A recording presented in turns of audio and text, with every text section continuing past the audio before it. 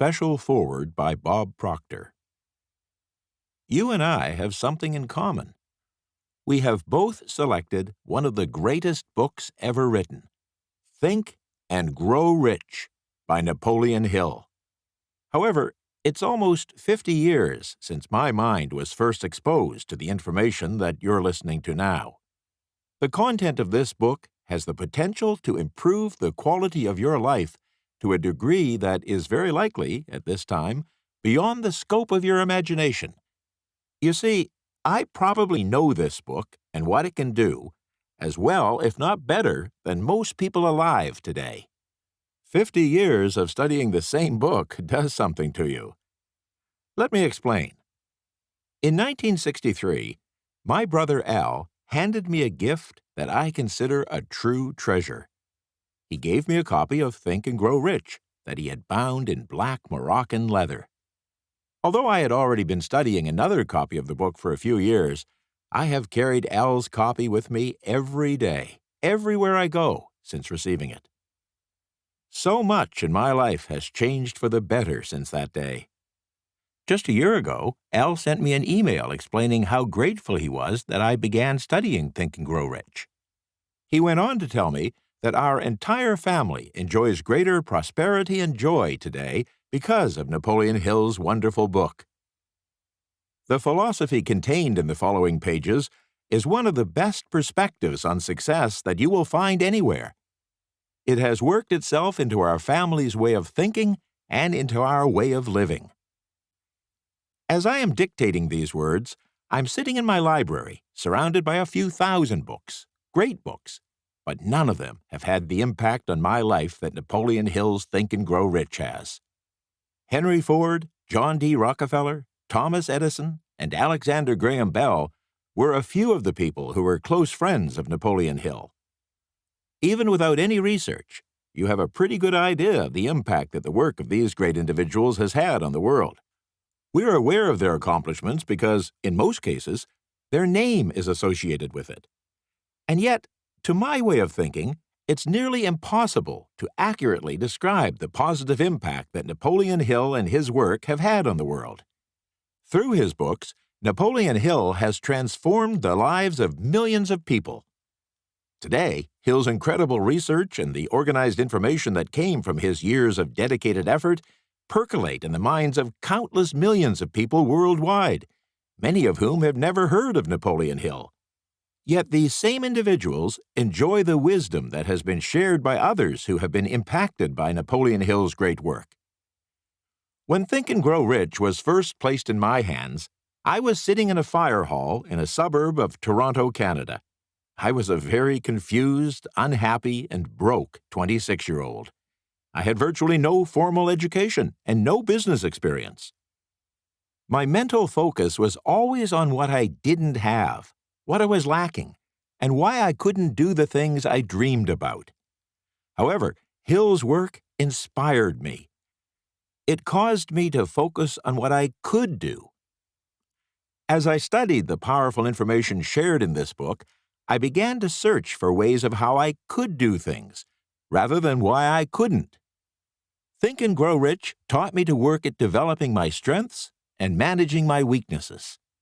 With the repetition of reading each chapter over and over again, I began to develop a healthy respect for my potential and my capabilities. Today, I own a number of very prosperous companies that operate worldwide. I have attracted business partners with whom anyone would be proud to work. The Life Success Group of companies is focused on providing service in the same area in which Hill dedicated his life, helping people understand their potential and how to develop it. I have formed the habit of reading a few lines from Think and Grow Rich every day and have arrived at the conclusion that whatever challenge I may face, my solution will be found in the pages of this wonderful book. Another habit I have formed that I would urge you to follow is to listen to the chapter on persistence every day for 30 days, at least twice a year.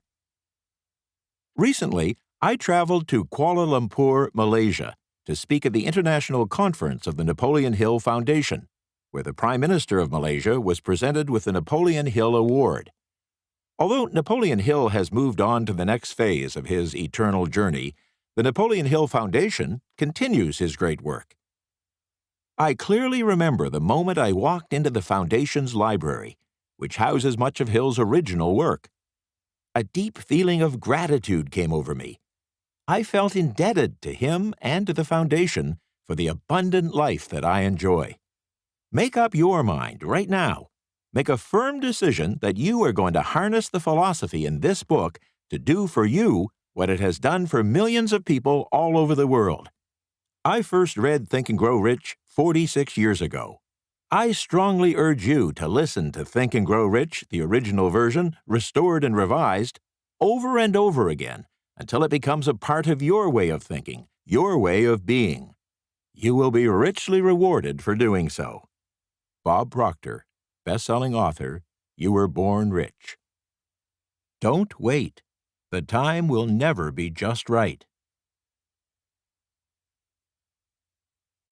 The Editor's Foreword. Before the close of the first decade of the 21st century, America and the world faced a financial and economic abyss that came close to collapsing the world economic system. By most estimates, the meltdown would have been far worse, up to 5 times greater than that of the Great Depression. Billions of people could have been ruined, and hundreds of thousands of businesses destroyed. Like ducks in a shooting gallery, one giant financial institution and big business after another teetered on the brink of disaster. Goldman Sachs, Morgan Stanley, Lehman Brothers, AIG, Merrill Lynch, Bear Stearns, General Motors. Many failed. All were imperiled. We were facing an economic black hole. Today, for the moment, the ship seems to have righted, the black hole of 2008 avoided. During the Great Depression of the 1930s, there was born a cultural and publishing phenomenon that was tailor-made to help down-on-their-luck, down-in-the-dumps people survive the most trying financial difficulties. It was the landmark book Think and Grow Rich, researched and written by Napoleon Hill during the Depression years. No book ever written had more relevance then or has today, as Americans and other people around the globe continue to rebuild and strengthen their economies and try to plan for a personal economic future that, despite many good signs and steps taken, still remains uncertain. So get ready. If this is your first exposure to Think and Grow Rich, I urge you to stop listening at the end of the 3rd paragraph below and turn immediately to the author's preface on page 1. The beginning of a life-altering experience of the most profound kind awaits you there, an experience that has given thousands of men and women the key to success every year since Napoleon Hill first published this landmark work. What they learned helped many survive the Depression, and many since then, to go on to achieve great success and wealth in the years since those desperate times. Think and Grow Rich is the only how-to book or other resource on personal success that you must have. It will help you grow rich. It will enrich your life in all ways that matter, not just financially and materially. The ideas behind Think and Grow Rich are the wellspring from which all personal success and positive mental attitude movements have flowed. Every book, CD, DVD, podcast, speech, seminar, online resource, or other product on personal success that has been produced since Think and Grow Rich was first published does little more than rediscover or repackage Dr. Hill's ideas and principles. If you are listening to Think and Grow Rich for the first time, pay no attention for now to footnotes, the 52 pages of endnotes, and the appendices in this book. They contain information that will one day expand your appreciation for the book, but during your first listening, they will simply slow you down and interrupt your learning process. When you have finished listening for the first time, and there will be many times, and thus begin your journey on the road to high personal achievement, financial independence, and true success in life, return to this foreword for the additional insights it provides into Think and Grow Rich and the philosophy it entails. Study the endnotes, where you will gain further insight into such things as positive mental attitude, the era in which Napoleon Hill worked and wrote, the people he wrote about, and Napoleon Hill himself. So again, I urge you, first-time listener, do not hesitate. Waste no time. turn to the author's preface to begin your study, and do it now. If you are not a newcomer to Napoleon Hill's work and have already used another version of Think and Grow Rich, a different sort of reward awaits you. The edition of Think and Grow Rich you are now listening to, as its subtitle indicates, is the original version, restored and revised. Remember that Dr. Hill first published Think and Grow Rich and the Money-Making Secret It Contains in 1937, at the depths of the Great Depression. In 1960, he published a revised edition of the book, which deleted many sections that appeared in the original. Much of this deleted material focused on specific matters related to the environment of a deep economic depression. These and other changes in the original manuscript were made so as not to date the book. Copies of the 1960 edition and its subsequent printings have, until now, been just about the only ones available in bookstores and most libraries since the 1960s. Ironically, because of the enormous economic upheavals, dislocations, and uncertainties that have swept America and the world since the near collapse of the world economy in 2008, much of what was omitted from the 1960 edition turns out to be amazingly relevant to circumstances and conditions that prevail today. Think and Grow Rich, in its original form, speaks as clearly and meaningfully to people in the 21st century as it did to those who came before, and perhaps more so. The version of Think and Grow Rich you are at this moment listening to restores the book to its original form by reinstating material that was edited out more than 5 decades ago. A few original passages are not restored in the main body of the text because of their obsolescence, but these passages are fully quoted and explained in the endnotes. In addition, the original look of Think and Grow Rich has been recreated. In the printed edition, the typeface used, combined with Dr. Hill's creative use of italics and all-caps words, gives a vigorous, enthusiastic visual quality to the text. While this new version restores Think and Grow Rich to its original form and look, the book has also been revised throughout. In every chapter, there are minor changes in punctuation, terminology, and occasionally phrasing. Financial and economic data are updated where it made sense to do so. For example, using updated dollar values in illustrations and figures, so that readers or listeners will not constantly be forced to do in-the-head calculations to make comparisons. Each such revision of word or figures was made solely to remove any obstacles to a full understanding of Dr. Hill's ideas. The goal at every step has been to make Think and Grow Rich as user-friendly as possible for today's reader or listener. This edition is revised also in that it is the first and only fully annotated version of Think and Grow Rich ever published, the first with footnotes, endnotes, and appendices, and it contains the first comprehensive index to assist readers and listeners in using the book more effectively. Most of the annotations will be of interest primarily to the Napoleon Hill devotee, who seeks greater understanding of the historical context in which Dr. Hill created Think and Grow Rich.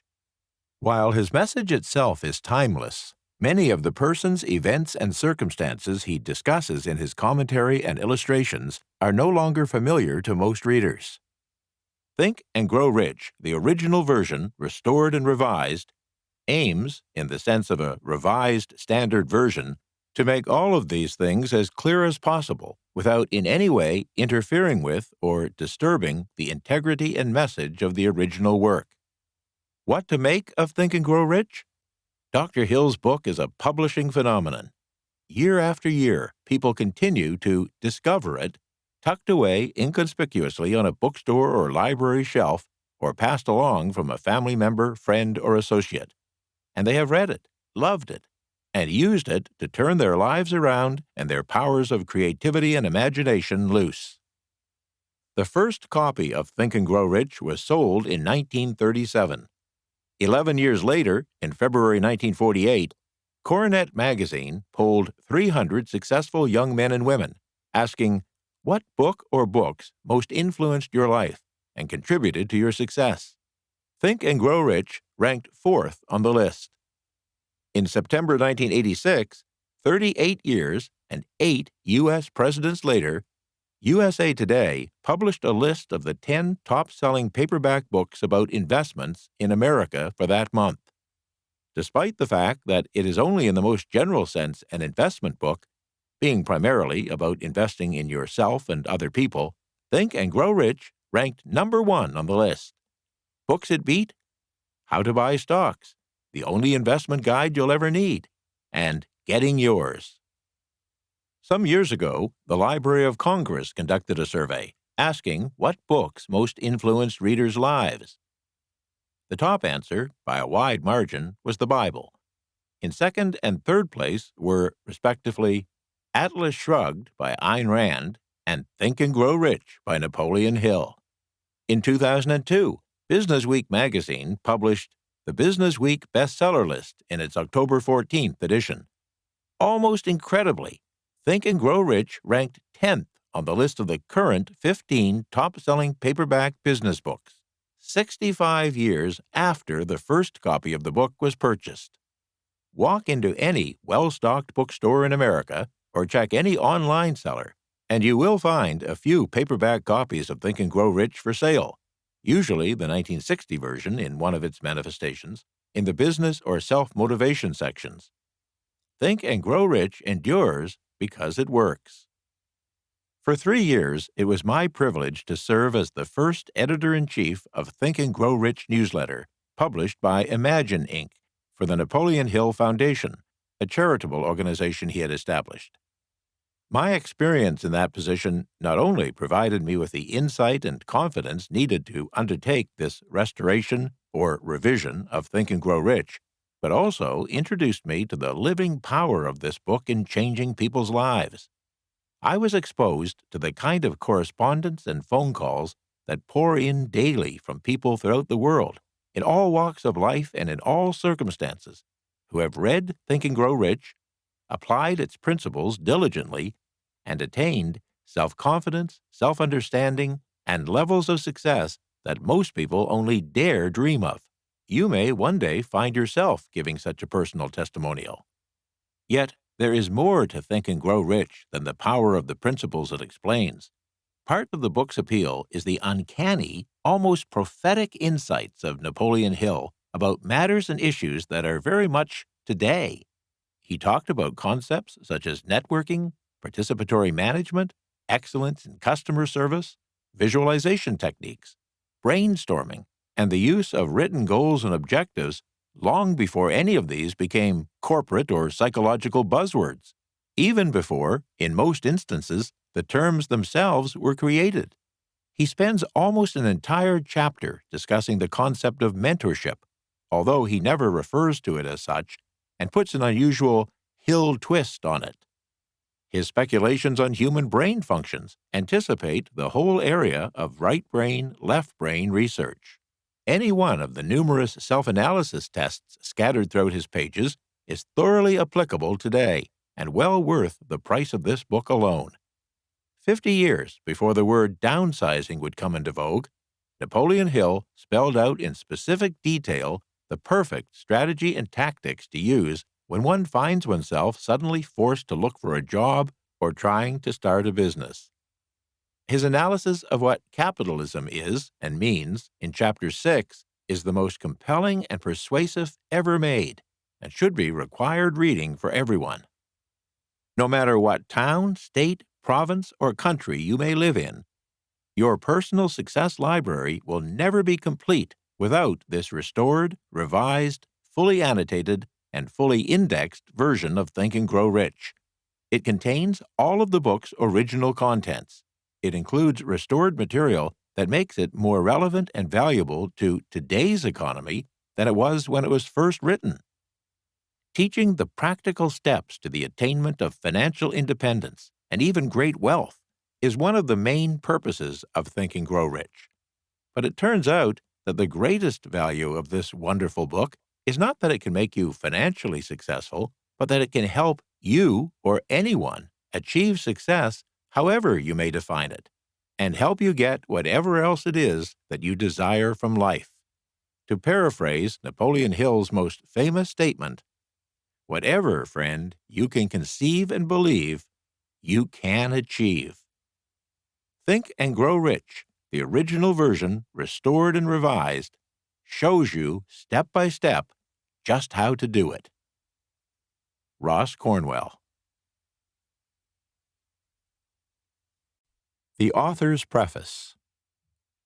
In every chapter of this book, mention has been made of the money-making secret which has made fortunes for more than 500 exceedingly wealthy people whom I have carefully analyzed over a long period of years. The secret was brought to my attention by Andrew Carnegie more than a quarter of a century ago. The canny, lovable old Scotsman carelessly tossed it into my mind when I was but a boy.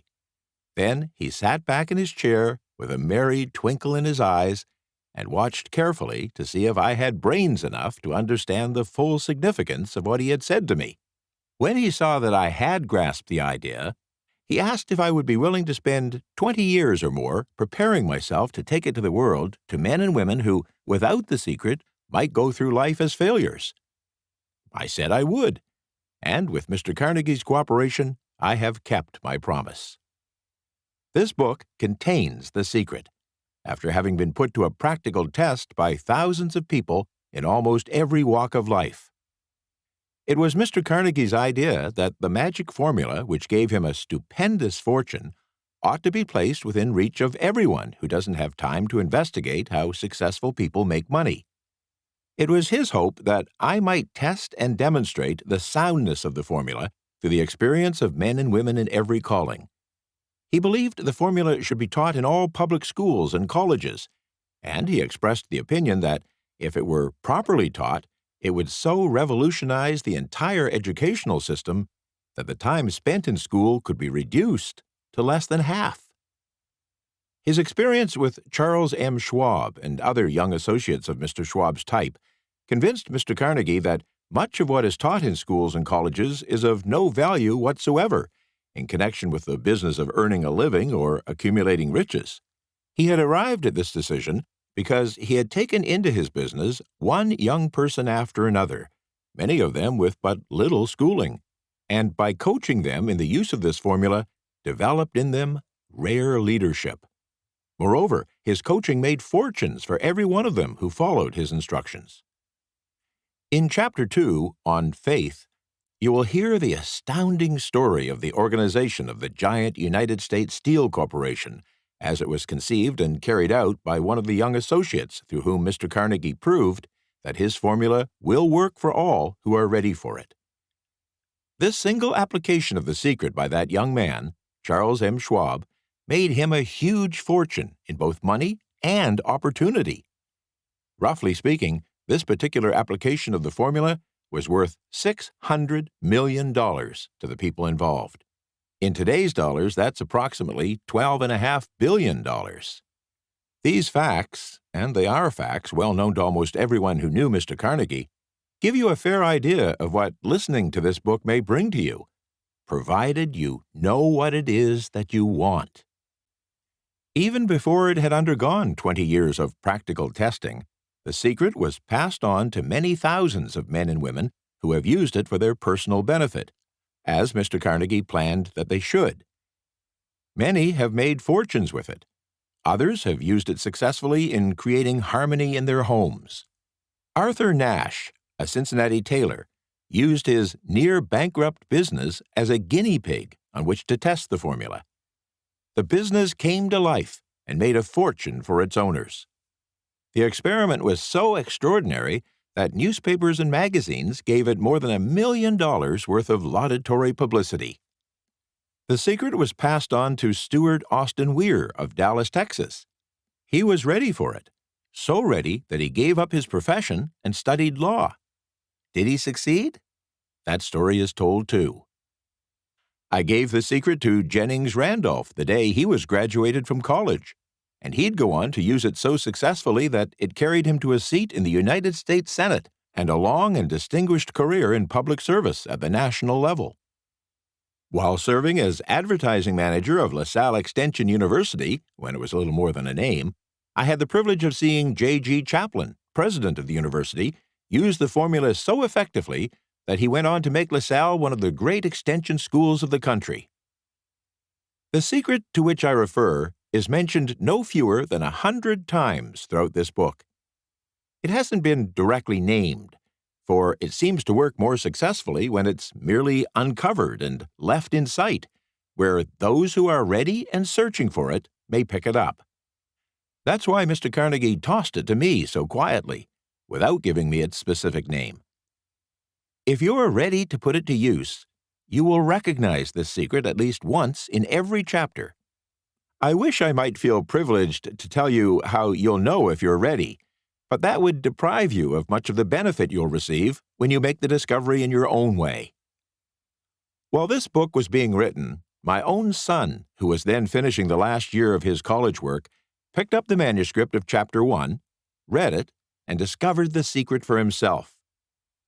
He used the information so effectively that he went directly into a responsible position at a beginning salary greater than the average person ever earns. His story is briefly described in Chapter 1. When you hear it, perhaps you'll dismiss any feeling you may have had at the beginning of the book that it promised too much. And, too, if you have ever been discouraged, if you've had difficulties to surmount which took the very soul out of you, if you've tried and failed, if you were ever handicapped by illness or physical affliction, this story of my son's discovery and use of the Andrew Carnegie formula may prove to be the oasis in the desert of lost hope for which you have been searching. This secret was used extensively by President Woodrow Wilson during the First World War. It was passed on to every soldier who fought in the war, carefully incorporated or embedded in the training he received before going to the front. President Wilson told me it was also a strong factor in raising the funds needed for the war. In the early days of the 20th century, Manuel L. Quezon, then resident commissioner of the Philippine Islands, was inspired by the secret to gain freedom for his people, and he went on to become the first president of that free island nation. A peculiar thing about this secret is that those who once acquire it and use it find themselves literally swept on to success with what seems to be little effort, and they never again submit to failure. If you doubt this, study the names of those who have used it wherever they have been mentioned. Check their records for yourself, and be convinced. There is no such thing as something for nothing. The secret to which I refer cannot be had without a price, although the price is far less than its value. It cannot be had at any price by those who are not intentionally searching for it. It cannot be given away, and it cannot be purchased for money for the reason that it comes in two parts. One part is already in possession of those who are ready for it. The secret serves equally well all who are ready for it. Education has nothing to do with it. Long before I was born, the secret had found its way into the possession of Thomas A. Edison, and he used it so intelligently that he became the world's greatest inventor, although he had but 3 months of schooling. The secret was passed on to a business associate of Mr. Edison. He used it so effectively that, although he was then making only $12,000 a year, he accumulated a great fortune and retired from active business while still a young man. You'll find his story at the beginning of the next chapter. It should convince you that riches are not beyond your reach, that you can still be what you wish to be, that money, fame, recognition, and happiness can be had by all who are ready and determined to have these blessings. How do I know these things? You should have the answer before you finish this book. You may find it in the very first chapter or on the last page. While I was performing the more than 20-year task of research which I had undertaken at Mr. Carnegie's request, I analyzed hundreds of well-known individuals, many of whom admitted that they had accumulated their vast fortunes through the aid of the Carnegie secret.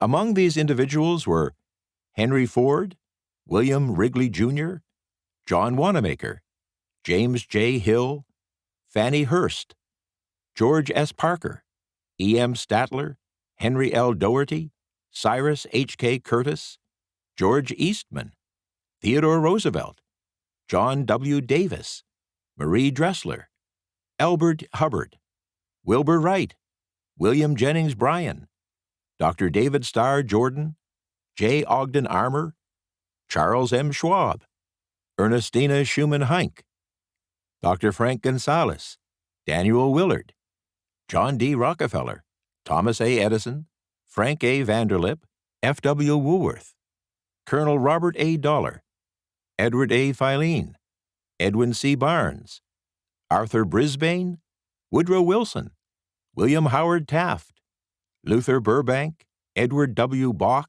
Frank A. Munsey, Kate Smith, Albert H. Gary, Alexander Graham Bell, John H. Patterson, Julius Rosenwald, Stuart Austin Weir, Dr. Frank Crane, J. G. Chaplin, Arthur Nash, King Gillette, Ralph A. Weeks, Judge Daniel T. Wright, Ella Wheeler Wilcox, Clarence Darrow, and Jennings Randolph.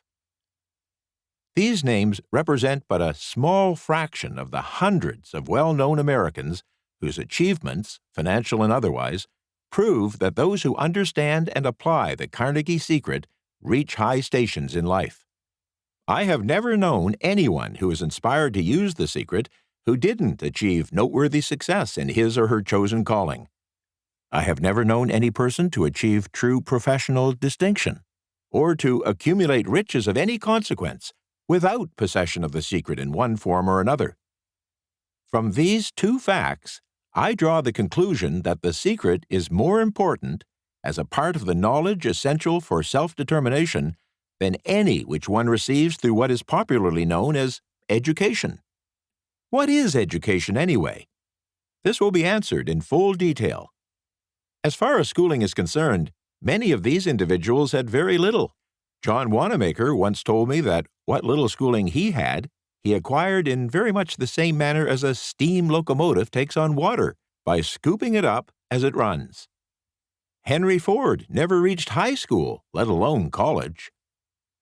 I'm not attempting to minimize the value of formal education, but I am trying to express my earnest belief that those who master and apply the secret will reach high stations, accumulate riches, and bargain with life on their own terms, even if their schooling has been meager. Somewhere, as you listen to this, the secret to which I refer will jump from the page and stand boldly before you, if you are ready for it. When it appears, you will recognize it. Whether you receive the sign in the first or the last chapter, stop for a moment when it presents itself and celebrate, for that occasion will mark the most important turning point of your life. We pass now to our introduction chapter and to the story of my very dear friend, who has generously acknowledged having seen the mystic sign, and whose business achievements are evidence enough that he discovered the secret. As you listen to his story and those that follow, remember that they deal with the important problems of life, such as all people experience, the problems arising from one's endeavor to earn a living, to find hope, courage, contentment, peace of mind, to accumulate riches, and to enjoy freedom of body and spirit.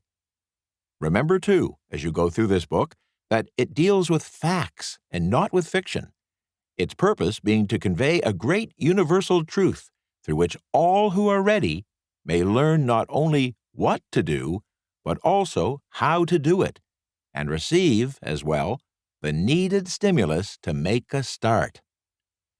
As a final word of preparation, before you begin the next chapter, may I offer one brief suggestion which may provide a clue by which the Carnegie Secret may be recognized? It is this: all achievement, all earned riches, have their beginning in an idea. If you're ready for the secret, you already possess one half of it. Therefore, you will readily recognize the other half the moment it reaches your mind. Napoleon Hill. Success comes to those who become success conscious. Failure comes to those who indifferently allow themselves to become failure conscious. Introduction. Mind power. The man who thought his way. Truly, thoughts are things, and powerful things at that when they are mixed with definiteness of purpose, persistence, and a burning desire for their translation into riches or other material objects. Edwin C. Barnes discovered how true it is that individuals really do think and grow rich. His discovery didn't come about at one sitting. It came little by little, beginning with a burning desire to become a business associate of the great Thomas Alva Edison. One of the chief characteristics of Barnes's desire was that it was definite. He wanted to work with Edison, not for him. Observe carefully the description of how he went about translating his desire into reality, and you will have a better understanding of the 13 steps which lead to riches.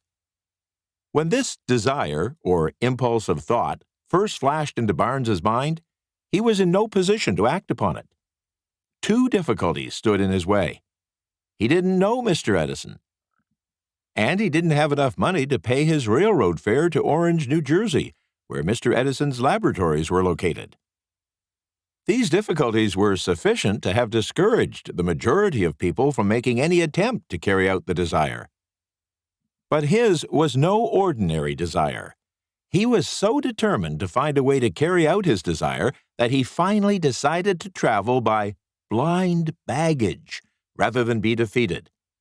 In other words, he went to East Orange on a freight train. He presented himself at Mr. Edison's laboratory and announced he had come to go into business with the inventor.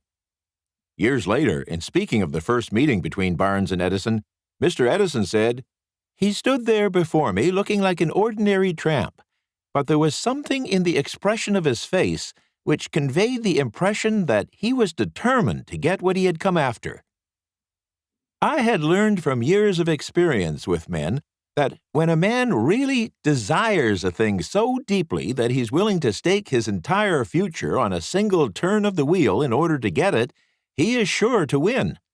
I gave him the opportunity he asked for because I saw he had made up his mind to stand by until he succeeded. Subsequent events proved that no mistake was made. Just what young Barnes said to Mr. Edison on that occasion was far less important than that which he thought. Edison himself said so. It could not have been the young man's appearance which got him his start in the Edison office, for that was definitely against him. It was what he thought that counted. If the significance of this statement could be conveyed to the person who hears it, there would be no need for the remainder of this book. Barnes didn't get his partnership with Edison on his first interview. He did get a chance to work in the Edison offices at a very nominal wage, doing work that was unimportant to Edison, but most important to Barnes, because it gave him an opportunity to display his merchandise where his intended partner could see it. Months went by.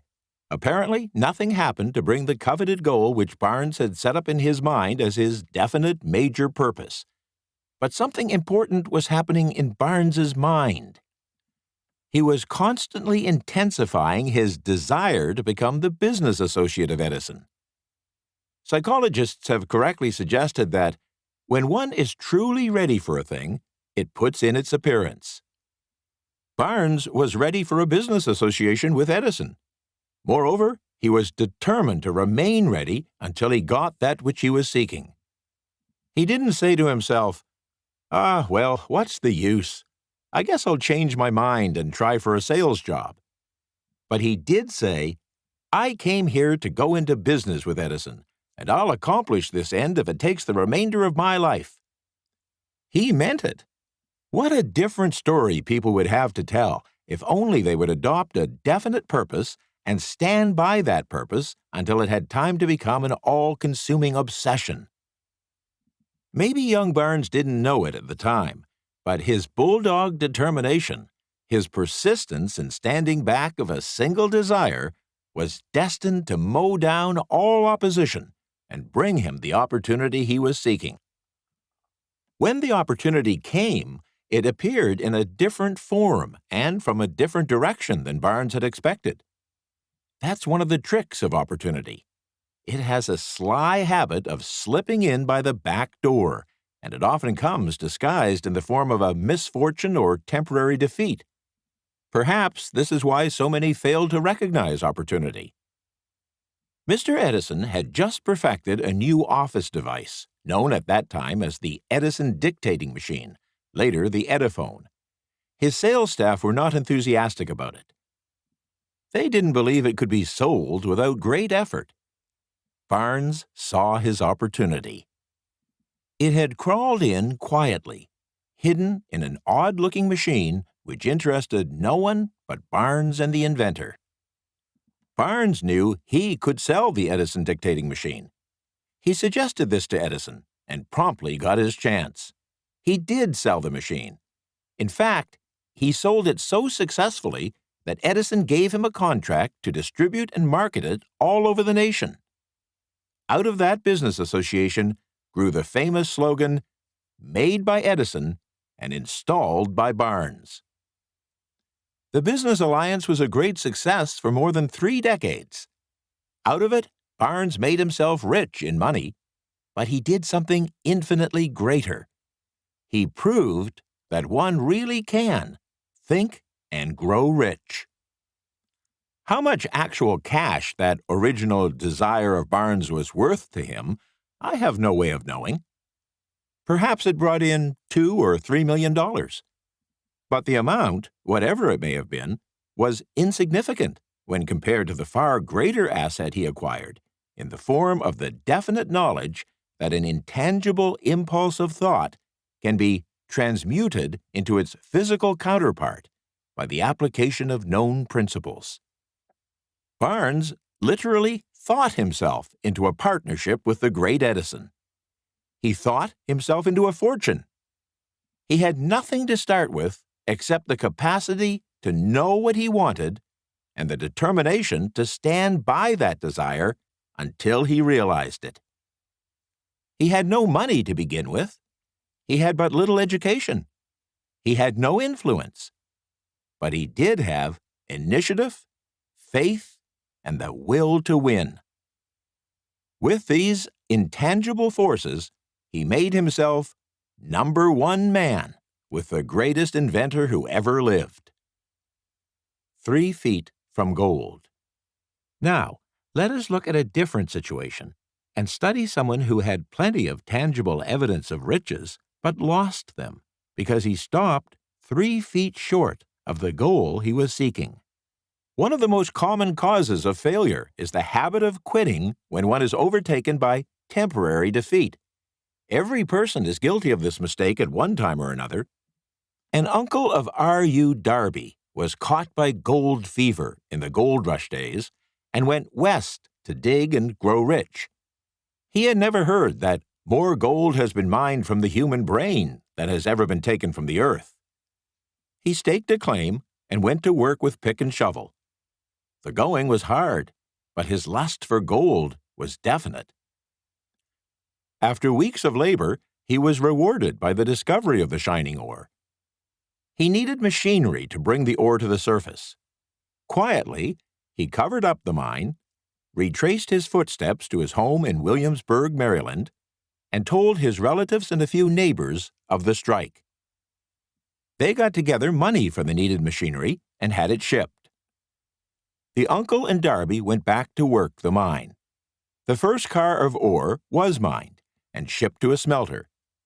The returns proved they had one of the richest mines in Colorado. A few more cars of that ore would clear the debts. Then would come the big killing in profits. Down went the drills. Up went the hopes of Darby and Uncle. Then something happened. The vein of gold ore disappeared. They had come to the end of the rainbow, and the pot of gold was no longer there. They drilled on, desperately trying to pick up the vein again, all to no avail. Finally, they decided to quit. They sold the machinery to a junkman for a few $100s and took the train back home.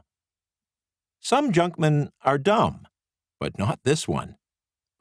He called in a mining engineer to look at the mine and do a little calculating. The engineer advised that the project had failed because the owners weren't familiar with fault lines. His calculations showed that the vein would be found just 3 feet from where the Darbys had stopped drilling. That is exactly where it was found.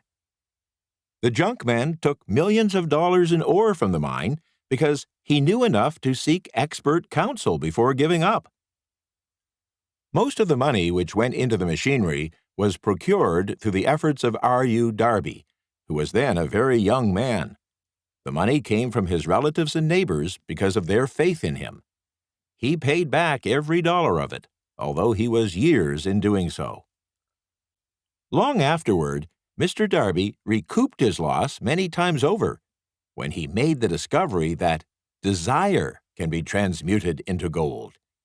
The discovery came after he went into the business of selling life insurance. Remembering that he had lost a huge fortune because he stopped 3 feet from gold, Darby profited from the experience in his chosen work by the simple method of saying to himself, "I stopped 3 feet from gold, but I will never stop because people say no when I ask them to buy insurance." Darby, in his day, was one of a small group of fewer than 50 individuals who sold more than $1 million of life insurance annually. He owed his stickability to the lesson he learned from his quitability in the gold mining business. Before success comes in anyone's life, that individual is sure to meet with much temporary defeat and perhaps some failure. When defeat overtakes a person, the easiest and most logical thing to do is to quit. That's exactly what the majority of people do. More than 500 of the most successful individuals this country has ever known have told me that their greatest success came just one step beyond the point at which defeat had overtaken them. Failure is a trickster with a keen sense of irony and cunning. It takes great delight in tripping one when success is almost within reach. A 50-cent lesson in persistence. Shortly after Mr. Darby received his degree from the University of Hard Knocks and had decided to profit by his experience in the gold mining business, he had the good fortune to be present on an occasion that proved to him that no does not necessarily mean no. One afternoon, he was helping an uncle grind wheat in an old-fashioned mill. The uncle operated a large farm on which a number of black sharecropper farmers lived. Quietly, the door was opened, and a small child, the daughter of one of the tenant families, walked in and took her place near the door. The uncle looked up, saw the child, and barked at her roughly. "What do you want?" Meekly, the child replied, "My mama say to send her 50 cents. "I'll not do it," the uncle retorted. "Now you run on home." "Yes, sir," the child replied, but she didn't move. The uncle went ahead with his work, so busily engaged that he didn't pay enough attention to the child to observe that she didn't leave. When he looked up and saw her still standing there, he yelled at her, "I told you to go on home. Now go, or I'll take a switch to you." The little girl said, "Yes, sir," but she didn't budge an inch. The uncle dropped a sack of grain he was about to pour into the mill hopper, picked up a barrel stave, and started toward the child with an expression on his face that indicated trouble. Darby held his breath. He was certain he was about to witness a horrible beating. He knew his uncle had a fierce temper. In those days, poor children, especially sharecropper children, simply weren't allowed to exhibit such overt defiance. When the uncle reached the spot where the child was standing, she quickly moved forward one step, looked up into his eyes, and screamed at the top of her shrill voice, "My mama's got to have that 50 cents." The uncle stopped, looked at her for a minute, then slowly laid the barrel stave on the floor, put his hand in his pocket, took out a $50 and gave it to her. The child took the money and slowly backed toward the door, never taking her eyes off the man she had just conquered. After she had gone, the uncle sat down on a box and looked out the window into space for more than 10 minutes. He was pondering, with awe, the whipping he had just taken. Mr. Darby, too, was doing some thinking. That was the first time in all his experience he had seen a black child deliberately master a white adult. How did she do it? What happened to his uncle that robbed him of his fierceness and made him as docile as a lamb? What strange power did this child use that made her master over this man? These and other similar questions flashed into Darby's mind, but he didn't find the answer until years later, when he told me the story. Strangely, the story of this unusual experience was told to me in the old mill, on the very spot where the uncle took his whipping. Strangely, too, I had devoted nearly a quarter of a century to the study of that same power which enabled a small, illiterate sharecropper's child to conquer a powerful figure of authority. As we stood there in that musty old mill, Mr. Darby repeated the story of the unusual conquest, and finished by asking, "What can you make of it? What strange power did that child use that so completely whipped my uncle?" The answer to his question will be found in the principles described in this book. The answer is full and complete. It contains details and instructions sufficient to enable anyone to understand and apply the same force which the little child stumbled upon accidentally. Keep your mind alert, and you will observe exactly what strange power came to the rescue of the child. You'll catch a glimpse of this power in the next chapter. Somewhere in this book, you'll find an idea that will quicken your receptive powers and place at your command, for your own benefit, this same irresistible power. The awareness of this power may come to you in the first chapter, or it may flash into your mind in some subsequent chapter. It may come in the form of a single idea, or it may come in the nature of a plan or a purpose. Again, it may cause you to go back into your past experiences of failure or defeat and bring to the surface some lesson by which you can regain all that you lost through defeat. After I had described to Mr. Darby the power unwittingly used by the little child, he quickly retraced his 30 years of experience as a life insurance salesman and frankly acknowledged that his success in that field was due in no small degree to the lesson he had learned from the child. Mr. Darby pointed out, "Every time a prospect tried to bow me out without buying, I saw that child standing there in the old mill, her big eyes glaring in defiance, and I said to myself, 'I've got to make this sale.' The better portion of all sales I have made were made after people had said no." He recalled, too, his mistake in having stopped only 3 feet from gold. "But that experience," he said, "was a blessing in disguise.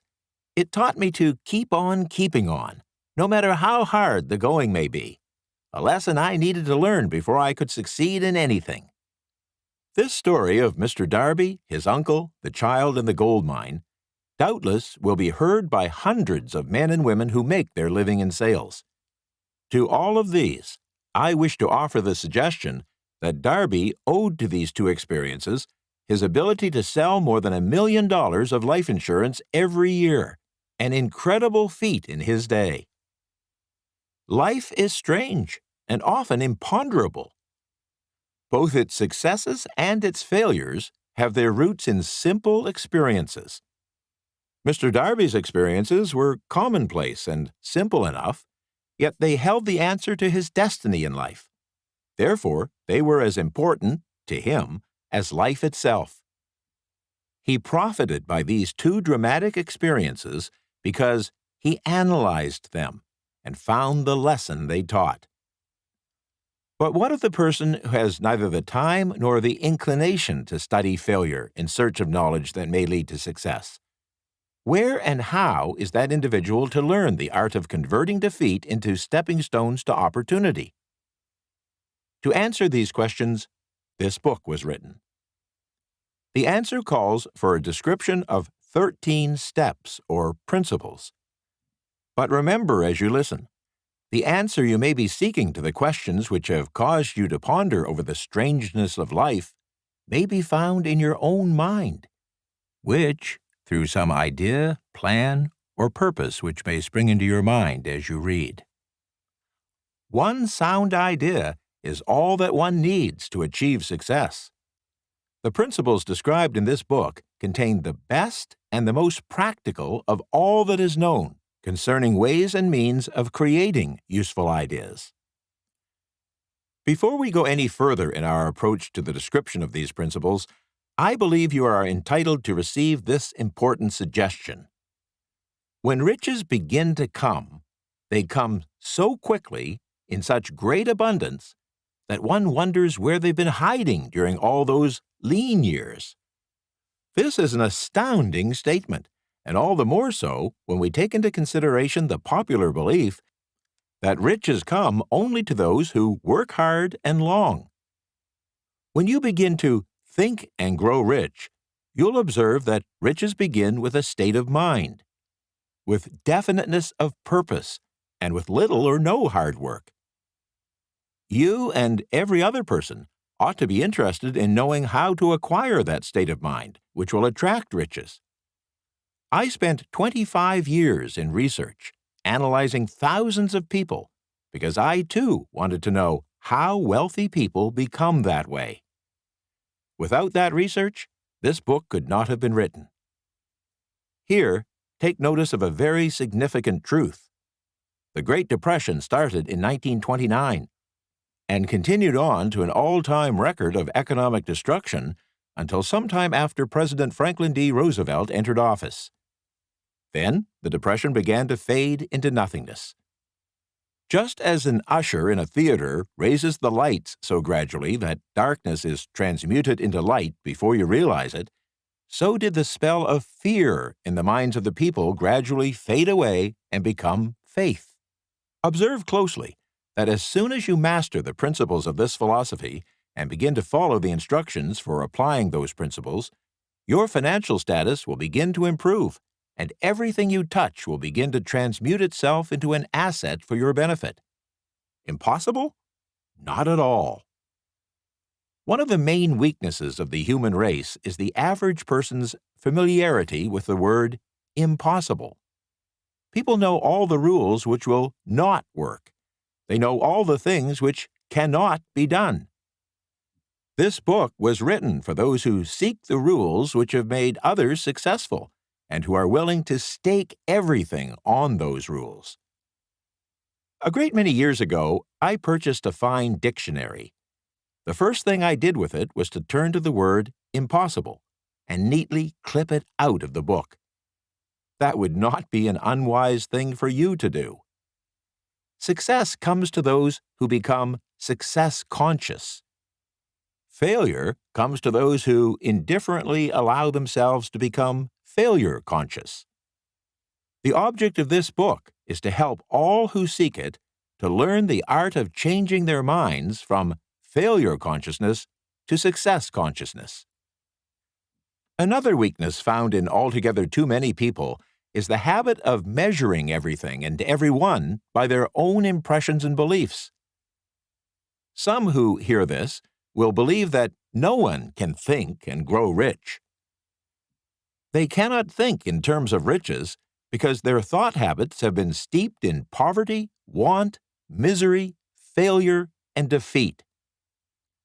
These unfortunate people remind me of a prominent Asian who came to America when he was a student to be educated in American ways. He attended the University of Chicago. One day, President William Rainey Harper met this young man on the campus, stopped to chat with him for a few minutes, and asked what had impressed him as being the most noticeable characteristic of the American people. "Why," the student exclaimed, "your eyes. What does the typical Caucasian say about people of Asian descent?" We refuse to believe, or we think odd, that which is not familiar, or which we don't understand. We foolishly believe that our own limitations are the proper measure of limitations. Sure, another person's eyes may appear different because they aren't the same as our own. Millions of people look at the achievements of highly successful entrepreneurs, such as Henry Ford, after they have arrived. and envy them because of their good fortune or luck or genius or whatever it is that they credit for the entrepreneur's fortunes. Perhaps one person in every 100,000 knows the secret of entrepreneurial success. And those who do know are too modest or too reluctant to speak of it because of its simplicity. A single event will illustrate the secret perfectly. One day, Ford decided to produce his now famous V8 automobile engine, one of the most successful developments in the history of the automobile industry. He chose to build an engine with the entire 8 cylinders cast in one block, and he instructed his engineers to produce a design for the engine. The design was placed on paper, but the engineers agreed, to a man, that it was simply impossible to cast an 8-cylinder gas engine block in one piece. Ford said, "Produce it anyway." "But," they replied, "it's impossible." "Go ahead," Ford commanded, "and stay on the job until you succeed, no matter how much time is required." The engineers went ahead. There was nothing else for them to do if they were to remain on the Ford staff. 6 months went by. Nothing happened. Another 6 months passed, and still nothing happened. The engineers tried every conceivable plan to carry out the orders, but the thing seemed out of the question. Impossible. At the end of the year, Ford checked with his engineers. And again, they informed him they had found no way to carry out his orders. "Go right ahead," said Ford. "I want it, and I'll have it." They went ahead, and then, as if by a stroke of magic, the secret was discovered. The Ford determination had won once more. This story may not be described with minute accuracy, but the sum and substance of it is correct. Deduce from it, if you wish to think and grow rich, the secret of the Ford millions. You'll not have to look very far. Henry Ford was a success because he understood and applied the principles of success. One of these is desire, knowing what you want. Remember this Ford story as you listen, and pick out the lines in which the secret of his stupendous achievement has been described. If you can do this, if you can lay your finger on the particular group of principles which made Henry Ford rich, you can equal his achievements in almost any calling for which you are suited. You are the master of your fate, the captain of your soul. When poet William Ernest Henley wrote the prophetic lines, "I am the master of my fate, I am the captain of my soul," he should have informed us that we are the masters of our fate, the captains of our souls, because we have the power to control our thoughts. He should have told us that the universe in which this little earth floats, in which we move and have our being, is itself a form of energy. And it is filled with a form of universal power, which adapts itself to the nature of the thoughts we hold in our minds, and influences us, in natural ways, to transmute our thoughts into their physical equivalent. If the poet had told us of this great truth, we should know why it is that we are the masters of our fate, the captains of our souls. He should have told us with great emphasis that this power makes no attempt to discriminate between destructive thoughts and constructive thoughts, that it will urge us to translate into physical reality thoughts of poverty just as quickly as it will influence us to act upon thoughts of riches. He should have told us, too, that our brains become magnetized with the dominating thoughts we hold in our minds, and that, by means which no one fully understands, these dominating thoughts, like magnets, attract to us the forces, the people, the circumstances of life which harmonize with the nature of our dominating thoughts. He should have told us that before we can accumulate riches in great abundance, we must magnetize our minds with intense desire for riches, that we must become money conscious until the desire for money drives us to create definite plans for acquiring it. But, being a poet and not a philosopher, Henley contented himself by stating a great truth in poetic form. leaving those who followed him to interpret the philosophical meaning of his lines. Little by little, the truth has unfolded itself, until it now appears certain that the principles described in this book hold the secret of mastery over our economic fate. We are now almost ready to examine the first of the 13 steps to riches that underlie the Think and Grow Rich philosophy. Maintain a spirit of open-mindedness, and remember as you listen that these principles are the invention of no one individual. The principles were gathered from the life experiences of more than 500 people who actually accumulated riches in huge amounts. People who began in poverty, with but little education, without influence.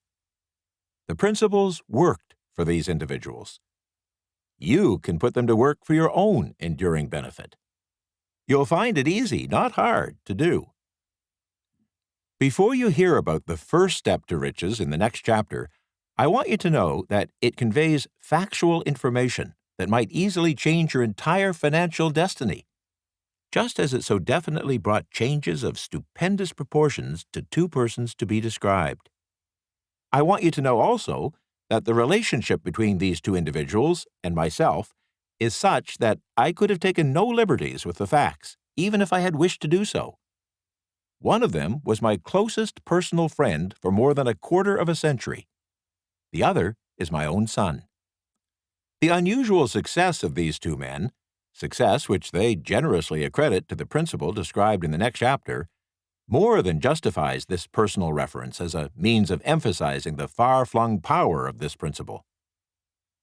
Many years ago, I delivered the commencement address at Salem College in Salem, West Virginia. I emphasized the principle described in the next chapter with so much intensity that one of the members of the graduating class definitely appropriated it and made it a part of his own philosophy. That young man went on to become a distinguished member of Congress and an important figure in the national government.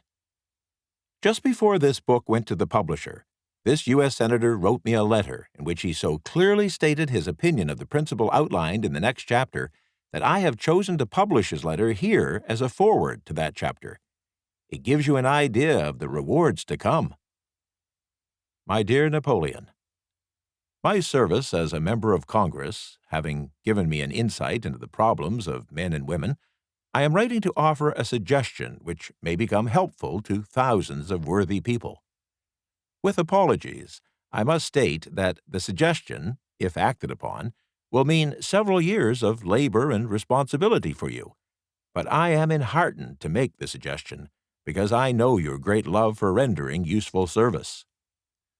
You delivered the commencement address at Salem College when I was a member of the graduating class.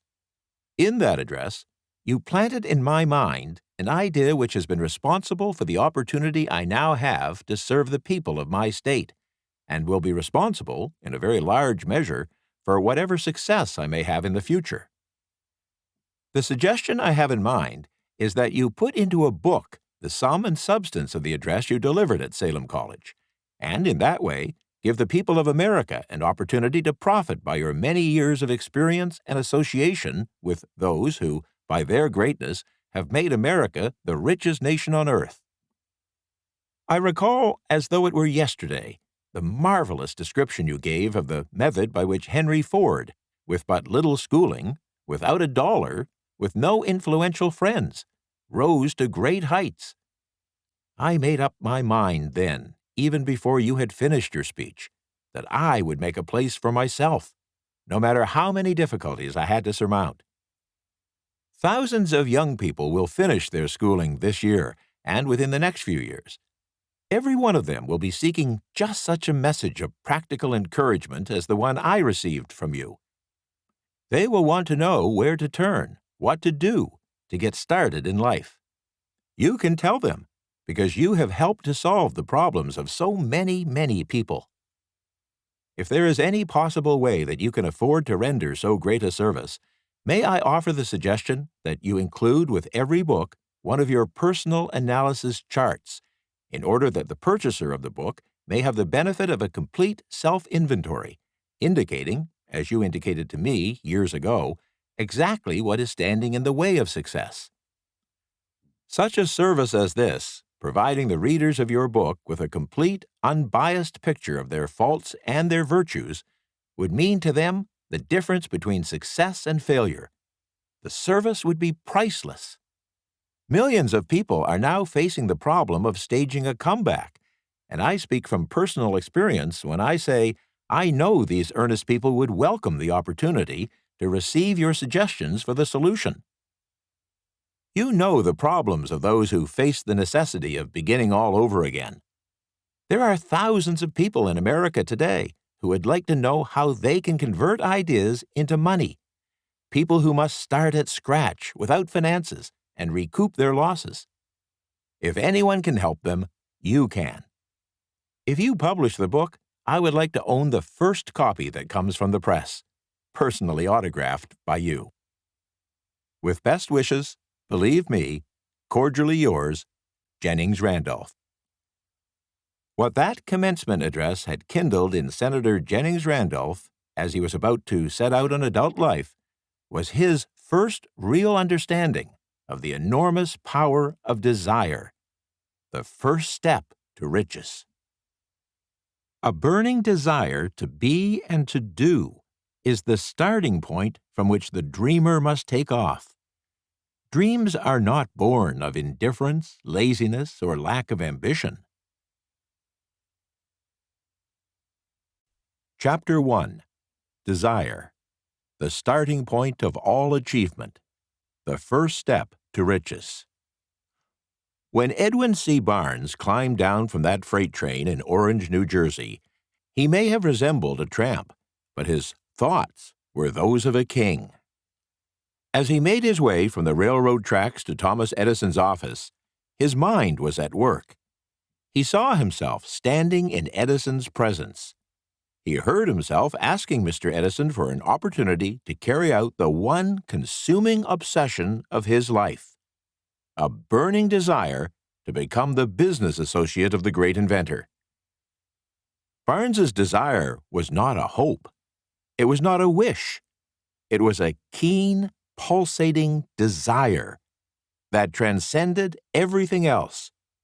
It was definite. The desire wasn't new when he approached Edison. It had been Barnes's dominating desire for a long time. In the beginning, when the desire first appeared in his mind, it may have been, probably was, only a wish, but it was no mere wish when he appeared before Edison with it. A few years later, Edwin C. Barnes again stood before Edison in the same office where he first met the inventor. This time, his desire had been translated into reality. He was in business with Edison. The dominating dream of his life had become a reality. People who later knew Barnes envied him because of the break that life had yielded him. They saw him in the days of his triumph, without taking the trouble to investigate the cause of his success. Barnes succeeded because he chose a definite goal, placed all his energy, all his willpower, all his effort, everything back of that goal. He didn't become the partner of Edison the day he arrived. He was content to start at the most menial work, as long as it provided an opportunity to take even one step toward his cherished goal. 5 years passed before the chance he had been seeking made its appearance. During all those years, not one ray of hope, not one promise of attainment of his desire had been held out to him. To everyone except himself, he appeared to be only another cog in the Edison business wheel. But in his own mind, he was the partner of Edison every minute of the time from the very day that he first went to work there. It is a remarkable illustration of the power of a definite desire. Barnes won his goal because he wanted to be a business associate of Mr. Edison more than he wanted anything else. He created a plan by which to attain that purpose, but he burned all bridges behind him. He stood by his desire until it became the dominating obsession of his life, and finally, a fact. When he went to Orange, he didn't say to himself, "I will try to induce Edison to give me a job of some sort." He said, "I will see Edison and put him on notice that I have come to go into business with him." He didn't say, "I'll work there for a few months, and if I get no encouragement, I'll quit and get a job somewhere else." He did say, "I will start anywhere. I will do anything Edison tells me to do. But before I am through, I will be his associate." He didn't say, "I'll keep my eyes open for another opportunity in case I fail to get what I want in the Edison organization." He said, "There is but one thing in this world that I am determined to have, and that is a business association with Thomas A. Edison. I will burn all bridges behind me and stake my entire future on my ability to get what I want." He left himself no possible way of retreat. He had to win or perish. That is all there is to the Barnes story of success. A long while ago, a great warrior faced a situation which made it necessary for him to make a decision which ensured his success on the battlefield. He was about to send his armies against a powerful foe whose men outnumbered his own. He loaded his soldiers into boats, sailed to the enemy's country, unloaded soldiers and equipment, then gave the order to burn the ships that had carried them. Addressing his troops before the first battle, he said, "You see the boats going up in smoke? That means that we cannot leave these shores alive unless we win. We now have no choice. We win or we perish." They won. Those who would win in any undertaking must be willing to burn their ships and cut all sources of retreat. Only by so doing can one be sure of maintaining that state of mind known as a burning desire to win, essential to success. The morning after the Great Chicago Fire, a group of merchants stood on State Street looking at the smoking remains of what had been their stores. They went into a conference to decide if they would try to rebuild or leave Chicago and start over in a more promising section of the country. They reached a decision, all except one, to leave Chicago.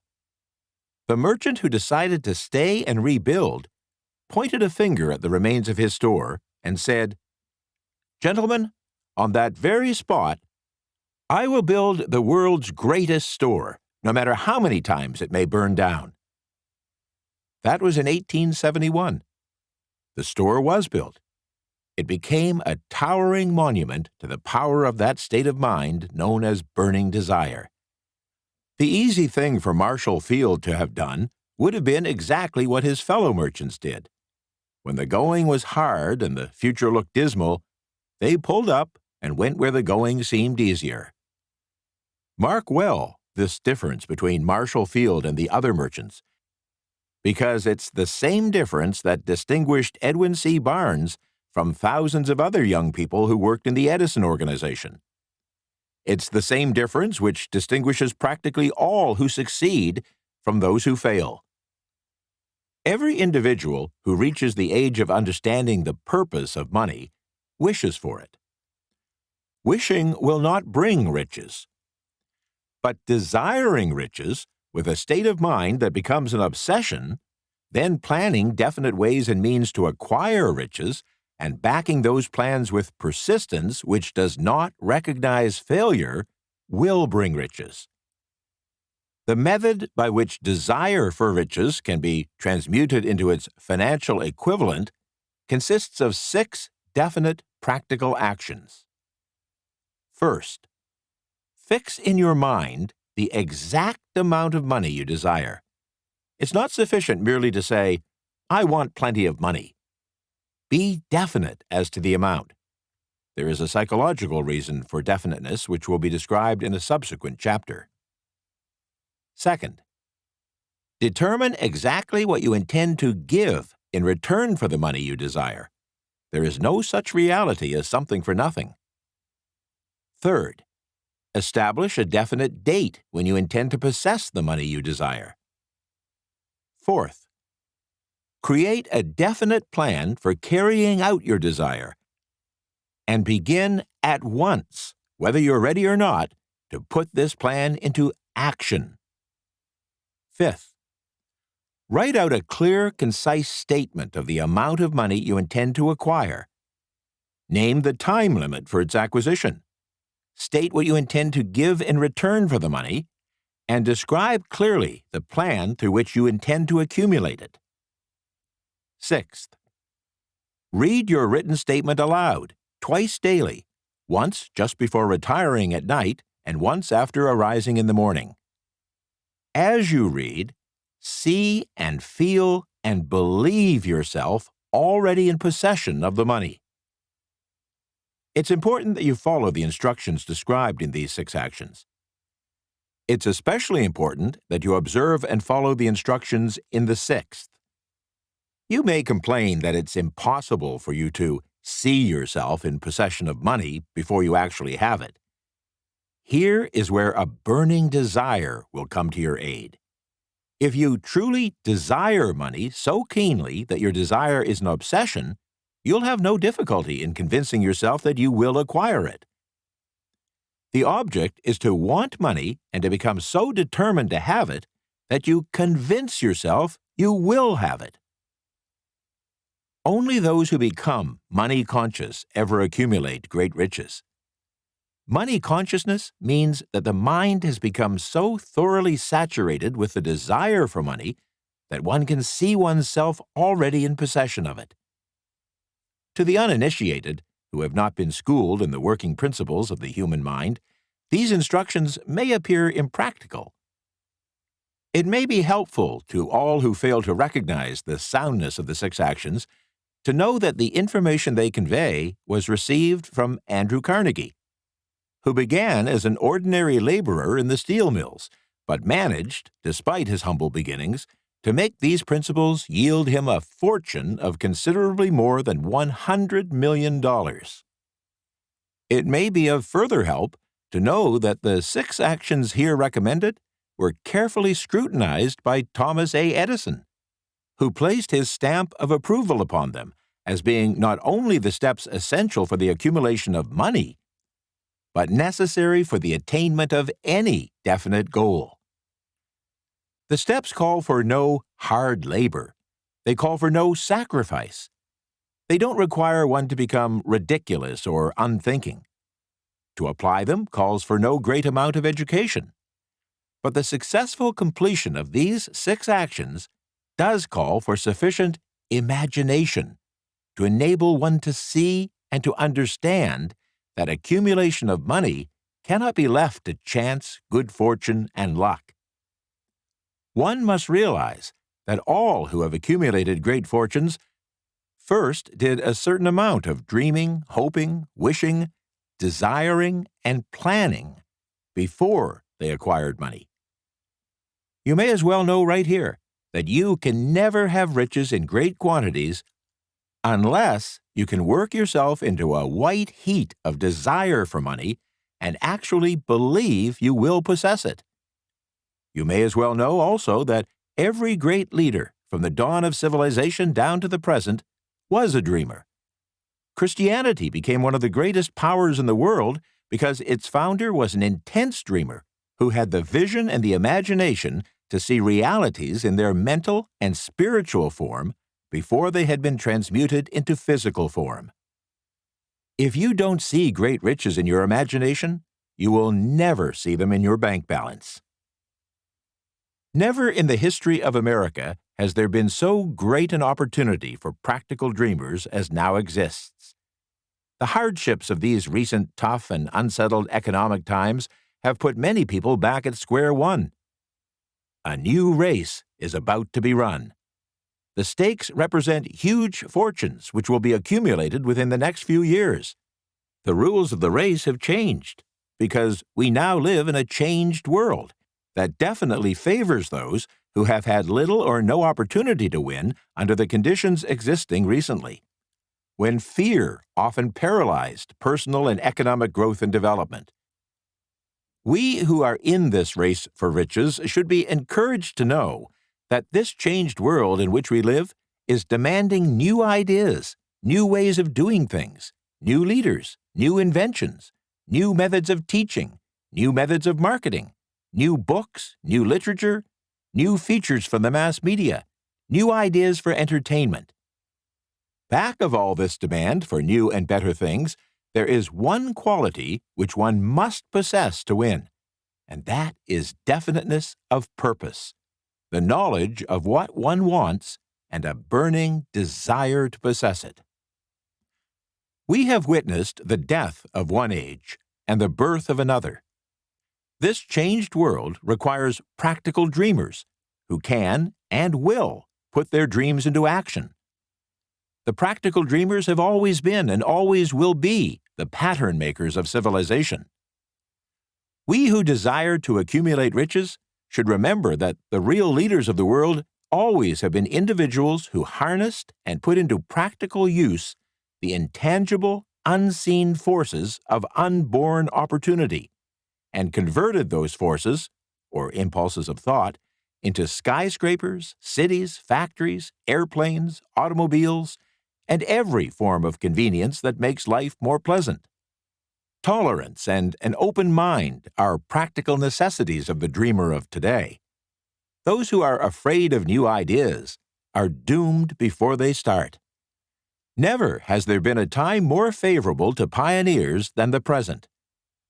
True, there is no wild and woolly West to be conquered as in the days of the covered wagon, but there is a vast business, financial, and industrial world to be remolded and redirected along new and better lines.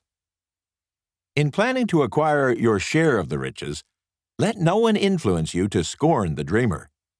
To win the big stakes in this changed world, you must catch the spirit of the great pioneers of the past, whose dreams have given to civilization all that it has of value. It is that spirit which serves as the lifeblood of America, the burning desire to take full advantage of the wonderful opportunity, yours and mine, to develop and market our talents in a free land. Let us not forget, Columbus dreamed of an unknown world, staked his life on the existence of such a world, and discovered it. Copernicus, the great astronomer, dreamed of a multiplicity of worlds and revealed them. No one denounced him as impractical after he had triumphed. Instead, the world worshipped at his shrine, thus proving, once more, that success requires no apologies. Failure permits no alibis. If the thing you wish to do is right and you believe in it, go ahead and do it. Put your dream across, and never mind what they say if you meet with temporary defeat, for they perhaps don't know that every failure brings with it the seed of an equivalent success.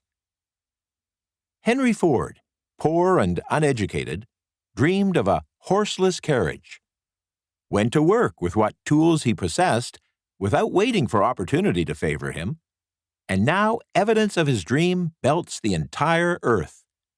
He put more wheels into operation than anyone who ever lived, because he wasn't afraid to back his dreams. Thomas Edison dreamed of a lamp that could be operated by electricity, began where he stood to put his dream into action, and despite more than 10,000 failures, he stood by that dream until he made it a physical reality. Practical dreamers do not quit. Lincoln dreamed of freedom for the slaves, put his dream into action, and barely missed living to see a united North and South translate his dream into reality. The Wright brothers dreamed of a machine that would fly through the air. Now, one may see evidence all over the world that they dreamed soundly. Marconi dreamed of a system for harnessing the intangible forces of the electromagnetic spectrum. Evidence that he did not dream in vain may be found in every radio and television set in the world. Moreover, Marconi's dream brought the humblest cabin and the stateliest manor house side by side. It has made the people of every nation on earth backdoor neighbors.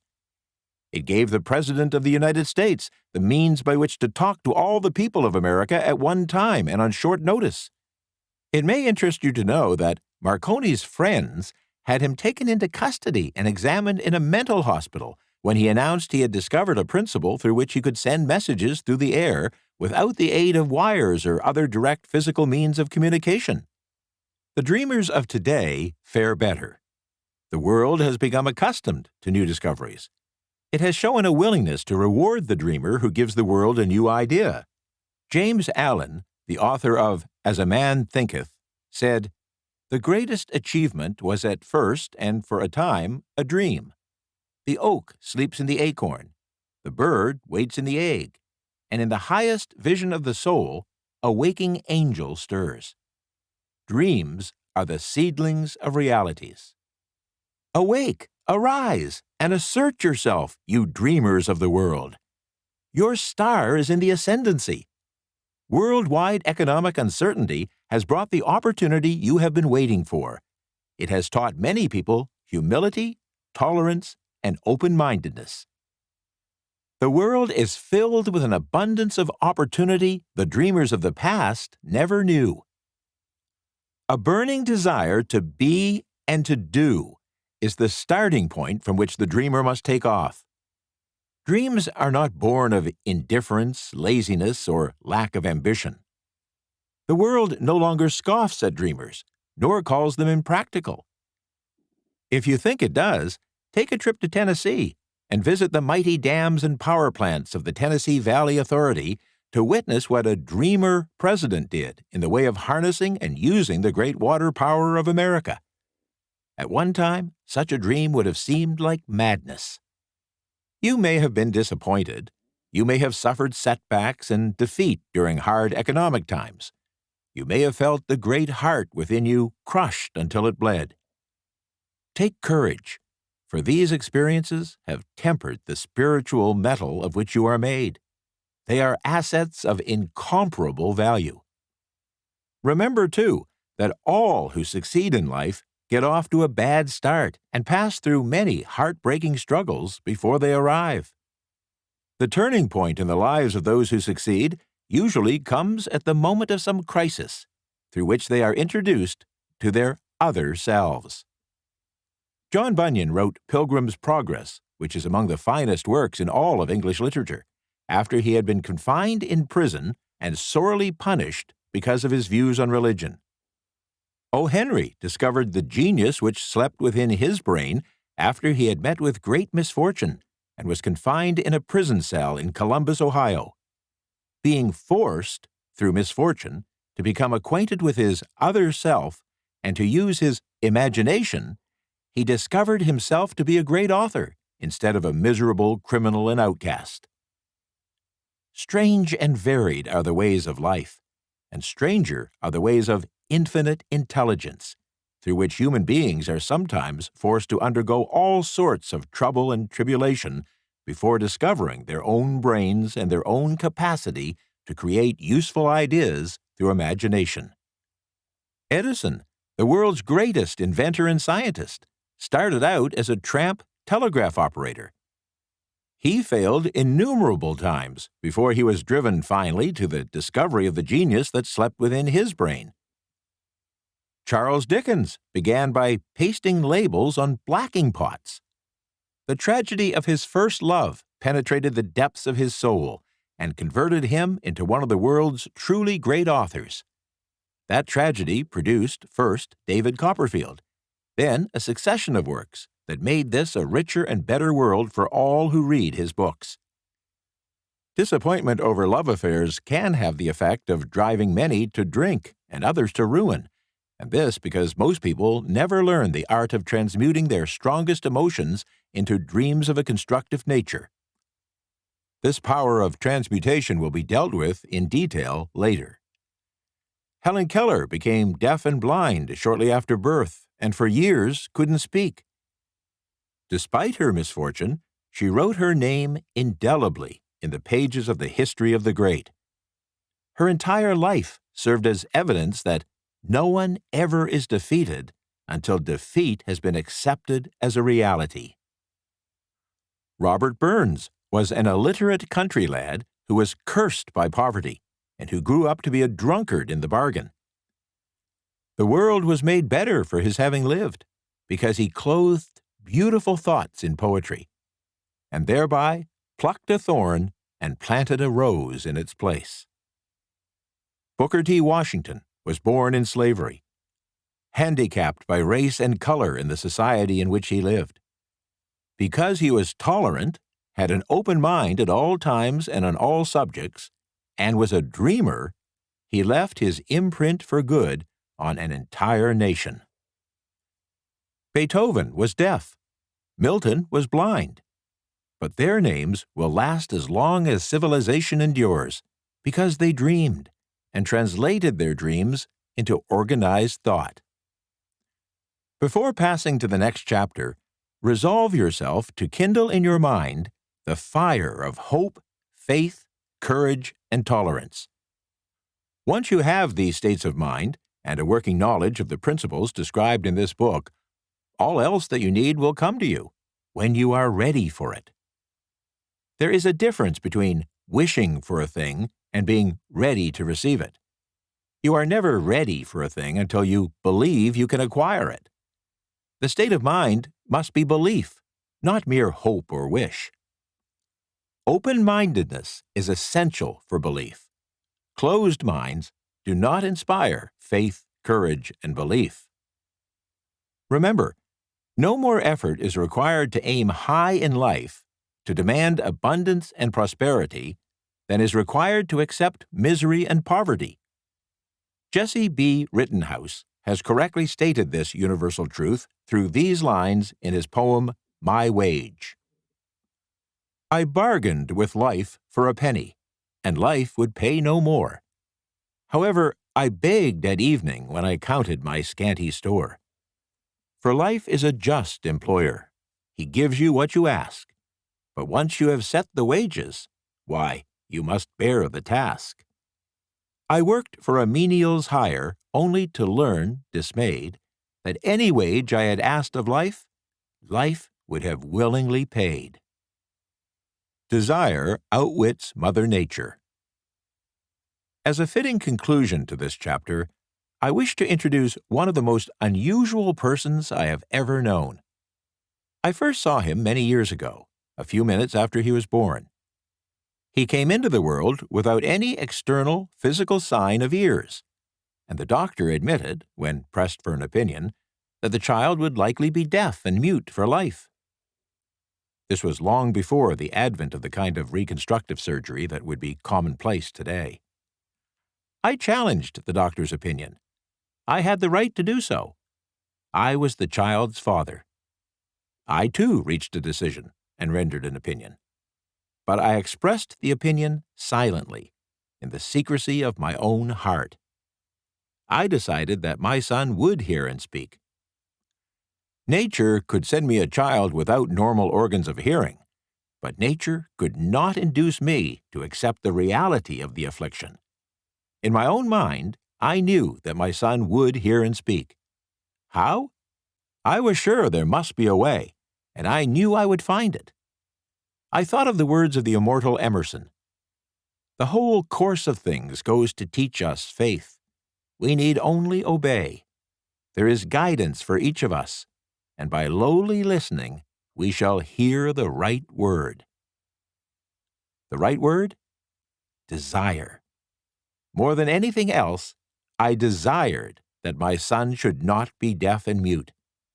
From that desire, I never receded, not for a second. Many years previously, I had written, "Our only limitations are those we set up in our own minds." For the first time, I wondered if that statement were true. Lying on the bed in front of me was a newborn child, without the natural equipment of hearing. Even though he might eventually hear and speak, he was obviously disfigured for life. Surely, this was a limitation which that child had not set up in his own mind. What could I do about it? Somehow, I would find a way to transplant into that child's mind my own burning desire for ways and means of conveying sound to his brain without the aid of ears. As soon as the child was old enough to cooperate, I would fill his mind so completely with a burning desire to hear that nature would, by methods of her own, translate that desire into physical reality. All this thinking took place in my own mind, but I spoke of it to no one. Every day, I renewed the pledge I had made to myself not to accept this disability for my son. As he grew older and began to take notice of things around him, we observed that he had a slight degree of hearing. When he reached the age when children usually begin talking, he made no attempt to speak, but we could tell by his actions that he could hear certain sounds, slightly. That was all I needed to know. I was convinced that if he could hear even slightly, he might develop still greater hearing capacity.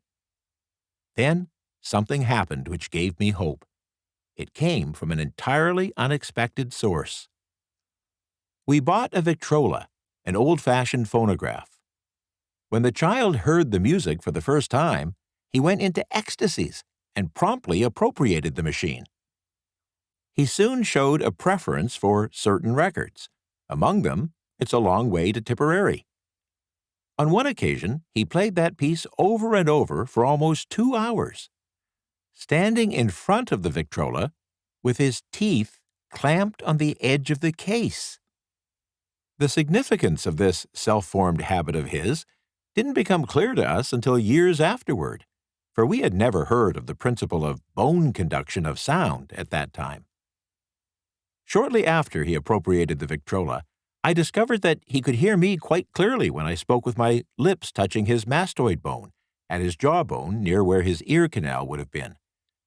These discoveries placed into my possession the necessary means by which I began to translate into reality my burning desire to help my son develop hearing and speech.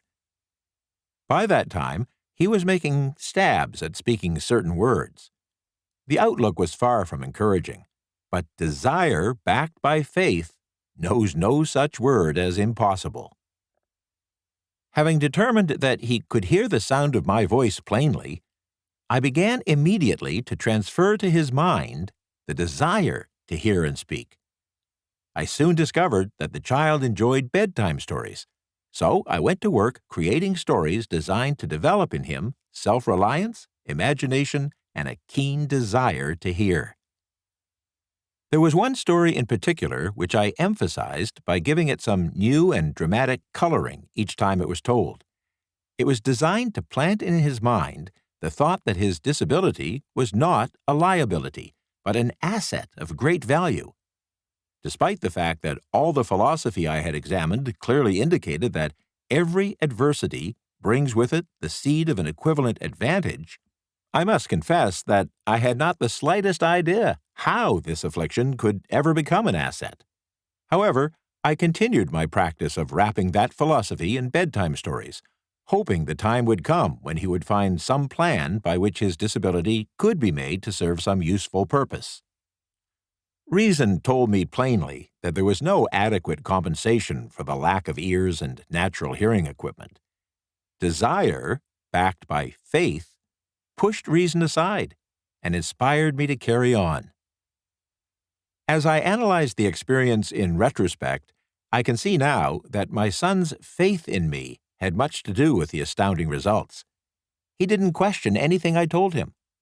I sold him the idea that he had a distinct advantage over his older brother, and that this advantage would reflect itself in many ways. We could notice that the child's hearing was gradually improving. Moreover, he hadn't the slightest tendency to be self-conscious because of his affliction.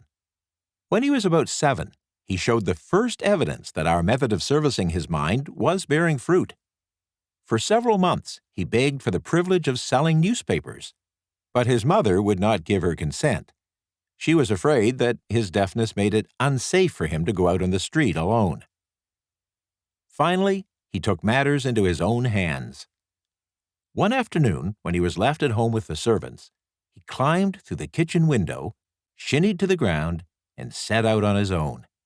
He borrowed 6 cents in capital from the neighborhood shoemaker, invested it in papers, sold out, reinvested, and kept repeating this process until late in the evening. After balancing his accounts and paying back the 6 cents he had borrowed from his banker, he had a net profit of 42 cents. When we got home that night, We found him in bed, asleep with the money tightly clenched in his little hand. His mother opened his hand, removed the coins, and cried. Of all things, crying over her son's first victory seemed so inappropriate. My reaction was the reverse. I laughed heartily, for I knew that my endeavor to plant in the child's mind an attitude of faith in himself had been successful. His mother saw in his first business venture a little deaf boy who had gone out in the streets and risked his life to earn money. I saw a brave, ambitious, self-reliant little businessman whose stock in himself had increased 100% because he had gone into business on his own initiative and had won. The transaction pleased me because I knew that he had given evidence of a trait of resourcefulness that would go with him all through life. Later events proved this to be true. When his older brother wanted something, he would lie down on the floor, kick his feet in the air, cry for it, and get it. When the little deaf boy wanted something, he would plan a way to earn the money, then buy it for himself. He would follow that pattern throughout adult life. Truly, my own son taught me that disabilities can be converted into stepping stones on which one may climb toward some worthy goal, unless they are accepted as obstacles and used as alibis. The little deaf boy went through grade school, high school, and college without being able to hear his teachers, except when they shouted loudly at close range. He didn't go to a special school. We were determined that he should live as normal a life as possible and associate with children with hearing, and we stood by that decision, although it cost us many heated debates with school officials. While he was in high school, he tried a hearing aid, but it was of no value to him. During his last week in college, something happened which marked the most important turning point of his life. Through what seemed to be mere chance, he came into possession of another hearing aid device, which was sent to him on trial. He was slow about testing it because of his disappointment with the earlier device. Finally, he picked the instrument up and more or less carelessly placed it on his head, hooked up the battery, and lo, as if by a stroke of magic, his lifelong desire for normal hearing became a reality. For the first time in his life, he could hear practically as well as any person with normal hearing.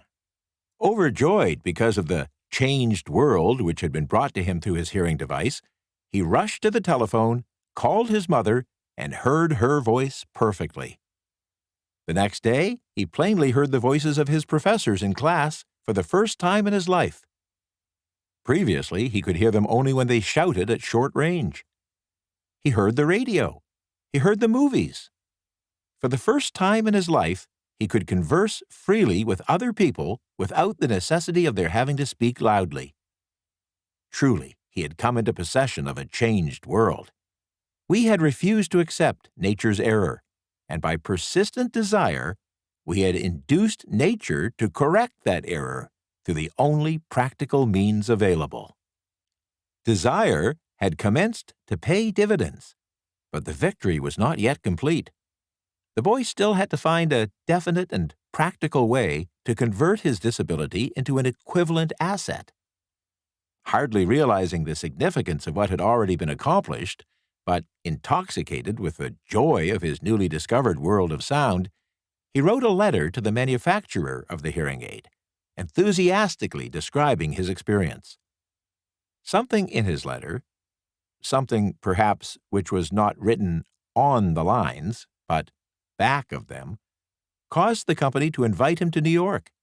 When he arrived, he was escorted through the factory, and while talking with the chief engineer, telling him about his changed world, a hunch, an idea, or an inspiration, call it what you wish, flashed into his mind. It was this impulse of thought which converted his affliction into an asset destined to pay dividends in both money and happiness to thousands of other people. The sum and substance of that impulse of thought was this: It occurred to him that he might be of help to the millions of deaf people who go through life without the benefit of hearing aids if he could find a way to tell them the story of his changed world. Then and there, he reached a decision to devote the remainder of his life to rendering useful service to the hard of hearing. For an entire month, he did intensive research, during which he analyzed the entire marketing system of the manufacturer of the hearing device. He figured out possible ways and means to communicate with hearing-impaired people all over the world for the purpose of sharing with them his newly discovered changed world. When this was done, he put in writing a 2-year plan based upon his findings. When he presented the plan to the company, he was instantly given a position for the purpose of carrying out his ambition. Little did he dream when he went to work that he was destined to bring hope and practical relief to thousands of people who, without his help, would never have overcome their hearing disability. Shortly after he became associated with the manufacturer of his hearing aid, he invited me to attend a class conducted by his company to teach deaf people to hear and to speak. I had never heard of such a form of education. Therefore, I visited the class, skeptical but hopeful that my time would not be entirely wasted. Here, I saw a demonstration which gave me a greatly enlarged vision of what I had done to arouse and keep alive in my son's mind the desire for normal hearing. I saw deaf people actually being taught to hear and to speak through application of the self-same principle I had used more than 20 years previously with my son Blair. There is no doubt in my mind that Blair would have been unable to hear or speak for all his life if his mother and I had not managed to shape his mind as we did. The doctor who attended at his birth told us the child might never hear a sound or say a word. Later, Dr. Irving Voorhees, a noted specialist on such cases, examined Blair thoroughly. He was astounded when he learned how well my son could hear and speak, and he said his examination indicated that, theoretically, the boy should not be able to hear at all. When I planted in Blair's mind the desire to hear and talk and live normally, there went with that impulse some strange influence which caused nature to become bridge builder and to span the gulf of silence between his brain and the outer world by some means which the keenest medical specialists were not able to interpret. It would be sacrilege for me even to pretend I fully understand how nature performed this miracle. It would be unforgivable if I neglected to tell the world as much as I know of the humble part I assumed in the strange experience.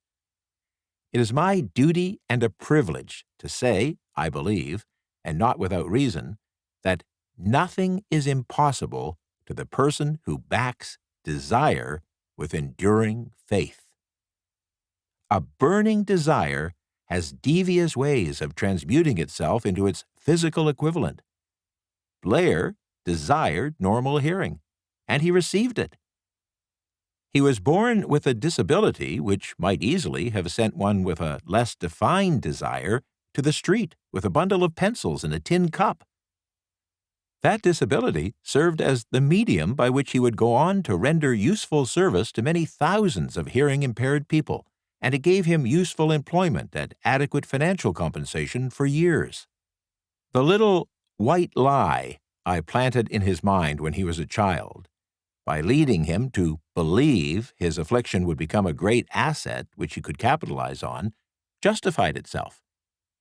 Verily, there is nothing, right or wrong, that belief plus burning desire cannot make real. These qualities are free to everyone. In all my experience in dealing with men and women with personal problems, I never handled a single case which more definitely demonstrated the power of desire. Authors sometimes make the mistake of writing of subjects of which they have but superficial or very elementary knowledge. It has been my good fortune to have had the privilege of testing the soundness of the power of desire through the affliction of my own son. Perhaps it was providential that the experience came as it did, for surely no one was better prepared than he to serve as an example of what happens when desire is put to the test. If Mother Nature bends to the will of a burning desire, is it logical to think that mere human beings can defeat one? Strange and imponderable is the power of the human mind. We don't understand the method by which it uses every circumstance, every individual, every physical thing within its reach as a means of transmuting desire into its physical counterpart. Perhaps science will one day uncover this secret. I planted in my son's mind the desire to hear and to speak as any other person hears and speaks. That desire became a reality. I planted in his mind the desire to convert his greatest disability into his greatest asset. That desire was realized. The method by which this astounding result was achieved isn't hard to describe. It consisted of 3 very definite acts. First, I mixed faith with a desire for normal hearing, which I passed on to my son. Second, I communicated my desire to him in every conceivable way available through persistent, continuous effort over a period of years. Third, he believed me. As this chapter was being completed, news came of the death of Madame Schumann-Heink. One short paragraph in the news dispatch about her death gives the clue to this unusual woman's stupendous success as a singer. I quote portions of the paragraph because the clue it contains is none other than desire. Early in her career, Madame Schumann-Heink visited the director of the Vienna Court Opera to audition for him. But he didn't grant the audition. After taking one look at the awkward and poorly dressed girl, he exclaimed, none too gently, "With such a face and with no personality at all, how can you ever expect to succeed in opera? My good child, give up the idea. Buy a sewing machine and go to work. You can never be a singer." Never is a long time. The director of the Vienna Court Opera knew much about the technique of singing. He knew little about the power of desire when it assumes the proportion of an obsession. If he had known more about that power, he would not have made the mistake of condemning genius without giving it an opportunity. Several years ago, one of my business associates became seriously ill. He became worse as time went on, and finally was taken to the hospital for surgery. Just before he was wheeled into the operating room, I took a look at him and wondered how anyone as thin and emaciated as he could possibly go through such a major operation successfully. The surgeon warned me that there was little, if any, chance of my ever seeing him alive again. But that was the doctor's opinion. It was not the opinion of the patient. Just before he was wheeled away, he whispered feebly, "Do not be disturbed, Chief. I will be out of here in a few days." The attending nurse looked at me with pity. But the patient did come through safely. After it was all over, his physician said, nothing but his own desire to live saved him. He never would have pulled through if he had not refused to accept the possibility of death. I believe in the power of desire backed by faith because I have seen this power lift people from lowly beginnings to places of power and wealth. I have seen it rob the grave of its victims. I have seen it serve as the medium by which individuals staged a comeback after having been defeated in 100 different ways. I have seen it provide my own son with a normal, happy, successful life, despite nature's having sent him into the world severely disabled. How can one harness and use the power of desire? This question is answered through this and the subsequent chapters of this book. This message is going out to the world at the end of one of the most devastating economic upheavals America has ever known. It's reasonable to presume that the message may come to the attention of many who have been wounded by personal economic calamity, those who have lost their fortunes, others who have lost their positions, and great numbers who must reorganize their plans and stage a comeback. To all these, I wish to convey this thought. All achievement, no matter what may be its nature or its purpose, must begin with an intense, burning desire for something definite. Through some strange and powerful principle of mental chemistry which she has never divulged, nature wraps up in the impulse of strong desire that something which recognizes no such word as impossible and accepts no such reality as failure. Fortunately, nature has also given us the way to channel desire unwaveringly toward the goals we name and seek.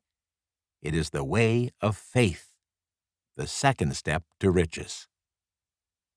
Faith is a state of mind which may be induced by autosuggestion.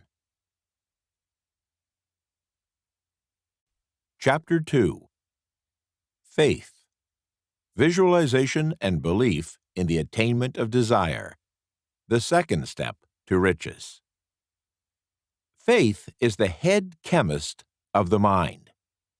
When faith is blended with the vibration of thought, the subconscious mind instantly picks up the vibration, translates it into its spiritual equivalent, and transmits it to infinite intelligence, as in the case of prayer.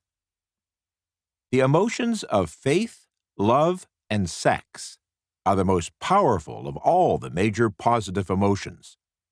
When the three are blended, they have the effect of coloring the vibration of thought in such a way that it instantly reaches the subconscious mind, where it is changed into its spiritual equivalent, the only form that induces a response from infinite intelligence. Love and faith are psychic, related to the spiritual side of humanity. Sex is purely biological and related only to the physical.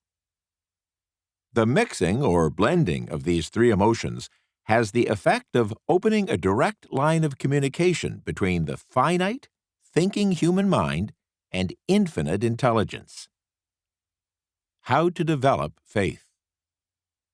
There comes now a statement which will give a better understanding of the importance the principle of autosuggestion assumes in the transmutation of desire into its physical or monetary equivalent.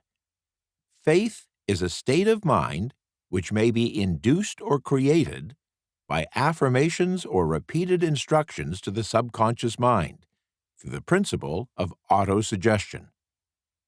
As an illustration, consider one main purpose for which presumably you're listening to this book. The object is, naturally, to acquire the ability to transmute the intangible thought impulse of desire into its physical counterpart, money.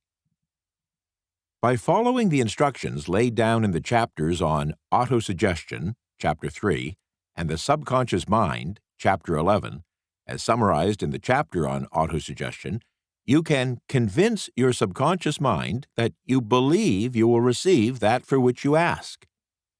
Your subconscious mind will act upon that belief, then pass it back to you in the form of faith, followed by definite plans for procuring that which you desire. The method by which one develops faith where it doesn't already exist is extremely difficult to describe, almost as difficult, in fact, as it would be to describe the color of red to a blind person who has never seen color and has nothing with which to compare what you describe.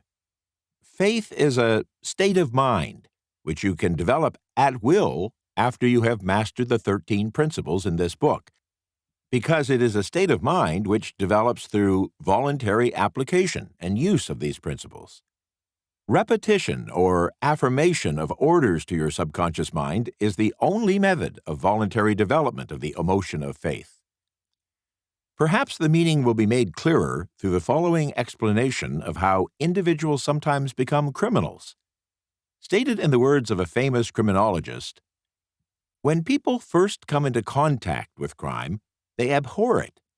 If they remain in contact with crime for a time, they become accustomed to it and endure it. If they remain in contact with it long enough, they finally embrace it and become influenced by it. This is the equivalent of saying that any impulse of thought which is repeatedly passed on to the subconscious mind is finally accepted and acted upon by the subconscious mind, which proceeds to translate that impulse into its physical equivalent by the most practical procedure available. In connection with this, consider again the statement, all thoughts which have been emotionalized, given feeling, and mixed with faith, begin immediately to translate themselves into their physical equivalent or counterpart. The emotions, or the feeling portion of thoughts, are the factors which give thoughts vitality, life, and action. The emotions of faith, love, and sex, when mixed together with any thought impulse, give it greater action than any of these emotions can do singly. It's not only those thought impulses which have been mixed with faith, but those which have been mixed with any of the positive emotions or any of the negative emotions that can reach and influence the subconscious mind. From this statement, you'll understand that the subconscious mind will translate into its physical equivalent a thought impulse of a negative or destructive nature just as readily as it will act upon thought impulses of a positive or constructive nature. This accounts for the strange phenomenon which so many millions of people experience, referred to as misfortune or bad luck. There are millions of people who believe themselves doomed to poverty and failure because of some strange force over which they believe they have no control. They are the creators of their own misfortunes because of this negative belief, which is picked up by their subconscious mind and translated into its physical equivalent. This is an appropriate place at which to suggest again that you may benefit by passing on to your subconscious mind any desire which you wish translated into its physical or monetary equivalent in a state of expectancy or belief that the transmutation will actually take place. Your belief or faith is the element which determines the action of your subconscious mind. There is nothing to hinder you from deceiving your subconscious mind when giving it instructions through autosuggestion, as I deceived my son's subconscious mind. To make this deceit more realistic, conduct yourself when you call upon your subconscious mind just as you would if you were already in possession of the material thing which you are demanding. The subconscious mind will transmute into its physical equivalent, by the most direct and practical media available, any order which is given to it in a state of belief or faith that the order will be carried out. Surely enough has been stated by now to give you a starting point from which you may, through experiment and practice, acquire the ability to mix faith with any order given to your subconscious mind. Perfection will come through practice. It cannot come by merely listening to these instructions. If it be true that one may become a criminal by association with crime, and this is a known fact, it is equally true that one may develop faith by voluntarily suggesting to the subconscious mind that one has faith. The mind comes, finally, to take on the nature of the influences which dominate it. Understand this truth, and you'll know why it's essential for you to encourage the positive emotions as dominating forces of your mind, and to discourage and eliminate negative emotions. A mind dominated by positive emotions, or positive mental attitude, becomes a favorable abode for the state of mind known as faith. A mind so dominated may, at will, give the subconscious mind instructions which it will accept and act upon immediately. Faith is a state of mind which may be induced by autosuggestion. All down the ages, the religionists have admonished struggling humanity to have faith in this, that, and the other dogma or creed, but they have failed to tell people how to have faith. They have not stated that faith is a state of mind and that it may be induced by self-suggestion. In language which any normal human being can understand, this book will describe all that is known about the principle through which faith can be developed where it does not already exist. Have faith in yourself, faith in the infinite. Before we begin, you should be reminded again that faith is the eternal elixir which gives life, power, and action to the impulse of thought. The foregoing sentence is worth hearing a second time and a third and a fourth.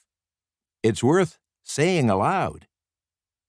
Faith is the starting point of all accumulation of riches. Faith is the basis of all miracles and all mysteries which cannot be analyzed by the rules of science. Faith is the only known antidote for failure. Faith is the element, the chemical, which, when mixed with prayer, gives one direct communication with infinite intelligence. Faith is the element which transforms the ordinary vibration of thought created by the finite human mind into its spiritual equivalent. Faith is the only agency through which the cosmic force of infinite intelligence can be harnessed and used by humanity. Every one of the foregoing statements is capable of proof. The proof is simple and easily demonstrated. It's wrapped up in the principle of autosuggestion. Let us center our attention, therefore, on the subject of self-suggestion and find out what it is and what it's capable of achieving. It's a well-known fact that one comes finally to believe whatever one repeats to oneself, whether the statement be true or false. If we repeat a lie over and over, we will eventually accept the lie as truth. Moreover, we will believe it to be the truth. Each of us is what we are because of the dominating thoughts which we permit to occupy our mind. Thoughts which we deliberately place in our own mind and encourage with sympathy, and with which we mix any one or more of the emotions, constitute the motivating forces which direct and control our every movement, act, and deed. Comes now a very significant statement of truth. Thoughts which are mixed with any of the feelings of emotions constitute a magnetic force, which attracts other similar or related thoughts. A thought thus magnetized with emotion may be compared to a seed which, when planted in fertile soil, germinates, grows, and multiplies itself over and over again until that which was originally one small seed becomes countless millions of seeds of the same kind. All human experience and all human thinking occurs in an environment, in a universe, saturated with radiated energy and signals. From gravity to magnetism, from cosmic rays to X-rays, infrared rays, visible light, sound waves, radar, short waves, radio and television signals. We live in a world constantly bombarded by vibrations of energy, though we can perceive directly only the tiniest portion of them. Likewise, thought impulses are vibrations of energy, transmitted in some deeply mysterious and as yet uncomprehended way as electrical and chemical currents among brain cells. While we don't yet understand and cannot describe scientifically the how of the process, it is clear that thought impulses, like electromagnetic radiation, also are out there somehow, as some experiments with extrasensory perception, or ESP, seem clearly to indicate. Human experience, like the cosmos itself, teems with thought vibrations or influences, both destructive and constructive. It is characterized at all times by vibrations of fear, poverty, disease, failure, misery, and vibrations of prosperity, health, success, and happiness, just as surely as the atmosphere carries the sound of hundreds of orchestrations of music and hundreds of human voices, all of which maintain their own individuality and means of identification through the medium of television or radio. From this great storehouse of experience, the human mind is constantly attracting vibrations which harmonize with that which dominates the mind. Any thought, idea, plan, or purpose which one holds in one's mind attracts from the thought vibrations of existence a host of its relatives, adds these relatives to its own force, and grows until it becomes the dominating, motivating master of the individual in whose mind it has been housed. Now, let us go back to the starting point and become informed as to how the original seed of an idea, plan, or purpose may be planted in the mind. The information is easily conveyed. Any idea, plan, or purpose may be placed in the mind through repetition of thought. This is why you are asked in the next few pages to write out a statement of your major purpose or definite chief aim, commit it to memory, and repeat it out loud day after day until these vibrations of sound have reached your subconscious mind. We are what we are because of the vibrations of thought which we pick up and register through the stimuli of our daily environment. Resolve to throw off the influences of any unfortunate environment you may have grown up in or now find yourself living in, and to build your own life to order. Taking inventory of mental assets and abilities, you will discover that your greatest weakness is lack of self-confidence. This handicap can be surmounted, and timidity translated into courage through the aid of the principle of autosuggestion. The application of this principle may be made through a simple arrangement of positive thought impulses, stated in writing, memorized, and repeated until they become a part of the working equipment of your subconscious mind. Self-confidence formula. First, I know that I have the ability to achieve the object of my definite purpose in life.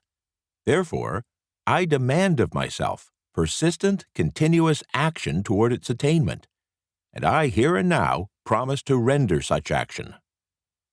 Second, I realize that the dominating thoughts of my mind will eventually reproduce themselves in outward physical action and gradually transform themselves into physical reality. Therefore, I will concentrate my thoughts for 30 minutes daily upon the task of thinking of the person I intend to become, thereby creating in my mind a clear mental picture of that person. Third, I know that through the principle of autosuggestion, any desire that I persistently hold in my mind will eventually seek expression through some practical means of attaining the object back of it. Therefore, I will devote 10 minutes daily to demanding of myself the development of self-confidence. Fourth, I have clearly written down a description of my definite chief aim in life, and I will never stop trying until I shall have developed sufficient self-confidence for its attainment. Fifth, I fully realize that no wealth or position can long endure unless built upon truth and justice. Therefore, I will engage in no transaction that does not benefit all of whom it affects. I will succeed by attracting to myself the forces I wish to use and the cooperation of other people. I will induce others to serve me because of my willingness to serve others. I will eliminate hatred, envy, jealousy, selfishness, and cynicism by developing love for all humanity, because I know that a negative attitude toward others can never bring me success. I will cause others to believe in me because I will believe in them and in myself. Sixth, I will sign my name to this formula, commit it to memory, and repeat it aloud once a day with full faith that it will gradually influence my thoughts and actions so that I will become a self-reliant and successful person. Back of this formula is a law of nature which no one has yet been able to explain. It has baffled the scientists of all ages. The psychologists have named this the law of autosuggestion, and let it go at that. The name by which one calls this law is of little importance. The important fact about it is it works for the glory and success of mankind, if it is used constructively. On the other hand, if used destructively, it will destroy just as readily. In this statement may be found a very significant truth, namely that those who go down in defeat and end their lives in poverty, misery, and distress do so because of negative application of the principle of autosuggestion. The cause may be found in the fact that all impulses of thought have a tendency to clothe themselves in their physical equivalent. The subconscious mind, the chemical laboratory in which all thought impulses are combined and made ready for translation into physical reality, makes no distinction between constructive and destructive thought impulses. It works with the material we feed it through our thought impulses. The subconscious mind will translate into reality a thought driven by fear just as readily as it will translate into reality a thought driven by courage or faith. The pages of medical history are rich with illustrations of cases of suggestive suicide. A person may commit suicide through negative suggestion just as effectively as by any other means. In a Midwestern city, a man by the name of Joseph Grant, a bank official, borrowed a large sum of the bank's money without the consent of the directors. He lost the money through gambling. One afternoon, the bank examiner came and began to check the accounts. Grant left the bank, took a room in a local hotel, and when they found him 3 days later, he was lying in bed, wailing and moaning, repeating over and over these words: "My God, this will kill me. I cannot stand the disgrace." In a short time, he was dead. The doctors pronounced the case one of mental suicide. Just as electricity turns the wheels of industry and renders useful service, if used constructively, or can snuff out life if used improperly, so will the law of autosuggestion lead you to peace and prosperity, or down into the valley of misery, failure, and death, according to your degree of understanding and application of it. If you fill your mind with fear, doubt, and unbelief in your ability to connect with and use the forces of infinite intelligence, then the law of autosuggestion will take this spirit of unbelief and use it as a pattern by which your subconscious mind will translate it into its physical equivalent. This statement is as true as the statement that 2 and 2 equals 4. Like the wind, which carries one ship east and another west, the law of autosuggestion will lift you up or pull you down, according to the way you set your sails of thought. The law of autosuggestion, through which any person may rise to altitudes of achievement which stagger the imagination, is well described in the following verse. If you think you are beaten, you are. If you think you dare not, you don't. If you like to win, but you think you can't, it is almost certain you won't. If you think you'll lose, you're lost. For out of the world we find success begins with a fellow's will. It's all in the state of mind. If you think you are outclassed, you are. You've got to think high to rise. You've got to be sure of yourself before you can ever win a prize. Life's battles don't always go to the stronger or faster man, but soon or late, the man who wins is the man who thinks he can. Observe the words which have been emphasized, and you will catch the deep meaning the poet had in mind. Somewhere in your makeup, perhaps in the cells of your brain, there lies sleeping the seed of achievement which, if aroused and put into action, would carry you to heights such as you may never have hoped to attain. Just as a master musician may cause the most beautiful strains of music to pour forth from the strings of a violin, so may you arouse the genius which lies asleep in your brain and cause it to drive you upward to whatever goal you may wish to achieve. Abraham Lincoln was a failure at everything he tried until he was well past the age of 40. He was a Mr. Nobody from nowhere, until a great experience came into his life, aroused the sleeping genius within his heart and brain, and gave the world one of its truly great men. That experience was mixed with the emotions of sorrow and love. It came to him through Anne Rutledge, the only woman he ever truly loved. It's a known fact that the emotion of love is closely akin to the state of mind known as faith, because love comes very near to translating one's thought impulses into their spiritual equivalent. During my long years of research, I discovered from the analysis of the life work and achievements of hundreds of people of outstanding accomplishment that there was the influence of a spouse's love back of nearly every one of them. If you wish evidence of the power of faith, study the achievements of men and women who have employed it. At the head of the list comes the Nazarene. Christianity is one of the greatest single forces ever to influence the minds of people. The basis of Christianity is faith. No matter how many people may have perverted or misinterpreted the meaning of this great force, and no matter how many dogmas and creeds have been created in its name which do not reflect its tenets. The sum and substance of the teachings and the achievements of Christ, which have been interpreted as miracles, were nothing more nor less than faith.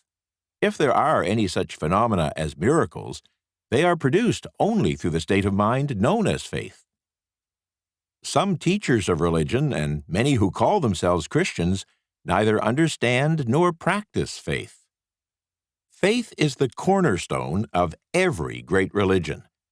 The Old Testament psalmist has written, "O love the Lord, all ye his saints, for the Lord preserveth the faithful, and plentifully rewardeth the proud doer." The Apostle Luke tells us, "And Stephen, full of faith and power, did great wonders and miracles among the people." And Mark reports Jesus as saying, "Daughter, thy faith hath made thee whole. Go in peace, and be whole of thy plague." The prophet says in the Quran, "Surely those who believe and do good, their Lord will guide them by their faith. There shall flow from beneath them rivers in gardens of bliss." In the Analects of Confucius, the master says, "Hold faithfulness and sincerity as first principles, and be moving continually to what is right. This is the way to exalt one's virtue." In the Bhagavad Gita, we find, "The faith of each is in accordance with one's own nature. A person is known by the faith. One can become whatever one wants to be, if one constantly contemplates on the object of desire with faith." And again, "The one who has faith and is sincere and has mastery over the senses gains knowledge. Having gained this, one at once attains the supreme peace. But the ignorant, who has no faith and is full of doubt, perishes. There is neither this world nor the world beyond, nor happiness for the one who doubts." Let us consider the power of faith as it was demonstrated by Mahatma Gandhi of India, who exhorted his followers to be the change you want to see in the world. In this man, the world had one of the most astounding examples known to civilization of the possibilities of faith. Gandhi wielded more power than any other person living in his time, and yet he had none of the orthodox tools of power such as money, battleships, soldiers, and materials of warfare. Gandhi had no money, he had no home, he didn't own a suit of clothes. But he did have power. How did he come by that power? He created it out of his understanding of the principle of faith, and through his ability to transplant that faith into the minds of 200 million people. Gandhi accomplished through the influence of faith that which the strongest military power on earth could not then, and never will, accomplish through soldiers and military equipment. He accomplished the astounding feat of influencing 200 million minds to coalesce and move in unison as a single mind. What other force on earth except faith could do as much? There will come a day when employees, as well as employers, will discover the possibilities of faith. That day is dawning. The whole world has had ample opportunity during the recent worldwide economic downturn to witness what the lack of faith will do to business. Surely, civilization has produced a sufficient number of intelligent human beings to make use of this great lesson which has been taught the world. During this time of difficulty, the world had evidence in abundance that widespread fear can paralyze the wheels of industry and business.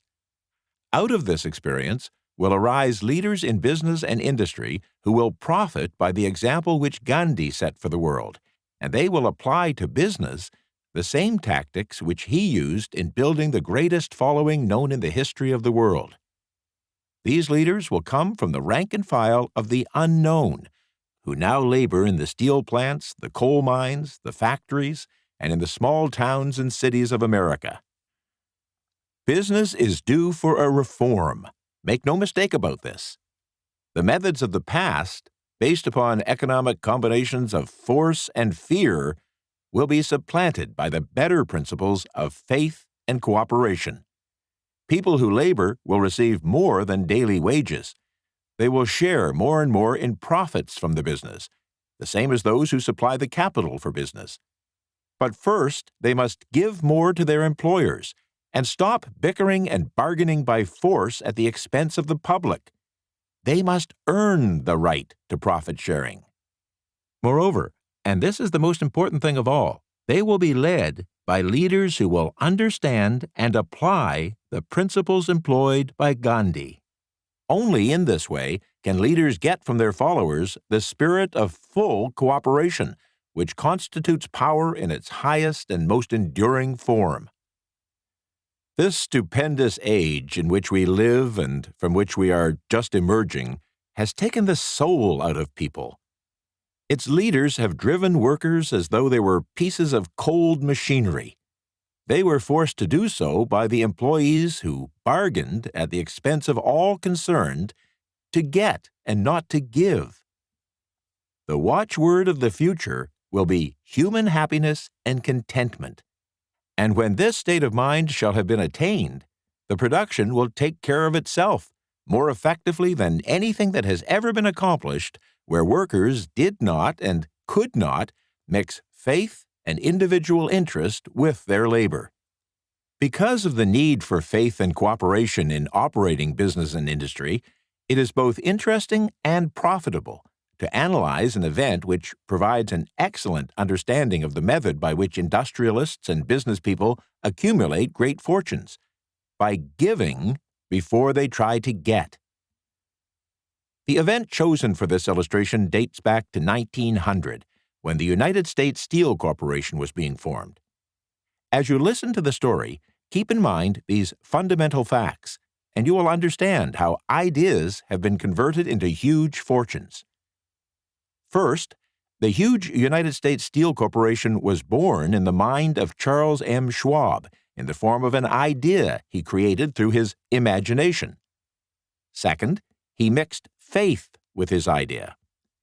Third, he formulated a plan for the transformation of his idea into physical and financial reality. Fourth, he put his plan into action with his famous speech at the University Club. Fifth, he applied and followed through on his plan with persistence and backed it with firm decision until it had been fully carried out. Sixth, he prepared the way for success by a burning desire for success. If you're one of those who often wonder how great fortunes are accumulated, this story of the creation of the United States Steel Corporation will be enlightening.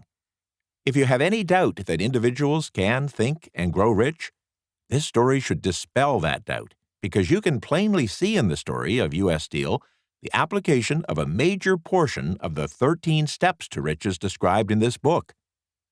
This astounding description of the power of an idea was dramatically told by John Lowell in the New York World Telegram, with whose courtesy it is here reprinted. A pretty after-dinner speech for $1 billion. When, on the evening of December 12, 1900, some 80 of the nation's financial nobility gathered in the banquet hall of the University Club on Fifth Avenue to do honor to a young man from out of the West, not half a dozen of the guests realized they were to witness the most significant episode in American industrial history. J. Edward Simmons and Charles Stewart Smith, their hearts full of gratitude for the lavish hospitality bestowed on them by Charles M. Schwab during a recent visit to Pittsburgh, had arranged the dinner to introduce the 38-year-old steel man to Eastern Banking Society. But they didn't expect him to stampede the convention.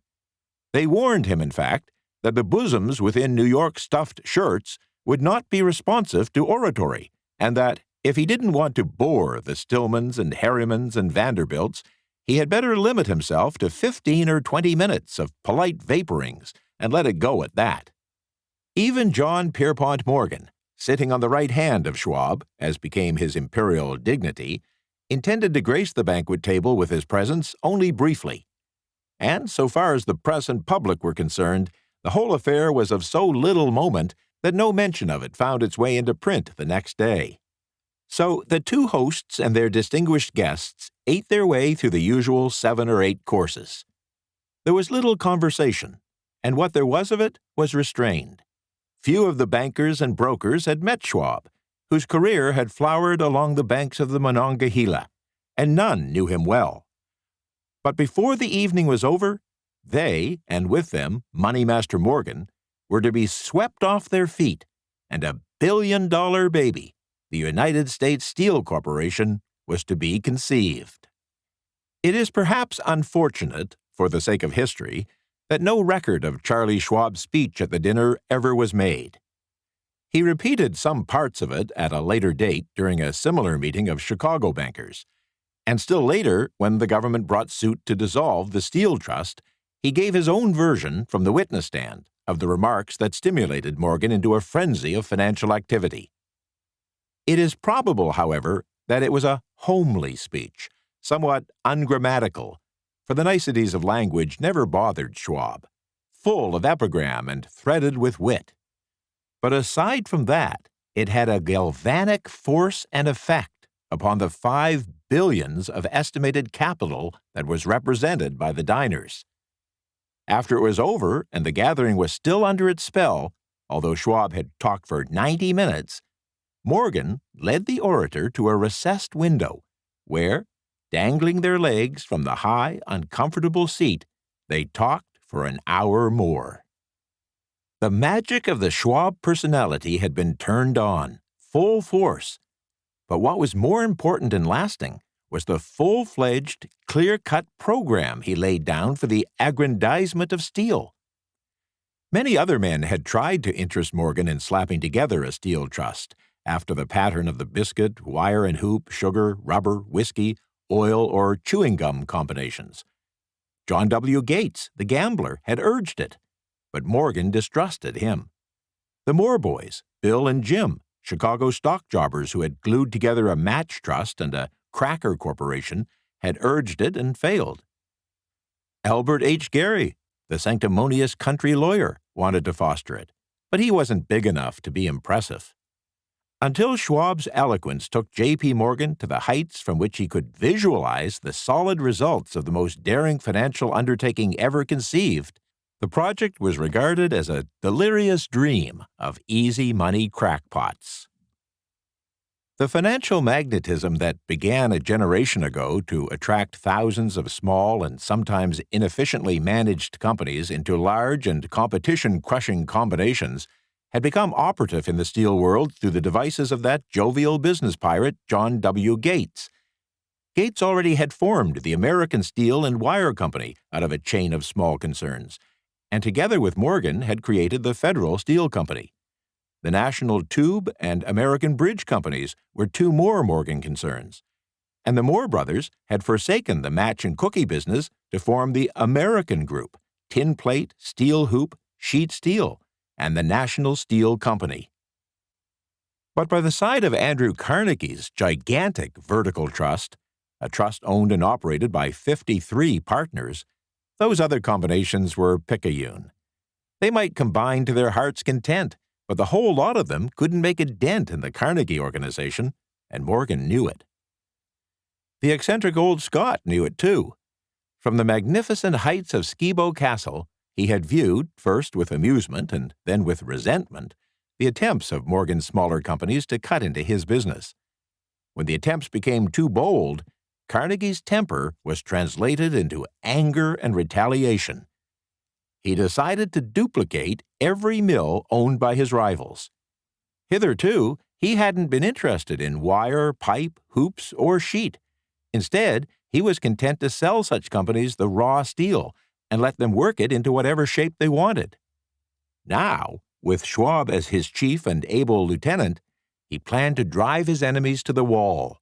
So it was that in the speech of Charles M. Schwab, Morgan saw the answer to his problem of combination. A trust without Carnegie, giant of them all, would be no trust at all. A plum pudding, as one writer said, without the plums. Schwab's speech on the night of December 12, 1900, undoubtedly carried the inference, though not the pledge, that the vast Carnegie enterprise could be brought under the Morgan tent.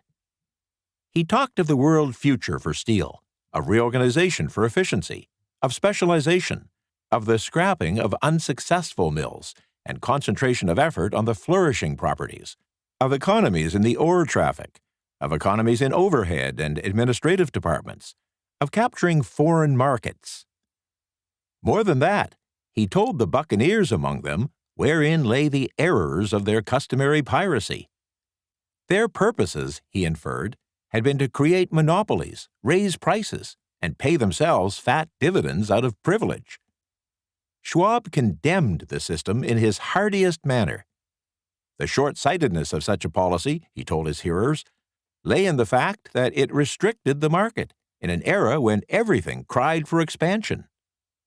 By cheapening the cost of steel, he argued, an ever-expanding market would be created, more uses for steel would be devised, and a goodly portion of the world trade could be captured. Actually, though he didn't know it, Schwab was an apostle of modern mass production. So, the dinner at the University Club came to an end. Morgan went home to think about Schwab's rosy predictions.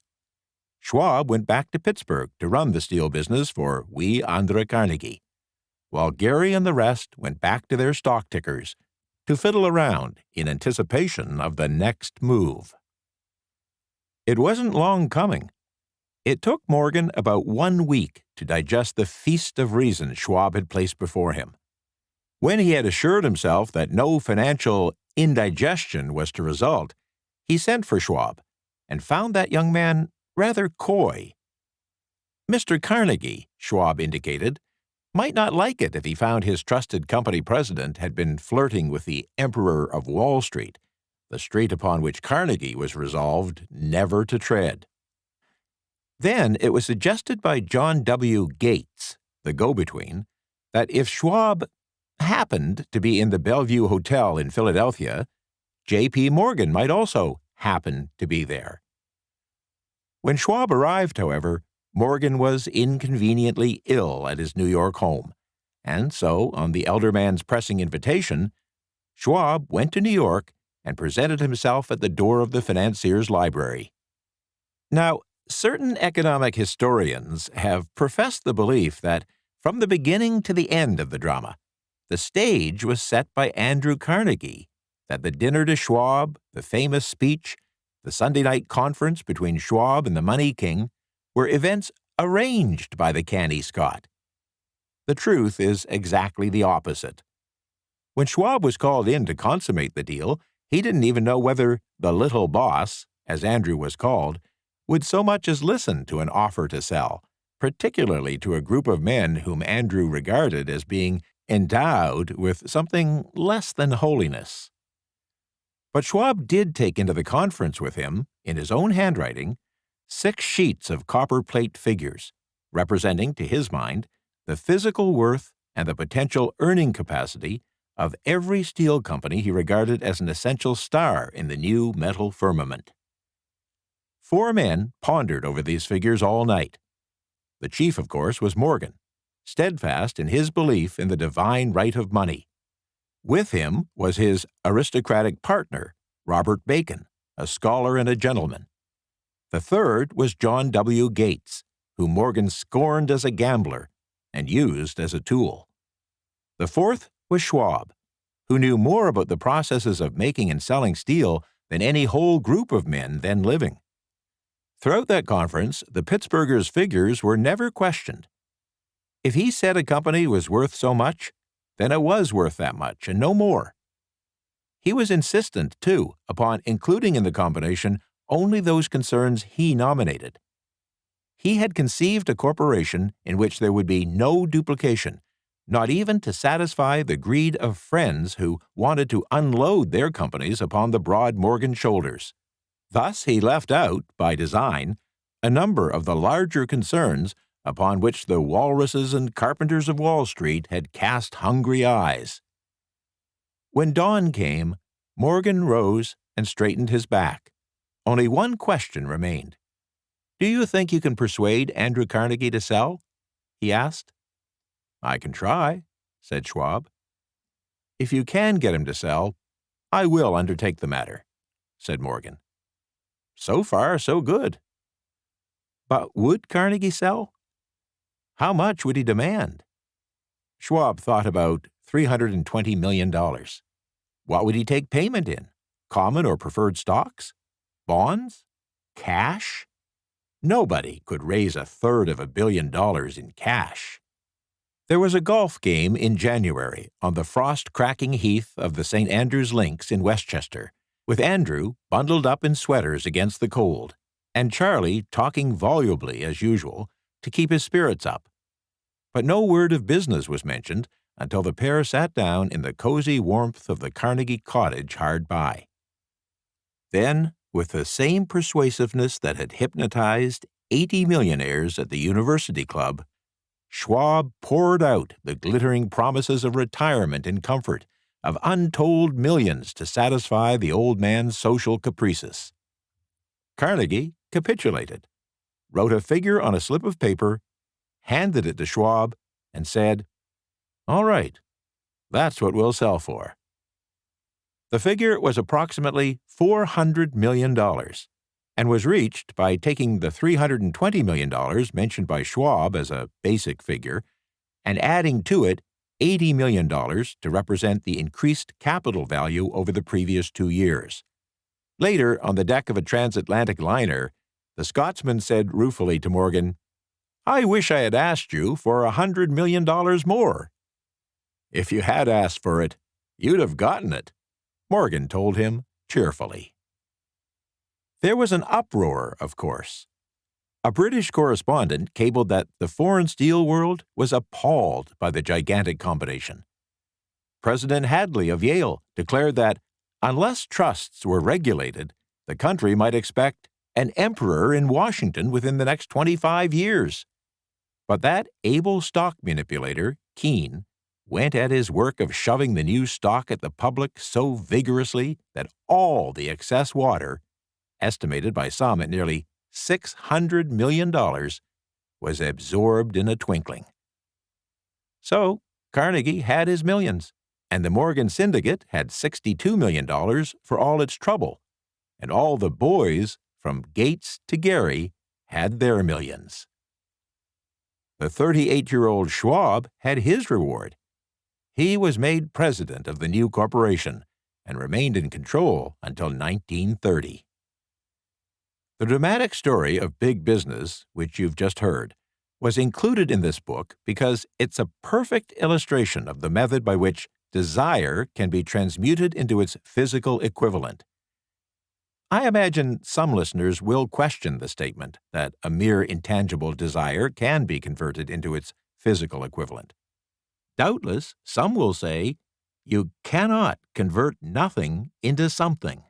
The answer is in the story of United States Steel. That giant organization was created in the mind of one man. The plan by which the organization was provided with the steel mills that gave it financial stability was created in the mind of the same man.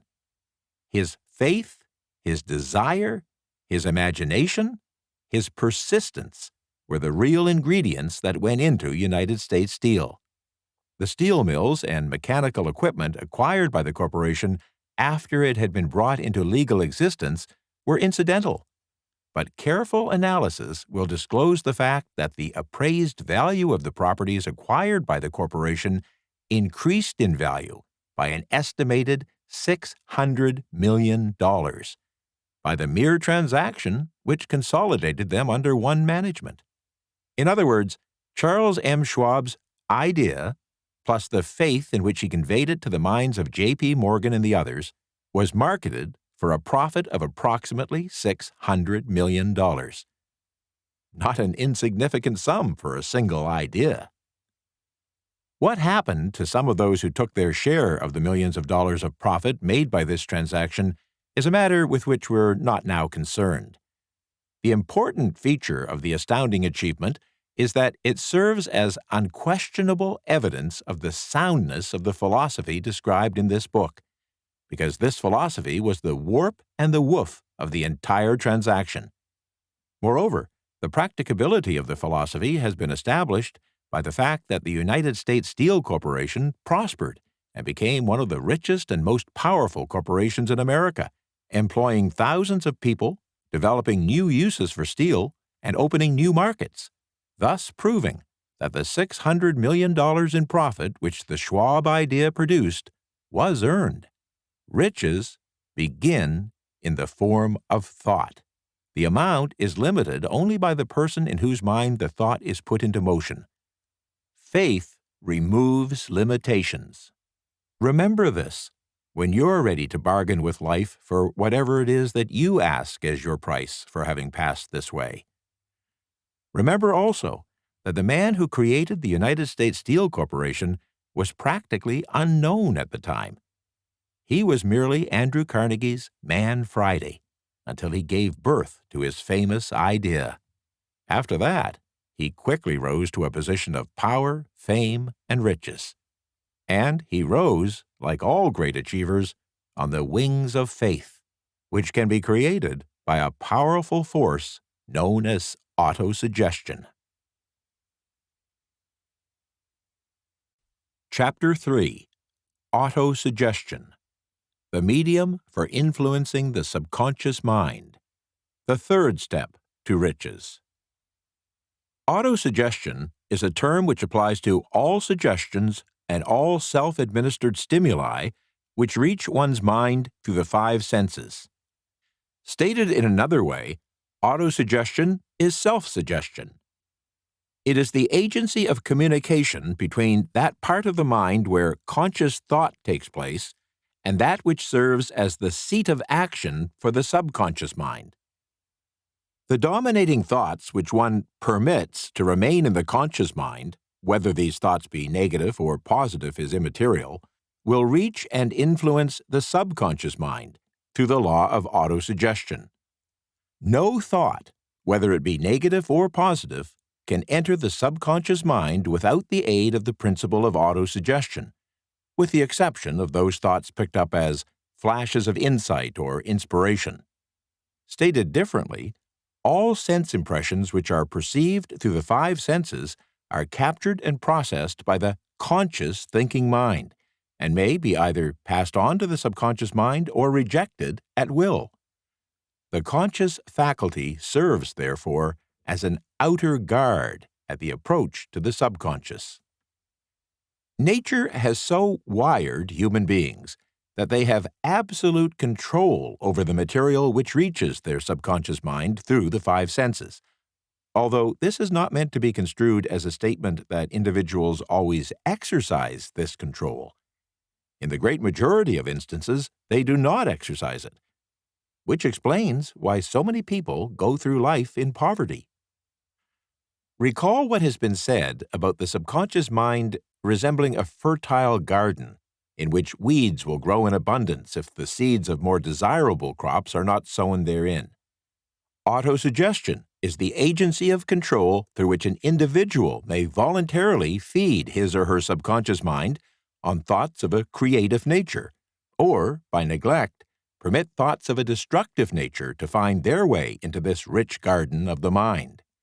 You were instructed in the last of the 6 action steps described in Chapter 1 to read aloud twice daily the written statement of your desire for money, and to see and feel yourself already in possession of the money. By following these instructions, you communicate the object of your desire directly to your subconscious mind in a spirit of absolute faith. Through repetition of this procedure, you voluntarily create thought habits which are favorable to your efforts to transmute desire into its monetary equivalent. This procedure is not restricted to monetary gain alone. It can be used to help you achieve whatever it is that you desire strongly, so long as it doesn't violate the laws of God or the rights of others. Go back to these 6 actions described in Chapter 1 and listen to them again very carefully before you proceed further. Then skip ahead for a moment and listen very carefully to the 4 instructions for the organization of your mastermind group, which are described in Chapter 6 on organized planning. By comparing these 2 sets of instructions with those that will be stated in this chapter on autosuggestion, you will see that all of these instructions involve the application of the law of autosuggestion.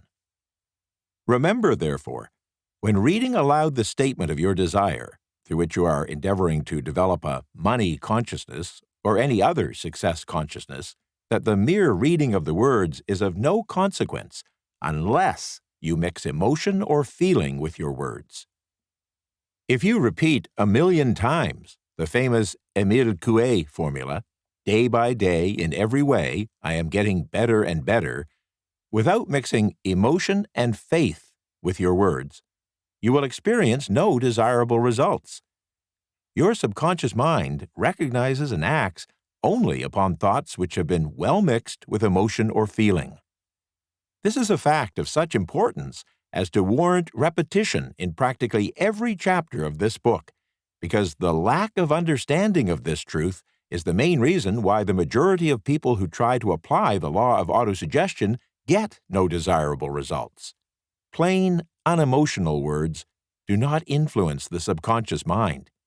You will get no appreciable results until you learn to reach your subconscious mind with thoughts or spoken words which have been well emotionalized with belief. Don't become discouraged if you can't control and direct your emotions the first time you try to do so. Remember, there is no such possibility as something for nothing. The ability to reach and influence your subconscious mind has its price, and you must pay that price. You cannot cheat, even if you desire to do so. The price of ability to influence your subconscious mind is everlasting persistence in applying the principles described here. You cannot develop the desired ability for a lower price. You and you alone must decide whether or not the reward for which you are striving, money consciousness, is worth the price you must pay for it in effort. Wisdom and cleverness alone will not attract and retain money, except in a few very rare instances where the law of averages favors the attraction of money through such means. However, the method of attracting money described here does not depend upon the law of averages. Moreover, the method plays no favorites. It will work for one person as effectively as it will for another. Where failure is experienced, it is the individual, not the method, which has failed. If you try and fail, make another effort, and still another, until you succeed. Your ability to use the law of autosuggestion will depend very largely upon your capacity to concentrate upon a given desire until that desire becomes a burning obsession. When you begin to carry out the instructions in connection with the 6 action steps described in Chapter 1, it will be necessary for you to make use of the principle of concentration. Let us here offer suggestions for the effective use of concentration. When you begin to carry out the first of the 6 actions, which instructs you to fix in your own mind the exact amount of money you desire, hold your thoughts on that amount of money by concentration or fixation of attention, with your eyes closed, until you can actually see the physical appearance of the money. Do this at least once each day. As you go through these exercises, follow the instructions given in Chapter 2 on faith and see yourself actually in possession of the money. Here is a most significant fact. The subconscious mind takes any orders given it in a spirit of absolute faith and acts upon those orders, although the orders often have to be presented over and over again through repetition before they are interpreted by the subconscious mind. Consider the possibility of playing a perfectly legitimate trick on your subconscious mind by making it believe, because you believe it, that you must have the amount of money you are visualizing, that this money is already awaiting your claim, that the subconscious mind must hand over to you practical plans for acquiring the money which is yours. Hand over the thought suggested in the preceding paragraph to your imagination and see what your imagination can or will do to create practical plans for the accumulation of money through transmutation of your desire. Don't wait for a definite plan through which you intend to exchange services or merchandise in return for the money you're visualizing, but begin at once to see yourself in possession of the money, demanding and expecting, meanwhile, that your subconscious mind will hand over the plan or plans you need. Be on the alert for these plans, and when they appear, put them into action immediately. When the plans appear, they will probably flash into your mind through the sixth sense in the form of an inspiration. This inspiration may be considered a direct telegram or message from infinite intelligence. Treat it with respect and act upon it as soon as you receive it. Failure to do this will be fatal to your success. In the fourth of the 6 action steps, you are instructed to create a definite plan for carrying out your desire and begin at once to put this plan into action. You should follow this instruction in the manner described in the preceding paragraph. Don't trust to your reason when creating your plan for accumulating money through the transmutation of desire. Your reason is faulty. Moreover, your reasoning faculty may be lazy, and if you depend entirely upon it to serve you, it may disappoint you. When visualizing, with closed eyes, the money you intend to accumulate, see yourself rendering the service or delivering the merchandise you intend to give in return for this money. This is important. Summary of instructions. The fact that you're listening to this book is an indication that you earnestly seek knowledge. It is also an indication that you're a student of this subject. If you are only a student, there is a chance you may learn much that you didn't know, but you will learn only by assuming an attitude of humility. If you choose to follow some of the instructions, but neglect or refuse to follow others, you will fail. To get satisfactory results, you must follow all instructions in a spirit of faith. The instructions given in connection with the 6 action steps in Chapter 1 will now be summarized and blended with the principles covered by this chapter. If your definite chief aim involves money and the attainment of wealth, first, go into some quiet spot, preferably in bed at night, where you will not be disturbed or interrupted. Close your eyes and repeat aloud, so you may hear your own words, the written statement of the amount of money you intend to accumulate, the time limit for its accumulation, and a description of the service or merchandise you intend to give in return for the money. As you carry out these instructions, see yourself already in possession of the money. For example, suppose that you intend to accumulate $500,000 by the 1st of January, 5 years hence, that you intend to give personal services in return for the money in the capacity of a sales representative. Your written statement of your purpose should be similar to the following. By the 1st day of January, here state the year, I will have in my possession $500,000, which will come to me in various amounts from time to time during the interim.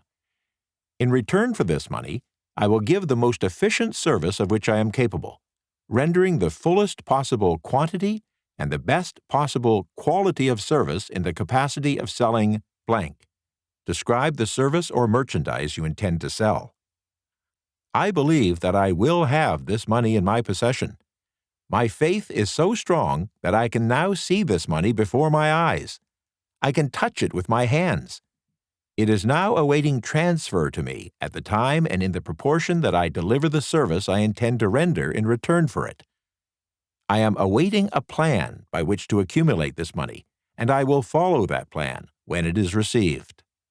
Second, repeat this program night and morning until you can clearly visualize, in your imagination, the money you intend to accumulate.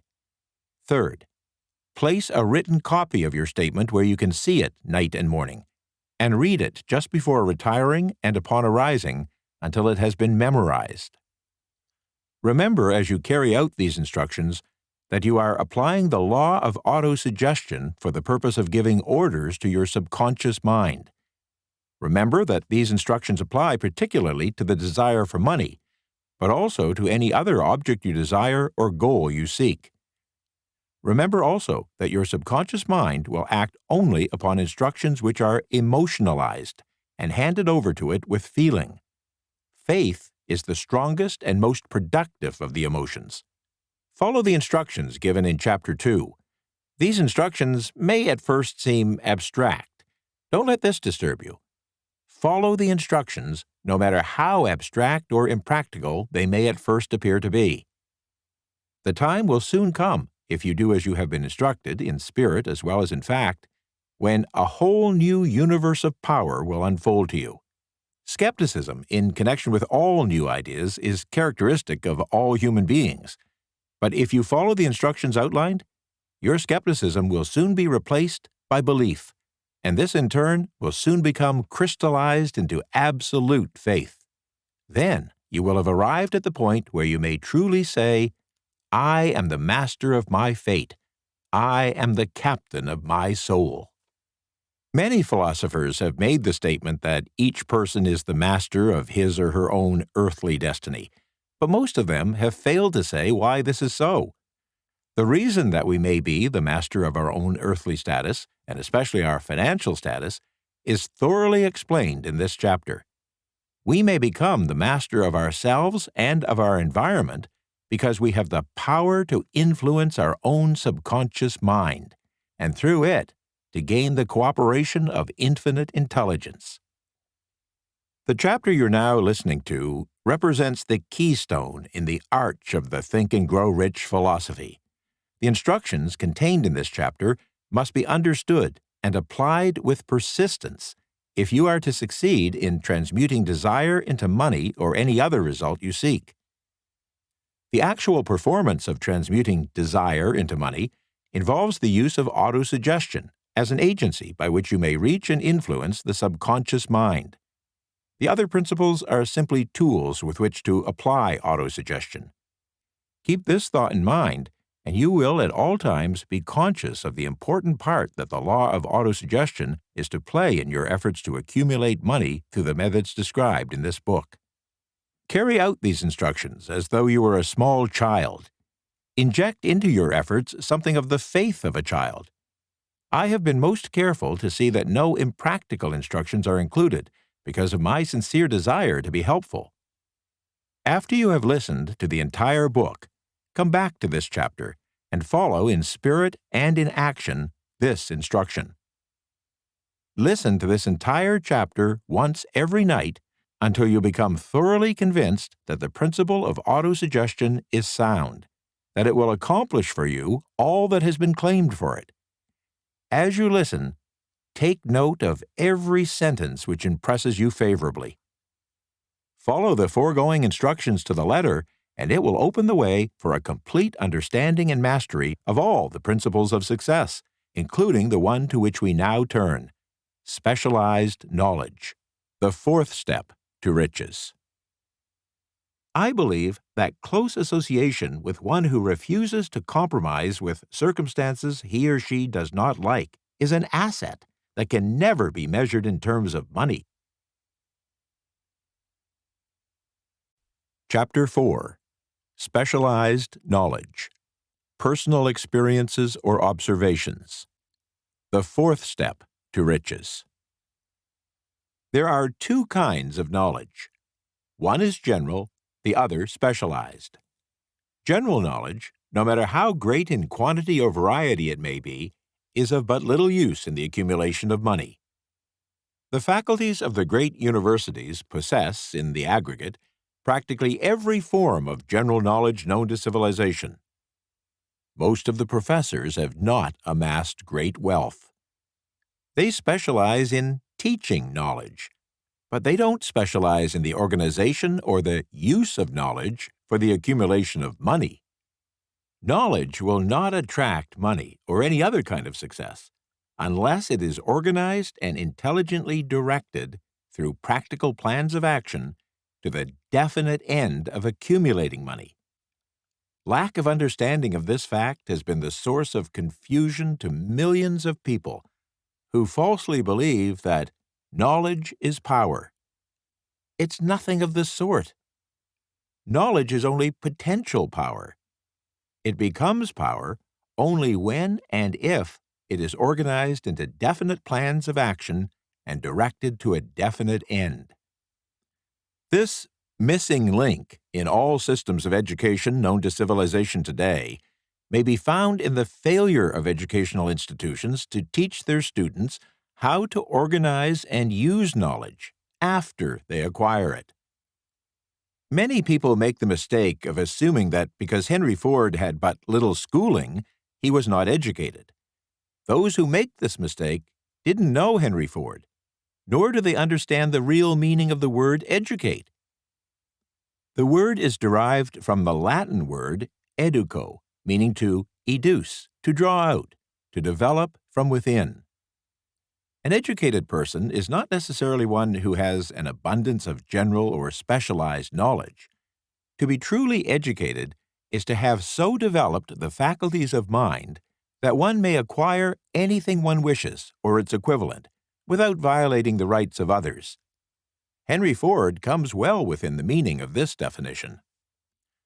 During World War I, a Chicago newspaper published certain editorials in which, among other statements, Henry Ford was called an ignorant pacifist. Mr. Ford objected to the statements and brought suit against the paper for libeling him. When the suit was tried in the courts, the attorneys for the paper pleaded justification and placed Mr. Ford himself on the witness stand for the purpose of proving to the jury that he was ignorant. The attorneys asked Mr. Ford a great variety of questions, all of them intended to prove, by his own evidence, that while he might possess considerable specialized knowledge pertaining to the manufacture of automobiles, he was, in the main, ignorant. Mr. Ford was plied with such questions as the following: Who was Benedict Arnold? And how many soldiers did the British send over to America to put down the rebellion of 1776?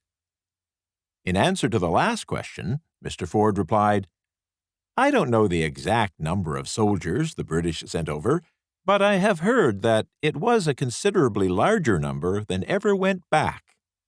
Finally, Mr. Ford became tired of this line of questioning, and in reply to a particularly offensive question, he leaned over, pointed his finger at the lawyer who had asked the question, and said, If I should really want to answer the foolish question you have just asked, or any of the other questions you have been asking me, let me remind you that I have a row of electric push buttons on my desk, and by pushing the right button, I can summon to my aid men who can answer any question I desire to ask concerning the business to which I am devoting most of my efforts. Now, will you kindly tell me why I should clutter up my mind with general knowledge for the purpose of being able to answer questions when I have men around me who can supply any knowledge I require? There certainly was good logic to that reply. The answer floored the lawyer. Every person in the courtroom realized it was the answer not of an ignorant man, but a man of education. Any person is educated who knows where to get knowledge when it is needed, and how to organize that knowledge into definite plans of action. Through the assistance of his master mind group, Henry Ford had, at his command, all the specialized knowledge he needed to enable him to become one of the wealthiest individuals in America. It was not essential that he have this knowledge in his own mind. Surely, no person who has sufficient inclination and intelligence to listen to a book of this nature can possibly miss the significance of this illustration. Before you can be sure of your ability to transmute desire into its monetary equivalent, you will require specialized knowledge of the service, merchandise, or profession which you intend to offer in return for fortune. Perhaps you may need much more specialized knowledge than you have the ability or the inclination to acquire, and if this should be true, you may bridge your weakness to the aid of your mastermind group. Andrew Carnegie stated that He personally knew nothing about the technical end of the steel business. Moreover, he didn't particularly care to know anything about it. The specialized knowledge which he required for the manufacture and marketing of steel, he found available through the individual units of his mastermind group. The accumulation of great fortunes calls for power, and power is acquired through highly organized and intelligently directed specialized knowledge. But that knowledge doesn't necessarily have to be in the possession of the person who accumulates the fortune. The preceding paragraph should give hope and encouragement to the person who has ambition to accumulate a fortune, but who doesn't have the necessary education to supply such specialized knowledge as may be required. People sometimes go through life suffering from inferiority complexes because they are not well educated. Yet, the individual who can organize and direct a mastermind group of people who possess knowledge useful in the accumulation of money is just as educated as anyone in the group. Remember that if you suffer from a feeling of inferiority because your schooling has been limited. Thomas A. Edison had only 3 months of formal education during his entire life. Yet he didn't lack education, nor did he die poor. Henry Ford had less than a 6th grade schooling, but he managed to do pretty well by himself financially. Specialized knowledge is among the most plentiful and the cheapest forms of service which may be had. If you doubt this, consult the payroll of any college or university. It pays to know how to purchase knowledge. First of all, decide the sort of specialized knowledge you require and the purpose for which it is needed. To a large extent, your major purpose in life, the goal to which you are working, will help determine what knowledge you need. With this question settled, your next move requires that you have accurate information concerning dependable sources of knowledge. The more important of these are A. Your own experience and education, B. Experience and education available through cooperation of others, Mastermind Alliance, C. Colleges and universities, D. Public libraries, through books and periodicals in which may be found all the knowledge organized by civilization. E. Special training courses, through night schools and home study materials in particular. As knowledge is acquired, it must be organized and put into use for a definite purpose through practical plans. Knowledge has no value except that which can be gained from its application toward some worthy end. This is one reason why a college degree in itself is not valued more highly. It often represents nothing but miscellaneous knowledge. If you contemplate pursuing additional formal education, first, determine the purpose for which you want the knowledge you're seeking. Then, learn where this particular sort of knowledge can be obtained from reliable sources. Successful people in all callings never stop acquiring specialized knowledge related to their major purpose, business, or profession. Those who are not successful usually make the mistake of believing that the knowledge-acquiring period ends when one finishes school. The truth is that formal education does but little more than to put one in the way of learning how to acquire practical knowledge. We find ourselves in a changed world today, and we have also seen some astounding changes in educational requirements. The order of the day is specialization. This truth was emphasized by Robert P. Moore, quoted in a piece written when he was an administrator at Columbia University. Specialists most sought. Particularly sought after by employing companies are candidates who have specialized in some field. Business school graduates with training in accounting and statistics, engineers of all varieties, journalists, architects, chemists, and also outstanding leaders of the senior class. The graduate who has been active on the campus, whose personality is such that he or she gets along with all kinds of people, and who has done an adequate job with studies, has a most decided edge over the strictly academic student. Some of these, because of their all-around qualifications, have received several offers of positions, a few of them as many as 6. In departing from the conception that the straight A student was invariably the one to get the choice of the better jobs, Mr. Moore said that most companies look not only to academic records, but to activity records and personalities of the students.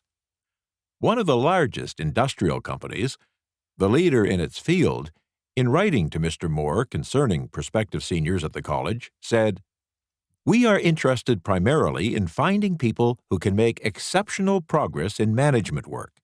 For this reason, we emphasize qualities of character, intelligence, and personality far more than specific educational background." Apprenticeship proposed. Proposing a system of apprenticing students in offices, stores, and industrial occupations during the summer vacation, Mr. Moore asserts that after the first 2 or 3 years of college, every student should be asked to choose a definite future course and to call a halt if the student has been merely pleasantly drifting without purpose through an unspecialized academic curriculum. Colleges and universities must face the practical consideration that all professions and occupations now demand specialists, he said, urging that educational institutions accept more direct responsibility for vocational guidance. One of the most reliable and practical sources of knowledge available to those who need specialized training is the night schools, operated in most large cities. And correspondence schools give specialized training anywhere the U.S. mails go, on all subjects that can be taught by the extension method. America is also blessed with an abundance of self-study books, courses, and other materials which one may use to acquire specialized training and knowledge. One advantage in particular of self-study training is the flexibility of the study program, which permits one to study during spare time, during work breaks, or during travel. Anything acquired without effort and without cost is generally unappreciated, often discredited. Perhaps this is why we get so little from our marvelous opportunity in public schools. The self-discipline one receives from a definite program of specialized study makes up, to some extent, for the wasted opportunity when knowledge was available without cost. I learned this from experience early in my career. I enrolled for a home study course in advertising. After completing 8 or 10 lessons, I stopped studying, but the school didn't stop sending me bills. Moreover, it insisted upon payment whether I kept up my studies or not. I decided that if I had to pay for the course, which I had legally obligated myself to do, I should complete the lessons and get my money's worth. I felt at the time that the collection system of the school was somewhat too well organized, but I learned later in life that it was a valuable part of my training for which no charge had been made. Being forced to pay, I went ahead and completed the course. Later in life, I discovered that the efficient collection system of that school had been worth much to me in the form of money I would later earn because of the training in advertising I had so reluctantly taken. We have in this country the greatest public school system in the world. We have invested fabulous sums for fine buildings. We have provided convenient transportation for children living in rural and other areas. But there is one astounding weakness to this marvelous system. It's free. One of the strange things about human beings is that they value only that which has a price. The free schools of America and the free public libraries don't impress people because they're free, or appear to be so. This is the major reason why so many people find it necessary to acquire additional training after they quit school and go to work.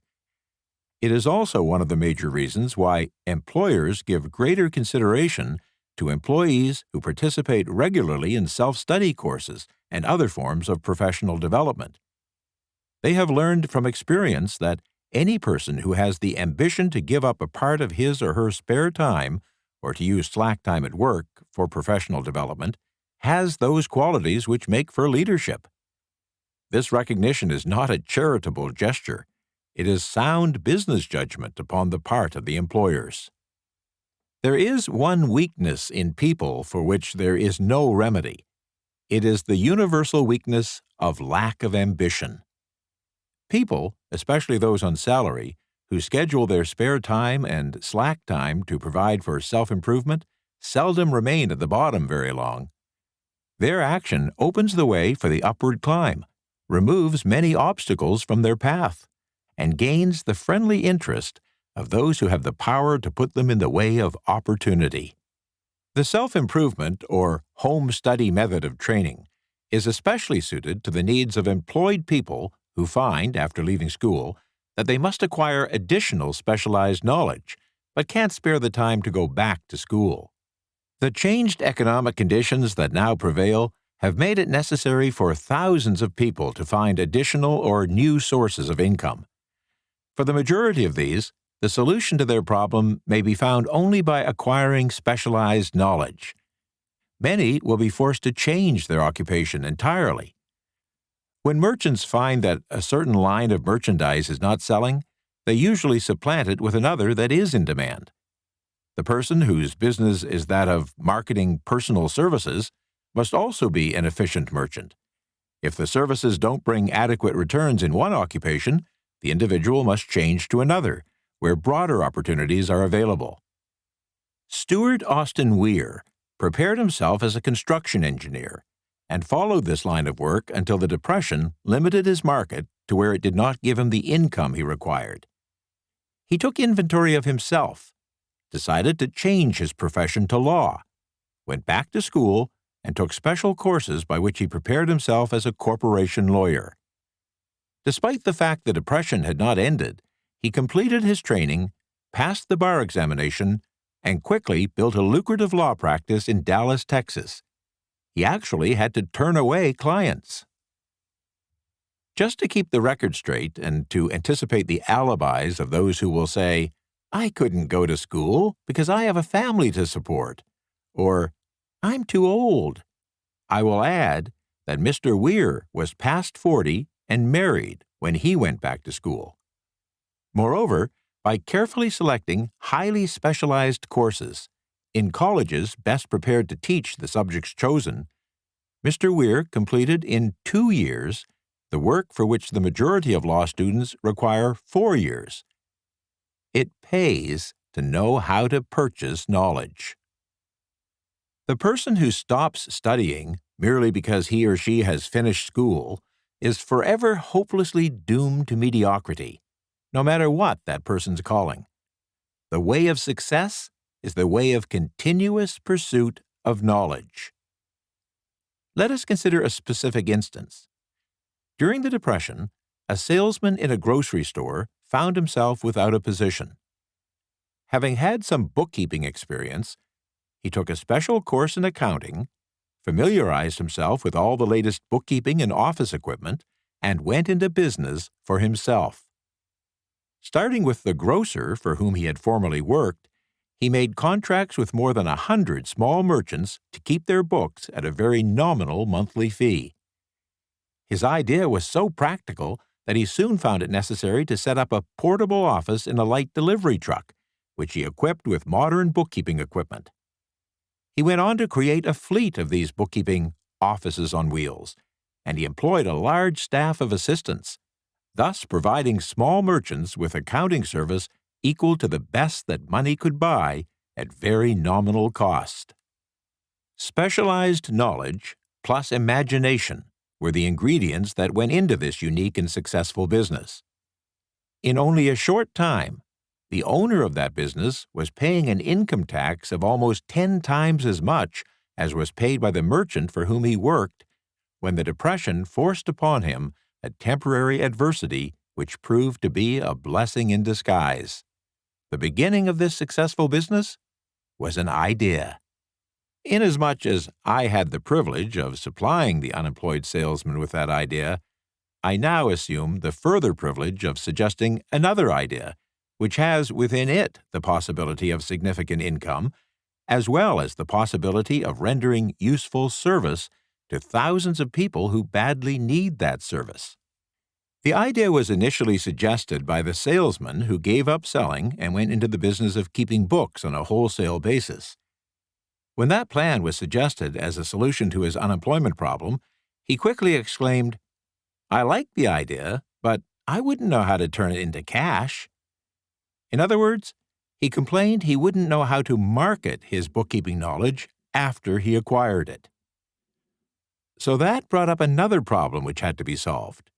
With the aid of a creative young woman, a typist, who was clever at hand lettering and who could put the story together, he was able to prepare a very attractive portfolio describing the advantages of the new system of bookkeeping. She typed the pages neatly and pasted them in an ordinary scrapbook, which was used as a silent salesman, with which the story of this new business was told so effectively that its owner soon had more accounts than he could handle. There are thousands of people today in communities all over the country who could use the services of a merchandising specialist such as this woman, capable of preparing attractive materials for use in marketing personal services. The aggregate annual income from such a service might easily exceed that received by an employment agency, and the benefits of the service might be made far greater to the purchaser than any to be obtained from an employment agency. The idea here described was born of necessity to meet an emergency which had to be covered, but it didn't stop by merely serving one person. The woman who created the idea had a keen imagination. She saw in her newly born brainchild the making of a new profession, one that would render valuable service to thousands of people who needed practical guidance in marketing personal services.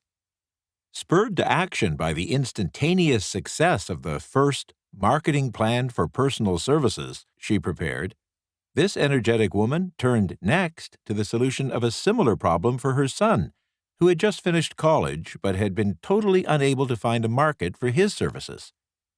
The plan she originated for his use was the finest specimen of merchandising of personal services I have ever seen.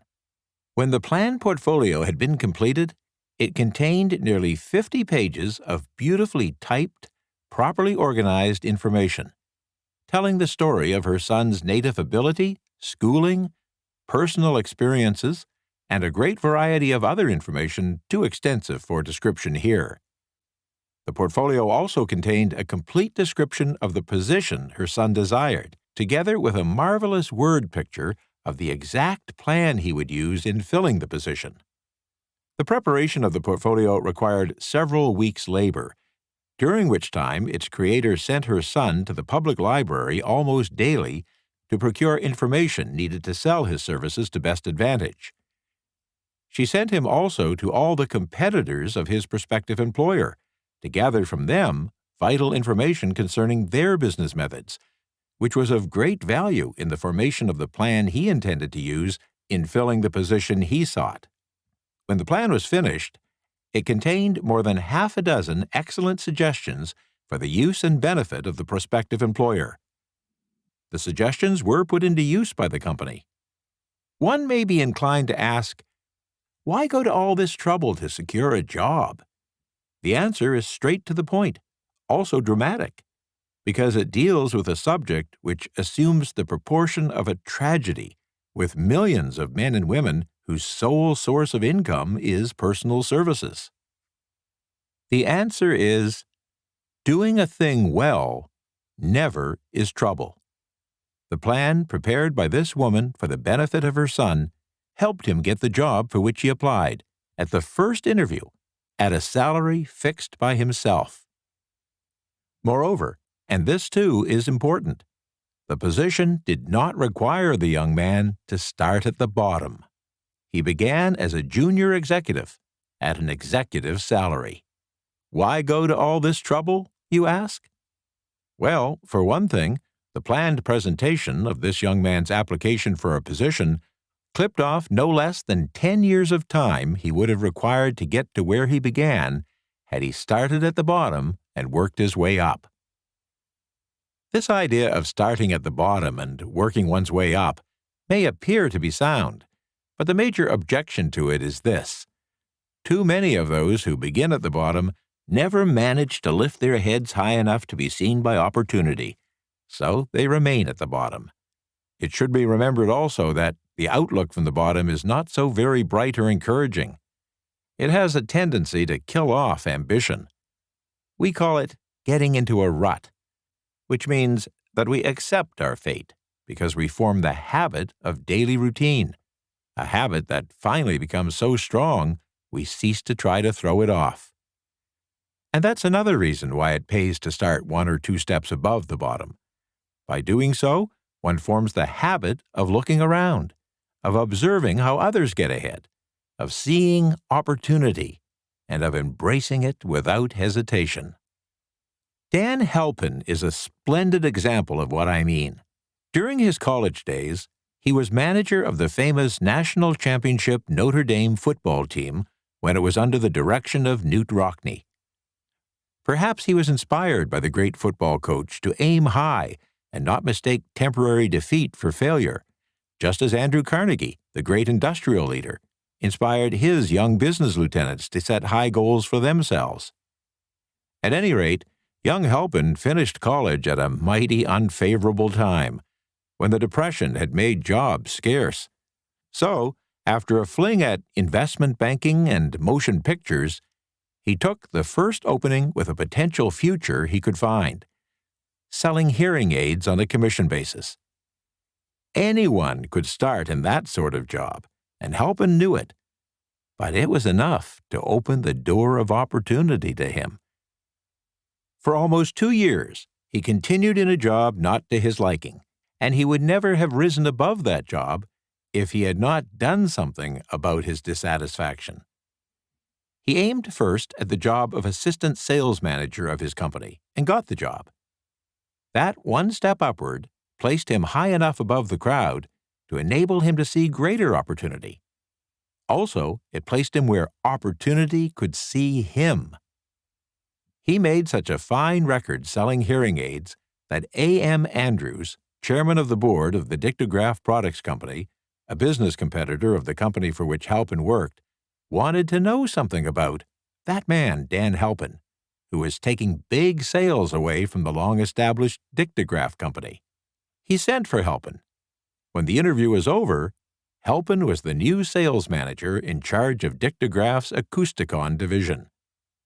Then, to test young Halpin's mettle, Mr. Andrews went away to Florida for 3 months, leaving him to sink or swim in his new job. He didn't sink.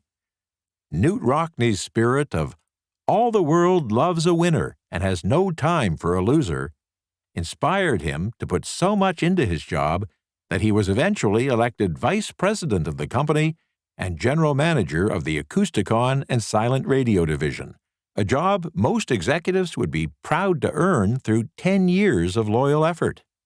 Halpin turned the trick in little more than 6 months.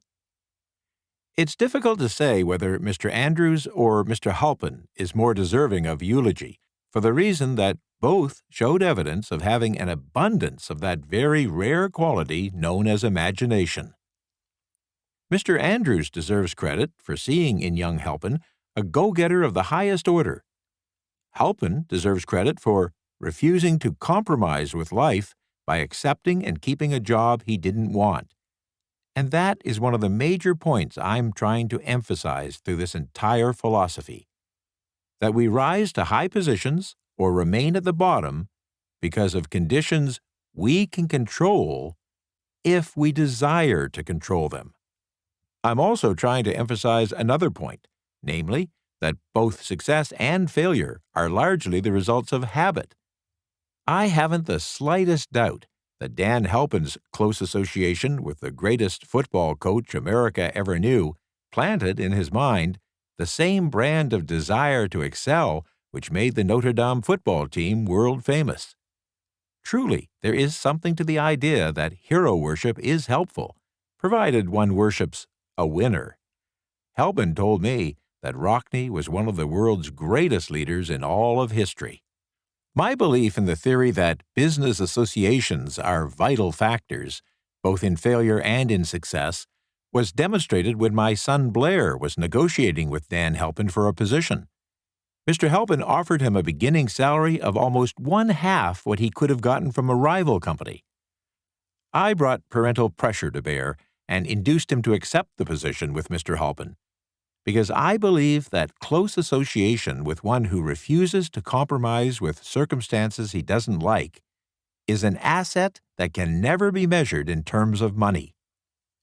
The bottom is a monotonous, dreary, unprofitable place for any person. That's why I have taken the time to describe how lowly beginnings may be circumvented by proper planning. That's why so much space has been devoted to the story about the woman who ended up creating a whole new business as a result of being inspired to do a fine job of planning so that her son could get a favorable break. Perhaps some will find in the kind of ideas here briefly described the nucleus of the riches they desire. Simple ideas have been the seedlings from which great fortunes have grown in America. Woolworth's 5 and 10 cent store idea, for example, was so simple at the time as to be almost unworthy of consideration, but it piled up a fortune for its creator. There is no fixed price for sound ideas. Back of all ideas is specialized knowledge. Unfortunately, for those who don't find riches in abundance, specialized knowledge is more abundant and more easily acquired than ideas. Capability means imagination, the one quality needed to combine specialized knowledge with ideas in the form of organized plans designed to yield riches. If you have imagination, the stories that have been told in this chapter may stimulate you to come up with an idea sufficient to serve as the beginning of the riches you desire. Remember, the idea is the main thing. Specialized knowledge may be found just around the corner, any corner, but imagination is the catalyst that unites a good idea with the specialized knowledge required to translate it into success. Anybody can wish for riches, and most people do, but only a few know that a definite plan plus a burning desire for wealth are the only dependable means of accumulating wealth. The only limitation is that which one sets up in one's own mind. Chapter 5. Imagination, the workshop of the mind. The fifth step to riches. The imagination is literally the workshop wherein are fashioned all plans created by humankind. The impulse, the desire, is given shape, form, and action through the aid of the imaginative faculty of the mind. It has been said that anything can be created which a human being can imagine. Of all the ages of civilization, the one in which we live is the most favorable for the development of the imagination, because it is an age of rapid change. On every hand, we may contact stimuli which develop the imagination. Through the aid of the imaginative faculty, we have discovered and harnessed more of nature's forces during the past 50 years than during the entire history of the human race previous to that time. We have conquered the air so completely that the birds are a poor match for us in flying. We have harnessed the electromagnetic spectrum and made it serve as a means of instantaneous communication with any part of the world. We have analyzed and weighed the sun at a distance of millions of miles and determined, through the aid of imagination, the elements of which it consists. We have discovered that our own brains are both a broadcasting and a receiving station for the vibration of thought, although we have only barely begun to understand this phenomenon with the aim of making practical use of this discovery. We have increased the speed of travel until we may now breakfast in New York and lunch in San Francisco. Our only limitation, within reason, lies in our development and use of our imagination. We haven't yet reached the apex of development in the use of the imaginative faculty. We've merely discovered that we have an imagination and have commenced to use it only in a very elementary way. 2 forms of imagination. The imaginative faculty functions in 2 forms. One is known as synthetic imagination, and the other as creative imagination. Synthetic imagination. Through this faculty, one can arrange old concepts, ideas, or plans into new combinations. This faculty creates nothing. It merely works with the material of experience, education, and observation with which it is fed. It's the faculty used most by the inventor, with the exception of the genius, who draws upon the creative imagination when unable to solve a problem through synthetic imagination. Creative imagination.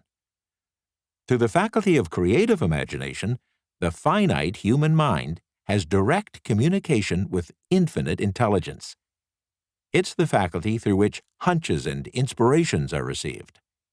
It's by this faculty that all basic or new ideas are handed over to us. It is through this faculty that thought vibrations or influences from the minds of others are received. It's through this faculty that one individual may tune in or communicate with the subconscious minds of others. The creative imagination works automatically in the manner described in subsequent pages. This faculty functions only when the conscious mind is functioning at an exceedingly high level of intensity or energy, as, for example, when the conscious mind is stimulated through the emotion of a strong desire. The creative imagination becomes more alert, more receptive to influences from the sources mentioned, in proportion to its development through use. This statement is significant. Ponder over it before passing on. Keep in mind, as you follow these principles, that the entire story of how one may convert desire into money cannot be told in one statement. The story will be complete only when one has mastered, assimilated, and begun to make use of all the success principles that are explained and tied together in this book. The great leaders of business, industry, finance, and the great artists, musicians, poets, and writers became great because they developed the faculty of creative imagination. Both the synthetic and creative faculties of imagination become more alert with use, just as any muscle or organ of the body develops through use. Desire is only a thought, an impulse. It's nebulous and ephemeral. It's abstract and of no value until it has been transformed into its physical counterpart. While the synthetic imagination is the one which will be used most frequently in the process of transforming the impulse of desire into money, you must keep in mind the fact that you may face circumstances and situations which demand the use of the creative imagination as well. Your imaginative faculty may have become weak through inaction. It can be revived and made alert through use. This faculty doesn't die, though it may become dormant through lack of use. Center your attention for the time being on developing the synthetic imagination, because this is the faculty which you will use more often in the process of converting desire into money. Transforming the intangible impulse of desire into the tangible reality of money calls for the use of a plan or plans. These plans must be formed with the aid of the imagination, mainly synthetic imagination. Listen to this entire book. Then come back to this chapter and begin at once to put your imagination to work on building a plan or plans to transform your desire into money. Detailed instructions for building plans have been given in almost every chapter. Carry out the instructions best suited to your needs and reduce your plan to writing if you haven't already done so. The moment you complete this, you will have definitely given concrete form to the intangible desire. Listen to the preceding sentence once more. Repeat it very slowly. And as you do, remember that the moment you reduce the statement of your desire and a plan for its realization to writing, you have actually taken the first of a series of steps which will enable you to convert the thought into its physical counterpart. The earth on which you live, you yourself, and every other material thing are the result of evolutionary change, through which microscopic bits of matter have been organized and arranged in an orderly fashion. Moreover, and this statement is of stupendous importance, this earth, every one of the billions of individual cells of your body, and every atom of matter began as an intangible form of energy. Desire is thought impulse. Thought impulses are forms of energy. When you begin with the thought impulse of desire to accumulate money or any other object of desire, you're drafting into your service the same stuff that nature used in creating this earth and every material form in the universe, including the body and brain in which the thought impulses function. As far as science has been able to determine, the entire universe consists of but two elements, matter and energy. Through the combination of energy and matter has been created everything which we can perceive, from the largest star which floats in the heavens down to and including ourselves. You are now engaged in the task of trying to profit by nature's method. You are, sincerely and earnestly, we hope, trying to adapt yourself to nature's laws by endeavoring to convert desire into its physical or monetary equivalent. You can do it. It has been done before. You can build a fortune through the aid of laws which are immutable. But first, you must become familiar with these laws and learn to use them. Through repetition, and by approaching the description of these principles from every conceivable angle, I hope to reveal to you the secret through which every great fortune has been accumulated. Strange and paradoxical as it may seem, the secret is not a secret. Nature herself advertises it in the earth on which we live, the stars, the planets suspended within our view, in the elements above and around us, in every blade of grass, and in every form of life within our vision.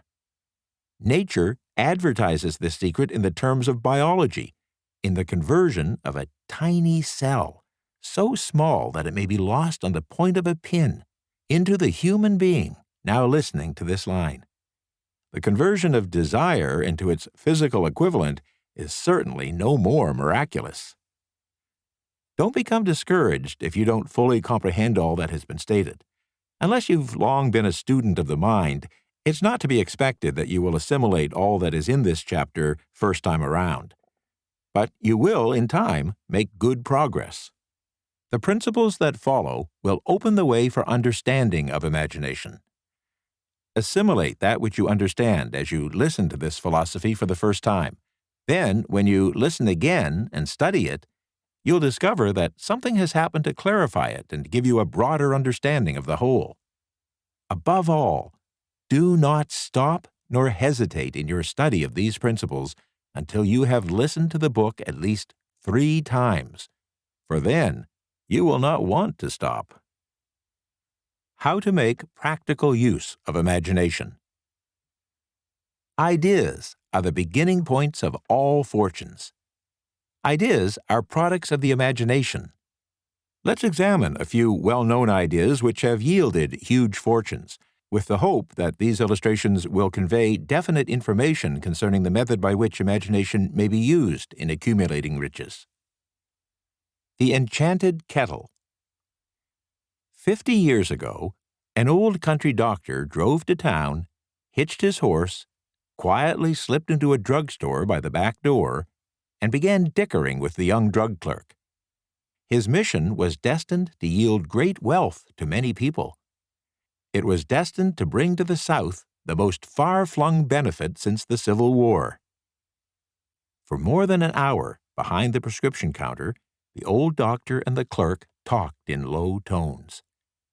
Then the doctor left. He went out to the buggy and brought back a large old-fashioned kettle, the big wooden paddle used for stirring the contents of the kettle, and deposited them in the back of the store. The clerk inspected the kettle, reached into his inside pocket, took out a roll of bills, and handed it over to the doctor. The roll contained exactly $500, the clerk's entire savings. The doctor handed over a small slip of paper on which was written a secret formula. The words on that small slip of paper were worth a king's ransom. But not to the doctor. Those magic words were needed to start the kettle to boiling. But neither the doctor nor the young clerk knew what fabulous fortunes were destined to flow from that kettle. The old doctor was glad to sell the outfit for $500. The money would pay off his debts and give him freedom of mind. The clerk was taking a big chance by staking his entire life savings on a mere scrap of paper and an old kettle. He never dreamed his investment would start a kettle to overflowing with gold that would surpass the miraculous performance of Aladdin's lamp. What the clerk really purchased was an idea. The old kettle and the wooden paddle and the secret message on a slip of paper were incidental. The strange performance of that kettle began to take place after the new owner mixed with the secret instructions an ingredient of which the doctor knew nothing. Listen to this story carefully and give your imagination a test. See if you can discover what it was that the young man added to the secret message that caused the kettle to overflow with gold. Remember, as you listen, that this is not a story from Arabian Nights. Here you have a story of facts, stranger than fiction, facts which began in the form of an idea. Let us take a look at the vast fortunes of gold this idea has produced. It has paid, and still pays, huge fortunes to men and women all over the world who distribute the contents of the kettle to millions of people. The old kettle is now one of the world's largest consumers of sugar, thus providing jobs of a permanent nature to thousands of men and women engaged in growing sugarcane, beets, other sugar-producing crops, and in refining and marketing sugar. The old kettle consumes millions and millions of bottles and cans each year, providing jobs to huge numbers of workers who manufacture those containers. The old kettle gives employment to an army of clerks, stenographers, copywriters, and advertising experts throughout the nation. It has brought fame and fortune to scores of artists who have created magnificent pictures and ads describing the product. The old kettle converted a small southern city into the business capital of the South, where it now benefits, directly or indirectly, every business and practically every resident of the city. The influence of this idea now benefits every civilized country in the world, pouring out a continuous stream of gold to all who touch it. Gold from the kettle has built and maintains one of the most prominent universities of the South, where thousands of young people receive the training essential for success. The old kettle has done other marvelous things, all during the Depression, when factories, banks, and businesses were folding up and quitting by the thousands. The owner of this enchanted kettle went marching on, giving continuous employment to an army of men and women all over the world, and paying out extra portions of gold to those who long ago had faith in the idea. If the product of that old brass kettle could talk, it would tell thrilling tales of romance in every language. Romances of love, romances of business, romances of professional men and women who are daily being stimulated by it. I'm sure of at least one such romance, for I was part of it, and it all began not far from the very spot on which the drug clerk purchased the old kettle. It was here that I met my wife, and it was she who first told me of the enchanted kettle. It was the product of that kettle we were drinking when I asked her to accept me for better or worse.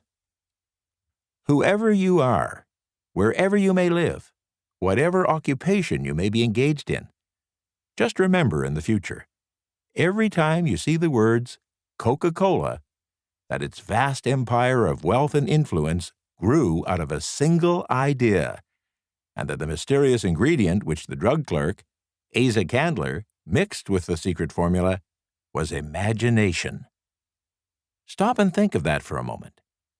Remember also that the 13 steps to riches described in this book were the media through which the influence of Coca-Cola has been extended to every city, town, village, and crossroads of the world. And any idea you may create, which is as sound and meritorious as Coca-Cola, has the possibility of duplicating the stupendous record of this worldwide thirst quencher. Truly, thoughts are things, and their scope of operation is the world itself. What I would do if I had $1 million. The following story proves the truth of the old saying, "Where there's a will, there's a way."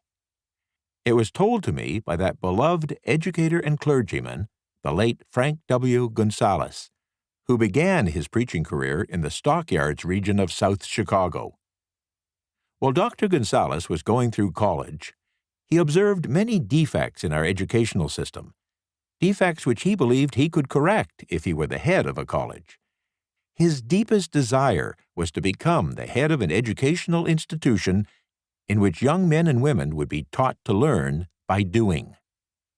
He made up his mind to organize a new college in which he could carry out his ideas without being handicapped by orthodox methods of education. He needed $1 million to put the project across. Where was he to lay his hands on so large a sum of money? That was the question that absorbed most of this ambitious young preacher's thought. But he couldn't seem to make any progress. Every night he took that thought to bed with him. He got up with it in the morning. He took it with him everywhere he went. He turned it over and over in his mind until it became a consuming obsession with him. $1 million is a lot of money. He recognized that fact, but he also recognized the truth that the only limitation is that which one sets up in one's own mind. Being a philosopher as well as a preacher, Dr. Gonzalez recognized, as do all who succeed in life, that definiteness of purpose is the starting point from which one must begin. He recognized, too, that definiteness of purpose takes on animation, life, and power when backed by a burning desire to translate that purpose into its material equivalent. He knew all these great truths, yet he didn't know where or how to lay his hands on $1 million. The natural procedure would have been to give up and quit by saying, well, my idea is a good one, but I can't do anything with it because I never can procure the necessary $1 million. That is exactly what the majority of people would have said, but it's not what Dr. Gonzalez said. What he said and what he did are so important that I now introduce him and let him speak for himself. One Saturday afternoon, I sat in my room thinking of ways and means of raising the money to carry out my plans. For nearly 2 years I had been thinking, but I had done nothing but think. The time had come for action. I made up my mind, then and there, that I would get the necessary $1 million within a week. How? I wasn't concerned about that. The thing of importance was the decision to get the money within a specified time, and I want to tell you that the moment I reached a definite decision to get the money within a specified time, a strange feeling of assurance came over me, such as I had never before experienced. Something inside me seemed to say, "Why didn't you reach that decision a long time ago? The money was waiting for you all the time." Things began to happen in a hurry. I called the newspapers and announced I would preach a sermon the following morning entitled, "What I Would Do If I Had $1 Million." I went to work on the sermon immediately, but I must tell you frankly, the task was not difficult because I had been preparing that sermon for almost 2 years. The spirit back of it was a part of me. Long before midnight, I had finished writing the sermon. I went to bed and slept with a feeling of confidence, for I could see myself already in possession of the $1 million. Next morning, I arose early, went into the bathroom, read the sermon, then knelt on my knees and asked that my sermon might come to the attention of someone who would supply the needed money. While I was praying, I again had that feeling of assurance that the money would be forthcoming. In my excitement, I walked out without my sermon and did not discover the oversight until I was in my pulpit and about ready to begin delivering it. It was too late to go back for my notes, and what a blessing that I couldn't go back. Instead, my own subconscious mind yielded the material I needed. When I arose to begin my sermon, I closed my eyes and spoke with all my heart and soul of my dreams. I not only talked to my audience, but I fancy I talked also to God. I told what I would do with $1 million if that amount were placed in my hands. I described the plan I had in mind for organizing a great educational institution where young people would learn to do practical things and at the same time develop their minds. When I had finished and sat down, a man slowly arose from his seat, about 3 rows from the rear, and made his way toward the pulpit. I wondered what he was going to do. He came into the pulpit, extended his hand, and said, "Reverend, I liked your sermon. I believe you can do everything you said you would if you had $1 million. To prove that I believe in you and your sermon, if you'll come to my office tomorrow morning, I'll give you the $1 million. My name is Philip D. Armour." Young Gonzalez went to Mr. Armour's office, and the $1 million was presented to him.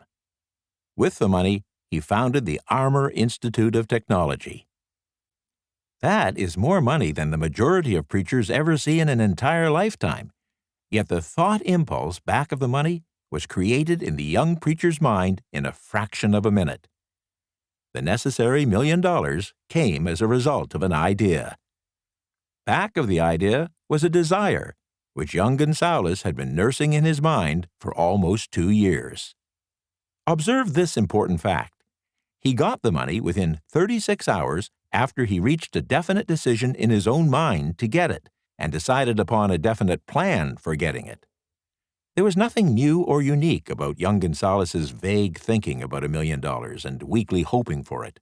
Others before him, and many since his time, have had similar thoughts. But there was something unique and different about the decision he reached on that memorable Saturday, when he put vagueness into the background and said definitely, "I will get that money within a week." God seems to throw himself on the side of people who know exactly what they want, if they are determined to get just that. Moreover, the principle through which Dr. Gonzalez got his $1 million is still alive. It's available to you. This universal law is as workable today as it was when the young preacher made use of it so successfully. This book describes, step by step, the 13 elements of this great law and suggests how they may be put to use. Observe that Asa Candler and Dr. Frank Gonzalez had one characteristic in common. Both knew the astounding truth that ideas can be transmuted into cash through the power of definite purpose plus definite plans. If you're one of those who believe that hard work and honesty alone will bring riches, perish the thought. It's not true. Riches, when they come in huge quantities, are never the result of hard work. Riches come, if they come at all, in response to definite demands, based upon the application of definite principles, and not by chance or luck. Generally speaking, an idea is an impulse of thought that impels action by an appeal to the imagination. All master salespeople know that ideas can be sold where merchandise cannot. Ordinary salespeople do not know this. That is why they are ordinary. A publisher of books which sell for a few dollars made a discovery that should be worth much to publishers generally. He learned that many people buy titles and not contents of books. By merely changing the name of one book that was not moving, his sales in that book jumped upward more than 1 million copies. The inside of the book wasn't changed in any way. He merely ripped off the cover bearing the title that didn't sell and put on a new cover with a title that had box office value. That, as simple as it may seem, was an idea. It was imagination at work.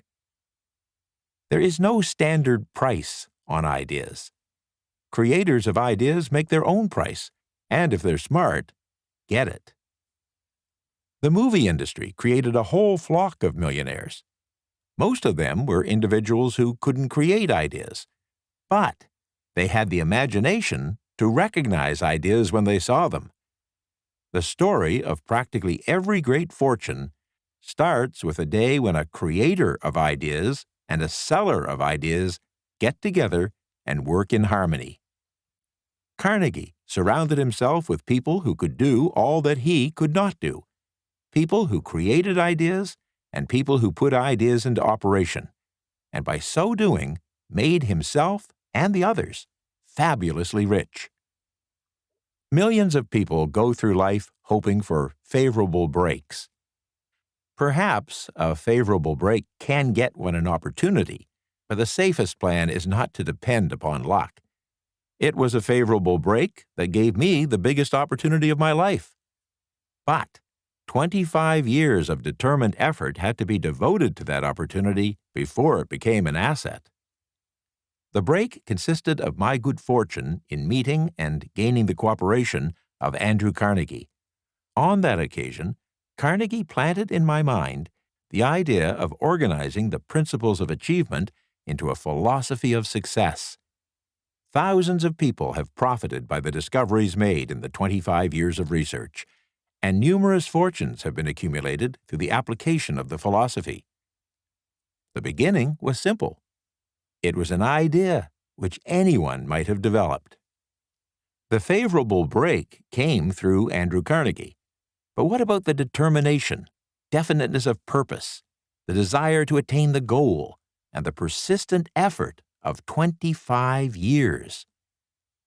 It was no ordinary desire that survived disappointment, discouragement, temporary defeat, criticism, and the constant reminding of waste of time.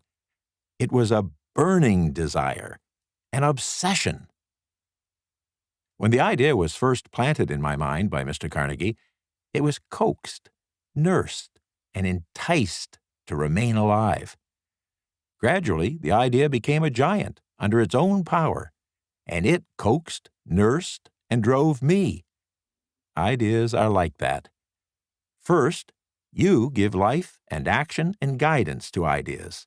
Then, they take on power of their own and sweep aside all opposition. Ideas are intangible forces, but they have more power than the physical brains that give birth to them. They have the power to live on after the brain that creates them has returned to dust. For example, take the power of Christianity. That began with a simple idea. Its chief tenet was, "Do unto others as you would have others do unto you." Christ has gone back to the source from whence he came, but his idea goes marching on. Someday it may come fully into its own. Then it will have fulfilled Christ's deepest desire. The idea has been developing only some 2,000 years. Give it time. Riches, when they come in huge quantities, are never the result of hard work. Riches come, if they come at all, in response to definite demands, based upon the application of definite principles, and not by chance or luck. Success requires no apologies. Failure permits no alibis. Chapter 6. Organized Planning. The crystallization of desire into action. The sixth step to riches. You have learned that everything worthwhile that an individual creates or acquires begins in the form of desire, and that the first step of desire's journey from the abstract to the concrete is into the workshop of the imagination, where plans for desire's transition are created and organized. In Chapter 1, you were instructed to take 6 definite, practical actions as your first move in translating the desire for money into its monetary equivalent. One of these steps is the formation of a definite, practical plan or plans through which this transformation may be made. You will now be instructed on how to build plans which will be practical, namely, A.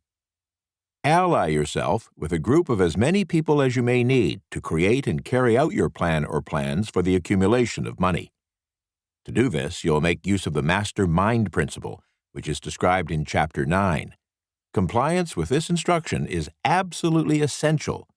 Do not neglect it. B. Before forming your mastermind alliance, decide what advantages and benefits you may offer the individual members of your group in return for their cooperation. No one will work indefinitely without some form of compensation. No intelligent person will either request or expect another to work without adequate compensation, although this may not always be in the form of money. C. Arrange to meet with the members of your mastermind group at least twice a week, and more often if possible, until you have jointly perfected the necessary plan or plans for the accumulation of money. D. Maintain perfect harmony between yourself and every member of your mastermind group. If you fail to carry out this instruction to the letter, you may expect to meet with failure. The mastermind principle cannot obtain where perfect harmony doesn't prevail. Keep in mind these two facts. First, you are engaged in an undertaking of major importance to you. To be sure of success, you must have plans which are faultless. Second, you must have the advantage of the experience, education, native ability, and imagination of other minds. This is in harmony with the methods followed by every person who has accumulated a great fortune. No individual has sufficient experience, education, native ability, and knowledge to ensure the accumulation of a great fortune without the cooperation of other people. Every plan you adopt in your endeavor to accumulate wealth should be the joint creation of yourself and every other member of your mastermind group. You may originate your own plans, either in whole or in part, but see that those plans are checked and approved by the members of your mastermind alliance. If the first plan which you adopt doesn't work successfully, replace it with a new plan. If this new plan fails to work, replace it in turn with still another, and so on until you find a plan which does work. Right here is the point at which the majority of people meet with failure, because of their lack of persistence in creating new plans to take the place of those which fail. The most intelligent individual cannot succeed in accumulating money, or in any other undertaking, without plans which are practical and workable. Just keep this fact in mind, and remember, when your plans fail, that temporary defeat is not permanent failure. It may only mean that your plans have not been sound. Build other plans. Start over again. Thomas A. Edison failed 10,000 times before he perfected the incandescent electric light bulb. That is, he met with temporary defeat 10,000 times before his efforts were crowned with success. Temporary defeat should mean only one thing: the certain knowledge that there is something wrong with your plan. Millions of people go through life in misery and poverty because they lack a sound plan through which to accumulate a fortune. Henry Ford accumulated a fortune not because of his superior mind, but because he adopted and followed a plan which proved to be sound. 1,000 individuals could be pointed out, each with a better education than Ford's, yet each of whom lives in poverty, because he or she doesn't possess the right plan for the accumulation of money. Your achievement can be no greater than your plans are sound. That may seem to be an axiomatic statement, but it is true. And no one is ever whipped until that person quits in his or her own mind. This fact will be repeated many times because it's so easy to take the count at the first sign of defeat. James J. Hill met with temporary defeat when he first endeavored to raise the necessary capital to build a railroad from the east to the west, but he too turned defeat into victory through new plans.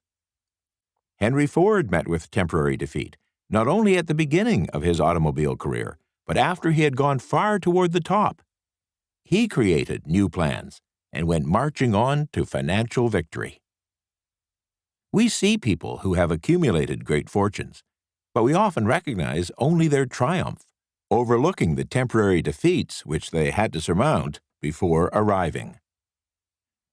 No follower of this philosophy can reasonably expect to accumulate a fortune without experiencing temporary defeat. When defeat comes, accept it as a signal that your plans are not sound.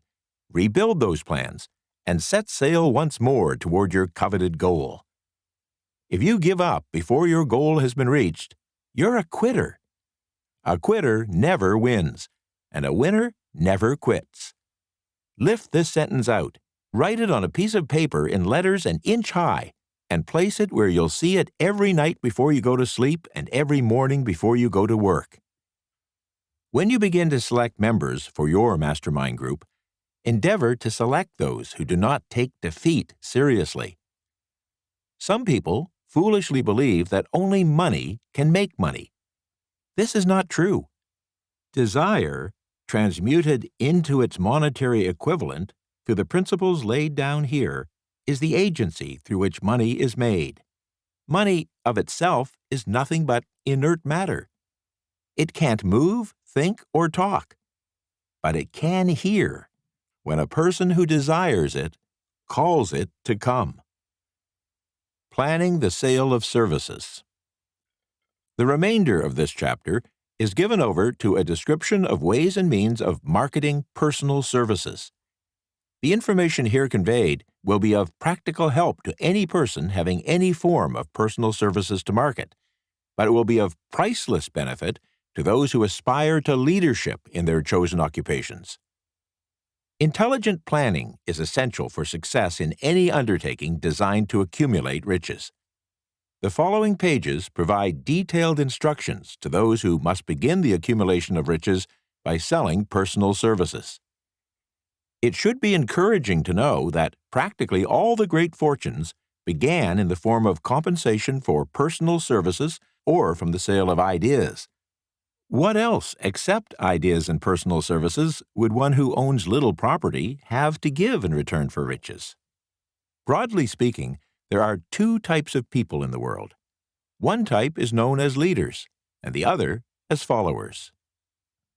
Decide at the outset whether you intend to become a leader in your chosen calling or remain a follower. The difference in compensation is vast. The follower cannot reasonably expect the compensation to which a leader is entitled, although many followers make the mistake of expecting such pay. It's no disgrace to be a follower. On the other hand, it is no credit to remain a follower. Most great leaders began in the capacity of followers. They became great leaders because they were intelligent followers. With few exceptions, the person who cannot follow a leader intelligently cannot become an efficient leader. The person who can follow a leader most efficiently is usually the one who develops into leadership most rapidly. An intelligent follower has many advantages. Among them, the opportunity to acquire knowledge from his or her leader. The 11 major factors of leadership. The following are important attributes of leadership.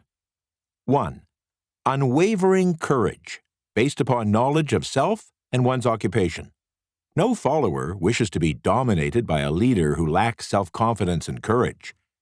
No intelligent follower will be dominated by such a leader very long. 2. Self-control. The person who lacks self-control can never control others. Self-control sets a mighty example for one's followers, which the more intelligent will emulate. 3.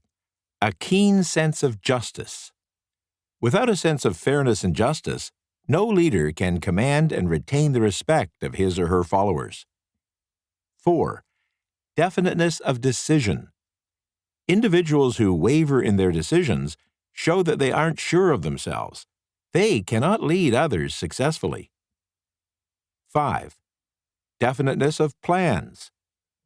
Successful leaders must plan their work and work their plan. Leaders who move by guesswork, without practical, definite plans, are comparable to a ship without a rudder. Sooner or later, they'll land on the rocks. 6. The habit of doing more than paid for. One of the penalties of leadership is the necessity of willingness upon the part of leaders to do more than they require of their followers. 7. A pleasing personality. No slovenly, careless person can become a successful leader. Leadership calls for respect. Followers will not respect a leader who doesn't grade high on all of the factors of a pleasing personality. 8. Sympathy and understanding. Successful leaders must be in sympathy with their followers. Moreover, they must understand them and their problems. 9. Mastery of detail. Successful leadership calls for mastery of details of the leader's position. 10. Willingness to assume full responsibility. Successful leaders must be willing to assume responsibility for the mistakes and the shortcomings of their followers. If they try to shift this responsibility, they won't remain the leader. If one of their followers makes a mistake and demonstrates incompetence, leaders must consider that it is they themselves who failed. 11. Cooperation.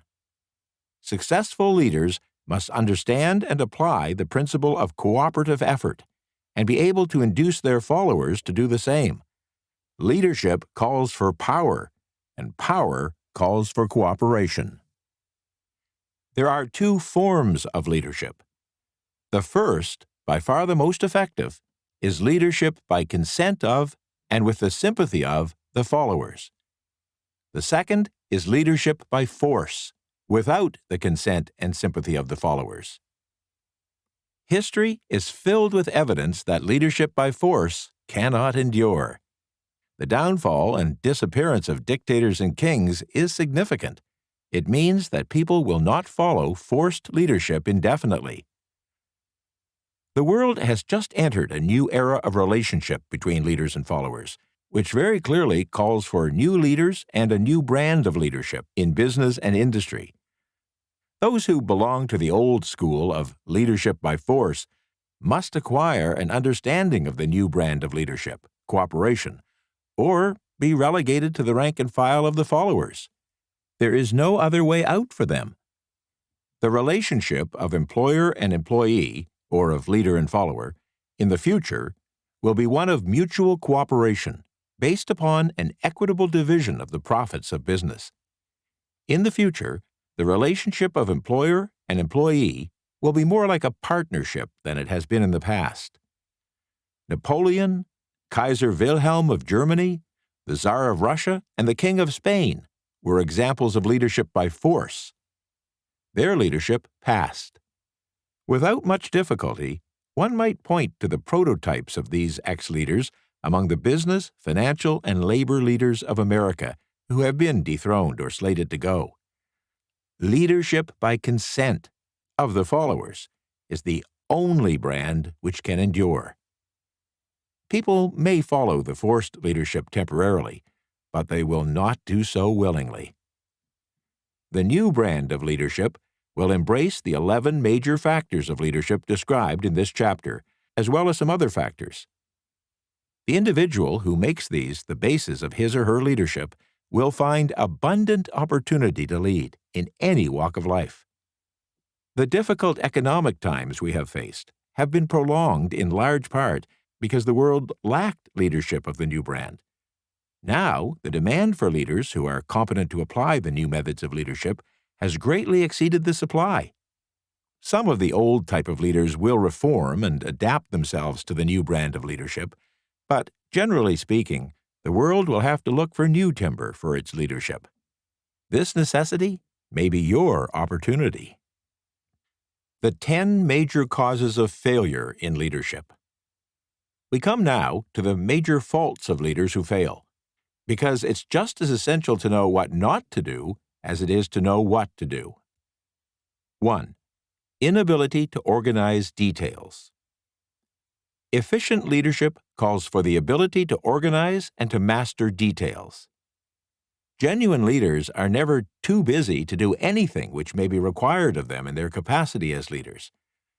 Whenever people, whether they are leader or follower, admit that they are too busy to change their plans or to give attention to any emergency, they admit their inefficiency. Successful leaders must be the master of all details connected with their position.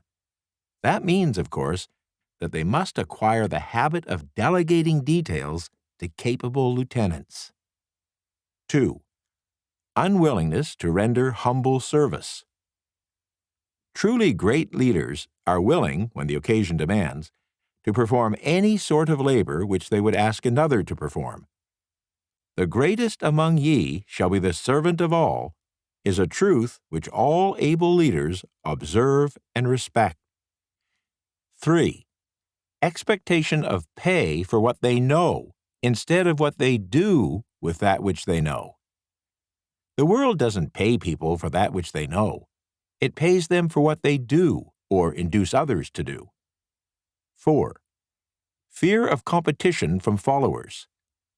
Leaders who fear that one of their followers may take their position are practically sure to realize that fear sooner or later. Able leaders train understudies to whom they may delegate at will any of the details of their position. Only in this way can leaders multiply themselves and prepare themselves to be at many places and give attention to many things at one time.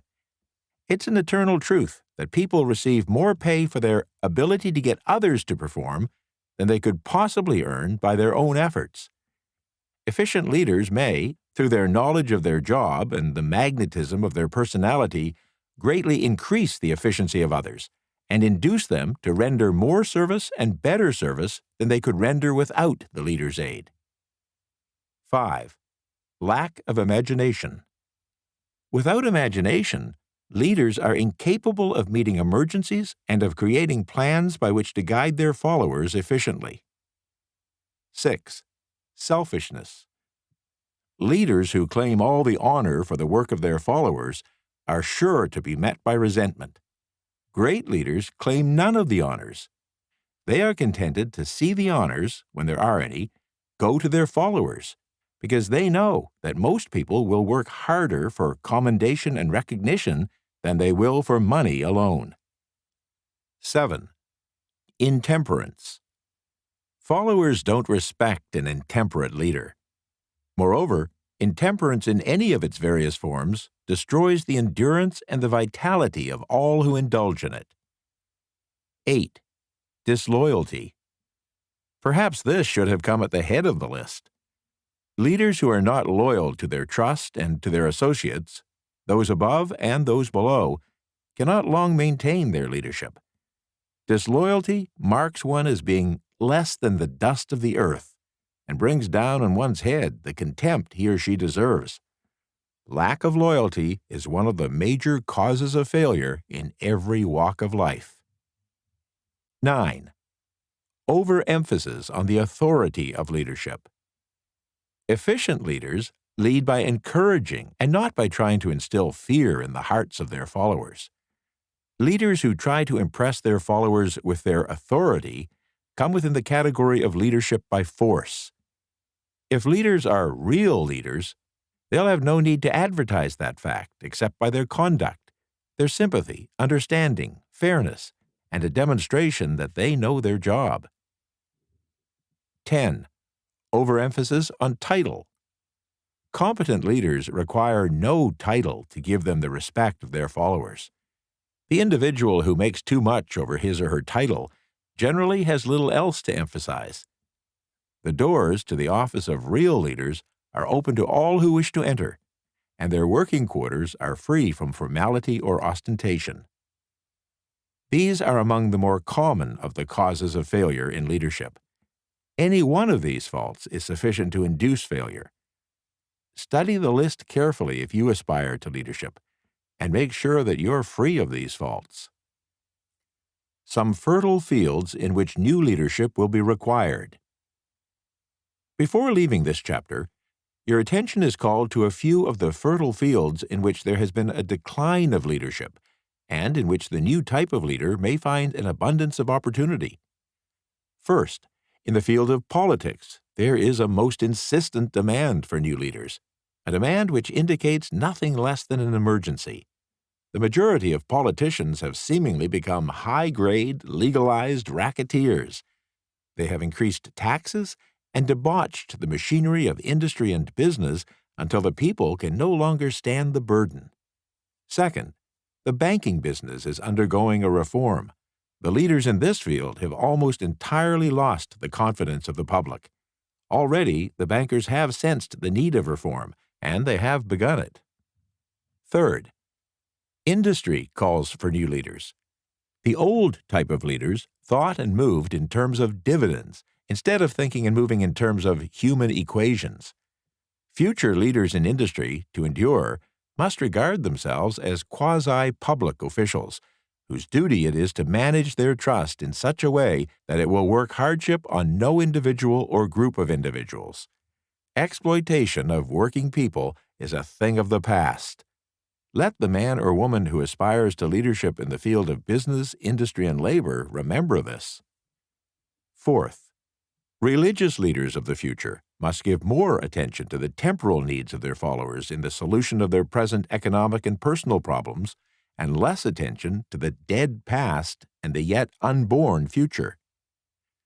Fifth, in the professions of law, medicine, and education, a new brand of leadership, and to some extent new leaders, will become a necessity. This is especially true in the field of education. The leader in that field must, in the future, find ways and means of teaching people how to apply the knowledge they receive in school. The educator must deal more with practice and less with theory. Sixth, new leaders will be required in the field of journalism. Newspapers of the future, to be operated successfully, must be divorced from special privilege and relieved from the subsidy of advertising.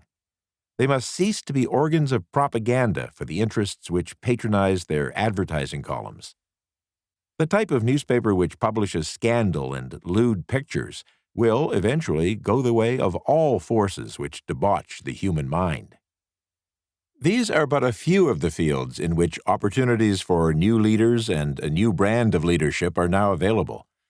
The world is undergoing a rapid change. This means that the media, through which the changes in human habits are promoted, must be adapted to the changes. The media here described are the ones which, more than any others, determine the trend of civilization. The information to be described next about when and how to apply for a position is the net result of many years of experience, during which thousands of men and women were helped to market their services effectively. It can, therefore, be relied upon as sound and practical. Media through which services may be marketed. Experience has proved that the following media offer the most direct and effective methods of bringing the buyer and seller of personal services together. 1. Employment agencies. Care must be taken to select only reputable agencies, the management of which can show adequate records of achievement of satisfactory results. There are comparatively few such agencies. 2. Advertising in newspapers, trade journals, and magazines. Classified advertising may usually be relied upon to produce satisfactory results in the case of those who apply for clerical or ordinary salaried positions. Display advertising is more desirable in the case of those who seek executive connections. The copy should be prepared by an expert who understands how to inject sufficient selling qualities to produce replies. 3. Personal letters of application, directed to particular firms or individuals most apt to need such services as are being offered. Letters should be neatly typed always and signed by hand with a bold signature. With the letter should be sent a complete brief or outline of the applicant's qualifications. Both the letter of application and the resume of experience or qualifications should be prepared by an expert, or be of the same quality and appearance as one prepared by an expert. See instructions as to information to be supplied. 4. Application through personal acquaintances. When possible, the applicant should endeavor to approach prospective employers through some mutual acquaintance. This method of approach is particularly advantageous in the case of those who seek executive connections and don't wish to appear to be peddling themselves. 5. Application in person. In some instances, it may be more effective if the applicant offers personally his or her services to prospective employers, in which event a complete written statement of qualifications for the position should be presented, because prospective employers often wish to discuss with associates one's record. 8 musts for an effective resume. Editor's note: as we delve into the following section on resume writing, it's important to remember that the advice given was penned in 1937, a time when professional norms and expectations were quite different from today. Some of the suggestions may reflect the customs and practices of that era. For instance, it recommends including a photograph of oneself, a practice that has since become outdated and is generally not recommended in modern resume writing. Additionally, the language and formatting conventions may differ from what you might expect in contemporary resumes. While the core principles of presenting one's qualifications and achievements remain timeless, I encourage you to approach this section with an understanding of its historical context. Feel free to adapt the advice to align with current best practices in resume preparation. A resume should be prepared as carefully as a lawyer would prepare the brief of a case to be tried in court. Unless the applicant is experienced in the preparation of resumes, an expert should be consulted and hired for this purpose.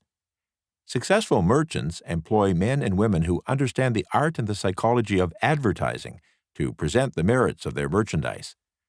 One who has personal services for sale should do the same. The following 8 items of information should appear in the resume. 1. Education. State briefly but specifically what education you have had and in what subjects you specialized, giving the reasons for that specialization. 2. Experience. If you've had experience in connection with positions similar to the one you seek, describe it fully and state names and addresses of former employers. Be sure to bring out clearly any special experience you may have had which would equip you to fill the position you seek. 3. References. Practically every business firm desires to know all about the previous records, antecedents, etc. of prospective employees who seek positions of responsibility. Attach to your resume photostatic copies of letters from A. Former employers, B. Teachers under whom you studied, and C. Prominent people whose judgment may be relied upon. 4. Photograph. Attach to your resume a recent, unmounted photograph of yourself, or, if your resume is being printed professionally, have the photograph suitably reproduced. 5. Apply for a specific position. Avoid applying for a position without describing exactly what particular position you seek. Never apply for just a position. That indicates you lack specialized qualifications. 6. State your qualifications for the particular position for which you apply. Give full details as to the reason you believe you are qualified for the particular position you seek. This is the most important detail of your application. It will determine more than anything else what consideration you receive. 7. Offer to go to work on probation.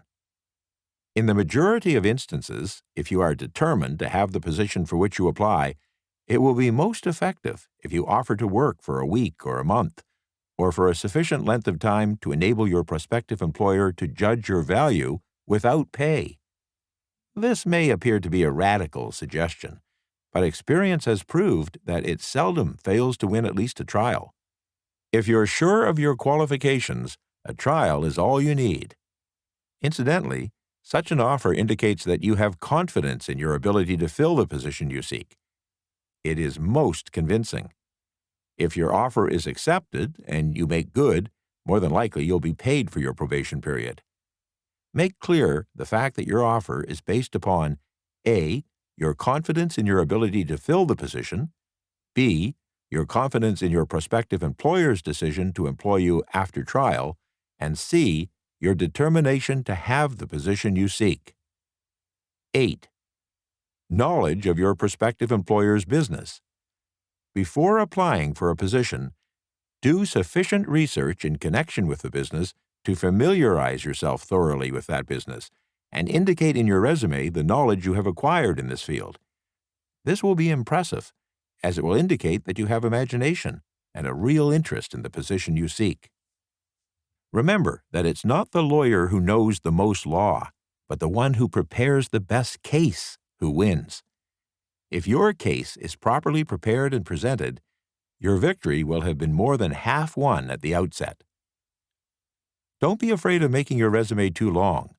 Employers are just as much interested in purchasing the services of well-qualified applicants as you are in securing employment. In fact, The success of most successful employers is due mainly to their ability to select well-qualified lieutenants.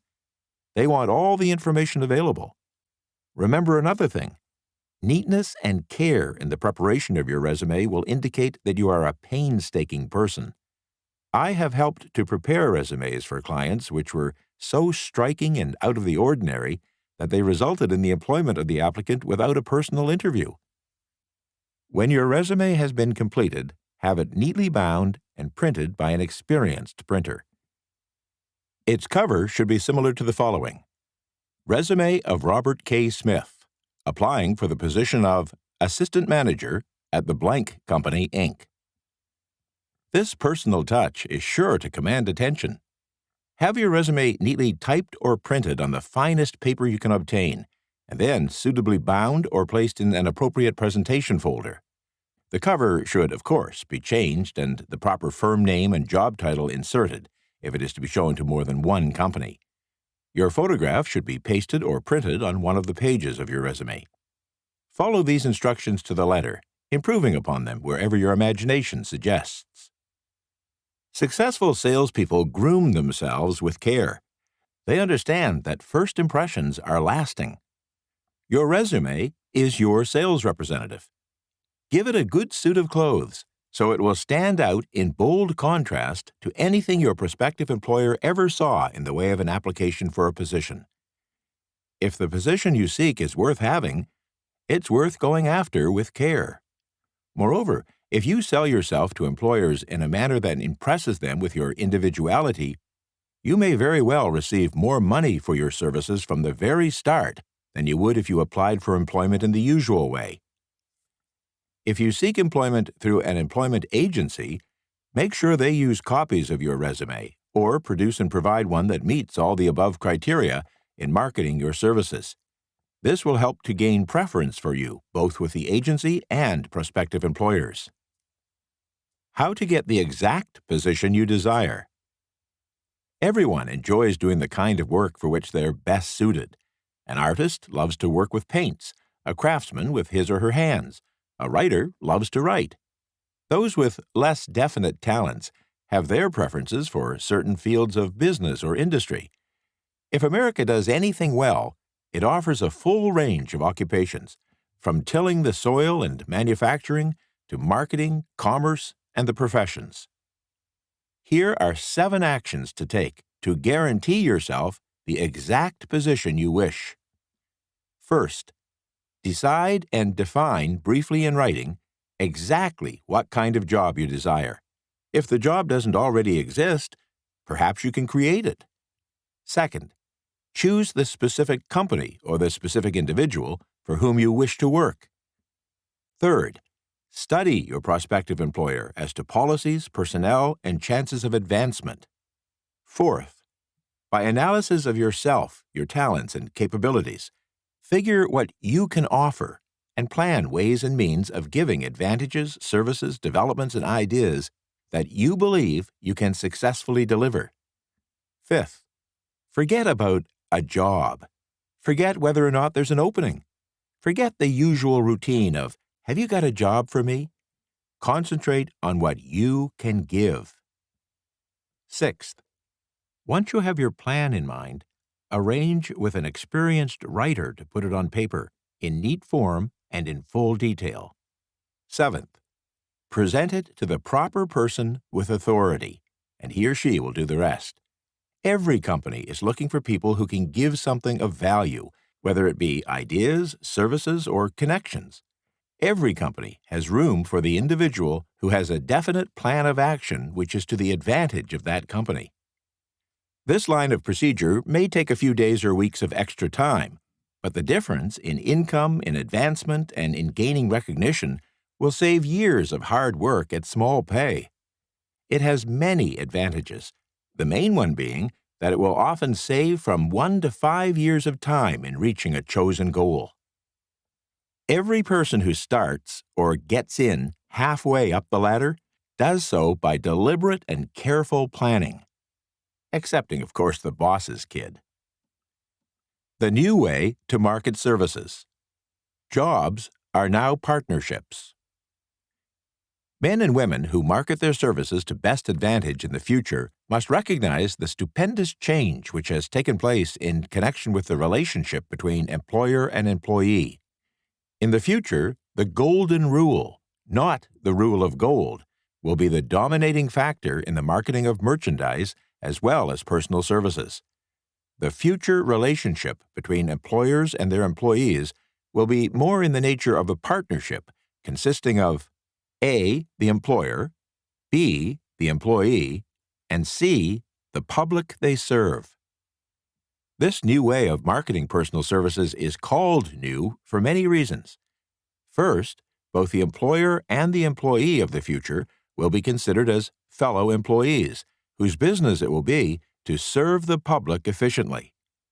In times past, employers and employees have bartered among themselves, driving the best bargains they could with one another, not considering that, in the final analysis, they were in reality bargaining at the expense of the third party, the public they served. The real employer of the future will be the public. This should be kept uppermost in mind by every person seeking to market personal services effectively. How times have changed. That's just the point I'm trying to emphasize. Times have changed. Moreover, the change is reflected in all occupations and all walks of life as well. The public be damned policy is now passé. It has been supplanted by the "we are obligingly at your service, sir" policy. Courtesy and service are the watchwords of merchandising today, and they apply to the person who's marketing personal services even more directly than to the employer whom he or she serves, because, in the final analysis, both the employer and the employee are employed by the public they serve. If they fail to serve well, they pay by the loss of their privilege of serving. During the Depression, I spent several months in the anthracite coal region of Pennsylvania, studying conditions which all but destroyed the coal industry. Among several very significant discoveries was the fact that greed on the part of operators and their employees was the chief cause of the loss of business for the operators and loss of jobs for the miners. Through the pressure of a group of overzealous labor leaders representing the employees and the greed for profits on the part of the operators, the anthracite business suddenly dwindled. The coal operators and their employees drove sharp bargains with one another, adding the cost of the bargaining to the price of the coal, until finally they discovered they had built up a wonderful business for the manufacturers of oil-burning outfits and the producers of crude oil. The wages of sin is death. Many have read this in the Bible, but few have discovered its meaning. Now, and for several years, America and the world have been listening to a sermon which might well be called, "Whatsoever a man soweth, that shall he also reap." Nothing as widespread as the depressed economic times we've lived through could possibly be just a coincidence. Behind it all, there was a cause. Nothing ever happens without a cause. In the main, the cause here is traceable directly to the economic habit of trying to reap without sowing. This should not be mistaken to mean that these tough economic times represent a crop which we've been forced to reap without having sown. The trouble is that we sowed the wrong sort of seed. All farmers know they can't sow the seed of thistles and reap a harvest of grain. For a very long period, the people of America and some other lands began to sow the seed of service, which was inadequate in both quality and quantity. Nearly everyone was engaged in the pastime of trying to get without giving. This whole issue is brought to the attention of those who have personal services to market to show that we are where we are and what we are because of our own conduct. If there is a principle of cause and effect which controls business, finance, and transportation, this same principle controls individuals and determines their economic status. What is your QQS rating? The causes of success in marketing services effectively and permanently have been clearly described. Unless those causes are studied, analyzed, understood, and applied, no one can market personal services effectively and permanently. Every individual must sell his or her services. The quality and the quantity of service rendered and the spirit in which it is rendered determine, to a large extent, the price and the duration of employment. To market personal services effectively, which means a permanent market at a satisfactory price under pleasant conditions, one must adopt and follow the QQS formula. Quality plus quantity plus the proper spirit of cooperation equals perfect salesmanship of service. Remember the QQS formula, but do more. Apply it as a habit. Let us analyze the formula to make sure we understand exactly what it means. 1. Quality of service shall be construed to mean the performance of every detail in connection with your position in the most efficient manner possible, with the object of greater efficiency always in mind. 2. Quantity of service shall be understood to mean the habit of rendering all the service of which you are capable at all times, with the purpose of increasing the amount of service rendered as greater skill is developed through practice and experience. Emphasis is again placed on the word habit. 3. Spirit of service shall be construed to mean the habit of agreeable, harmonious conduct, which will induce cooperation from associates and fellow employees. Adequacy of quality and quantity of service is not sufficient to maintain a permanent market for your services. The conduct or the spirit in which you deliver service is a strong determining factor in connection with both the price you receive and the duration of your employment. Andrew Carnegie stressed this point more than others in connection with his description of the factors which lead to success in the marketing of personal services. He emphasized again and again the necessity for harmonious conduct. He stressed the fact that he wouldn't retain any person, no matter how great a quantity or how efficient the quality of that person's work, unless the individual worked in a spirit of harmony. Mr. Carnegie insisted upon people being agreeable. To prove that he placed a high value upon this quality, he permitted many individuals who conformed to his standards to become very wealthy. Those who did not conform had to make room for others. The importance of a pleasing personality has been stressed because it's a factor which enables one to render service in the proper spirit. If one has a personality which pleases and renders service in a spirit of harmony, these assets often make up for deficiencies in both the quality and the quantity of service one renders. Nothing, however, can be successfully substituted for pleasing conduct. The capital value of your services. The person whose income is derived entirely from the sale of personal services is no less a merchant than the person who sells goods or products, and it might well be added that such a person is subject to exactly the same rules of conduct as the merchant who sells merchandise. This has been emphasized because the majority of people who live by the sale of personal services make the mistake of considering themselves free from the rules of conduct and the responsibilities which are attached to those who are engaged in marketing goods and products. The new way of marketing services has practically forced both employer and employee into partnership alliances, through which both take into consideration the rights of the third party, the public they serve. The day of the go-getter has passed. The go-getter has been supplanted by the go-giver. High-pressure methods in business finally blew the lid off. There will never be the need to put the lid back on, because in the future, business will be conducted by methods that will require no pressure. The actual capital value of your brains may be determined by the amount of income you can produce by marketing your services. A fair estimate of the capital value of your services may be made by multiplying your annual income by 16 2/3, or 16.667, as it's reasonable to estimate that your annual income represents approximately 6% of your capital value. Money is worth no more than brains. It's often worth much less.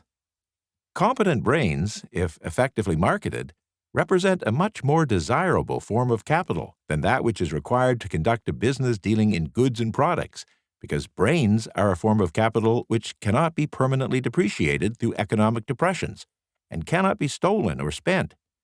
Moreover, the money which is essential for the conduct of business is as worthless as a sand dune until it has been mixed with efficient brains. The 30 major causes of failure. How many of these are holding you back? Life's greatest tragedy consists of men and women who earnestly try and fail. The tragedy lies in the overwhelmingly large majority of people who fail as compared to the few who succeed. I have had the privilege of analyzing several thousand men and women, 98% of whom were classed as failures. There is something radically wrong with a civilization and a system of education which permit 98% of the people to go through life as failures. But I didn't write this book for the purpose of moralizing on the rights and wrongs of the world. That would require a book 100 times the size of this one. My research and analysis proved that there are 30 major reasons for failure and 13 major principles, the 13 steps to riches, through which people accumulate fortunes. In this chapter, a description of the 30 major causes of failure will be given.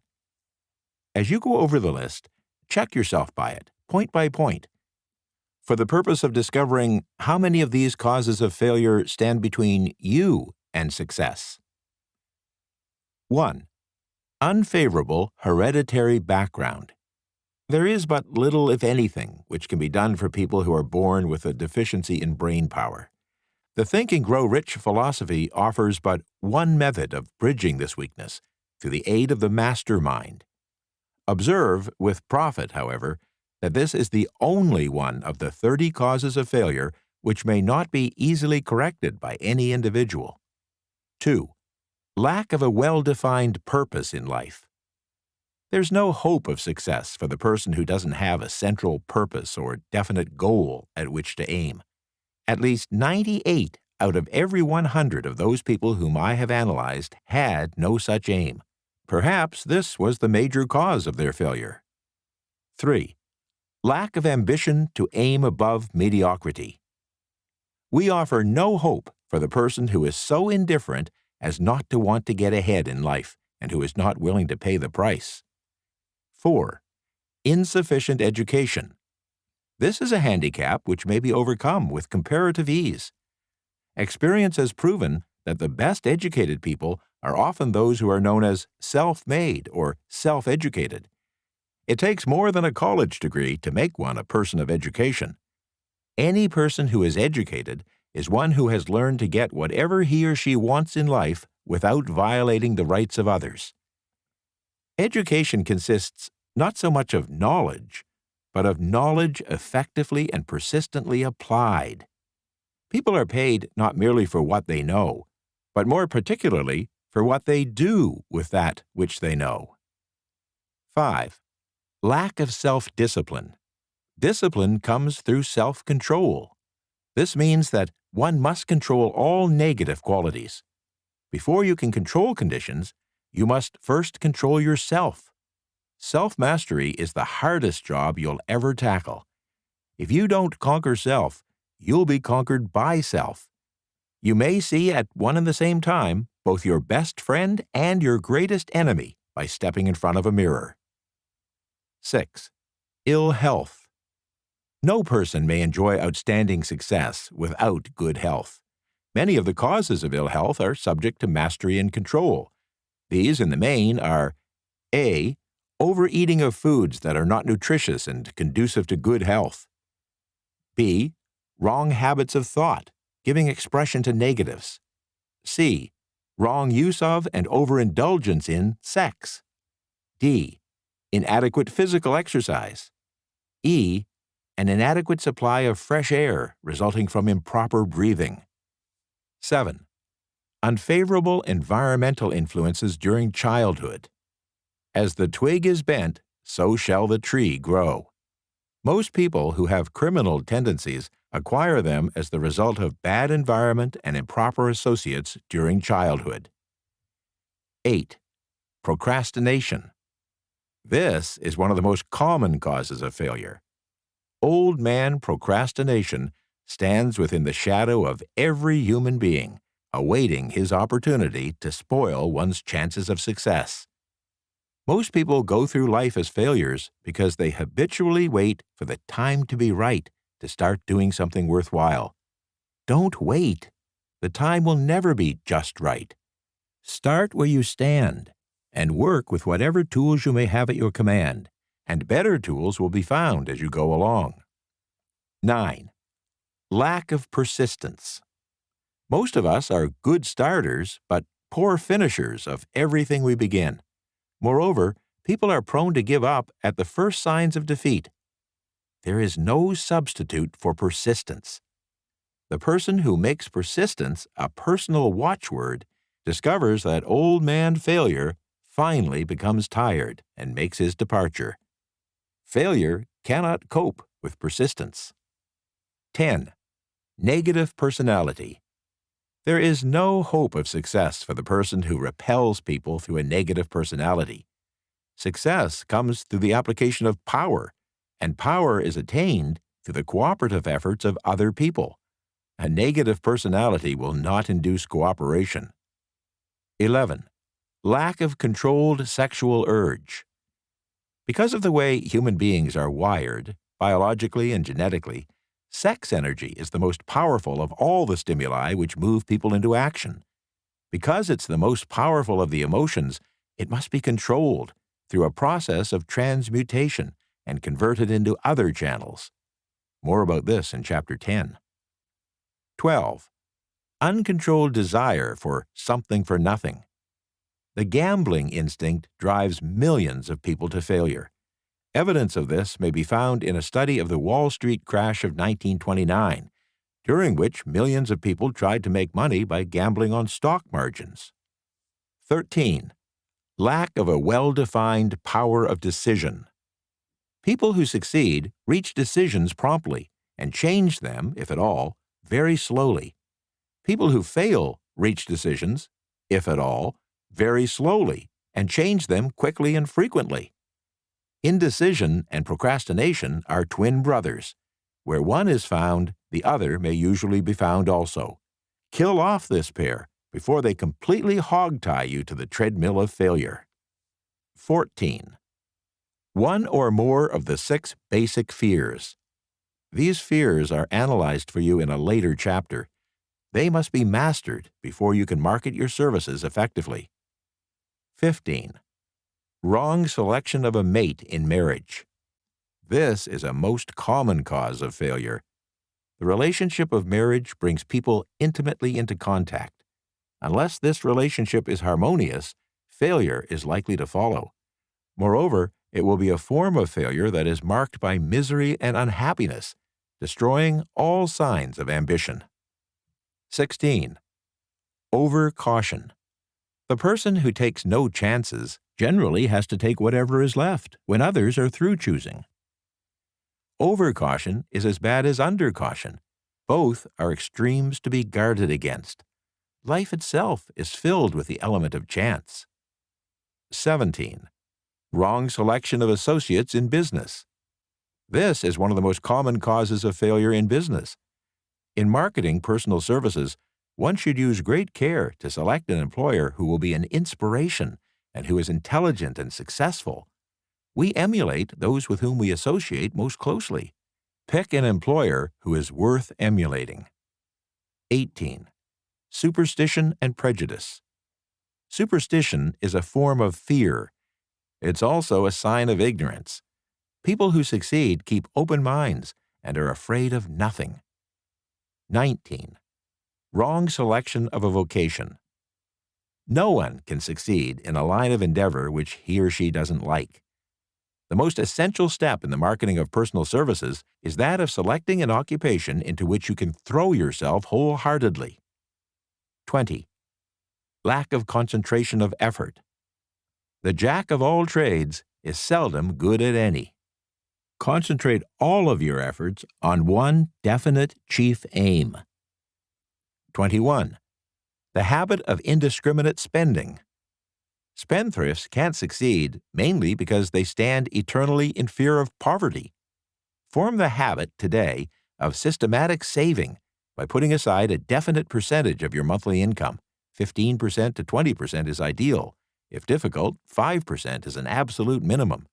Money in the bank gives one a very safe foundation of courage when bargaining for the sale of personal services. Without money, one must take what one is offered and be glad to get it. 22. Lack of enthusiasm. Without enthusiasm, one cannot be convincing. Moreover, enthusiasm is contagious, and the person who has it under control is generally welcome in any group of people. 23. Intolerance. The person with a closed mind on any subject seldom gets ahead. Intolerance means that one has stopped acquiring knowledge. The most damaging forms of intolerance are those connected with religious, racial, and political differences of opinion. 24. Intemperance. The most damaging forms of intemperance are connected with eating, strong drink, drugs, and sexual activities. Overindulgence in any of these is fatal to success. 25. Inability to cooperate with others. More people lose their positions and their big opportunities in life because of this fault than for all other reasons combined. It's a fault which no well-informed business person or leader will tolerate. 26. Possession of power that was not acquired through self-effort. For example, sons and daughters of wealthy families and others who inherit money which they didn't earn. Power in the hands of one who did not acquire it gradually is often fatal to success. Quick riches are more dangerous than poverty. 27. Intentional dishonesty. There is no substitute for honesty. One may be temporarily dishonest, by force of circumstances over which one has no control, without permanent damage. But there's no hope for those who are dishonest by choice. Sooner or later, their deeds will catch up with them, and they'll pay by loss of reputation and perhaps even loss of liberty. 28. Egotism and vanity. These qualities serve as red lights which warn others to keep away. They are fatal to success. 29. Guessing instead of thinking. Most people are too indifferent or lazy to acquire facts with which to think accurately. They prefer to act on opinions created by guesswork or snap judgments. 30. Lack of capital. This is a common cause of failure among those who start out in business for the first time without sufficient reserve of capital to absorb the shock of their mistakes and to carry them over until they have established a reputation. 31. Here, name any particular cause of failure from which you have suffered that hasn't been included in this list. In the list of 30 or 31 major causes of failure is found a description of the tragedy of life, which obtains for practically every person who tries and fails. It will be helpful if you can induce someone who knows you well to go over this list with you and help you analyze yourself for the 30 causes of failure. It may be beneficial if you try this alone. Most people can't see themselves as others see them. You may be one who cannot. The oldest of admonitions is know thyself. If you market merchandise successfully, you must know the merchandise. The same is true in marketing personal services. You should know all of your weaknesses in order that you may either bridge them or eliminate them entirely. You should know your strengths in order that you may call attention to them when selling your services. You can know yourself only through accurate analysis. The folly of ignorance in connection with self was displayed by a young man who applied to the manager of a well-known business for a position. He made a very good impression until the manager asked him what salary he expected. He replied that he had no fixed sum in mind. Lack of a definite aim. The manager then said, "We will pay you all you are worth after we try you out for a week." "I will not accept it," the applicant replied, "because I am getting more than that where I am now employed." Before you even start to negotiate for a readjustment of your salary in your present position or seek employment elsewhere, be sure that you are worth more than you now receive. It is one thing to want money. Everyone wants more. But it's something entirely different to be worth more. Many people mistake their wants for their just dues. Your financial requirements or wants have nothing whatever to do with your worth. Your value is established entirely by your ability to render useful service or your capacity to induce others to render such service. Take inventory of yourself. 28 questions you should answer. Annual self-analysis is as essential in the effective marketing of personal services as is annual inventory in merchandising. Moreover, the yearly analysis should disclose a decrease in faults and an increase in virtues. One goes ahead, stands still, or goes backward in life. One's object should be, of course, to go ahead. Annual self-analysis will disclose whether advancement has been made, and if so, how much. It will also disclose any backward steps one may have made. The effective marketing of personal services requires one to move forward, even if the progress is slow. Your annual self-analysis should be made at the end of each year, so that you can include in your New Year's resolutions any improvements which the analysis indicates should be made. Take this inventory by asking yourself the following questions, and by checking your answers with the aid of someone who will not permit you to deceive yourself as to their accuracy. Self-analysis questionnaire for personal inventory. 1. Have I attained the goal which I established as my objective for this year? You should work with a definite yearly objective to be attained as part of your major life objective. 2. Have I delivered service of the best possible quality of which I was capable, or could I have improved any part of this service? 3. Have I delivered service in the greatest possible quantity of which I was capable? 4. Has the spirit of my conduct been harmonious and cooperative at all times? 5. Have I permitted the habit of procrastination to decrease my efficiency, and if so, to what extent? 6. Have I improved my personality, and if so, in what ways? 7. Have I been persistent in following my plans through to completion? 8. Have I reached decisions promptly and definitely on all occasions? 9. Have I permitted any one or more of the 6 basic fears to decrease my efficiency?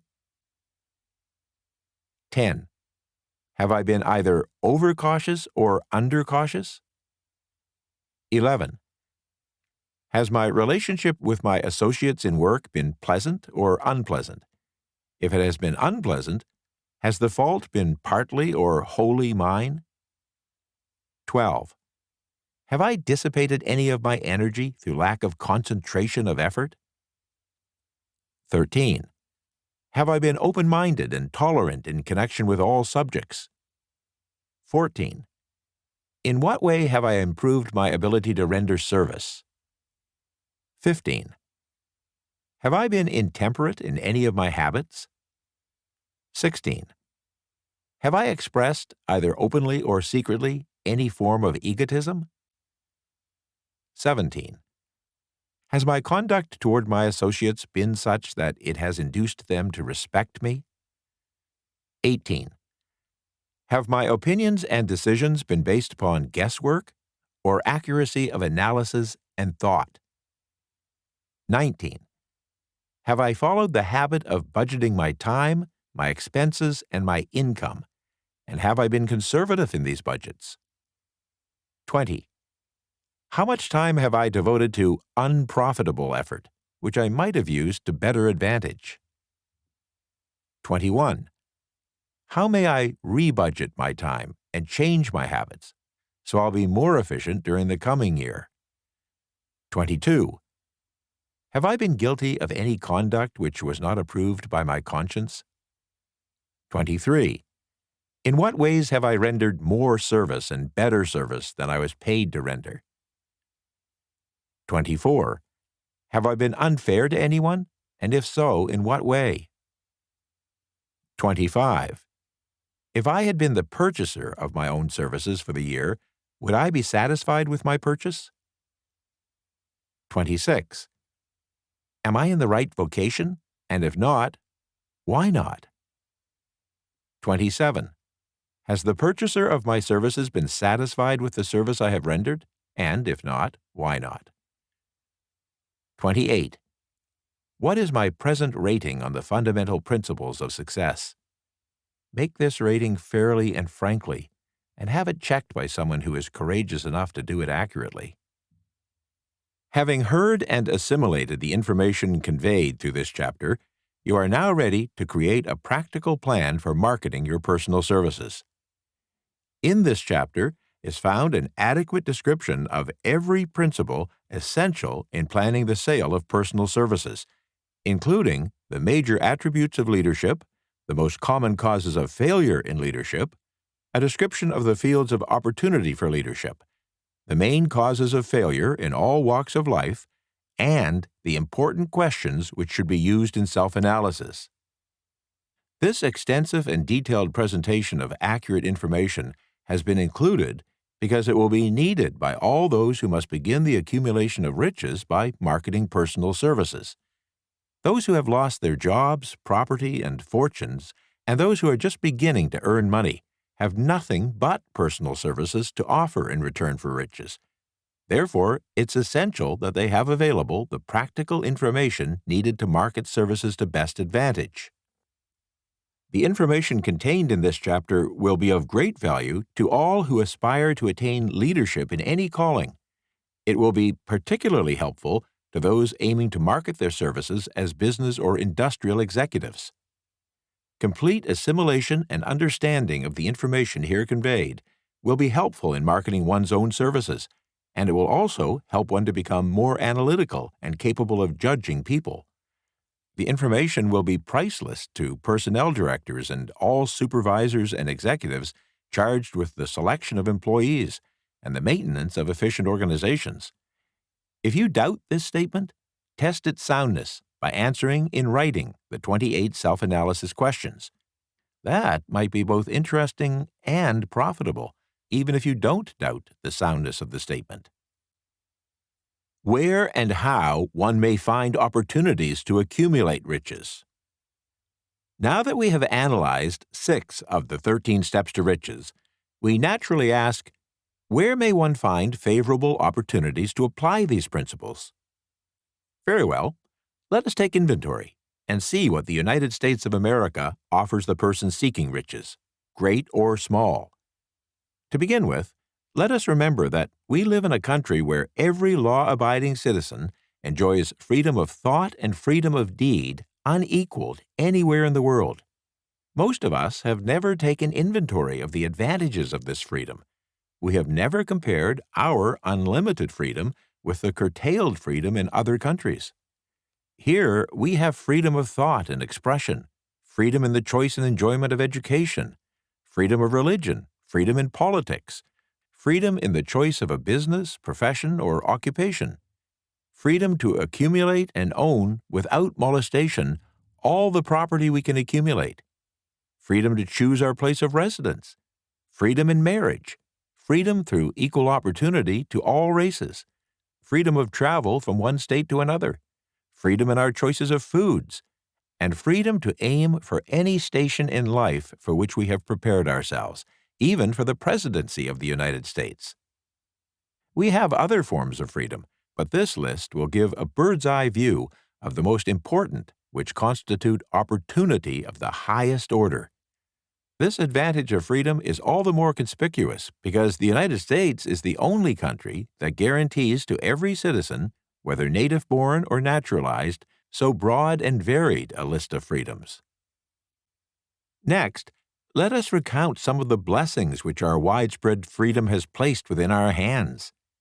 Take the average American family, for example, the family of average income, and sum up the benefits available to every member of the family in this land of opportunity and plenty. A. Food.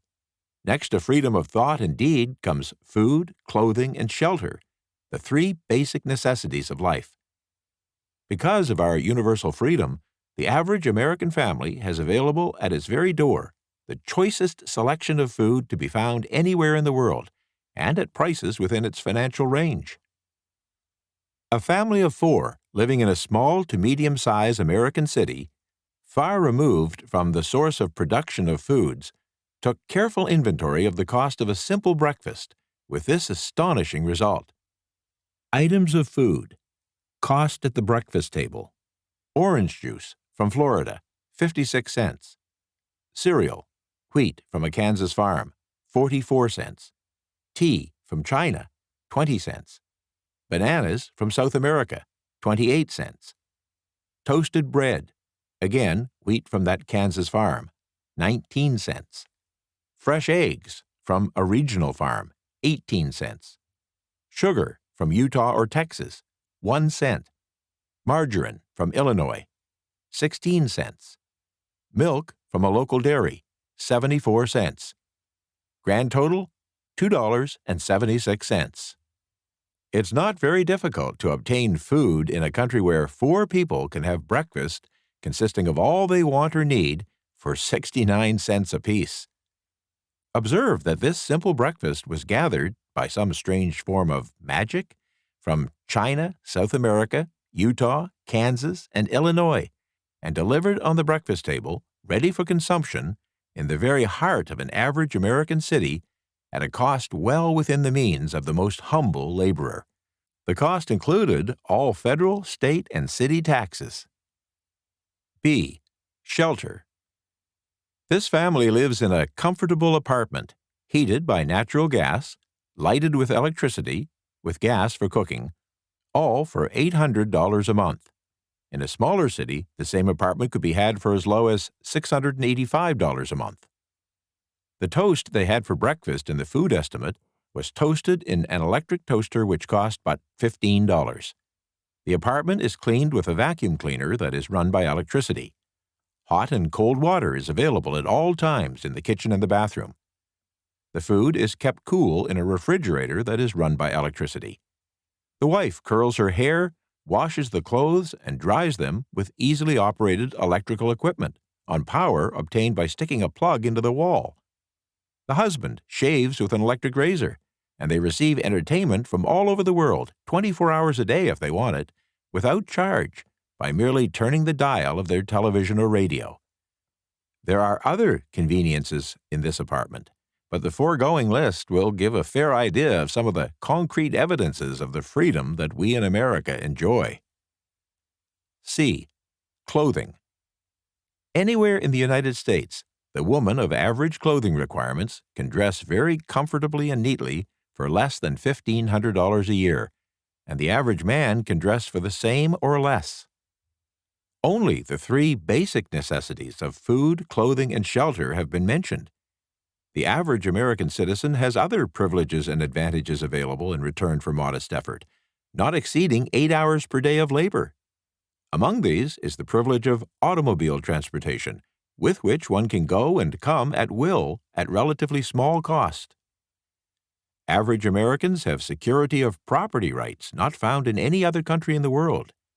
They can place their surplus money in a bank with the assurance that their government will protect it and make good to them if the bank fails. If American citizens want to travel from one state to another, they need no passport, no one's permission. They may go when they please and return at will. Moreover, they may travel by private automobile, airplane, bus, train, or ship as their pocketbook permits. The miracle that has provided these blessings. We often hear politicians proclaiming the freedoms of America when they solicit votes, but seldom do they take the time or devote sufficient effort to the analysis of the source or nature of this freedom. Having no axe to grind, no grudge to express, no ulterior motives to be carried out, I have the privilege of going into a frank analysis of that mysterious, abstract, greatly misunderstood something which gives to every citizen of America more blessings, more opportunities to accumulate wealth, and more freedom of every nature that may be found in any other country. I have the right to analyze the source and nature of this unseen power because I know and have known for more than a quarter of a century many of the persons who organized that power, and many who are now responsible for its maintenance. The name of this mysterious benefactor of humankind is capital. Capital consists not alone of money, but more particularly of highly organized, intelligent groups of individuals who plan ways and means of using money efficiently for the good of the public and profitably to themselves. These groups consist of scientists, educators, chemists, inventors, business analysts, advertising executives, transportation experts, accountants, lawyers, doctors, and both men and women who have highly specialized knowledge in all fields of industry and business. They pioneer, experiment, and blaze trails in new fields of endeavor. They support colleges, hospitals, public schools, build good roads, publish newspapers, operate television and radio stations, pay most of the cost of government, and take care of the multitudinous detail essential to human progress. Stated briefly, the capitalists are the brains of civilization because they supply the entire fabric of which all education, enlightenment, and human progress consists. Money without brains always is dangerous. Properly used, it's the most important essential of civilization. The simple breakfast described earlier could not have been delivered to that family of 4 at 69 cents each, or at any other price, if organized capital hadn't provided the machinery, the ships, the railroads, the trucks, and the huge armies of trained workers to operate them. Some slight idea of the importance of organized capital may be had by trying to imagine yourself burdened with the responsibility of collecting, without the aid of capital, and delivering to that family the simple breakfast described. To supply the tea, you'd have to make a trip to China or India, both a very long way from America. Unless you're an excellent swimmer, you would become rather tired before making the round trip. Then, too, another problem would confront you. What would you use for money, even if you had the physical endurance to swim the ocean? To supply the sugar, you'd have to take another long journey to the sugar beet section of Utah or to the fields of Louisiana or Texas. But even then, you might come back without the sugar, because organized effort and money are necessary to produce sugar, to say nothing of what is required to refine, transport, and deliver it to the breakfast table anywhere in the United States.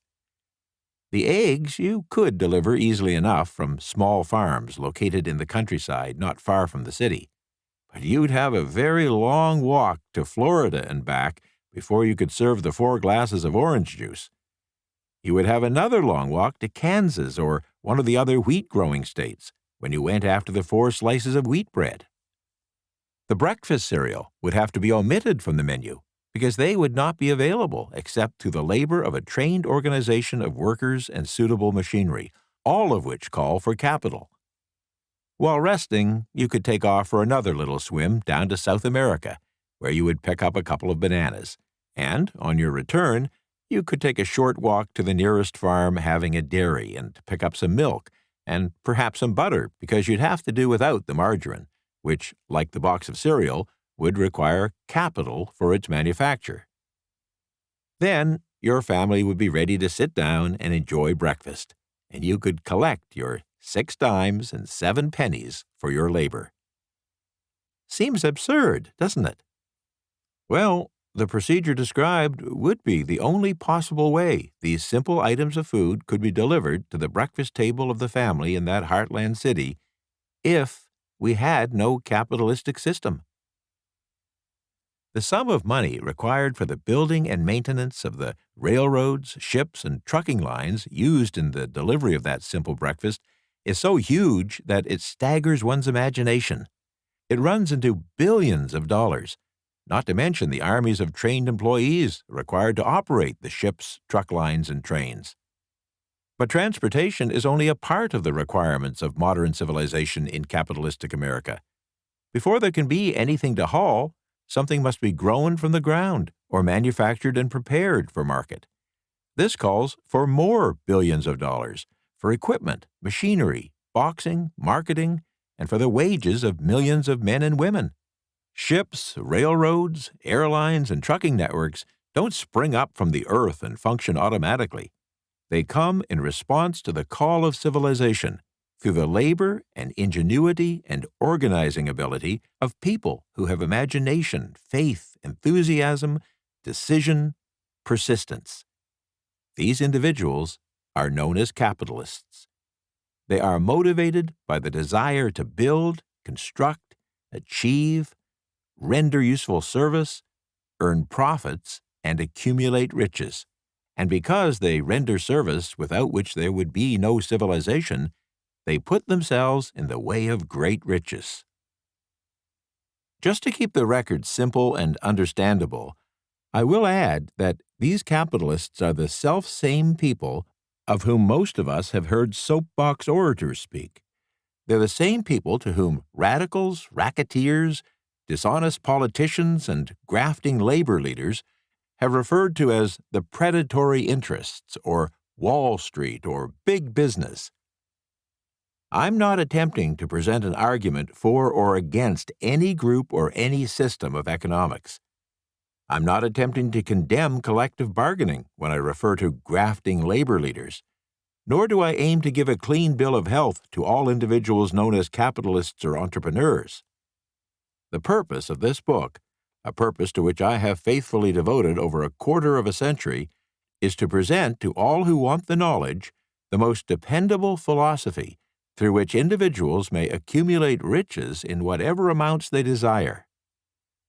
I have here analyzed the economic advantages of the capitalistic system for the twofold purpose of showing, 1, that all who seek riches must recognize and adapt themselves to the system that controls all approaches to fortunes, large or small, and 2, to present the side of the picture opposite that being shown by politicians and demagogues who deliberately becloud the issues they bring up by referring to organized capital or free enterprise as if it were something poisonous.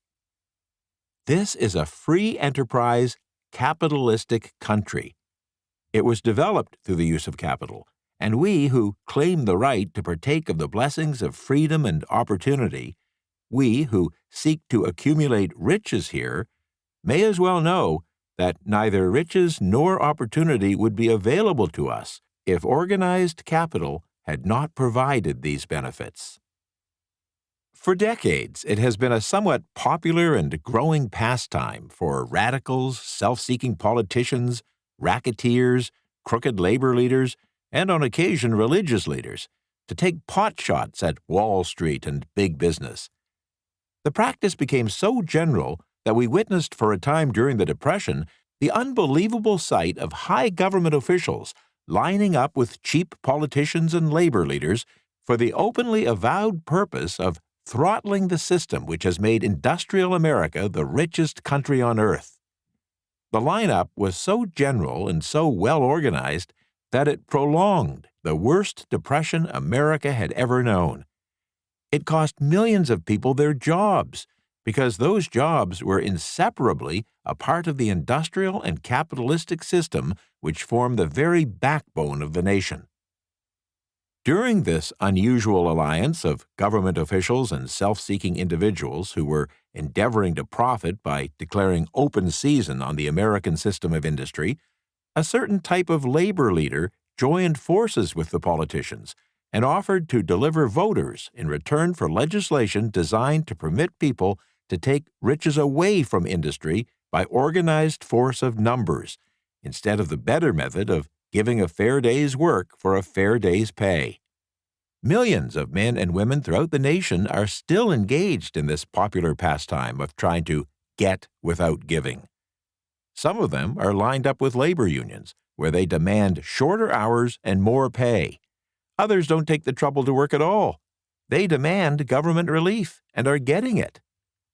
If you're one of those who believe that riches can be accumulated by the mere act of individuals who organize themselves into groups and demand more pay for less service, if you're one of those who demand government relief without being willing to return any service for it, If you're one of those who believe in trading their votes to politicians in return for the passing of laws which permit the raiding of the public treasury, then you may rest securely on your belief with certain knowledge that no one will disturb you, because this is a free country where everyone may think as he or she pleases, where nearly everybody can live with but little effort, where many may live well without doing any work whatsoever. However, you should know the full truth concerning this freedom of which so many people boast and so few understand. As great as it is, as far as it reaches, as many privileges as it provides, it does not and cannot bring riches without effort. There is but one dependable method of accumulating and legally holding riches, and that is by rendering useful service. No system has ever been created by which people can legally acquire riches through mere force of numbers, or without giving in return an equivalent value of one form or another. There is a principle known as the law of economics. This is more than a theory. It's a law no one can beat.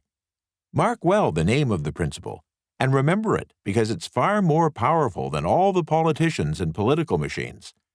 It is above and beyond the control of all the special interest groups and labor unions. It cannot be swayed, nor influenced, nor bribed by racketeers or self-appointed leaders in any calling. Moreover, it has an all-seeing eye and a perfect system of bookkeeping in which it keeps an accurate account of the transactions of every human being engaged in the business of trying to get without giving. Sooner or later, its auditors come around, look over the records of individuals, both great and small, and demand an accounting. Wall Street, big business, capital predatory interests, or whatever name you choose to give the system which has given us American freedom, represents a group of people who understand, respect, and adapt themselves to this powerful law of economics. Their financial continuation depends upon their respecting the law. Most people living in America like this country, its capitalistic system and all. I must confess, I know of no better country where one may find greater opportunities to accumulate riches. Judging by their acts and deeds, there are some in this country who don't like it.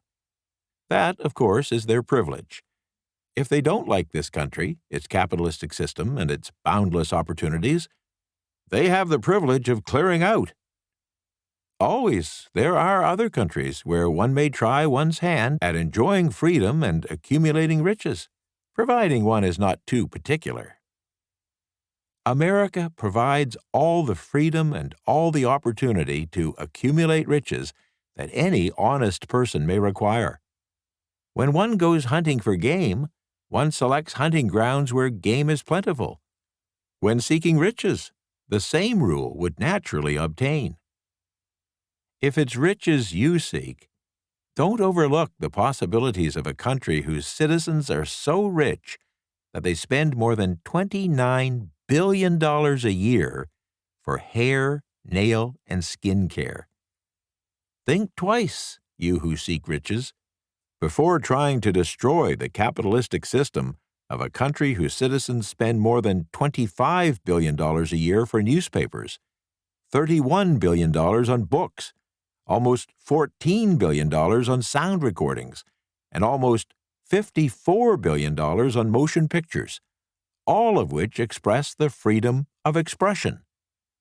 By all means, give plenty of consideration to a country whose people spend annually more than $115 billion on fast food and $13.3 billion to pay bar and tavern tabs. Don't be in too big a hurry to get away from a country whose people willingly, even eagerly, hand over $34 billion annually to buy toys, $38 billion to take care of their lawns and gardens, and $74 billion to purchase sporting goods. And by all means, stick by a country whose inhabitants spend more than $91 billion a year for furniture and home furnishings, $167 billion on clothing and accessories, $22 billion for laundry and dry cleaning, $87 billion in appliance and electronic stores, and almost $14 billion to bury their dead. Remember also that this is but the beginning of the available sources for the accumulation of wealth. Only a few of the luxuries and non-essentials have been mentioned. But remember that the business of producing, transporting, and marketing these few items of merchandise gives regular employment to many millions of men and women who receive for their service billions of dollars monthly and spend it freely for both the luxuries and the necessities of life. Especially remember that back of all this exchange of merchandise and personal services may be found an abundance of opportunity to accumulate riches. Here, our American freedom comes to one's aid. There's nothing to stop you or anyone from engaging in any portion of the effort necessary to carry on these businesses. If one has superior talent, training, and experience, one may accumulate riches in large amounts. Those not so fortunate may accumulate smaller amounts. Anyone may earn a living in return for a very nominal amount of labor. So, there you are. Opportunity has spread its wares before you.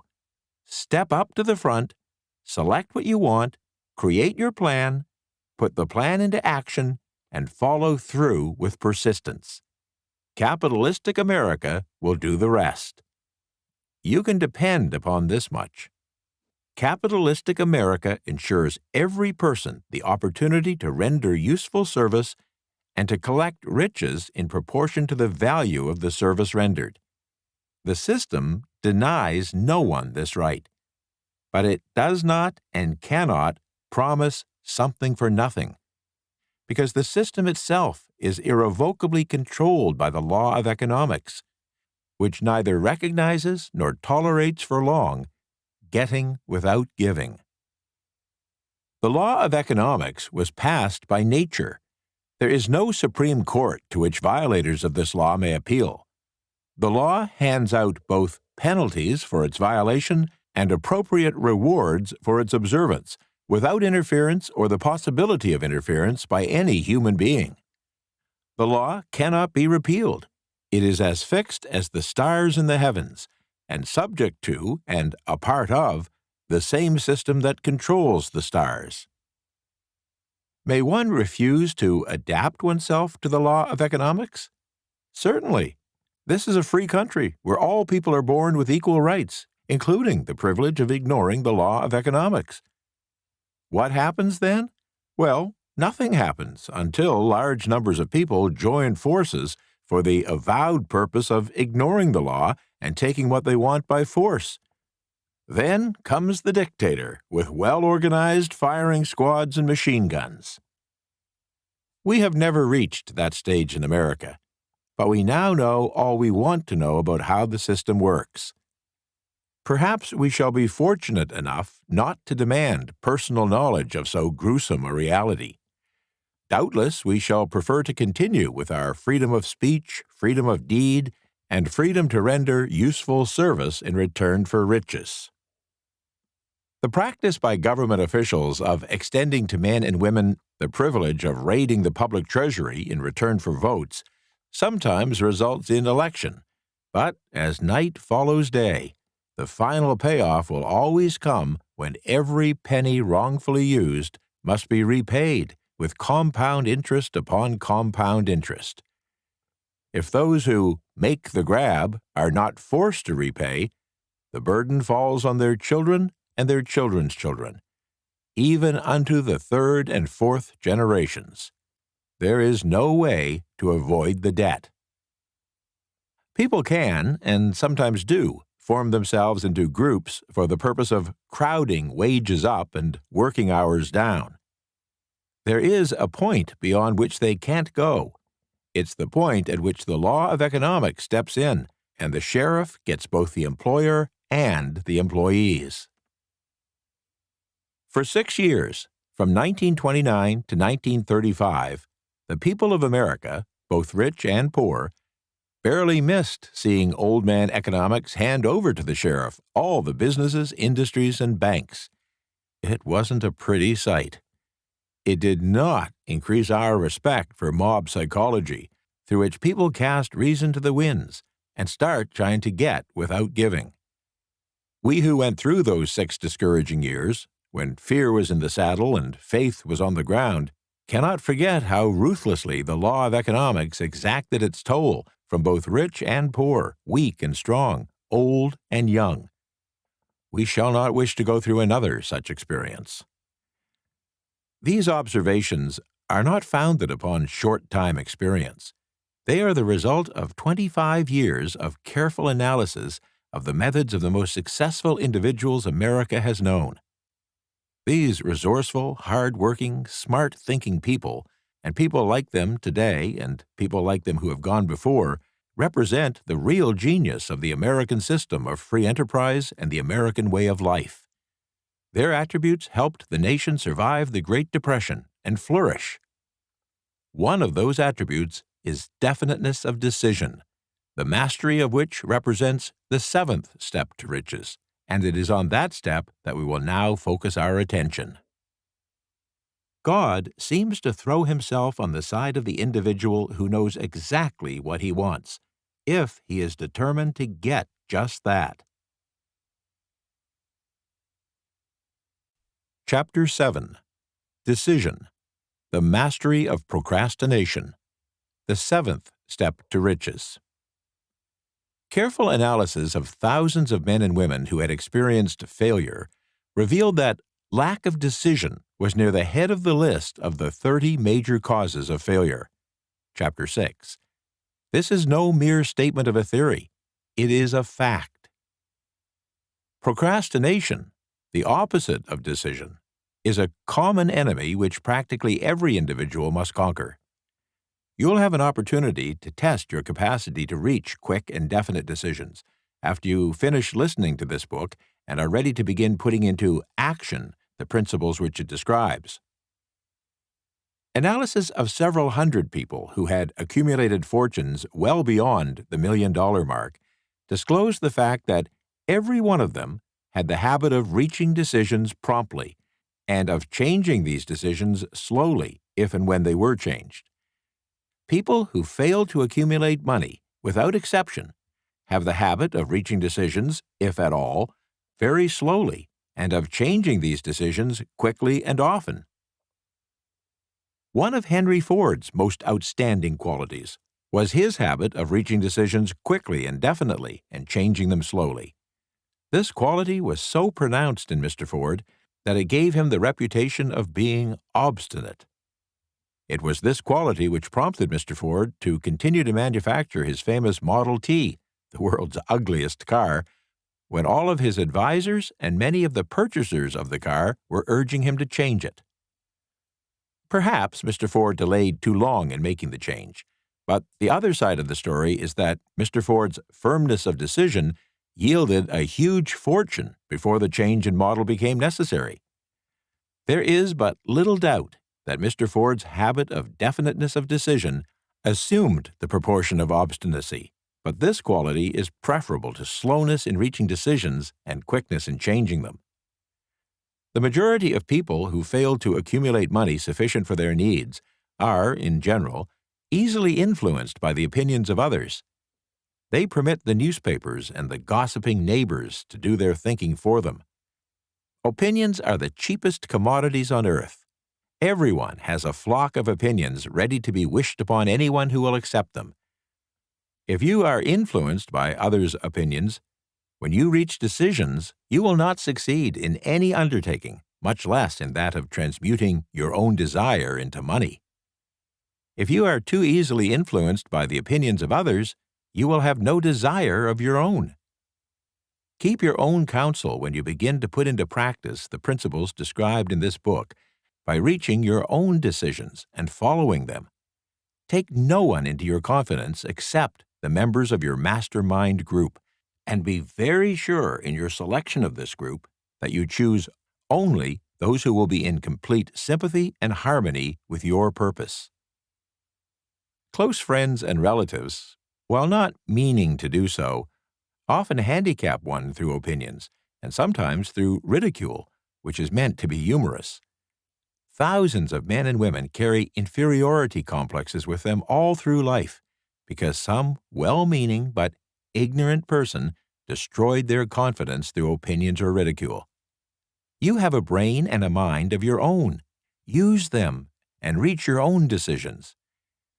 If you need facts or information from other people to enable you to reach decisions, as you probably will in many instances, acquire these facts or secure the information you need quietly, without disclosing your purpose. It's characteristic of people who have but a smattering or a veneer of knowledge to try to give the impression that they have much knowledge. Such people generally do too much talking and too little listening. Keep your eyes and ears wide open and your mouth closed if you wish to acquire the habit of prompt decision. Those who talk too much do little else. If you talk more than you listen, you not only deprive yourself of many opportunities to accumulate useful knowledge, but you also disclose your plans and purposes to people who will take great delight in defeating you because they envy you.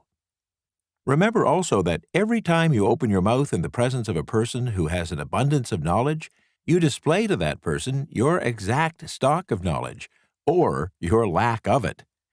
Genuine wisdom is usually conspicuous through modesty and silence.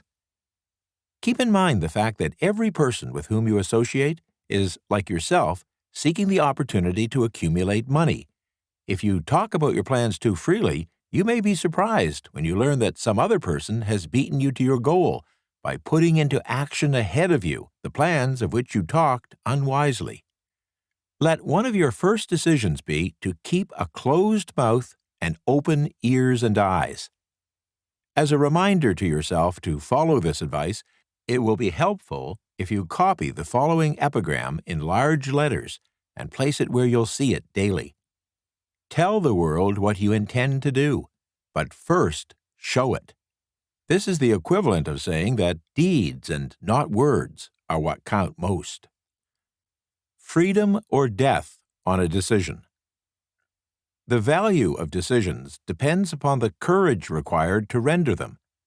The great decisions, which have served as the foundation of civilization, were reached by assuming great risks, which often meant the possibility of death. Lincoln's decision to issue his famous Proclamation of Emancipation, which gave freedom to the slaves of America, was rendered with full understanding that his act would turn thousands of friends and political supporters against him. He knew, too, that the carrying out of that proclamation would mean death to thousands of men on the battlefield. In the end, it cost Lincoln his life. That required courage. Socrates' decision to drink the cup of poison rather than compromise in his personal belief was a decision of courage. It turned time ahead 1,000 years and gave to people then unborn the right to freedom of thought and of speech. The decision of General Robert E. Lee, when he came to the parting of the way with the Union and took up the cause of the South, was a decision of courage, for he well knew that it might cost him his own life, and that it would surely cost the lives of others. But the greatest decision of all time, as far as any American citizen is concerned, was reached in Philadelphia on July 4, 1776, when 56 individuals signed their names to a document which they well knew would bring freedom to all Americans or leave every one of the 56 hanging from a gallows. You've heard of this famous document, but you may not have drawn from it the great lesson in personal achievement it so plainly taught. We all remember the date of this momentous decision, but few of us realize what courage that decision required. We remember our history as it was taught. We remember dates and the names of those who fought. We remember Valley Forge and Yorktown. We remember George Washington and Lord Cornwallis. But we know little of the real forces back of these names, dates, and places. We know still less of that intangible power which ensured us freedom long before Washington's armies reached Yorktown. We read the history of the American Revolution and falsely imagine that George Washington was the father of our country, that it was he who won our freedom, while the truth is that Washington was only an accessory after the fact, because victory for his armies had been ensured long before Lord Cornwallis surrendered. This is not intended to rob Washington of any of the glory he so richly merited.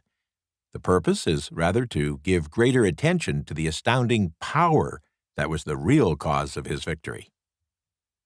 It is nothing short of a tragedy that the writers of history have missed entirely even the slightest reference to the irresistible power which gave birth and freedom to the nation destined to set up new standards of independence for all the peoples of the earth. I say it is a tragedy because it is the self-same power which must be used by every individual who surmounts the difficulties of life and forces life to pay the price asked. Let us briefly review the events which gave birth to this power. The story begins with an incident in Boston on March 5, 1770. British soldiers were patrolling the streets, by their presence openly threatening the citizens. The colonists resented armed soldiers marching in their midst. They began to express their resentment openly, hurling stones as well as epithets at the marching soldiers, until the commanding officer gave orders, "Fix bayonets! Charge!" The battle was on. It resulted in the death and injury of many. The incident aroused such resentment that the Provincial Assembly, made up of prominent colonists, called a meeting for the purpose of taking definite action. Two of the members of that assembly were John Hancock and Samuel Adams. Long live their names! They spoke up courageously and declared that a move must be made to eject all British soldiers from Boston. Remember this: a decision in the minds of two individuals might properly be called the beginning of the freedom which we of the United States now enjoy. Remember, too, that the decision of these two men called for faith and courage because it was dangerous. Before the assembly adjourned, Samuel Adams was appointed to call on the governor of the province, Thomas Hutchinson, and demand the withdrawal of the British troops. The request was granted. The troops were removed from Boston. But the incident was not closed. It had caused a situation destined to change the entire trend of civilization. Strange, is it not, how the great changes, such as the American Revolution and the First World War, often have their beginnings in circumstances which seem unimportant. It's interesting also to observe that these important changes usually begin in the form of a definite decision in the minds of a relatively small number of people. Few of us know the history of our country well enough to realize that John Hancock, Samuel Adams, and Richard Henry Lee of the province of Virginia were the real fathers of our country. Richard Henry Lee became an important factor in this story by reason of the fact that he and Samuel Adams communicated frequently by correspondence, sharing freely their fears and their hopes concerning the welfare of the people of their provinces. From this practice, Adams conceived the idea that a mutual exchange of letters among the 13 colonies might help to bring about the coordination of effort so badly needed in connection with the solution of their problems.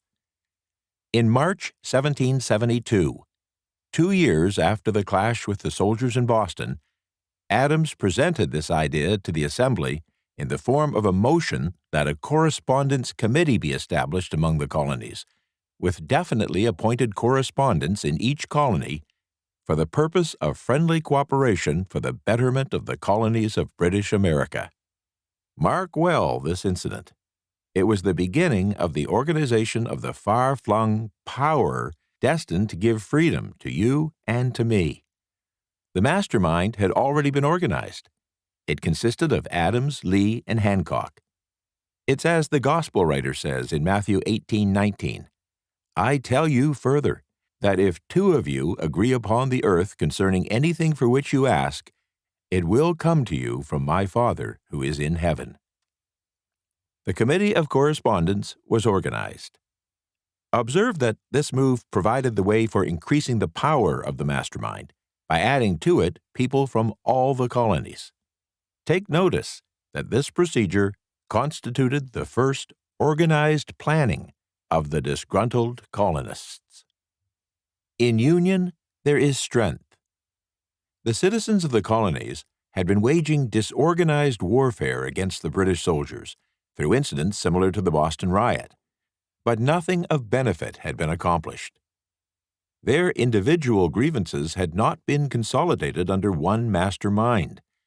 No group of individuals had put their hearts, minds, souls, and bodies together in one definite decision to settle their difficulty with the British once and for all, until Adams, Hancock, and Lee got together.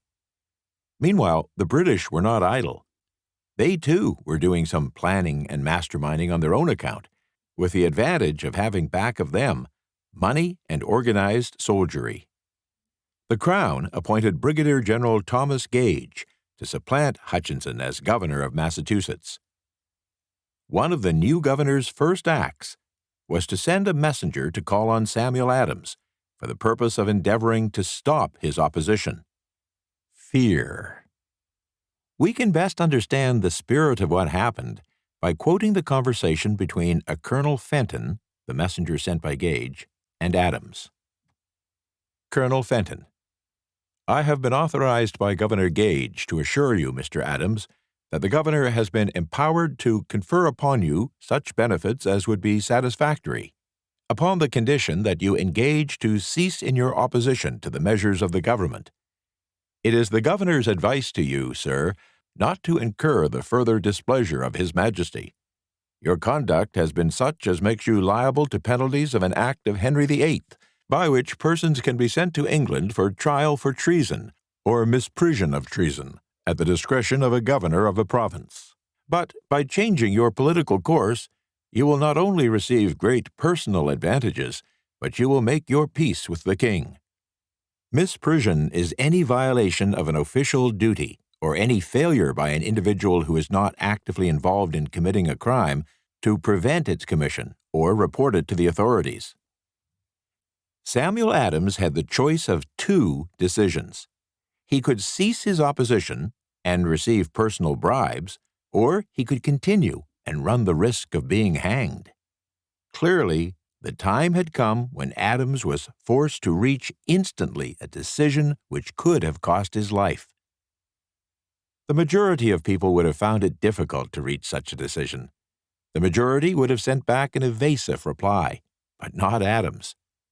He insisted upon Colonel Fenton's word of honor that the colonel would deliver to the governor the answer exactly as Adams would give it to him.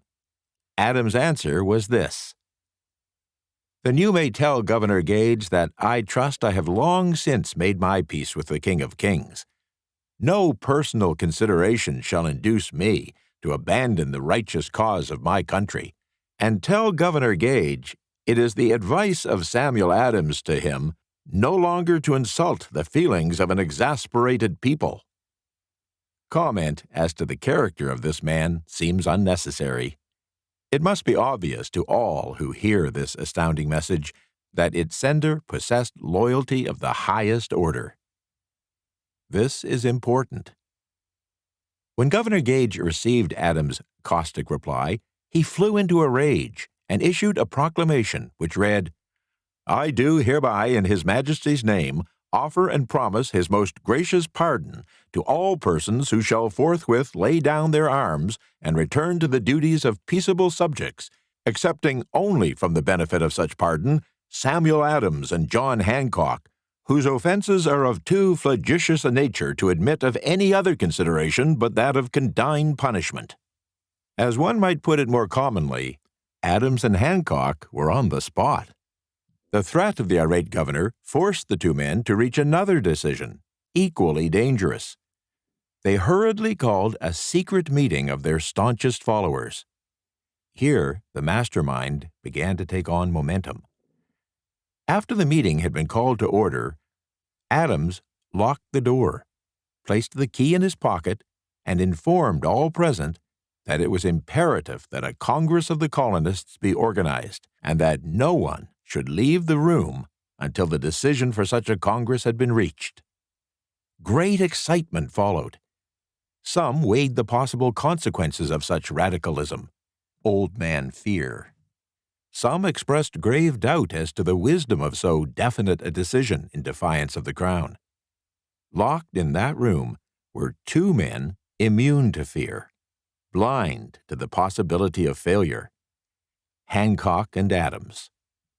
Through the influence of their minds, the others were induced to agree that through the Correspondence Committee, arrangements should be made for a meeting of the First Continental Congress to be held in Philadelphia on September 5, 1774. Remember this date. It's more important than July 4, 1776. If there had been no decision to hold a Continental Congress, there could have been no signing of the Declaration of Independence. Before the first meeting of the new Congress, another leader in a different section of the country was deep in the throes of publishing a summary view of the rights of British America. He was Thomas Jefferson of the province of Virginia, whose relationship to Lord Dunmore, representative of the Crown in Virginia, was as strained as that of Hancock and Adams with their governor.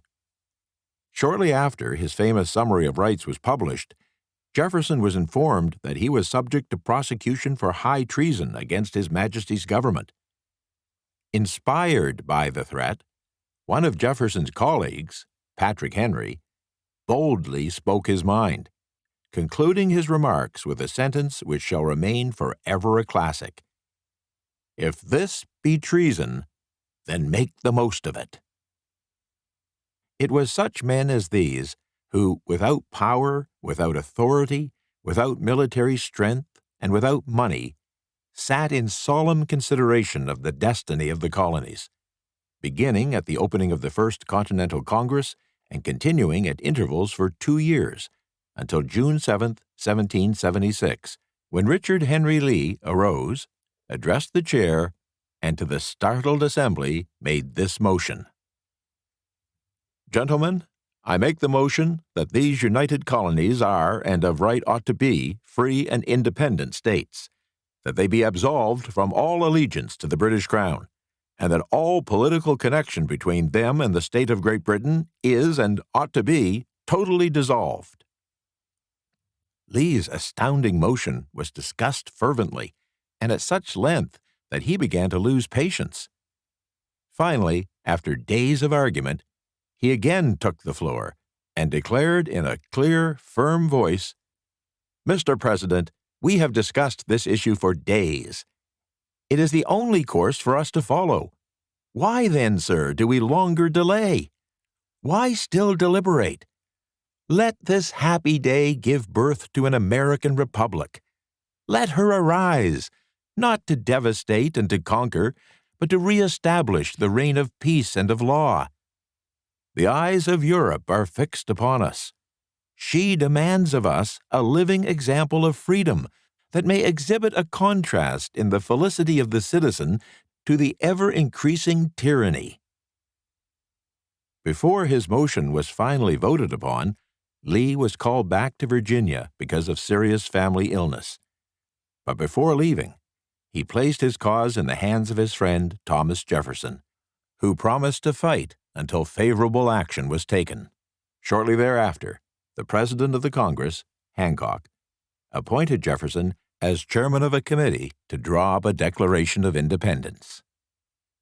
Long and hard, the committee labored on a document which would mean, when accepted by the Congress, that everyone who signed it would be signing his own death warrant should the colonies lose in the fight with Great Britain that was sure to follow.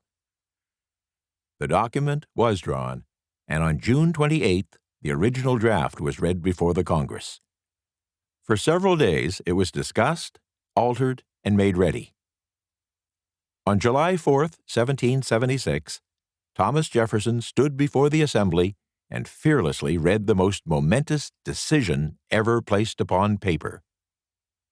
When, in the course of human events, it is necessary for one people to dissolve the political bands which have connected them with another, and to assume, among the powers of the earth, the separate and equal station to which the laws of nature and of nature's God entitle them, a decent respect to the opinions of mankind requires that they should declare the causes which impel them to the separation.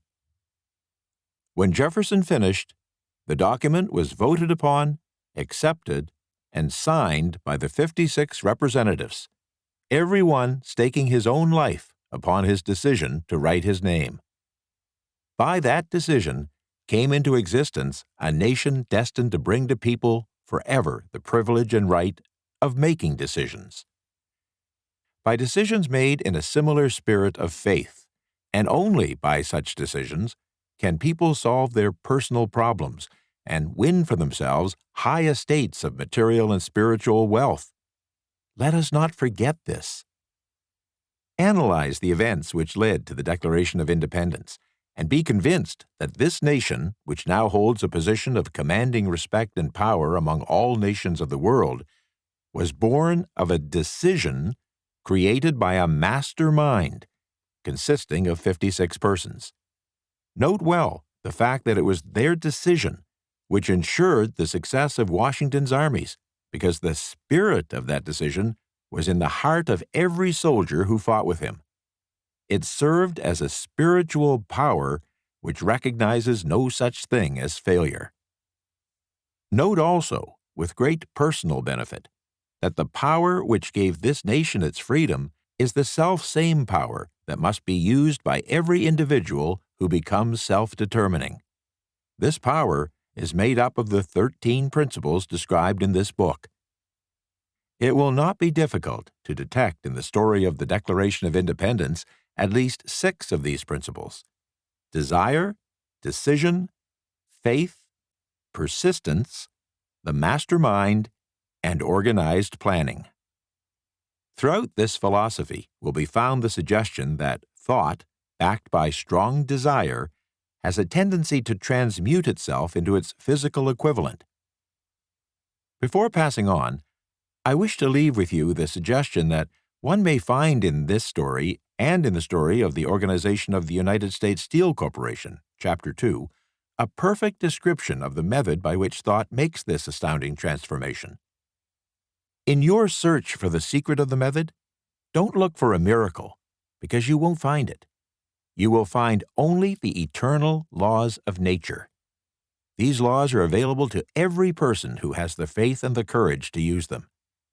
They may be used to bring freedom to a nation, or to accumulate riches, or to accomplish any other worthwhile goal. There is no charge, save the time necessary to understand and appropriate them. Those who reach decisions promptly and definitely know what they want and generally get it. The leaders in every walk of life decide quickly and firmly. That's the major reason why they are leaders. The world has the habit of making room for those individuals whose words and actions show that they know where they are going. Indecision is a habit which usually begins in youth. The habit takes on permanency as the youth goes through grade school, high school, and even through college, without definiteness of purpose. The major weakness of all educational systems is that they neither teach nor encourage the habit of definite decision. It would be beneficial if no college would permit the enrollment of any student, unless and until the student declared his or her major purpose in matriculating. It would be of still greater benefit if every student in grade school were compelled to accept training in the habit of decision and forced to pass a satisfactory examination on this subject before being permitted to advance in the grades. The habit of indecision acquired because of the deficiencies of our school system goes with students into the occupations they choose, if, in fact, they choose their occupations at all. Generally, young people just out of school seek any job that can be found.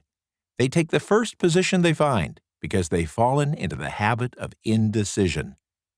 98 out of every 100 people working for wages today are in the positions they hold because they lacked the definiteness of decision to plan a definite position and the knowledge of how to choose an employer. Definiteness of decision always requires courage, sometimes very great courage. The 56 men who signed the Declaration of Independence staked their lives on the decision to affix their signatures to that document. Individuals who reach a definite decision to procure a particular job and make life pay the price they ask don't stake their lives on that decision. They stake their economic freedom. Financial independence, riches, and desirable business and professional positions are not within reach of the person who neglects or refuses to expect, plan, and demand these things. The person who desires riches, in the same spirit that Samuel Adams desired freedom for the colonies, is sure to accumulate wealth. In Chapter 6, on Organized Planning, you were given complete instructions for marketing every type of personal service. You were also given detailed information on how to choose the employer you prefer and the particular job you desire. These instructions will be of no value to you unless you definitely decide to organize them into a plan of action, and unless you pursue that plan with persistence, which is the 8th step to riches. Riches do not respond to wishes. They respond only to definite plans backed by definite desires through constant persistence. Every failure brings with it the seed of an equivalent success. Chapter 8. Persistence. The sustained effort necessary to induce faith. The 8th step to riches. Persistence is an essential factor in the procedure of transmuting desire into its monetary equivalent. The basis of persistence is the power of will. Willpower and desire, when properly combined, make an irresistible pair. People who accumulate great fortunes are generally thought of as cold-blooded and sometimes ruthless. Often they are misunderstood. What they have is willpower, which they mix with persistence and place back of their desires to ensure the attainment of their objectives. Henry Ford was generally misunderstood to be ruthless and cold-blooded. This misconception grew out of Ford's habit of following through in all of his plans with persistence. The majority of people are ready to throw their aims and purposes overboard and give up at the first sign of opposition or misfortune. A few carry on, despite all opposition, until they attain their goal. These few are the Fords, Carnegies, Rockefellers, Edisons, and other outstanding achievers of the world. There may be no heroic connotation to the word persistence, but the quality is to a person's character what carbon is to steel. The building of a fortune generally involves the application of the entire 13 principles of the Think and Grow Rich philosophy. These principles must be understood, and they must be applied with persistence by all who would accumulate money. If you are following this book with the intention of applying the knowledge it conveys, your first test as to your persistence will come when you begin to take the 6 actions described in Chapter 1. Unless you are one of the 2 out of every 100 persons who already have a definite goal at which you are aiming and a definite plan for its attainment, you may hear those instructions, then pass on with your daily routine and never comply with those instructions. I ask you to evaluate yourself on this point because lack of persistence is one of the major causes of failure. Moreover, experience with thousands of people has proved that lack of persistence is a weakness common to the majority of them. It is a weakness which may be overcome by effort. The ease with which lack of persistence may be conquered will depend entirely upon the intensity of one's desire. The starting point of all achievement is desire. Keep this constantly in mind. Weak desires bring weak results, just as a small amount of fire makes a small amount of heat. If you find yourself lacking in persistence, this weakness may be remedied by building a stronger fire under your desires. Continue to listen through to the end of this chapter.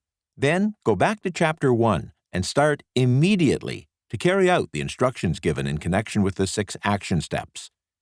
The eagerness with which you follow these instructions will indicate clearly how much or how little you really desire to accumulate money.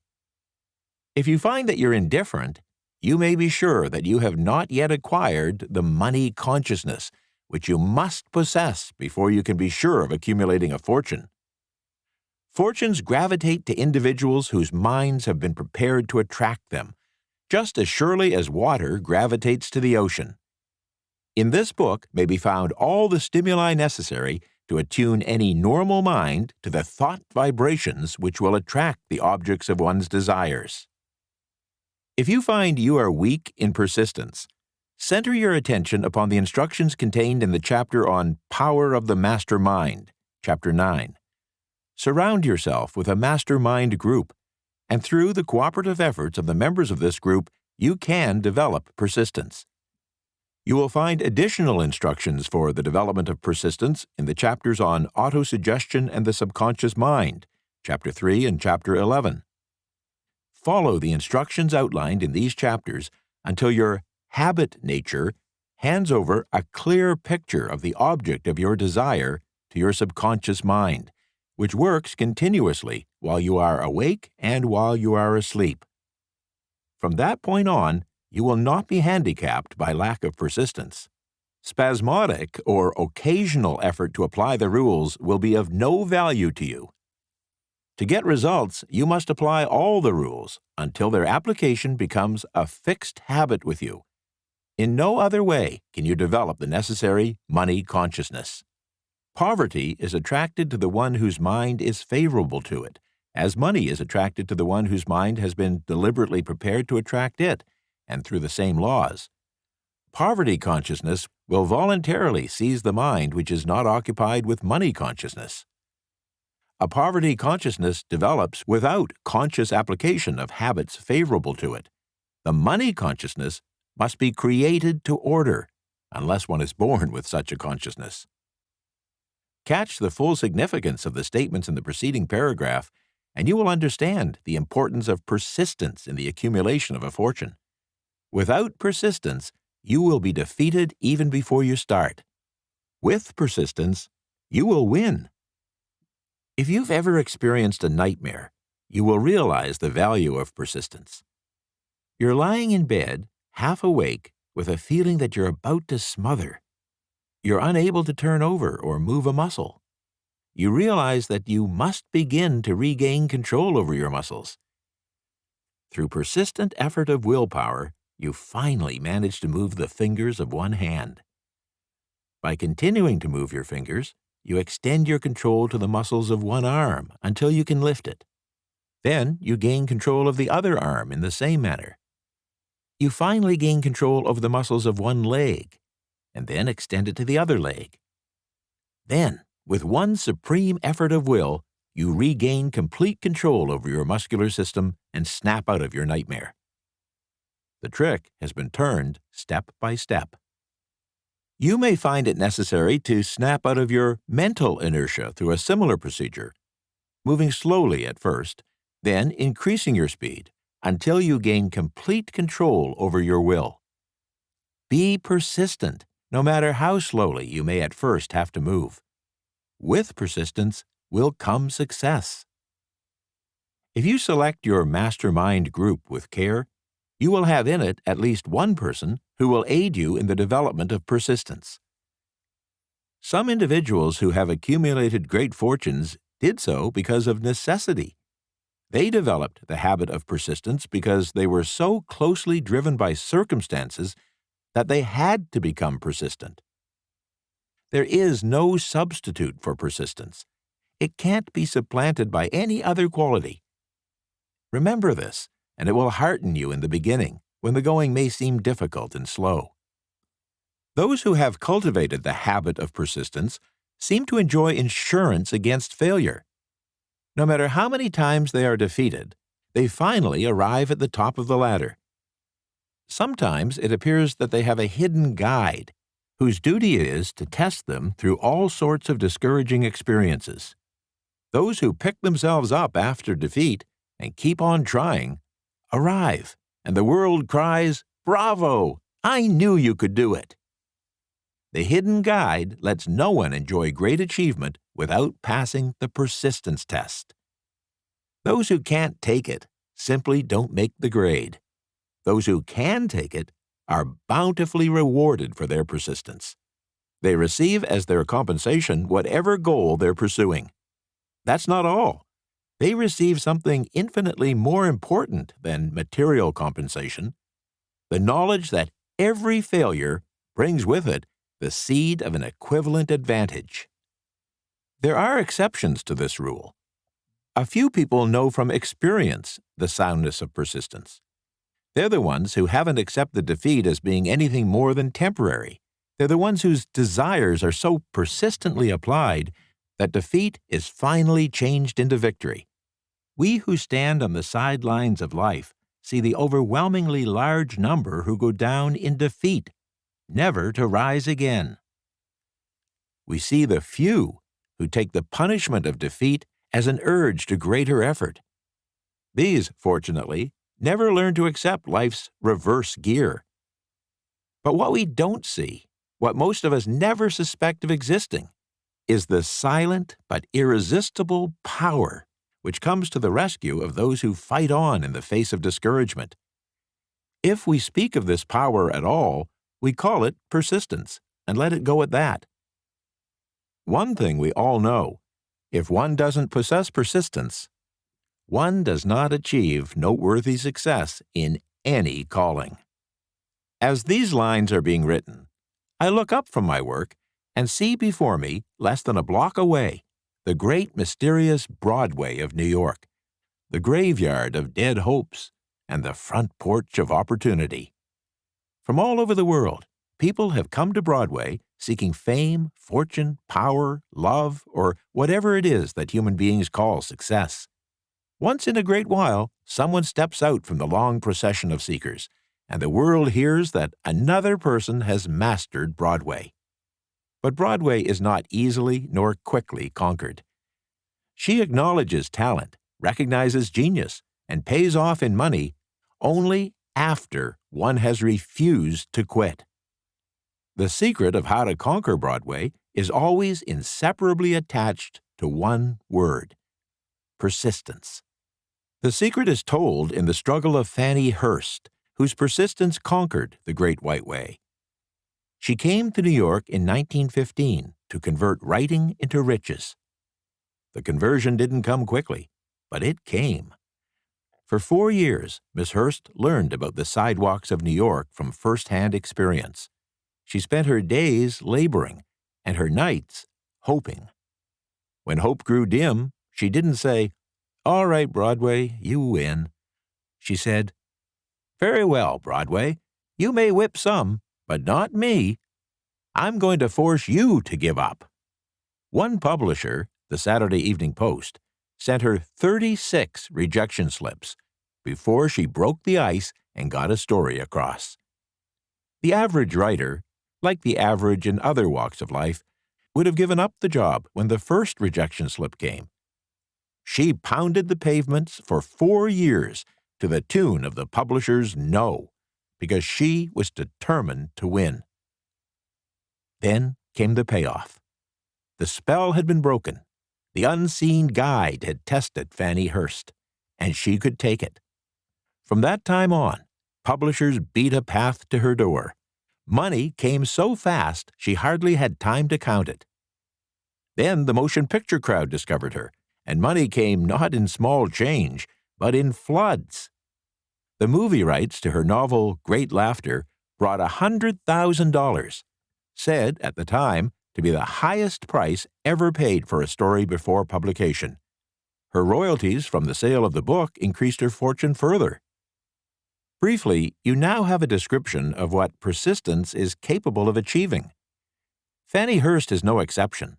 Wherever men and women accumulate great riches, you may be sure they first acquired persistence. Broadway will give any beggar a cup of coffee and a sandwich, but it demands persistence of those who go after the big stakes.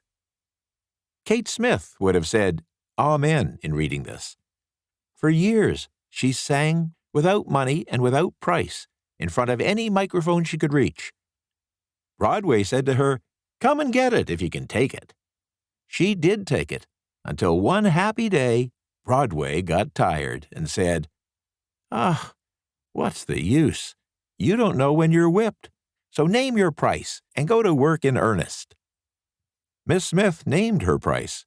It was plenty, up in figures so high that 1 week of her salary was far more than most people made in a whole year. Verily, it pays to be persistent. And here's an encouraging statement, which carries with it a suggestion of great significance.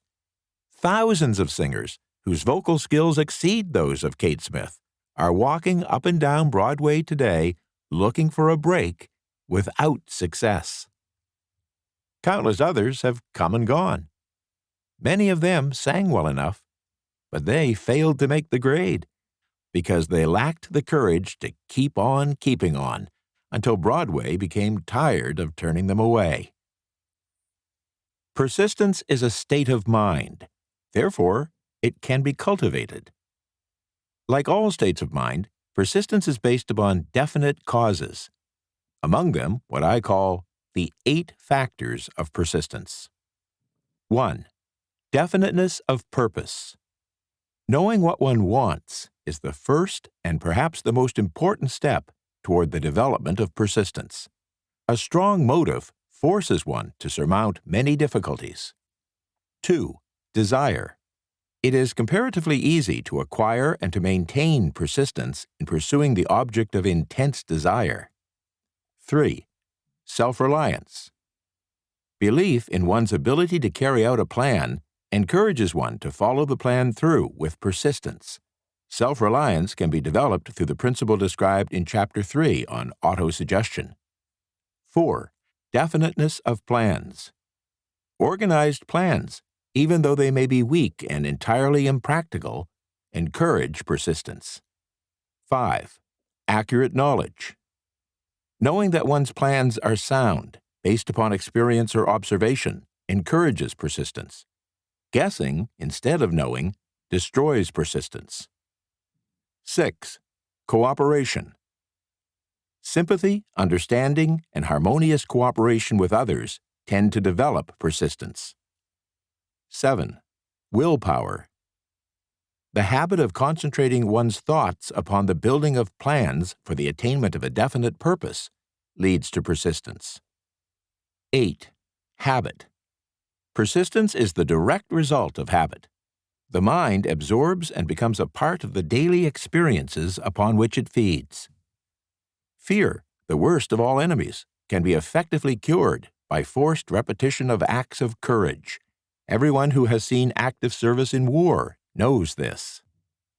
Before leaving the subject of persistence, take inventory of yourself and determine in what particular, if any, you are lacking in this essential quality. Measure yourself courageously, point by point, and see how many of the 8 factors of persistence you lack. The analysis may lead to discoveries that will give you a new grip on yourself. The 16 symptoms of lack of persistence. Here, you will find the real enemies which stand between you and noteworthy achievement.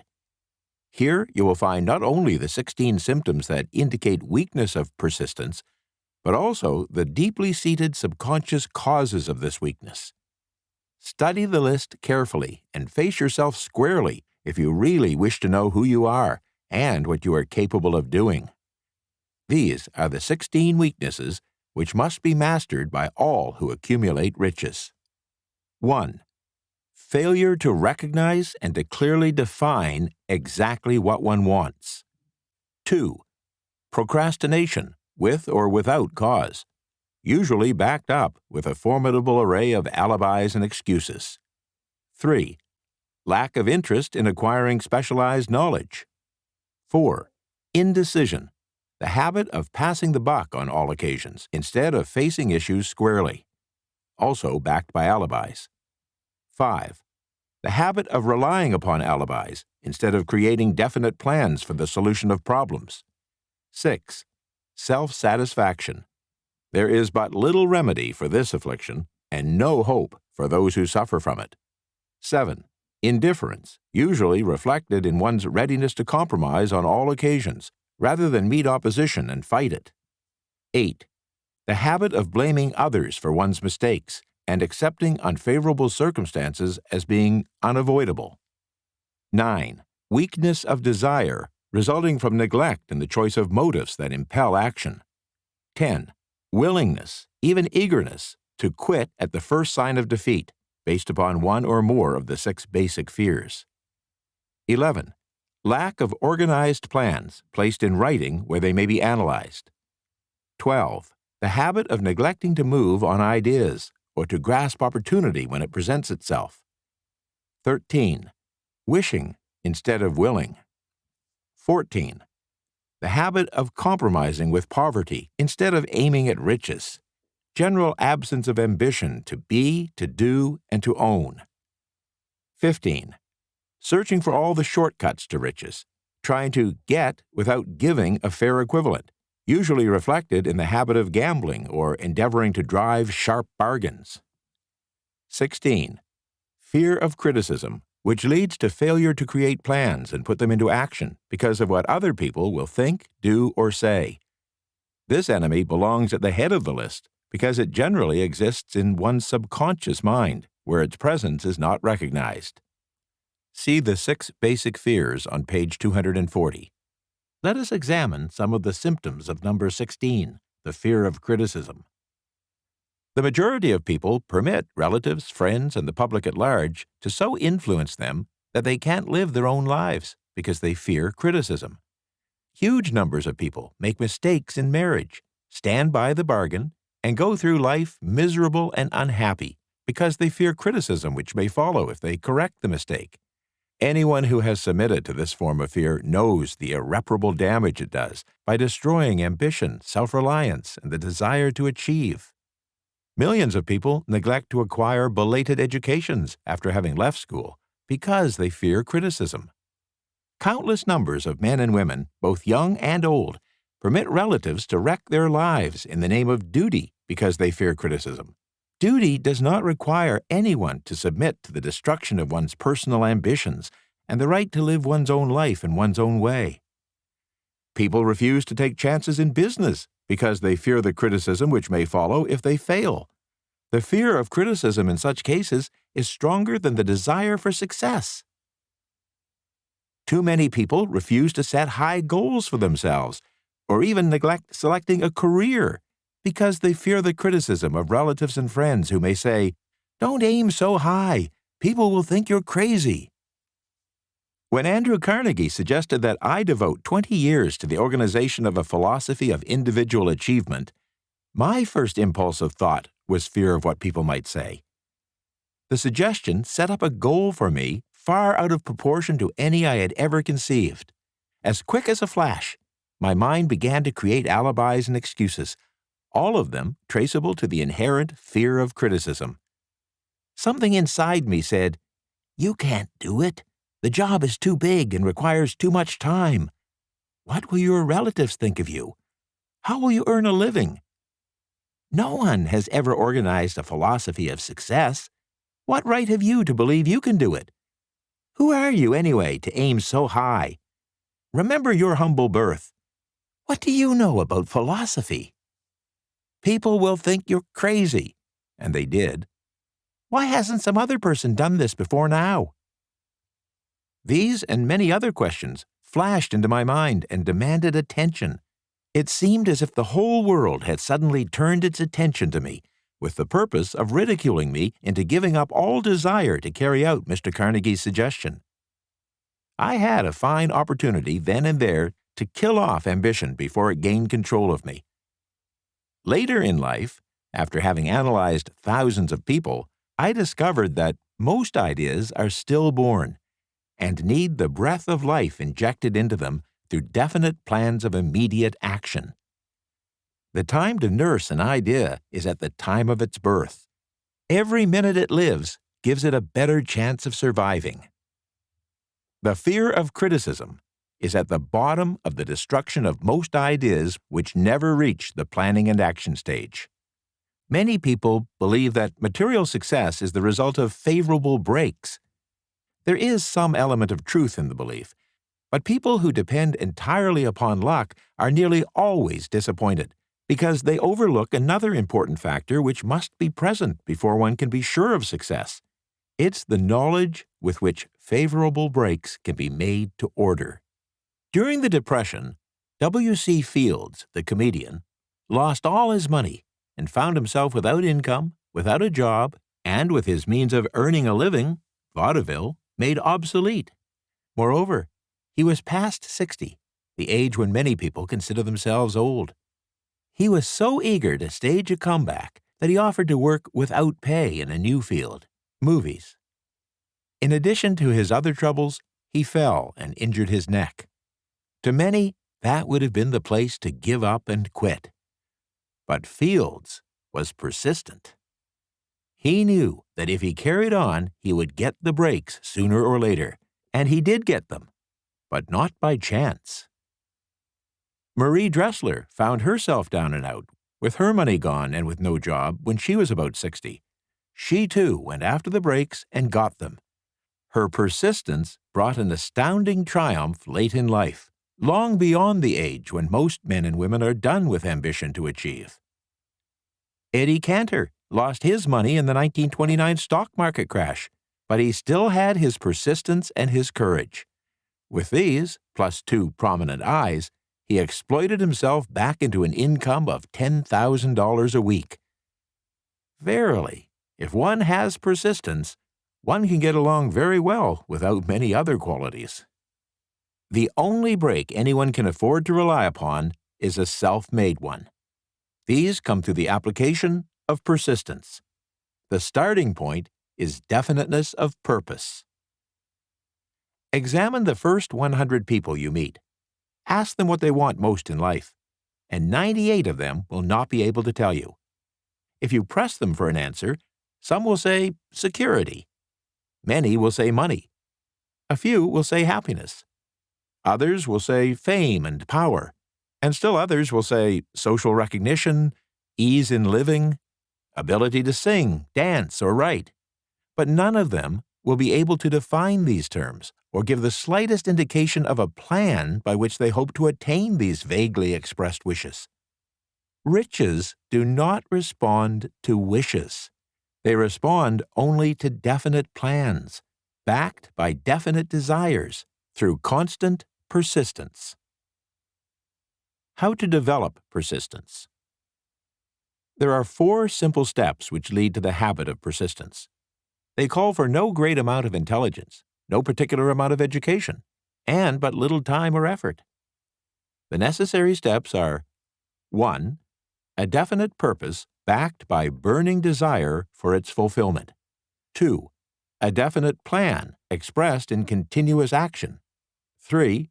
A mind closed tightly against all negative and discouraging influences, including negative suggestions of relatives, friends, and acquaintances. 4. A friendly alliance with one or more persons who will encourage one to follow through with both plan and purpose. These 4 steps are essential for success in all walks of life. The entire purpose of the 13 principles of the Think and Grow Rich philosophy is to enable one to take these 4 steps as a matter of habit. These are the steps by which one may control one's economic destiny. They are the steps that lead to freedom and independence of thought. They are the steps that lead to riches, in small or great quantities. They lead the way to power, fame, and worldly recognition. They are the 4 steps that guarantee favorable breaks. They are the steps that convert dreams into physical realities. They lead also to the mastery of fear, discouragement, and indifference. There is a magnificent reward for all who learn to take these 4 steps. It's the privilege of writing one's own ticket and of making life yield whatever price is asked. I have no way of knowing the facts, but I venture to conjecture that Mrs. Wallace Simpson's great love for a man was not accidental, nor the result of favorable breaks alone. There was a burning desire and careful searching at every step of the way. Her first duty was to love. What is the greatest thing on earth? Jesus called it love, not man-made rules, criticism, bitterness, slander, or political marriages, but love. Wallace Simpson knew what she wanted not after she met the Prince of Wales, but long before that. Twice, when she had failed to find it, she had the courage to continue her search. To thine own self be true, and it must follow, as the night the day. Thou canst not then be false to any man. Her rise from obscurity was of the slow, progressive, persistent order, but it was sure. She triumphed over unbelievably long odds. And no matter who you are, or what you may think of Wallis Simpson or the king who gave up his crown for her love, she was an astounding example of applied persistence, an instructor on the rules of self-determination from whom the entire world might profitably take lessons. And what of King Edward? What lesson may we learn from his part in one of the 20th century's greatest personal dramas? Did he pay too high a price for the affections of the woman he loved? No one but he could have answered that question. The rest of us can only conjecture. This much we know. The king came into the world without his own consent. He was born to great riches without requesting them. He was persistently sought in marriage. Politicians and statesmen throughout Europe tossed dowagers and princesses at his feet. Because he was the firstborn of his parents, he inherited a crown which he did not seek and perhaps did not desire. For more than 40 years he was not a free agent, could not live his life in his own way, had but little privacy, and finally assumed duties inflicted upon him when he ascended the throne. Some will say, with all these blessings, King Edward should have found peace of mind, contentment, and joy of living. The truth is that back of all the privileges of a crown, all the money, the fame, and the power inherited by King Edward, there was an emptiness which could be filled only by love. His greatest desire was for love. Long before he met Wallis Simpson, he doubtless felt this great universal emotion tugging at the strings of his heart, beating upon the door of his soul, and crying out for expression. King Edward's decision to give up the British crown for the privilege of going the remainder of the way through life with a woman of his choice was a decision that required courage. The decision also had a price, but who has the right to say the price was too great? As a suggestion to anyone who would find fault with the Duke of Windsor because his desire for love led him to openly declare that love and give up his throne for it, let it be remembered that his open declaration was not essential. He could have followed the custom of clandestine liaison or secret affair, which had prevailed in Europe for centuries, without giving up either his throne or the woman of his choice, and there would have been no complaint from either church or the public. But this unusual man was built of sterner stuff. His love was deep and sincere. It represented the one thing which, above all else, he truly desired. Therefore, he took what he wanted and paid the price demanded. Most of the world today would applaud the Duke of Windsor and Wallis Simpson because of their persistence in searching until they found life's greatest reward. All of us can profit by following their example in our own search for that which we demand of life. What mystical power gives to people of persistence the capacity to master difficulties? Does the quality of persistence set up in one's mind some form of spiritual, mental, or chemical activity which gives one access to supernatural forces? Does infinite intelligence throw itself on the side of the person who still fights on after the battle has been lost, with the whole world on the opposing side?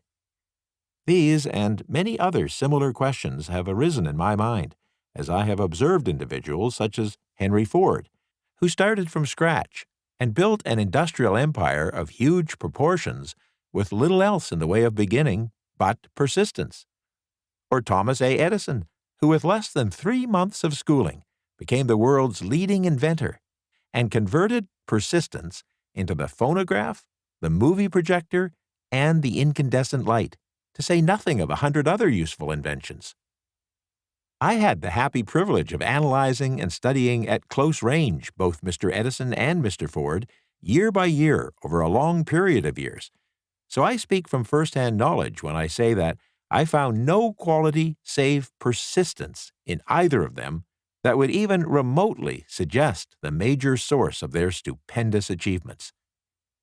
As one makes an impartial study of the prophets, philosophers, miracle workers, and religious leaders of the past, one is drawn to the inevitable conclusion that persistence, concentration of effort, and definiteness of purpose were the major sources of their achievements. Consider, for example, the strange and fascinating story of Muhammad. Analyze his life. Compare him with individuals of achievement in this modern age of industry and finance, and observe how they all have one outstanding trait in common: persistence.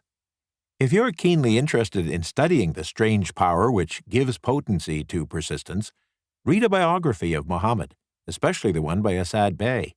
This brief review of that book by Thomas Segru in the New York Herald Tribune will provide a preview of the rare treat in store for those who take the time to read the entire story of one of the most astounding examples of the power of persistence known to civilization. The Last Great Prophet, reviewed by Thomas Segru. Muhammad was a prophet, but he never performed a miracle. He was not a mystic. He had no formal schooling. He didn't begin his mission until he was 40.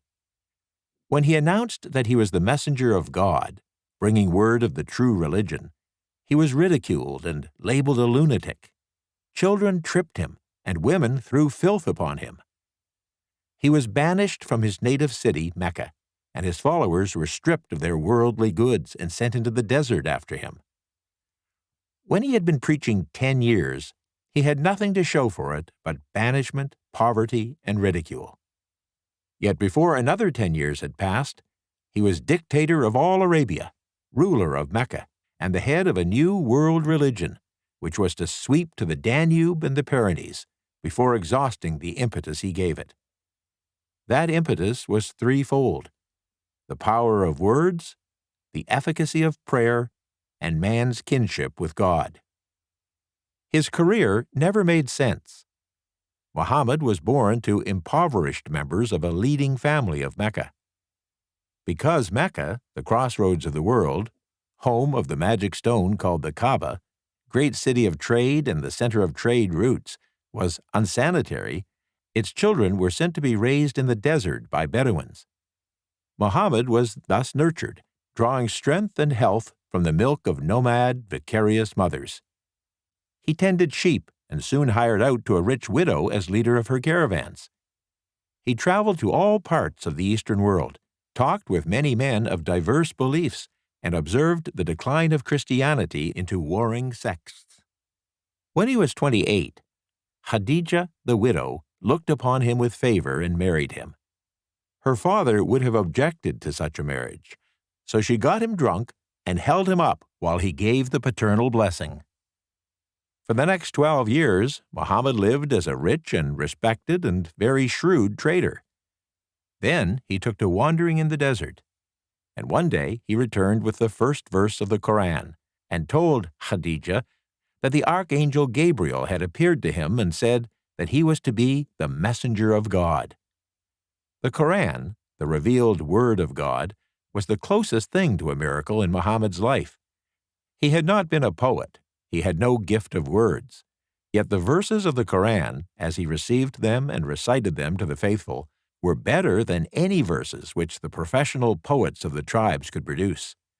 This, to the Arabs, was a miracle. To them, the gift of words was the greatest gift. The poet was all-powerful. In addition, the Koran said that all men were equal before God, that the world should be a democratic state, Islam. It was this political heresy, plus Muhammad's desire to destroy all the 360 idols in the courtyard of the Kaaba, which brought about his banishment. The idols brought the desert tribes to Mecca, and that meant trade. So the businessmen of Mecca, the capitalists, of which he had been one, set upon Muhammad. Then he retreated to the desert and demanded sovereignty over the world. The rise of Islam began.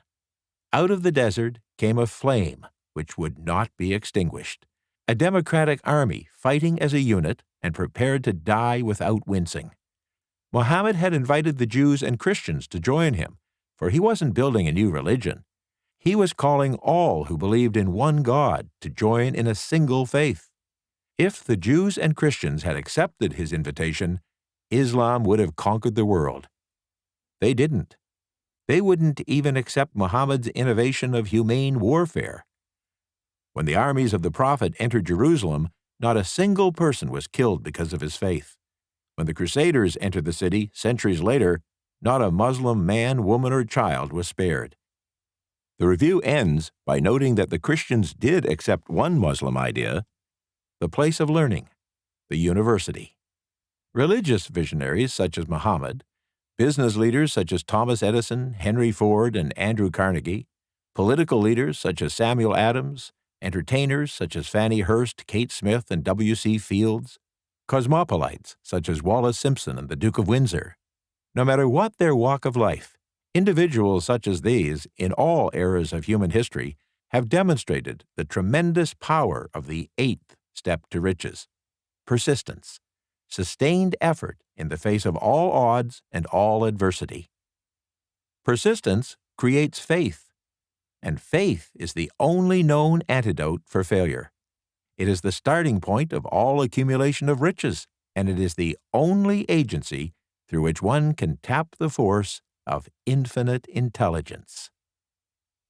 Great power can be accumulated through no other principle than that of the master mind.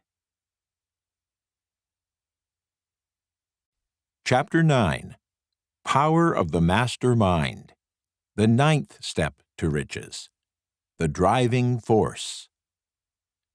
Persistence creates faith. From faith comes power, and power is essential for success in the accumulation of money. Plans alone are inert and useless without sufficient power to translate them into action. This chapter will describe the method by which an individual may attain and apply power. Power may be defined as organized and intelligently directed knowledge. Power, as the term is here used, refers to organized effort, sufficient to enable an individual to transmute desire into its monetary equivalent.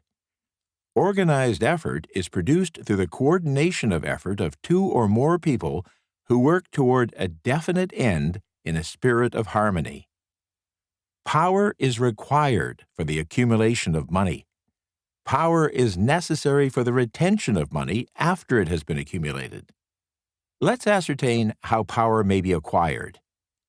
If power is organized knowledge, let us examine the three major sources of knowledge.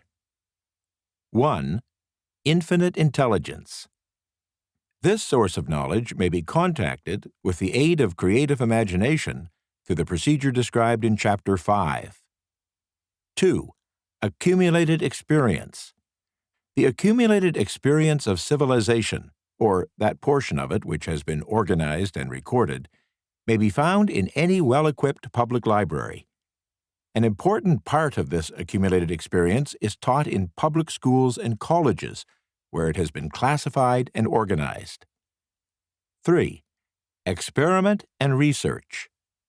In the field of science, and in practically every other walk of life, people are gathering, classifying, and organizing new facts daily. This is the source to which one must turn when knowledge is not available through accumulated experience. Here, too, the creative imagination must often be used. Knowledge may be acquired from any of the foregoing sources. It may be converted into power by organizing it into definite plans and by expressing those plans in terms of action. Examination of the three major sources of knowledge will readily disclose the difficulty you would have if you depended upon your own efforts alone in assembling knowledge and expressing it through definite plans in terms of action. If your plans are comprehensive, and if they require vast sums of information, you must generally induce others to cooperate with you before you can inject into them the necessary element of power. Gaining power through the master mind. The master mind may be defined as coordination of knowledge and effort in a spirit of harmony between two or more people for the attainment of a definite purpose. No individual can have great power without availing himself or herself of the mastermind principle. In Chapter 1, instructions were given for the creation of plans for the purpose of translating desire into its monetary equivalent. If you carry out these instructions with persistence and intelligence and use discrimination in the selection of your mastermind group, your objective will have been halfway reached even before you begin to recognize it. So you may better understand the intangible potentialities of power available to you through a properly chosen mastermind group, I will here explain the two characteristics of the mastermind principle, one of which is economic in nature and the other psychic. The economic feature is obvious.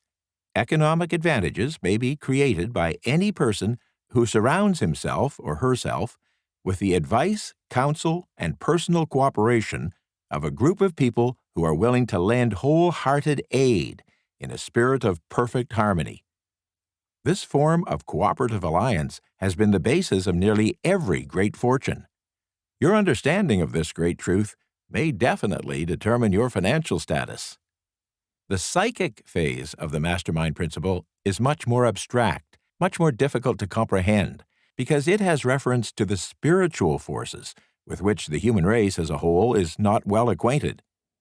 You may catch a significant suggestion from this statement. No two minds ever come together without thereby creating a third, invisible, intangible force, which may be likened a third mind.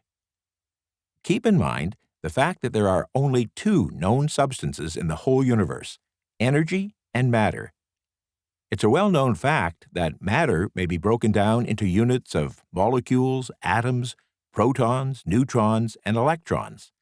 There are units of matter which may be isolated, separated, and analyzed. Likewise, there are units of energy. The human mind is a form of energy, a part of it being spiritual in nature. When the minds of two people are coordinated in a spirit of harmony, the spiritual units of energy of each mind form an affinity, which constitutes the psychic phase of the master mind.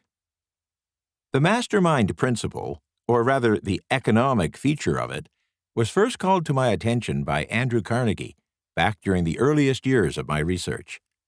Discovery of this part of the principle was responsible for the choice of my life's work. Mr. Carnegie's mastermind group consisted of a staff of approximately 50 individuals, with whom he surrounded himself for the definite purpose of manufacturing and marketing steel. He attributed his entire fortune to the power he accumulated through this mastermind. Analyze the record of anyone who has accumulated a great fortune and many who have accumulated modest fortunes, and you will find that they have either consciously or unconsciously employed the mastermind principle. Great power can be accumulated through no other principle. Energy is nature's universal set of building blocks, out of which she constructs every material thing in the universe, including human beings and every form of animal and vegetable life. Through a process which only nature completely understands, she translates energy into matter. Nature's building blocks are available to humanity in the energy involved in thinking. The human brain may be compared to an electric battery. It absorbs energy from what may be called the mysterious unifying force of the universe, which permeates every atom of matter, including the atoms that compose the human brain, and fills the entire universe. It's a well-known fact that a group of electric batteries will provide more energy than a single battery. It's also a well-known fact that an individual battery will provide energy in proportion to the number and capacity of the cells it contains. The brain functions in a similar fashion. This accounts for the fact that some brains are more efficient than others, and leads to this significant statement. A group of brains coordinated or connected in a spirit of harmony will provide more thought energy than a single brain, just as a group of electric batteries will provide more energy than a single battery. Through this metaphor, it becomes immediately obvious that the mastermind principle holds the secret of the power wielded by people who surround themselves with the minds of other capable individuals. There follows now another statement which will lead still nearer to an understanding of the psychic phase of the mastermind principle. When a group of individual brains are coordinated and function in harmony, the increased energy created through that alliance becomes available to every individual brain in the group. Henry Ford began his business career under the handicap of poverty, illiteracy, and ignorance. Within the inconceivably short period of 10 years, Mr. Ford mastered these three handicaps, and within 25 years, he made himself one of the richest people in America. Connect with those facts the additional knowledge that Mr. Ford's most rapid strides became noticeable from the time he became a personal friend of Thomas A. Edison, and you will begin to understand what the influence of one mind upon another can accomplish. Go a step further and consider the fact that Mr. Ford's most outstanding achievements began from the time that he formed the acquaintances of Harvey Firestone, John Burroughs, and Luther Burbank, each an individual of great intellectual capacity, and you will have further evidence that power may be produced through a friendly alliance of minds.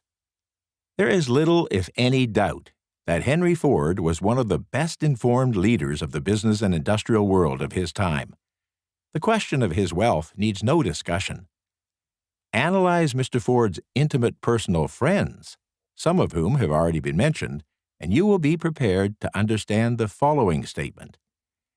Individuals take on the nature and the habits and the power of thought of those with whom they associate in a spirit of sympathy and harmony. Henry Ford whipped poverty, illiteracy, and ignorance by allying himself with great minds, whose vibrations of thought he absorbed into his own mind. Through his association with Edison, Burbank, Burroughs, and Firestone, Mr. Ford added to his own brain power the sum and substance of the intelligence, experience, knowledge, and spiritual forces of these four individuals. Moreover, he appropriated and made use of the master-mind principle through the methods of procedure described in this book. This principle is available to you. I've already mentioned Mahatma Gandhi. Perhaps the majority of people who know anything about Gandhi look upon him as merely an eccentric little man who went around without formal wearing apparel, making trouble for the British government. In reality, Gandhi was not eccentric, but he was the most powerful man alive during his time, judging by the number of followers he had and their faith in him. Moreover, he is arguably one of the most powerful individuals who have ever lived. His power was passive, but it was real. Let us study the method by which he attained his stupendous power. It may be explained in a few words. He attained power through inducing more than 200 million people to cooperate with mind and body in a spirit of harmony for a definite purpose. In brief, Gandhi accomplished a miracle, for it is a miracle when 200 million people can be induced, not forced, to cooperate in a spirit of harmony for a limitless time. If you doubt that this is a miracle, try to induce any two persons to cooperate in a spirit of harmony for any length of time. Every individual who manages a business knows what a difficult matter it is to get employees to work together in a spirit even remotely resembling harmony. The list of the chief sources from which power may be attained is headed, as has been shown, by infinite intelligence. When two or more people coordinate in a spirit of harmony and work toward a definite objective, they place themselves in a position, through that alliance, to absorb power directly from the great universal storehouse of infinite intelligence. This is the greatest of all sources of power. It is the source to which the genius turns. It is the source to which every great leader turns, whether consciously or not. The other two major sources from which the knowledge necessary for the accumulation of power may be obtained, accumulated experience and experiment and research, are no more reliable than the 5 human senses. The senses are not always reliable. However, infinite intelligence does not err. In subsequent chapters, the methods by which infinite intelligence may be most readily contacted will be adequately described. This book is not a course on religion. No fundamental principle described in this book should be interpreted as being intended to interfere either directly or indirectly with any person's religious habits. This book is confined, primarily, to instructing the listener how to transmute the definite purpose of desire for money into its monetary equivalent. Listen, think, and meditate. Soon, the entire subject will unfold, and you'll see it in perspective. For now, you're seeing the detail of the individual chapters. Money is shy and elusive. It must be wooed and won by methods not unlike those used by the determined lover in pursuit of the beloved. And coincidental as it is, the power used in the wooing of money is not greatly different from that used in wooing a person. That power, when successfully used in the pursuit of money, must be mixed with faith. It must be mixed with desire. It must be mixed with persistence. It must be applied through a plan, and that plan must be set into action. When money comes in quantities known as the big money, it flows to the one who accumulates it as easily as water flows downhill. There exists in life a great unseen stream of power, which may be compared to a river, except that one side flows in one direction, carrying all who get into that side of the stream onward and upward to wealth, while the other side flows in the opposite direction, carrying all who are unfortunate enough to get into it and not able to extricate themselves from it, downstream to misery and poverty. Every person who has accumulated a great fortune has recognized the existence of this stream of life. It consists of one's thinking process. The positive emotions of thought form the side of the stream which carries one to fortune. The negative emotions form the side which carries one down to poverty. Understanding that you yourself can control where you'll be in this stream of life is of stupendous importance to the person who is following this book with the object of accumulating a fortune, for such understanding leads to the recognition that anybody can wish for riches, and most people do, but only a few know that a definite plan plus a burning desire for wealth are the only dependable means of accumulating wealth. If you find yourself in the side of the stream of life which leads to poverty, understand that you have within you the power to propel yourself over to the other side of the stream. Your oar is the philosophy and the principles set forth in this book. They can serve you only through application and use. Merely listening and passing judgment on these principles, either one way or another, will in no way benefit you. You must take your oar in hand and act. Some people undergo the experience of alternating between the positive and negative sides of the stream, being at times on the positive side and at times on the negative side. Recent economic hard times have swept millions of people from the positive to the negative side of the stream. These millions are struggling, some of them in desperation and fear, to get back to the positive side of the stream. This book was written especially for those millions. Poverty and riches often change places. Rapidly changing economic conditions have taught the world this truth, although many people may not long remember the lesson. Poverty may, and generally does, voluntarily take the place of riches. When riches take the place of poverty, the change is usually brought about through well-conceived and carefully executed plans. Poverty needs no plan. It needs no one to aid it, because it is bold and ruthless. Riches are shy and timid. They have to be attracted, but they will rarely be attracted and retained until one learns, first, to tap the power of the master mind, and then proceed to understand the 10th step to riches, which involves the mystery of sex transmutation. Chapter 10. The Mystery of Sex Transmutation, the 10th step to riches. The meaning of the word transmute is, in simple language, the changing or transferring of one element or one form of energy into another. The emotion of sex brings into being a state of mind.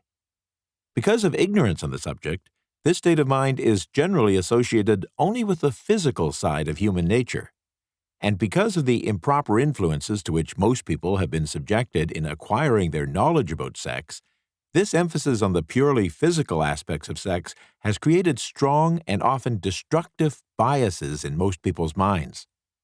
The emotion of sex has back of it the possibility of three constructive potentialities. They are 1.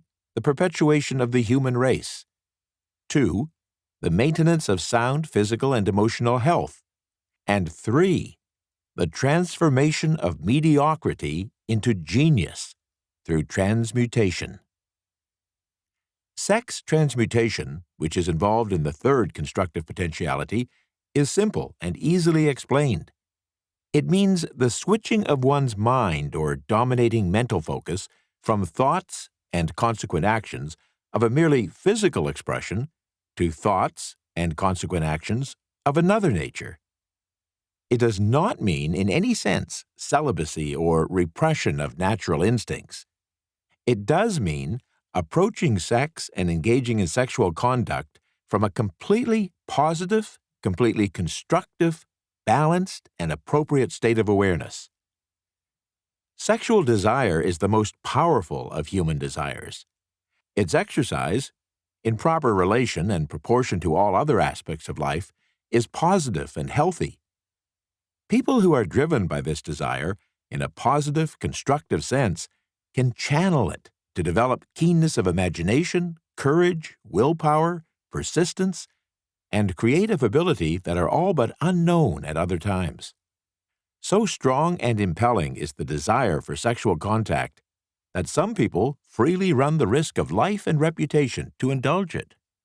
When harnessed and redirected constructively, this motivating force maintains all of its attributes of keenness of imagination, courage, and so forth, which may be used as powerful creative forces in literature, art, or in any other profession, calling, or undertaking, including, of course, the accumulation of riches.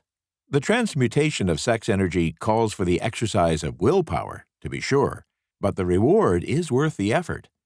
The desire for sexual expression is inborn and natural. The desire cannot and should not be submerged or eliminated, but it should not be allowed to dominate or dictate one's behavior. It should be given an extra outlet through forms of expression which enrich the body, mind, and spirit. If not given this form of outlet through the process of transmutation, it will seek outlets through purely physical channels. A river may be dammed and its water controlled for a time, but eventually it will force an outlet. The same is true of the emotion of sex. It may be submerged and controlled for a time, but its very nature causes it ever to be seeking a means of expression. If it's not transmuted into some creative effort, it will find a less positive, less productive outlet. Fortunate indeed are those individuals who have discovered how to give their sexual emotion an outlet through some form of creative effort, for they have, by that discovery, lifted themselves to the level of genius performance. Research has disclosed these two significant facts. 1. The individuals of greatest achievement tend to be those who have highly developed sexual natures and who have learned the art of sex transmutation. 2. Generally speaking, those who have accumulated great fortunes and achieved outstanding recognition in literature, art, industry, architecture, and the professions were motivated by the influence of romantic love for another person. The research in which these astounding discoveries were made went back through the pages of biography and history for more than 2,000 years. Wherever there was evidence available in connection with the lives of men and women of great achievement, it indicated most convincingly that they possessed highly developed sexual natures. The emotion of sex is an irresistible force against which there can be no such opposition as an immovable body. When driven by this emotion, individuals become gifted with a superpower for action. Understand this truth, and you will catch the significance of the statement that sex transmutation can lift one to genius-level performance. The emotion of sex contains the secret of creative ability. Destroy the sex glands, whether in a human being or a beast, and you have removed a major source of action. For proof of this, observe what happens to any animal after it has been neutered. A bull or a bulldog becomes thoroughly docile after it has been altered sexually. Sex alteration takes out of any male animal all the fight that was in him. Sex alteration of the female has the same quieting effect. The 10 mind stimuli. The human mind responds to stimuli, through which it may be keyed up to high rates of vibration known as enthusiasm, creative imagination, intense desire, and so forth.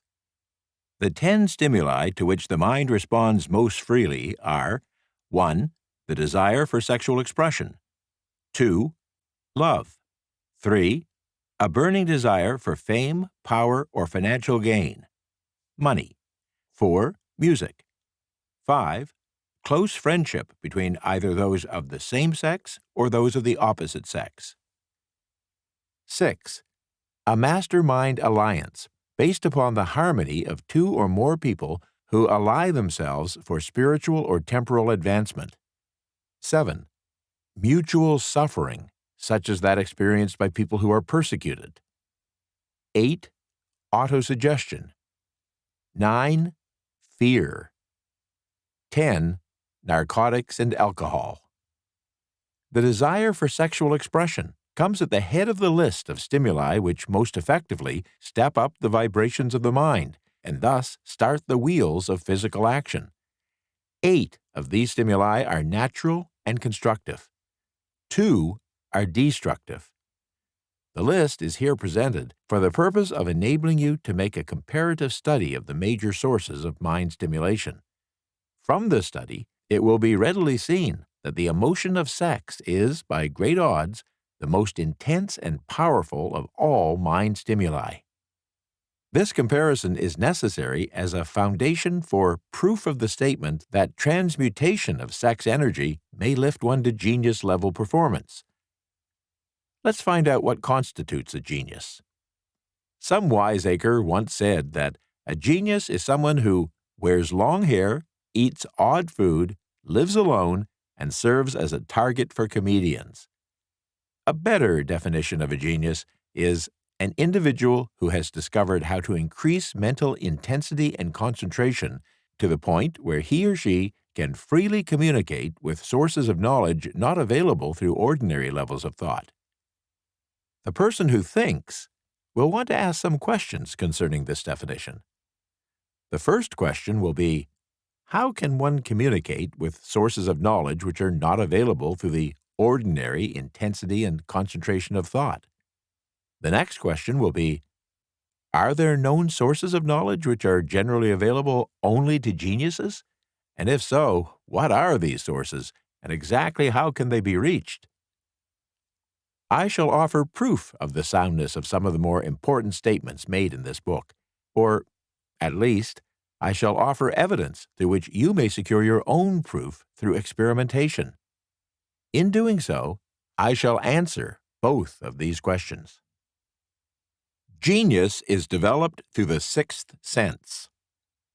The reality of a sixth sense in human beings has been well established. This sixth sense is creative imagination. The faculty of creative imagination is one which the majority of people never use during an entire lifetime, and if used at all, it usually happens by mere accident. A relatively small number of people use, with deliberation, purpose, and forethought, the faculty of creative imagination. Those who use this faculty voluntarily and with understanding of its functions are, by definition, geniuses. The faculty of creative imagination is the direct link between the finite human mind and infinite intelligence. All so-called revelations referred to in the realm of religion and all discoveries of basic or new principles in the field of invention take place through the faculty of creative imagination.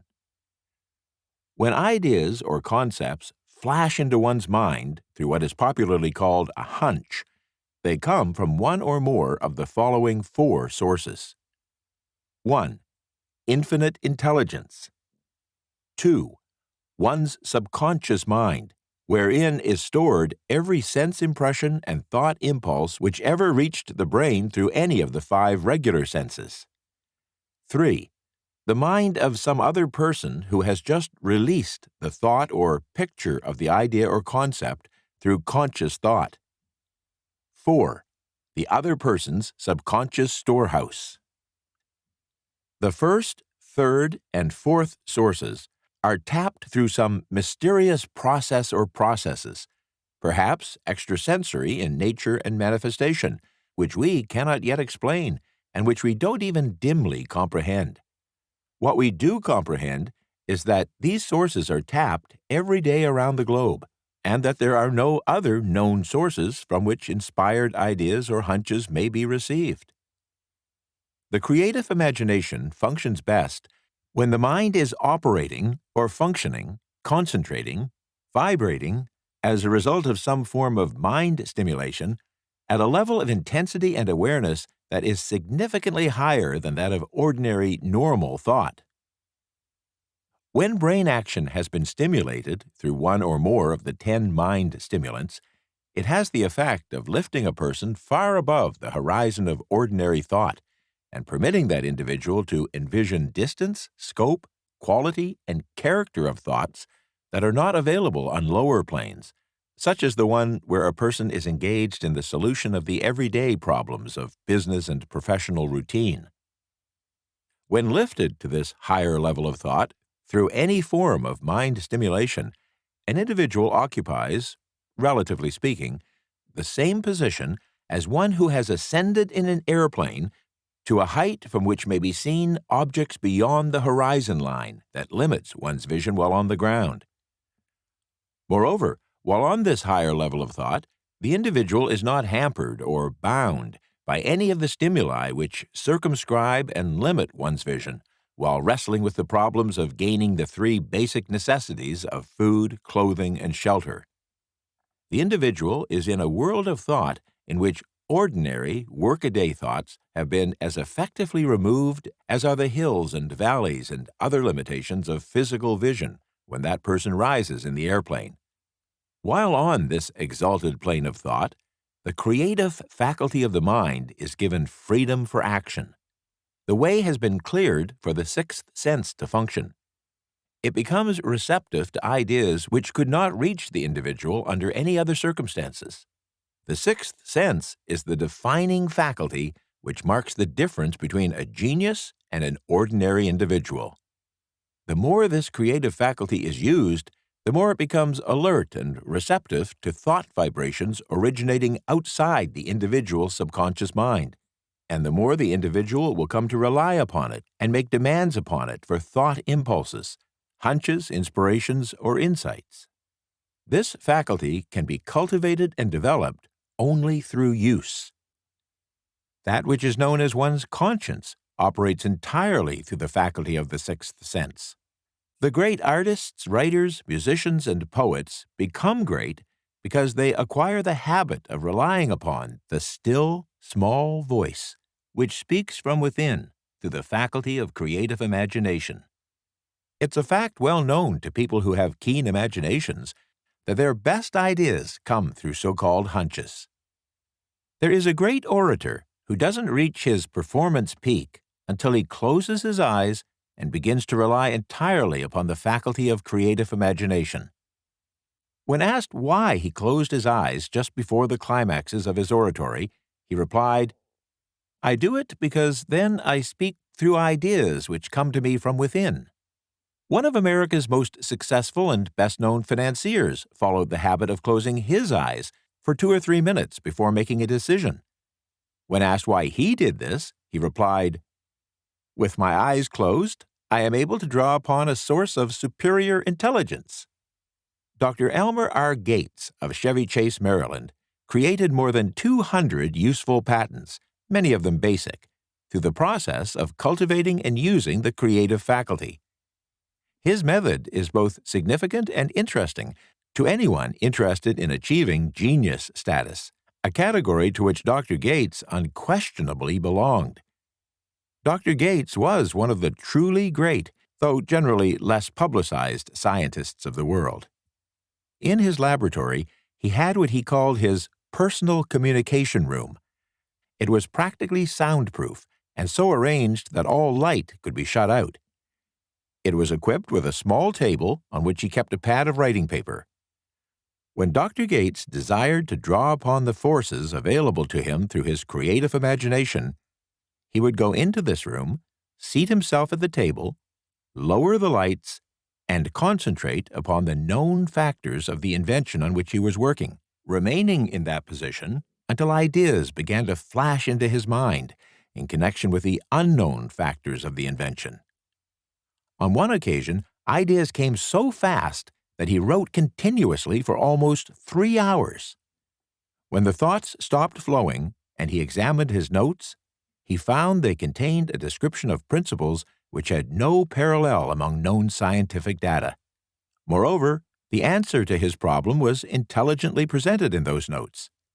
In this manner, Dr. Gates completed more than 200 patents which had been begun but not completed by other inventors who were less resourceful than Dr. Gates. Evidence of the truth of this statement lies in the United States Patent Office. Dr. Gates earned his living by sitting for ideas for individuals and corporations. While they may not have realized it, some of the largest corporations in America paid him substantial fees by the hour for sitting for ideas.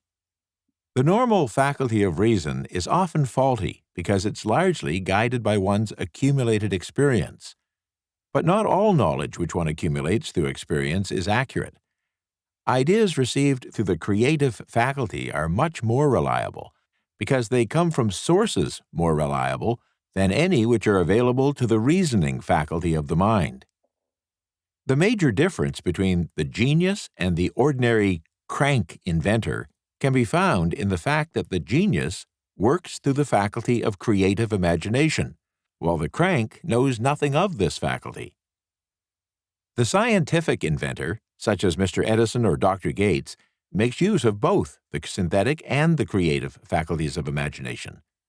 For example, the scientific inventor, operating in the genius mode, begins an invention by organizing and combining known ideas or principles accumulated through experience through the synthetic faculty, the reasoning faculty.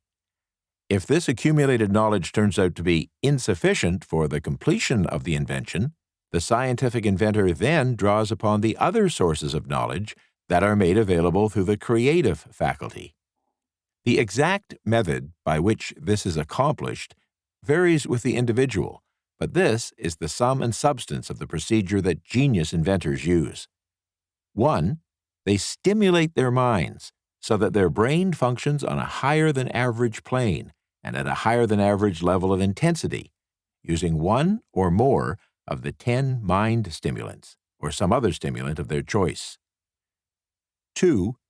They concentrate upon the known factors, the finished part of their invention, and create in their mind a perfect picture of unknown factors, the unfinished part of their invention.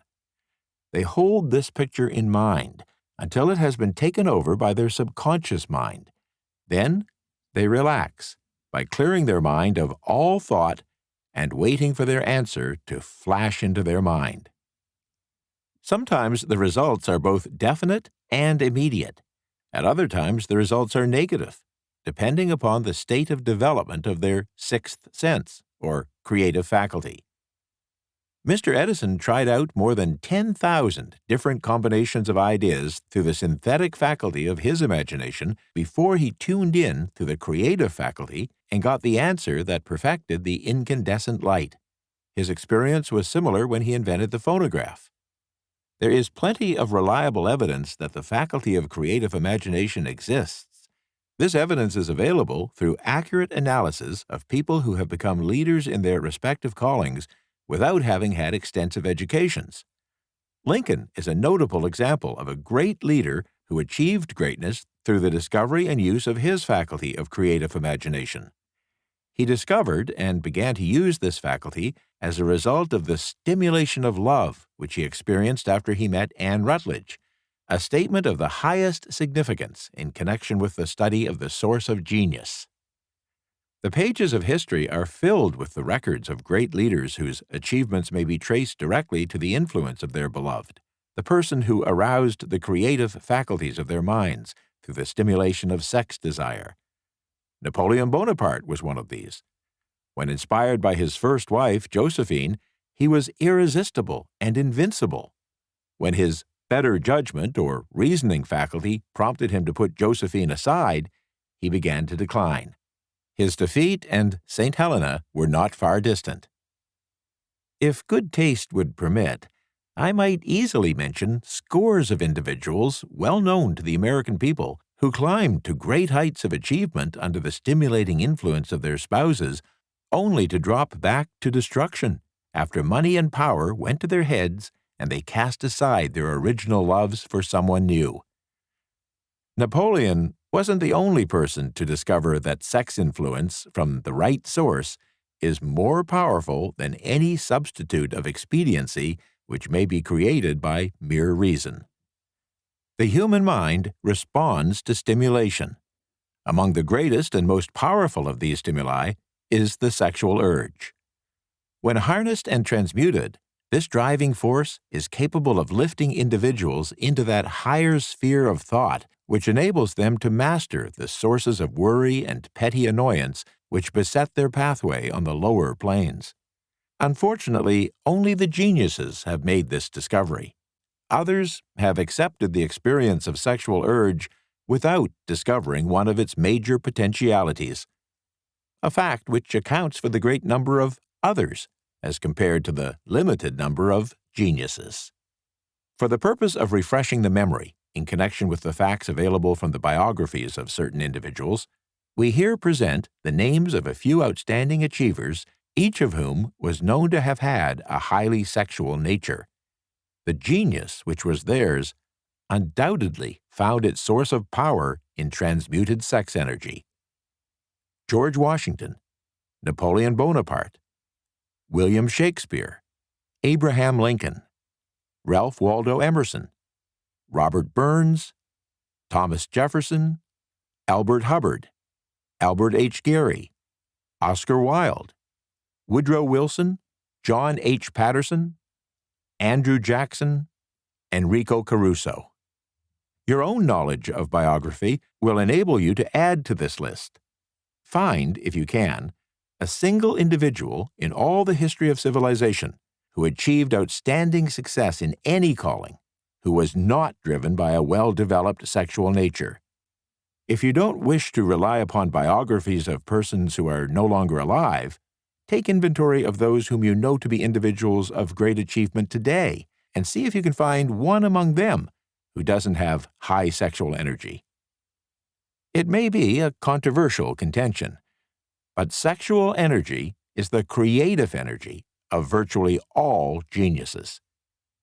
There never has been and never will be a great leader, builder, or artist lacking in this driving force of sex. Surely, no one will misunderstand these statements to mean that all who are highly sexed are geniuses. Individuals attain the status of genius only when and if they stimulate their mind so that it draws upon the forces available to the creative faculty of the imagination. Chief among the stimuli which can produce this stepping up of mental functions is sex energy.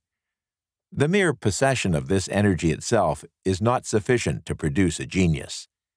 The energy must be transmuted from desire for merely physical contact into some other form of desire and action before it will lift one to the status of a genius. Far from becoming geniuses because of great sex desires, the majority of people lower themselves through misunderstanding and misuse of this great force to the status of the lower animals. Why most people seldom succeed before 40. I discovered from the analysis of more than 25,000 people that individuals who succeed in an outstanding way seldom do so before the age of 40, and more often, they don't strike their real pace until they're well beyond 50. This fact was so astounding that it prompted me to go into the study of its cause most carefully, carrying the investigation over a period of more than 12 years. This study disclosed the fact that one major reason why the majority of people who succeed don't begin to do so before the age of 40 to 50 is their tendency to dissipate their energies through overindulgence in the physical expression of the emotion of sex. Most people never learn that the sexual urge has other possibilities which far transcend in importance that of mere physical expression. The majority of those who do make this discovery do so after having wasted many years at a period when sexual energy is at its height, prior to the age of 45 to 50. This usually is followed by noteworthy achievement. The lives of many people up to and sometimes well past the age of 40 reflect a continued dissipation of energies, which could have been more profitably turned into better channels. Their finer and more powerful emotions are sown wildly to the four winds. Out of this habit grew the term, sowing one's wild oats. The desire for sexual expression is by far the strongest and most impelling of all the human emotions, and for this very reason, this desire, when harnessed and transmuted into action other than that of physical expression, may lift one into the genius mode. History is not lacking in examples of individuals who sometimes attained the status of genius with the aid of artificial mind stimulants in the form of alcohol and narcotics. Edgar Allan Poe wrote The Raven while under the influence of liquor, dreaming dreams that mortal never dared to dream before. James Whitcomb Riley did some amazing writing while under the influence of alcohol.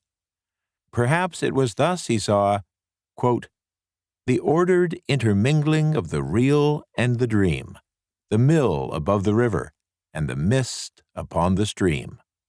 Unquote. Robert Burns wrote under the influence of intoxicants the immortal words, for old lang syne, my dear, we'll take a cup of kindness yet, for old lang syne. But let it be remembered that many such individuals have destroyed themselves in the end. Nature has prepared her own potions, for example, deep love, sexual drive, and the power of autosuggestion, with which people may safely stimulate their minds so they function on a higher plane that enables them to tune in to fine and rare thoughts which come from no one knows where. No satisfactory substitute for nature's natural stimulants has ever been found. The world is ruled, and the destiny of civilization is established by the human emotions. People are influenced in their actions not by reason so much as by feelings. The creative faculty of the mind is set into action entirely by emotions, and not by cold reason. The most powerful of all human emotions is that of sex. There are other mind stimulants, some of which have been listed, but no one of them, nor all of them combined, can equal the driving power of sex. A mind stimulant is any influence which will either temporarily or permanently increase significantly the freedom, intensity, and concentration of thought. The 10 mind stimuli described earlier are those most commonly used. Through these sources, or combinations of them, one may commune with infinite intelligence, or enter at will the storehouse of the subconscious mind, either one's own or that of another person, a procedure which is all there is of genius. A teacher who has trained and directed the efforts of more than 30,000 people involved in sales, made the astounding discovery that individuals with high sex drives generally make the most efficient salespeople. The explanation is that the factor of personality, known as personal magnetism, is nothing more nor less than sex energy. Individuals with high sex drives always have a plentiful supply of personal magnetism. Through cultivation and understanding, this vital force may be drawn upon and used to great advantage in relationships with other people. This powerful energy may be communicated to others through the following. 1. The handshake. The touch of the hand indicates instantly the presence of magnetism or the lack of it. 2. The tone of voice. Magnetism, or sex energy, is the factor with which the voice may be colored or made musical and charming. 3. Posture and carriage of the body. People with high sexual energy move briskly and with grace and ease. 4. The vibrations of thought. Highly sexual people, perhaps unconsciously, mix the emotion of sex with their thoughts, or may do so at will, and in that way may influence those around them. 5. Body adornment. People with high sex drives are usually very careful about their personal appearance. They usually select clothing of a style becoming to their personality, physique, complexion, etc. When employing salespeople, the more capable sales manager looks for the quality of personal magnetism as the first requirement of a sales representative. Men and women who lack sex energy will never become enthusiastic, nor inspire others with enthusiasm. And enthusiasm is one of the most important requisites in salesmanship, no matter what one is selling.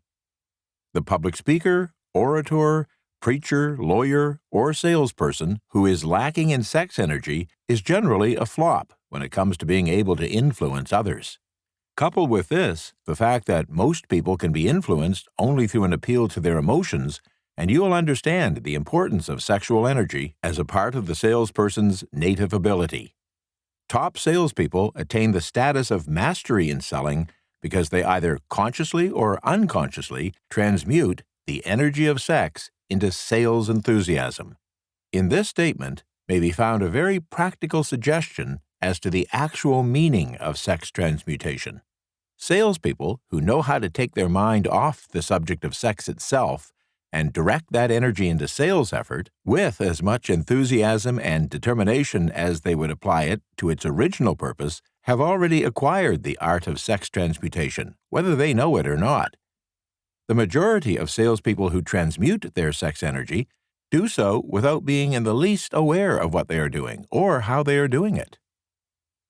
Transmutation of sex energy calls for more willpower than the average person cares to use for this purpose. Those who find it difficult to summon willpower sufficient for transmutation may gradually acquire this ability. Though this requires willpower, the reward for the practice is more than worth the effort. The entire subject of sex is one about which the majority of people appear to be unpardonably ignorant. The sexual urge has been grossly misunderstood, slandered, and burlesqued by the ignorant and the evil-minded for so long that the very word sex has taken on lascivious and often sordid connotations. Men and women who are known to be blessed, yes, blessed, with high sex drives are frequently looked upon with suspicion and even contempt. Instead of being considered normal, healthy, and blessed, they're often considered abnormal, flawed, and even base. Millions of people, even in this age of enlightenment, have inferiority complexes, which they developed because of this false belief that a high sex drive is a curse. Yet, statements about the virtue of sexual energy should not be construed as a justification for the libertine. The emotion of sex is a virtue only when used intelligently and with discrimination. It may be misused, and often is, to such an extent that it debases instead of enriches both body and mind. The better use of this power is the purpose of the explanations in this chapter. It seemed quite significant when I discovered that practically every great leader whom I had the privilege of analyzing was a person whose achievements were largely inspired by someone that individual loved deeply. In many instances, the beloved was a modest, self-denying spouse of whom the public had heard little or nothing, although in a few instances the source of inspiration turned out to be a lover. Perhaps such cases may not be entirely unknown to you. Intemperance in sex habits is just as detrimental as intemperance in habits of drinking and eating. In the age we live in, sexual intemperance is common. This orgy of indulgence may help account for the relative shortage of great leaders today. No individual can avail himself or herself of the forces of creative imagination while dissipating them. Human beings are the only creatures on Earth which violate nature's purpose in this connection. Every other animal indulges its sexual nature in moderation and with purpose, which harmonizes with the laws of nature. Every other animal responds to the call of sex only in season. Human beings are inclined to declare open season. Every intelligent person knows that stimulation in excess through alcoholic drink and narcotics is a form of intemperance which destroys the vital organs of the body, including the brain. Not every person knows, however, that overindulgence in sexual expression may become a habit as destructive and as detrimental to creative effort as narcotics or liquor. A sex-obsessed individual is not essentially different from a drug addict. Both have lost control over their faculties of reason and willpower. Sexual overindulgence may not only destroy reason and willpower, but it may also lead to either temporary or permanent mental dysfunction. Many cases of hypochondria, imaginary illness, grow out of habits developed in ignorance of the true function of sex. From these brief references to the subject, it may be readily seen that ignorance on the subject of sex transmutation forces stupendous penalties upon the ignorant on the one hand, and withholds from them equally tremendous benefits on the other. Widespread ignorance on the subject of sex is due to the fact that the subject has been surrounded with mystery and beclouded by dark silence. The conspiracy of mystery and silence has had the same effect upon the minds of young people that the psychology of prohibition had. The result has been increased curiosity and desire to acquire more knowledge on this forbidden subject, and, to the great shame of all lawmakers and most physicians, who by training are best qualified to educate youth on that subject, appropriate information has all too often not been made readily available. Seldom does an individual enter upon highly creative effort in any field of endeavor before the age of 40. The average person reaches the period of greatest capacity to create between 40 and 60. These statements are based upon careful observation and analysis of thousands of men and women. They should be encouraging to those who fail to arrive before the age of 40 and to those who become frightened at the approach of old age. The years between 40 and 50 are, as a rule, the most fruitful. Individuals should approach this age not with fear and trembling, but with hope and eager anticipation.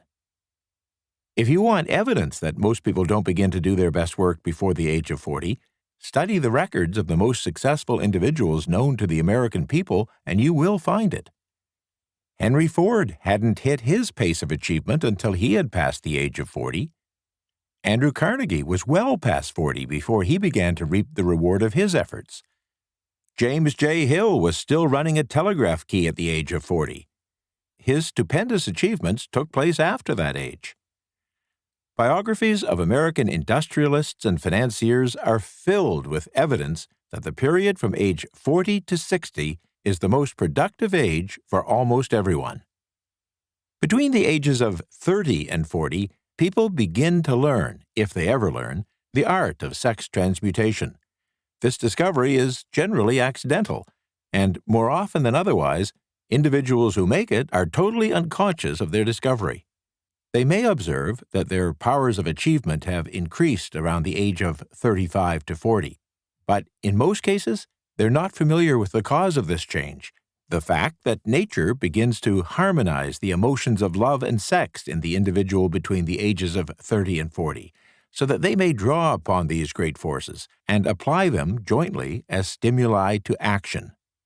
Sex alone is a mighty urge to action, but its forces are like a cyclone. They are often uncontrollable.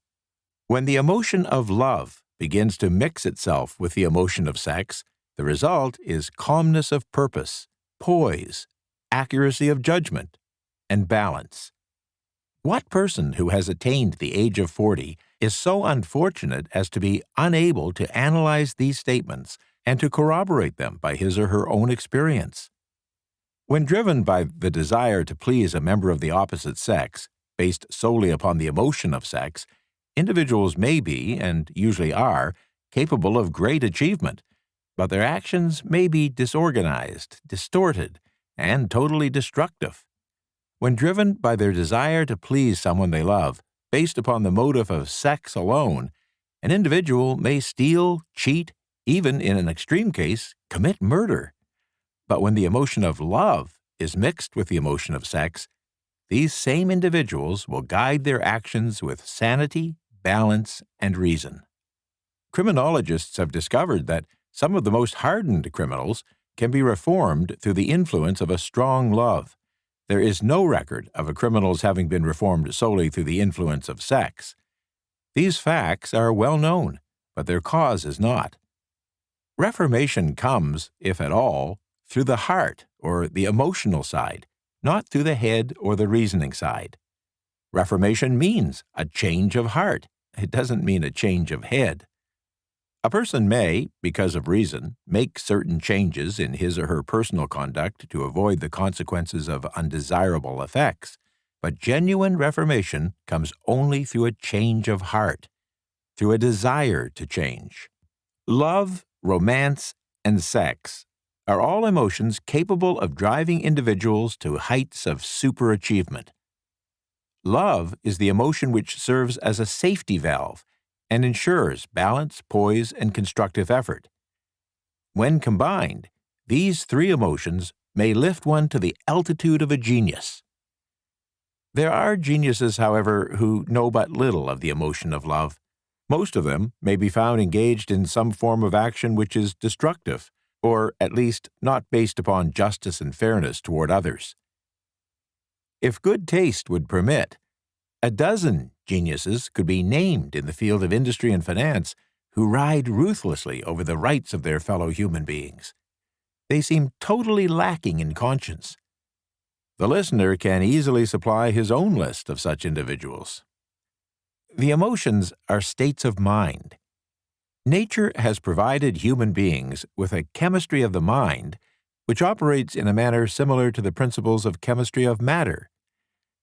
It's a well-known fact that, through the aid of the science of chemistry, a chemist can create a deadly poison by mixing certain elements, none of which are in themselves harmful. The emotions may likewise be combined so as to create a deadly poison.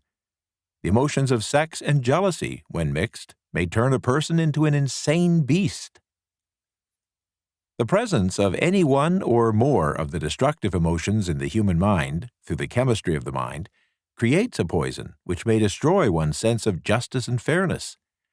In extreme cases, the presence of any combination of these emotions in the mind may destroy one's reason. The road to genius consists of the development, control, and proper use of sex, love, and romance. The process involves encouraging the presence of these emotions as the dominating thoughts in one's mind, and discouraging the presence of all the destructive emotions. The mind is a creature of habit. It thrives upon the dominating thoughts that are fed to it. Through the faculty of willpower, one may discourage the presence of any emotion and encourage the presence of any other. Control of the mind through the power of will is not difficult. Control comes from persistence and habit. The secret of control lies in understanding the process of transmutation. When any negative emotion presents itself in one's mind, it can be transmuted into a positive or constructive emotion by the simple procedure of changing one's thoughts. There is no other road to genius than through voluntary self-effort. Individuals may, for a time, attain great heights of financial, business, or other achievement solely by the driving force of sex energy, but history is filled with evidence that such people may, and usually do, carry with them certain traits of character which rob them of the ability to either keep or enjoy their fortune. This is worthy of analysis, thought, and meditation, for it states a truth, the knowledge of which may be helpful to all men and women. Ignorance of this truth has cost thousands of people their privilege of happiness, even though they possessed riches. The emotion of love brings out and develops the artistic and one's artistic and aesthetic nature. It leaves its impress upon one's very soul, even after the fire has been subdued by time and circumstance. Memories of love never pass. They linger, guide, and influence long after the source of stimulation has faded. There's nothing new in this. Every person who has been moved by genuine love knows that it leaves enduring traces upon the human heart. The effect of love endures because love is spiritual in nature.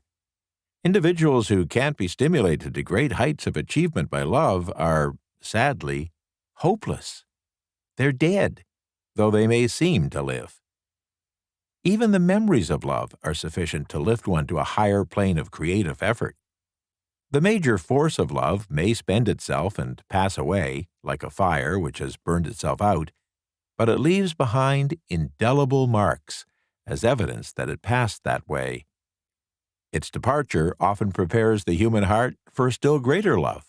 So go back at times into your yesterdays and bathe your mind in the beautiful memories of past love. It will soften the influence of present worries and annoyances. It will give you a source of escape from the unpleasant realities of life. And just maybe, who knows, your mind will yield to you during this temporary retreat some idea or plan which may change the entire financial or spiritual status of your life.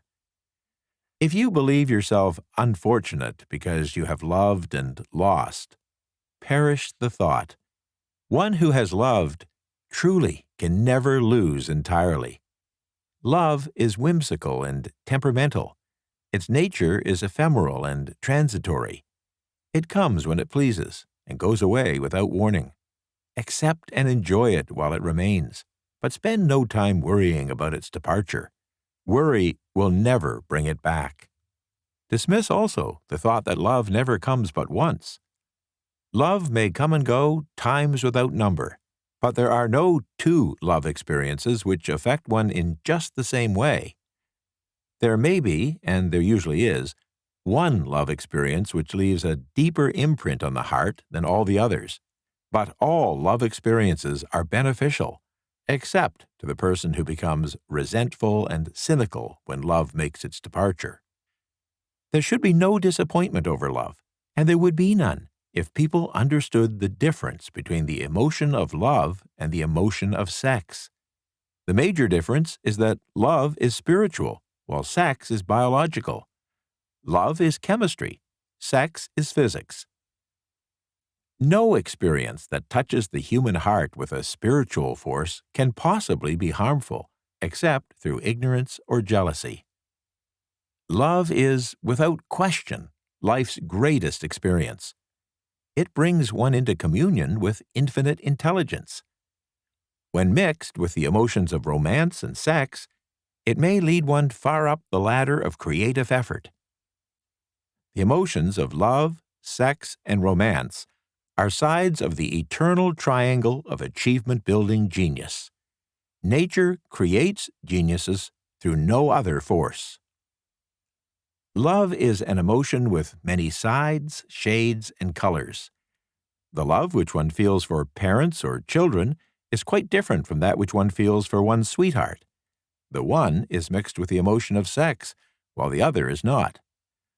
The love which one feels in true friendship is not the same as that felt for one's beloved parents or children, but it too is a form of love. Then there is the emotion of love for things inanimate, such as the love of nature's handiwork. But the most intense and burning of all these various kinds of love is that which is experienced in the blending of the emotions of love and sex. Marriages that are not blessed with the eternal affinity of love and sex, properly balanced and proportioned, cannot be fully happy ones, and seldom endure. Love alone will not bring happiness in marriage, nor will sex alone. But when these two beautiful emotions are blended, marriage may bring about a state of mind which is closest to the spiritual that one may ever know during earthly existence. When the emotion of romance is added to those of love and sex, the obstructions between the finite human mind and infinite intelligence can be removed. Genius status can be attained.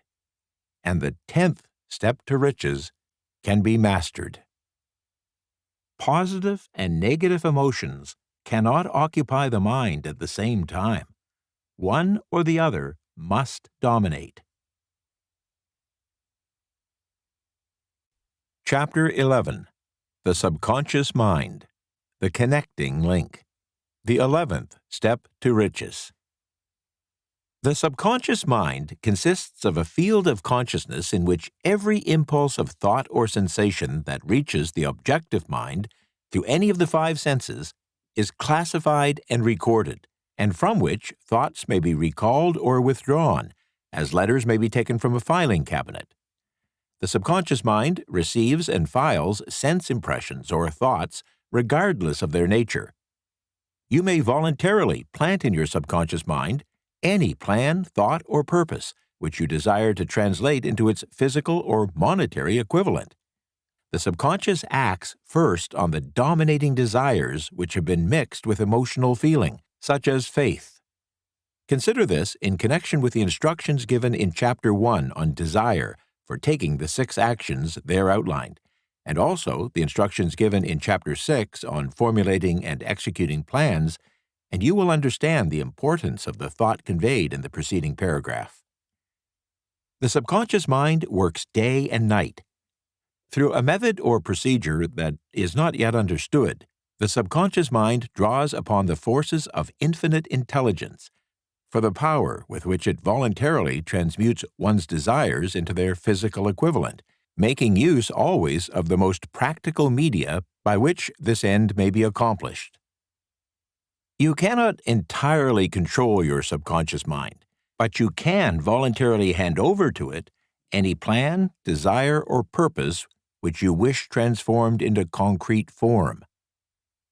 Listen again to the instructions for using the subconscious mind in Chapter 3. There's plenty of evidence to support the belief that the subconscious mind is the connecting link between the finite human mind and infinite intelligence. It's the intermediary through which one may draw upon the forces of infinite intelligence at will. It alone contains the secret process by which mental impulses are modified and changed into their spiritual equivalent. It alone is the medium through which prayer may be transmitted to the source which is capable of answering prayer. The possibilities of creative effort connected with the subconscious mind are stupendous and imponderable. They inspire one with awe. I never approach the discussion of the subconscious mind without a feeling of littleness and inferiority, which is due, perhaps, to the fact that our entire stock of knowledge on this subject is so pitifully limited.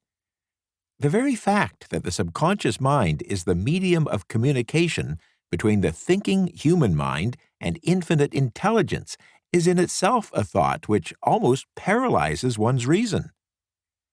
After you have accepted as a reality the existence of the subconscious mind and understand its possibilities as a medium for transmuting your desires into their physical or monetary equivalent, you will comprehend the full significance of the instructions given in Chapter 1 on desire. You will also understand why you have been repeatedly admonished to make your desires clear and to reduce them to writing. You will also understand the necessity of persistence in carrying out instructions. The instructions involved in the 13 Steps to Riches are the stimuli with which you acquire the ability to reach and to influence your subconscious mind. Don't become discouraged if you can't do this upon the first attempt. Remember that the subconscious mind may be voluntarily directed only through habit, using the directions given in Chapter 2 on faith. You haven't yet had time to master faith. Be patient. Be persistent. A good many statements in the chapters on faith and autosuggestion will be repeated here for the benefit of your subconscious mind. Remember, your subconscious mind functions automatically, whether you make any effort to influence it or not. This naturally suggests to you that thoughts of fear and poverty, and all negative thoughts, serve as stimuli to your subconscious mind, unless you master these impulses and give your subconscious mind more desirable food upon which it may feed. The subconscious mind will not remain idle. If you fail to plant desires in your subconscious mind, it will feed upon the thoughts which reach it as the result of your neglect. It has already been explained that thought impulses, both negative and positive, reach the subconscious mind continuously from the 4 sources mentioned in Chapter 10. For the present, it's sufficient if you remember that you are living daily in the midst of all manner of thought impulses which are reaching your subconscious mind without your knowledge or awareness. Some of these impulses are negative, some are positive. You are now engaged in trying to help shut off the flow of negative impulses and to aid in voluntarily influencing your subconscious mind through positive impulses of desire. When you achieve this, you will possess the key which unlocks the door to your subconscious mind. Moreover, you will control that door so completely that no undesirable thought will influence your subconscious mind. Everything that human beings create begins in the form of a thought impulse. No one can create anything which he or she doesn't first conceive in thought. Through the aid of the imagination, thought impulses may be assembled into plans. The imagination, when under control, may be used for the creation of plans or purposes that lead to success in one's chosen occupation. All thought impulses, which are intended for transmutation into their physical equivalent and which are voluntarily planted in the subconscious mind, must pass through the imagination and be mixed with faith.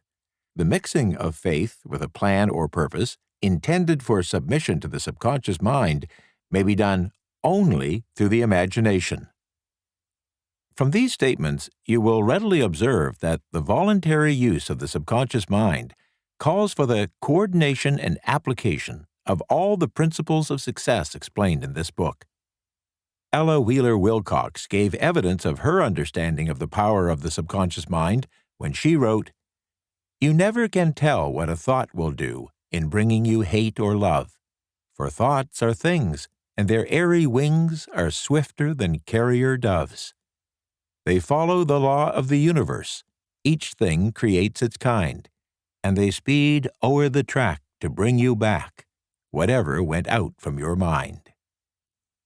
Mrs. Wilcox understood the truth that thoughts which go out from one's mind also embed themselves deeply in one's subconscious mind, where they serve as a magnet, pattern, or blueprint by which the subconscious mind is influenced while translating them into their physical equivalent. Thoughts are truly things, for the reason that every material thing begins in the form of thought energy. The subconscious mind is more susceptible to influence by impulses of thought which are mixed with feeling or emotion than by those originating solely in the reasoning portion of the mind. In fact, there's much evidence to support the theory that only emotionalized thoughts have any action influence upon the subconscious mind. It's a well-known fact that emotion or feeling rules the majority of people. If it is true that the subconscious mind responds more quickly to and is influenced more readily by thought impulses which are energized with emotion, then it's essential to become familiar with the more important of the emotions. There are 7 major positive emotions and 7 major negative emotions.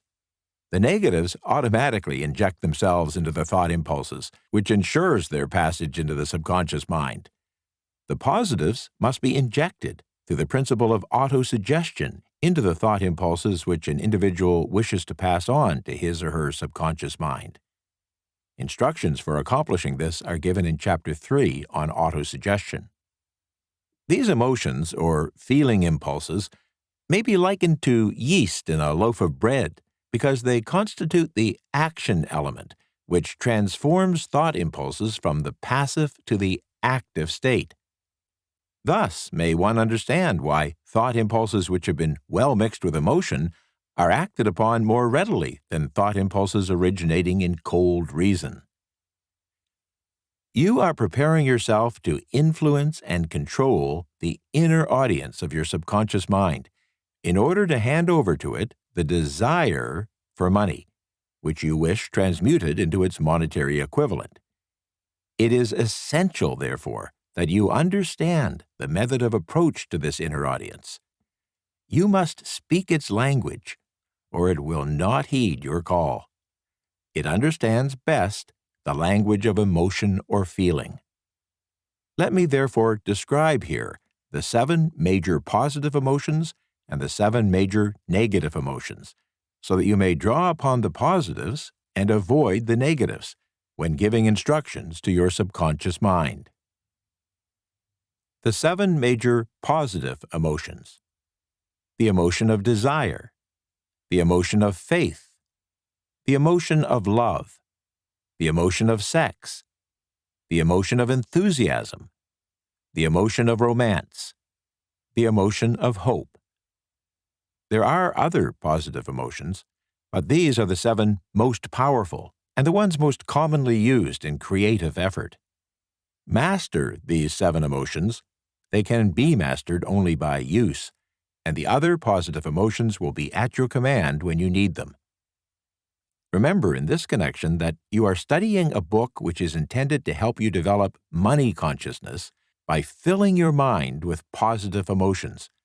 One doesn't become money conscious by filling one's mind with negative emotions.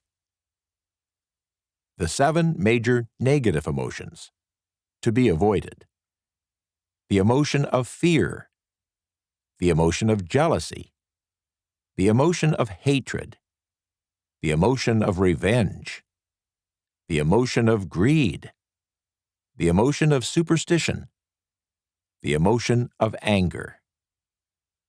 Positive and negative emotions cannot occupy the mind at the same time. One or the other must dominate. It is your responsibility to make sure that positive emotions constitute the dominating influence of your mind. Here, the law of habit will come to your aid. Form the habit of applying and using the positive emotions. Eventually, they will dominate your mind so completely that the negatives cannot enter it. Only by following these instructions literally and continuously can you gain control over your subconscious mind. The presence of a single, powerful, negative thought or feeling in your conscious mind is sufficient to destroy all chances of constructive aid from your subconscious mind. If you're an observant person, you must have noticed that most people resort to prayer only after everything else has failed, or else they pray by a ritual of meaningless words.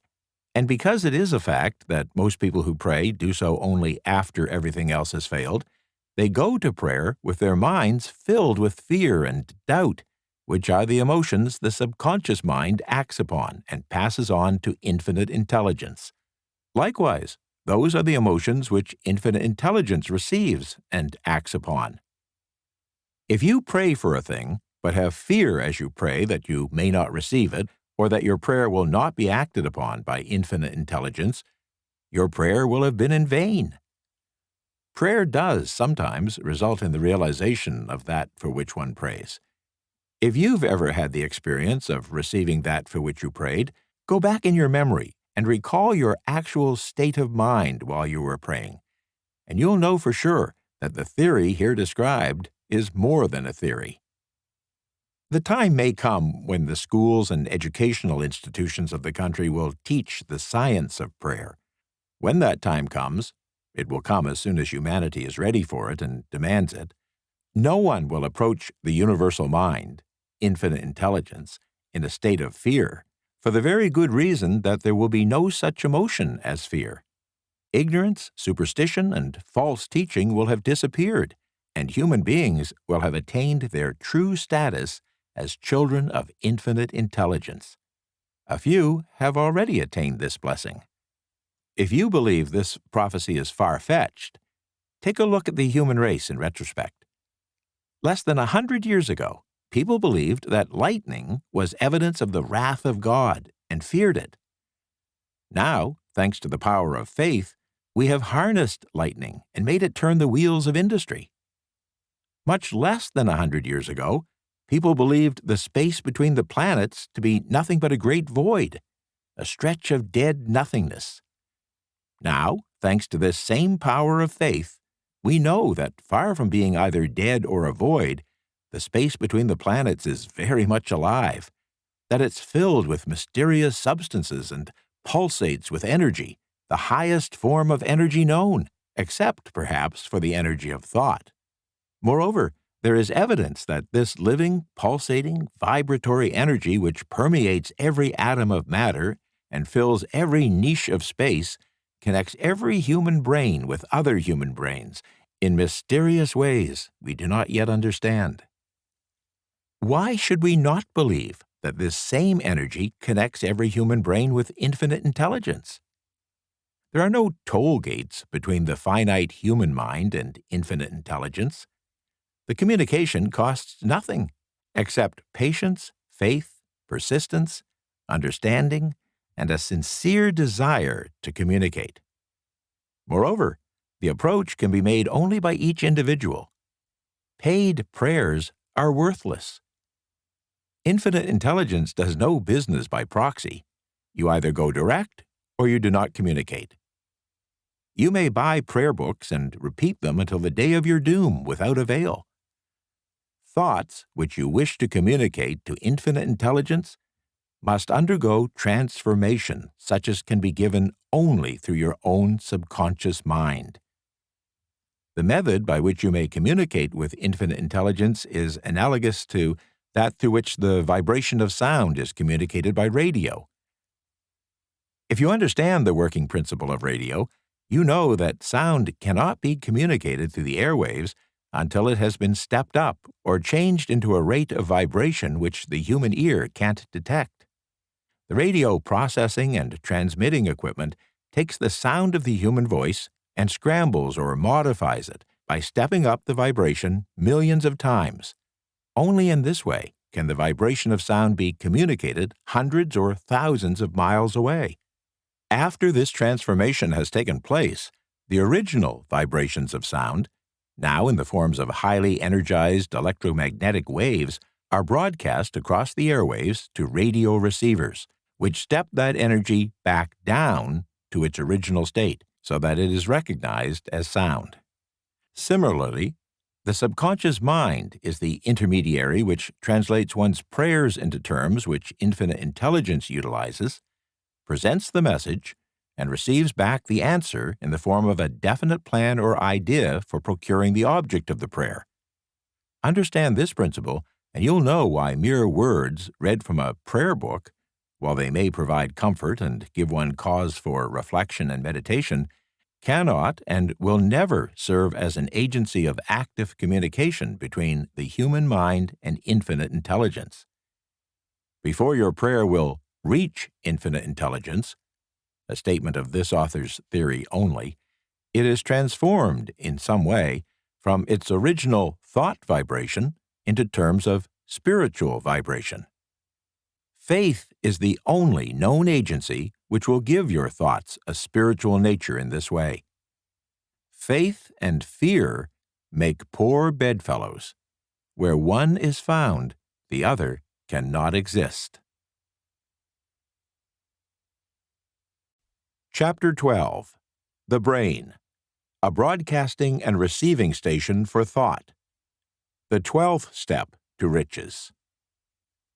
More than 20 years ago, I, working in conjunction with Dr. Alexander Graham Bell and Dr. Elmer R. Gates, observed that every human brain is both a broadcasting and a receiving station for the impulses of thought. Under the right circumstances, and in a fashion that may be likened to that employed by the radio broadcasting principle, every human brain is capable of picking up thought impulses which originate in the brains of others. In connection with the statement in the preceding paragraph, compare and consider the description of the creative imagination as outlined in the discussion on imagination in Chapter 5. The creative imagination is the receiving set of the brain, which processes thoughts released by the brains of others. It is the agency of communication between one's own conscious or reasoning mind and the four sources from which one may receive thought stimuli, that is, infinite intelligence, one's own subconscious mind, the highly energized conscious mind of another person, and the subconscious storehouse of another person. See the discussion on the sixth sense in Chapter 10. Creative imagination is the mechanism by which intuition and hunches seem to spring out of thin air, and by which two or more people working closely together in a state of intense concentration and focus seem to anticipate each other's next thoughts, actions, insights, and even actual words.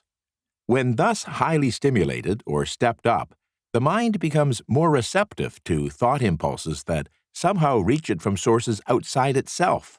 This stepping up process is driven by powerful emotions, either positive or negative. Thought manifests itself as electrical energy within the human brain. Only highly intensified or energized thought impulses are transmitted from one brain to another through this mysterious and still not understood process. Thought which has been modified or stepped up by any of the major emotions is the only type of thought which passes from one brain to another through the broadcasting machinery of the human brain. The emotion of sex stands at the head of the list of human emotions as far as intensity and driving force are concerned. The brain, which has been stimulated by the emotion of sex, is much more highly energized than it is when that emotion is dormant or absent. To reiterate an earlier point, stimulated by the emotion of sex refers to a sex drive that is vigorous and powerful, yet under control, channeled, and given adequate and appropriate expression.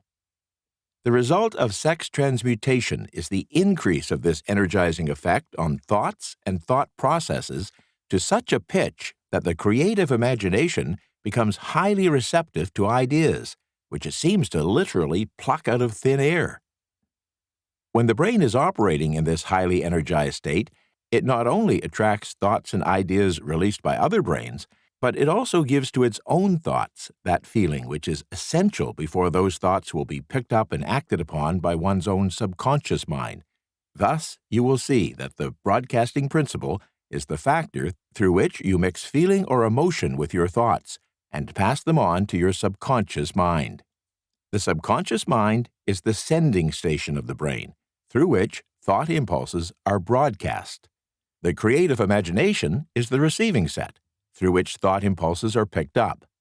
Along with the important factors of the subconscious mind and the faculty of the creative imagination, which together constitute the sending and receiving sets of your mental broadcasting equipment, consider now the principle of autosuggestion, which is the medium by which you may put into operation your broadcasting station. Through the instructions described in Chapter 3 on autosuggestion, you were definitely and specifically shown the method by which desire may be transmuted into its monetary equivalent. Operation of your mental broadcasting station is a comparatively simple procedure. You have but 3 factors to bear in mind and apply when you wish to use your broadcasting station: the subconscious mind, creative imagination, and autosuggestion. The stimuli through which you put these 3 forces into action have been described. The procedure begins with desire. The greatest forces are intangible. The world has been brought to the very borderline of an understanding of the forces that are intangible and unseen. Throughout history, people have depended too much upon their physical senses and have limited their knowledge to physical things they could see, touch, weigh, and measure. We're now entering the most marvelous of all ages, an age which will teach us something of the intangible forces of the world about us. Perhaps we shall learn as we pass through this age that the other self is more powerful than the physical self we see when we look in a mirror. Sometimes people speak lightly of the intangibles, the things they can't perceive through any of their 5 senses, and when we hear such people speak, it should remind us that all of us are controlled by forces which are unseen and intangible. The whole human race has not the power to cope with nor control the intangible force wrapped up in the rolling waves of the oceans. We still don't have the ability to understand the intangible force of gravity, which keeps this little Earth suspended in midair and keeps us from falling from it, much less the power to control that force. We're entirely subservient to the intangible force that comes with a thunderstorm, and we're just as helpless in the presence of the intangible force of electricity. We don't even fully understand what electricity is, where it comes from, or what is its ultimate purpose. Nor is this by any means the end of our ignorance in connection with things unseen and intangible.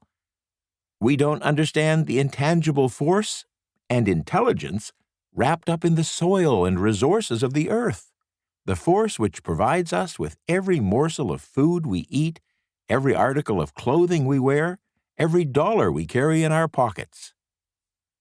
The dramatic story of the brain. Last but not least, we, with all of our boasted culture and education, understand little or nothing of the intangible force, the greatest of all the intangibles, of thought. We know but little concerning the physical brain and its vast network of intricate structures through which the power of thought is translated into its material equivalent. But we are now entering an age which shall yield enlightenment on the subject. Already, scientists have turned their attention to the study of this stupendous thing called a brain, and while they're still in the kindergarten stage of their studies, they have uncovered enough knowledge to know that the central switchboard of the human brain, the number of lines which connect the brain cells one with another, equals the figure 1, followed by 15 million zeros. The figure is so stupendous, said Dr. C. Judson Herrick of the University of Chicago, that astronomical figures dealing with hundreds of millions of light years become insignificant by comparison. He goes on to say, it has been determined that there are from 10 billion to 14 billion nerve cells in the human cerebral cortex, and we know that these are arranged in definite patterns. These arrangements are not haphazard. They are orderly. Recently developed methods draw off action currents from very precisely located cells, amplify them, and record potential differences to a millionth of a volt. It's inconceivable that such a network of intricate equipment should be in existence for the sole purpose of carrying on the physical functions incidental to growth and maintenance of the physical body. Is it not likely that the same system that gives millions of brain cells the media for communication one with another provides also the means of communication with other intangible forces? After this book had been written, and just before the manuscript went to the publisher, there appeared in the New York Times an editorial showing that at least one great university and one intelligent investigator in the field of mental phenomena were carrying on organized research through which conclusions were reached that parallel many of those described in this and the following chapter. The editorial briefly analyzed the work carried on by Dr. Rhine and his associates at Duke University. What is telepathy? A month ago, we cited on this page some of the remarkable results achieved by Professor Rhine and his associates at Duke University from more than 100,000 tests to determine the existence of telepathy and clairvoyance. These results were summarized in the first 2 articles in Harper Magazine. In the second, that has now appeared, the author, E. H. Wright, attempts to summarize what has been learned, or what it seems reasonable to infer, regarding the exact nature of these extrasensory modes of perception. The actual existence of telepathy and clairvoyance now seems to some scientists enormously probable as the result of Rhine's experiments. Various percipients were asked to name as many cards in a special pack as they could without looking at them and without other sensory access to them. About a score of men and women were discovered who could regularly name so many of the cards correctly that, quote, there was not one chance in many a million of their having done their feats by luck or accident, unquote. The editorial writer then asks, but how did they do them? These powers, assuming that they do exist, don't seem to be sensory. There is no known organ for them. The experiments worked just as well at distances of several hundred miles as they did in the same room. These facts also dispose, in Mr. Wright's opinion, of the attempt to explain telepathy or clairvoyance through any physical theory of radiation. All known forms of radiant energy decline inversely as the square of the distance traversed. Telepathy and clairvoyance do not, but they do vary through physical causes, as our other mental powers do. Contrary to widespread opinion, they do not improve when the percipient is asleep or half asleep, but, on the contrary, when he is most wide awake and alert. Rhine discovered that a narcotic will invariably lower a percipient's score, while a stimulant will always send it higher. The most reliable performer apparently cannot make a good score unless he tries to do his best. One conclusion Wright draws with some confidence is that telepathy and clairvoyance are one and the same gift. That is, the faculty that sees a card face down on a table seems to be exactly the same one that reads a thought residing only in another mind. There are several grounds for believing this. So far, for example, the two gifts have been found in every person who enjoys either of them. In every one so far, the two have been of equal vigor, almost exactly. Screens, walls, distances have no effect at all on either. Wright advances from this conclusion to express what he puts forward as no more than the mere hunch that other extrasensory experiences, prophetic dreams, premonitions of disaster, and the like, may also prove to be part of the same faculty. The reader is not asked to accept any of these conclusions unless he finds it necessary, but the evidence that Rhine has piled up must remain impressive. In view of Dr. Rhine's announcement in connection with the conditions under which the mind responds to what he terms extrasensory modes of perception, I now feel privileged to add to his testimony by stating that my associates and I have discovered what we believe to be the ideal conditions under which the mind can be stimulated so that the sixth sense described in the next chapter can be made to function in a practical way. The conditions to which I refer consist of a close working alliance between myself and two members of my staff. Through experimentation and practice, we discovered how to stimulate our minds by applying the principle used in connection with the invisible counselors described in the next chapter, so that we can, by a process of blending our three minds into one, find the solution to a great variety of problems. The procedure is simple. We sit down at a conference table, clearly state the nature of the problem we have under consideration, then begin discussing it. Each contributes whatever thoughts that may occur. The strange thing about this method of mind stimulation is that it places each participant in communication with unknown sources of knowledge definitely outside his own experience. If you understand the principle described in Chapter 9 on the mastermind, you, of course, recognize the roundtable procedure here described as being a practical application of the mastermind. This method of mind stimulation, through harmonious discussion of definite subjects among three people, illustrates the simplest and most practical use of the mastermind. By adopting and following a similar plan, any student of this philosophy may come into possession of the famous Carnegie formula briefly described in the introduction. If it means nothing to you at this time, jot down this page number and listen to it again after you have finished the final chapter. All individuals have become what they are because of their dominating thoughts and desires. Chapter 13. The Sixth Sense. The Door to the Temple of Wisdom. The 13th Step to Riches. The 13th step to riches, the final step, is known as the sixth sense, through which infinite intelligence may and will communicate voluntarily without any effort from or demands by the individual. This principle is the apex of the Think and Grow Rich philosophy. It can be assimilated, understood, and applied only by first mastering the other 12 principles explained in the previous chapters. The sixth sense is that portion of the subconscious mind which has been referred to as creative imagination. It has also been referred to as the receiving set, through which ideas, plans, and thoughts flash into the mind. These flashes are sometimes called hunches or inspirations. The sixth sense defies description.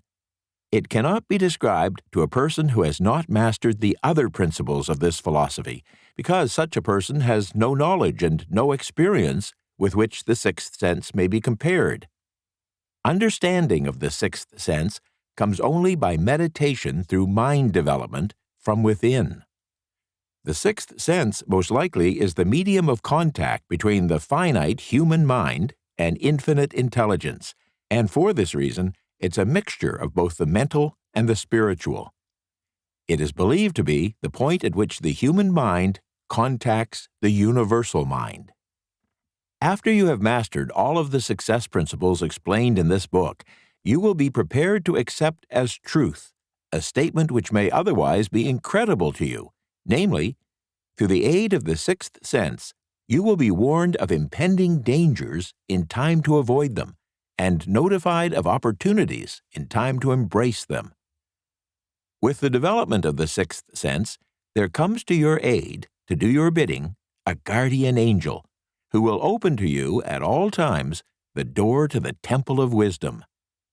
Whether or not this is a statement of truth, you will never know except by following the instructions described in the pages of this book, or some similar method of procedure. I am not a believer in nor an advocate of miracles, for the reason that I have enough knowledge of nature to understand that nature never deviates from her established laws. Some of her laws are so incomprehensible that they produce what appear to be miracles. The sixth sense comes as near to being a miracle as anything I have ever experienced, and it appears so only because I don't understand the method by which this principle is operated. This much I do know. There is a power, or a first cause, or an intelligence which permeates every atom of matter and embraces every unit of energy perceptible to the human mind. And this infinite intelligence converts acorns into oak trees, causes water to flow downhill in response to the law of gravity, follows night with day and winter with summer, each maintaining its proper place and relationship to the other. This intelligence may, through the principles of the Think and Grow Rich philosophy, be induced to aid in transmuting desires into concrete or material form. I have this knowledge because I have experimented with it and have experienced it. Step by step through the preceding chapters, you have been led to this, the last principle. If you have mastered each of the preceding principles, you're now prepared to accept, without being skeptical, the stupendous claims made here.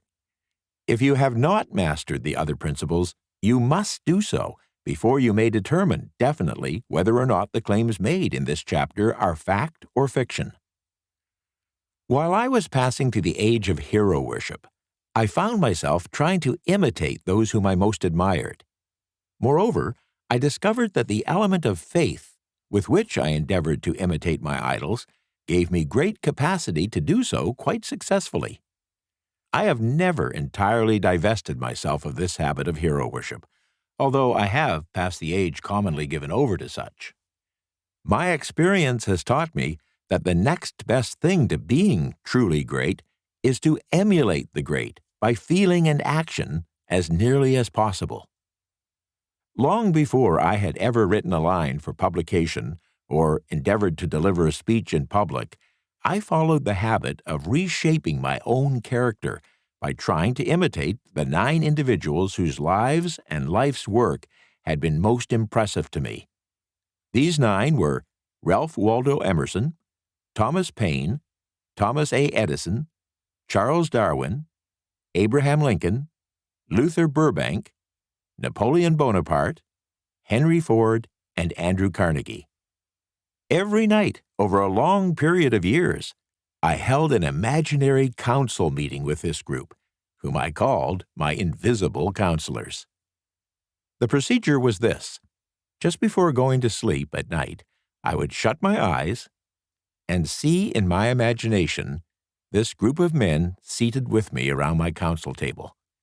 Here I had not only an opportunity to sit among those whom I considered to be great, but I actually dominated the group by serving as the chairman. Before eyebrows are raised, let me assure you that I had a very definite purpose in indulging my imagination through these nightly meetings. My purpose was to rebuild my own character so it would represent a composite of the characters of my imaginary counselors. Realizing, as I did early in life, that I had to overcome the handicap of being born into an environment of ignorance and superstition, I deliberately assigned myself the task of voluntary rebirth through the method here described. Building character through autosuggestion. Being an earnest student of psychology, I knew, of course, that all individuals have become what they are because of their dominating thoughts and desires. I knew that every deeply seated desire has the effect of causing one to seek outward expression through which that desire may be transmuted into reality. I knew that self-suggestion is a powerful factor in building character, that it is, in fact, the sole principle through which character is built. With this knowledge of the principles of mind operation, I was fairly well armed with the equipment needed to rebuild my character. In these imaginary council meetings, I called on my cabinet members for the knowledge I wished each to contribute, addressing myself to each member in audible words such as follows. Mr. Emerson, I desire to acquire from you the marvelous understanding of nature which distinguished your life. I ask that you make an impression upon my subconscious mind of whatever qualities you possess which enable you to understand and adapt yourself to the laws of nature. I ask that you assist me in reaching and drawing upon whatever sources of knowledge are available to this end. Mr. Burbank, I request that you pass on to me the knowledge which enabled you to so harmonize the laws of nature that you caused the cactus to shed its thorns and become an edible food. Give me access to the knowledge which enabled you to make 2 blades of grass grow, where but 1 grew before, and helped you to blend the coloring of the flowers with more splendor and harmony, for you alone have successfully gilded the lily. Napoleon, I desire to acquire from you, by emulation, the marvelous ability you possessed to inspire men and to arouse them to greater and more determined spirit of action. Also, to acquire the spirit of enduring faith, which enabled you to turn defeat into victory and to surmount staggering obstacles. Emperor of fate, king of chance, man of destiny, I salute you. Mr. Payne, I desire to acquire from you the freedom of thought and the courage and clarity with which to express convictions which so distinguished you. Mr. Darwin, I wish to acquire from you the marvelous patience and ability to study cause and effect without bias or prejudice, so exemplified by you in the field of natural science. Mr. Lincoln, I desire to build into my own character the keen sense of justice, the untiring spirit of patience, the sense of humor, the human understanding, and the tolerance which were your distinguishing characteristics. Mr. Carnegie, I am already indebted to you for my choice of a life's work, which has brought me great happiness and peace of mind. I wish to acquire a thorough understanding of the principles of organized effort which you used so effectively in the building of a great industrial enterprise.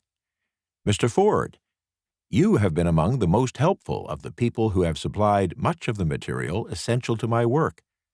I wish to acquire your spirit of persistence, the determination, poise, and self-confidence which have enabled you to master poverty and to organize, unify, and simplify human effort, so that I might help others to follow in your footsteps. Mr. Edison, I have seated you nearest to me at my right. because of the personal cooperation you have given me during my research into the causes of success and failure. I wish to acquire from you the marvelous spirit of faith with which you have uncovered so many of nature's secrets, the spirit of unremitting toil with which you have so often wrested victory from defeat. My method of addressing the members of the imaginary cabinet would vary according to the traits of character in which I was, for the moment, most interested in acquiring. I studied the records of their lives with painstaking care. After some months of this nightly procedure, I was astounded by the discovery that these imaginary figures became apparently real. Each of these 9 men developed individual characteristics, which surprised me. For example, Lincoln developed the habit of always being late, then walking around in solemn parade. When he came, he walked very slowly with his hands clasped behind him, and once in a while he would stop as he passed and rest his hand momentarily upon my shoulder. He always wore an expression of seriousness upon his face. Rarely did I see him smile. The cares of a sundered nation made him grave. That was not true of the others. Burbank and Payne often indulged in witty repartee, which seemed at times to shock the other members of the cabinet. One night, Payne suggested that I prepare a lecture on the Age of Reason and deliver it from the pulpit of a church which I formerly attended. Many around the table laughed heartily at the suggestion. Not Napoleon. He drew his mouth down at the corners and groaned so loudly that all turned and looked at him with amazement. To him, the church was but a pawn of the state, not to be reformed, but to be used as a convenient inciter to mass activity by the people. On one occasion, Burbank was late. When he came, he was excited with enthusiasm, and explained that he had been late because of an experiment he was conducting, through which he hoped to be able to grow apples on any sort of tree. Payne chided him by reminding him that it was an apple which started all the trouble between man and woman. Darwin chuckled heartily as he suggested that Payne should watch out for little serpents when he went into the forest to gather apples, as they had the habit of growing into big snakes. Emerson observed, "No serpents, no apples." And Napoleon remarked, "No apples, no state." Lincoln developed the habit of always being the last one to leave the table after each meeting.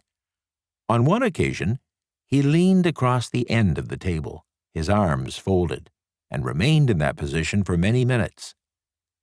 I made no attempt to disturb him. Finally, he lifted his head slowly, got up, and walked to the door. Then turned around, came back, and laid his hand on my shoulder and said, "My boy, you will need much courage if you remain steadfast in carrying out your purpose in life. But remember, when difficulties overtake you, the common people have common sense. Adversity will develop it." One evening, Edison arrived ahead of all the others. He walked over and seated himself at my left, where Emerson was accustomed to sit, and said, "You are destined to witness the discovery of the secret of life. When the time comes, you will observe that life consists of great swarms of energy or entities, each as intelligent as human beings think themselves to be. These units of life group together like hives of bees and remain together until they disintegrate through lack of harmony. These units have differences of opinion, the same as human beings, and often fight among themselves. These meetings which you are conducting will be very helpful to you. They will bring to your rescue some of the same units of life which served the members of your cabinet during their lives. These units are eternal. They never die. Your own thoughts and desires serve as the magnet which attracts units of life from the great ocean of life out there. Only the friendly units are attracted, the ones which harmonize with the nature of your desires." The other members of the cabinet began to enter the room. Edison got up and slowly walked around to his own seat. Edison was still living when this happened. It impressed me so greatly that I went to see him and told him about the experience. He smiled broadly and said, "Your dream was more a reality than you may imagine it to have been." He added no further explanation to his statement. These meetings became so realistic that I became fearful of their consequences and discontinued them for several months. The experiences were so uncanny, I was afraid if I continued them, I would lose sight of the fact that the meetings were purely experiences of my imagination. Some 6 months after I had discontinued the practice, I was awakened one night, or thought I was, when I saw Lincoln standing at my bedside. He said, "The world will soon need your services. It is about to undergo a period of chaos which will cause men and women to lose faith and become panic-stricken. Go ahead with your work and complete your philosophy. That is your mission in life. If you neglect it for any cause whatsoever, you will be reduced to a primal state and be compelled to retrace the cycles through which you have passed during thousands of years." The following morning, I was unable to tell whether I had dreamed this or had actually been awake, and I have never since found out which it was. But I do know that the dream, if it were a dream, was so vivid in my mind the next day that I resumed my meetings the following night. At our next meeting, the members of my cabinet all filed into the room together and stood at their accustomed places at the council table, while Lincoln raised a glass and said, "Gentlemen, let us drink a toast to a friend who has returned to the fold." After that, I began to add new members to my cabinet, until soon it grew to more than 50, among them Christ, St. Paul, Galileo, Copernicus, Aristotle, Plato, Socrates, Homer, Voltaire, Spinoza, Kant, Schopenhauer, Newton, Confucius, Albert Hubbard, Woodrow Wilson, and William James. This is the first time that I have ever had the courage to mention this in writing. Heretofore, I have remained quiet on the subject because I knew from my own attitude in connection with such matters that I would be misunderstood if I described my unusual experience.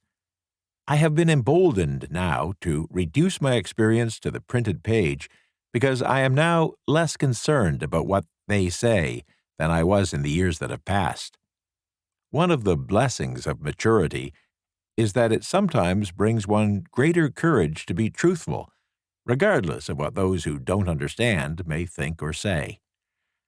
Lest I be misunderstood, I wish here to state most emphatically that I still regard my cabinet meetings as being purely imaginary, but I feel entitled to suggest that while the members of my cabinet may be purely fictional and the meetings existent only in my own imagination, they have led me into glorious paths of adventure, rekindled an appreciation of true greatness, encouraged creative endeavor, and emboldened the expression of honest thought. Somewhere in the cell structure of the human brain is an area which receives vibrations of thought ordinarily called hunches. So far, science hasn't discovered where this site of the sixth sense is located, but this isn't important. The fact remains that human beings do receive accurate knowledge through sources other than the 5 physical senses. Such knowledge generally is received when the mind is under the influence of extraordinary stimulation. Any emergency which arouses the emotions and causes the heart to beat more rapidly than normal may, and often does, bring the sixth sense into action. Anyone who has experienced a near accident while driving knows that on such occasions the sixth sense often comes to one's rescue and aids by split seconds in avoiding the accident. These facts are mentioned preliminary to a statement of fact which I shall now make, namely that during my meetings with the invisible counselors, I found my mind most receptive to ideas, thoughts, and knowledge which reach me through the sixth sense. I can truthfully say that I owe entirely to my invisible counselors full credit for such ideas, facts, or knowledge as I received through inspiration. On scores of occasions when I have faced emergencies, some of them so grave that my life was in jeopardy. I have been miraculously guided past these difficulties through the influence of my invisible counselors. My original purpose in conducting council meetings with imaginary beings was solely that of impressing my own subconscious mind, through the principle of autosuggestion, with certain characteristics which I desired to acquire. In more recent years, my experimentation has taken on an entirely different trend. I now go to my imaginary counselors with every difficult problem which confronts me. The results are often astonishing, although I don't depend entirely on this form of counsel. You, of course, have recognized that this chapter covers a subject with which a majority of people are not familiar.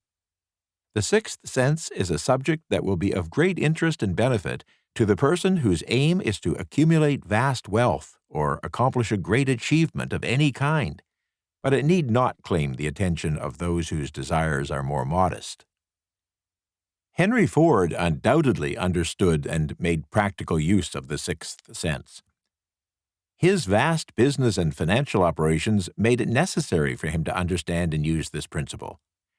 Thomas Edison understood and used the sixth sense in connection with the development of inventions, especially those involving basic patents where he had no human experience and no accumulated knowledge to guide him, as was the case while he was working on the phonograph and the motion picture machine.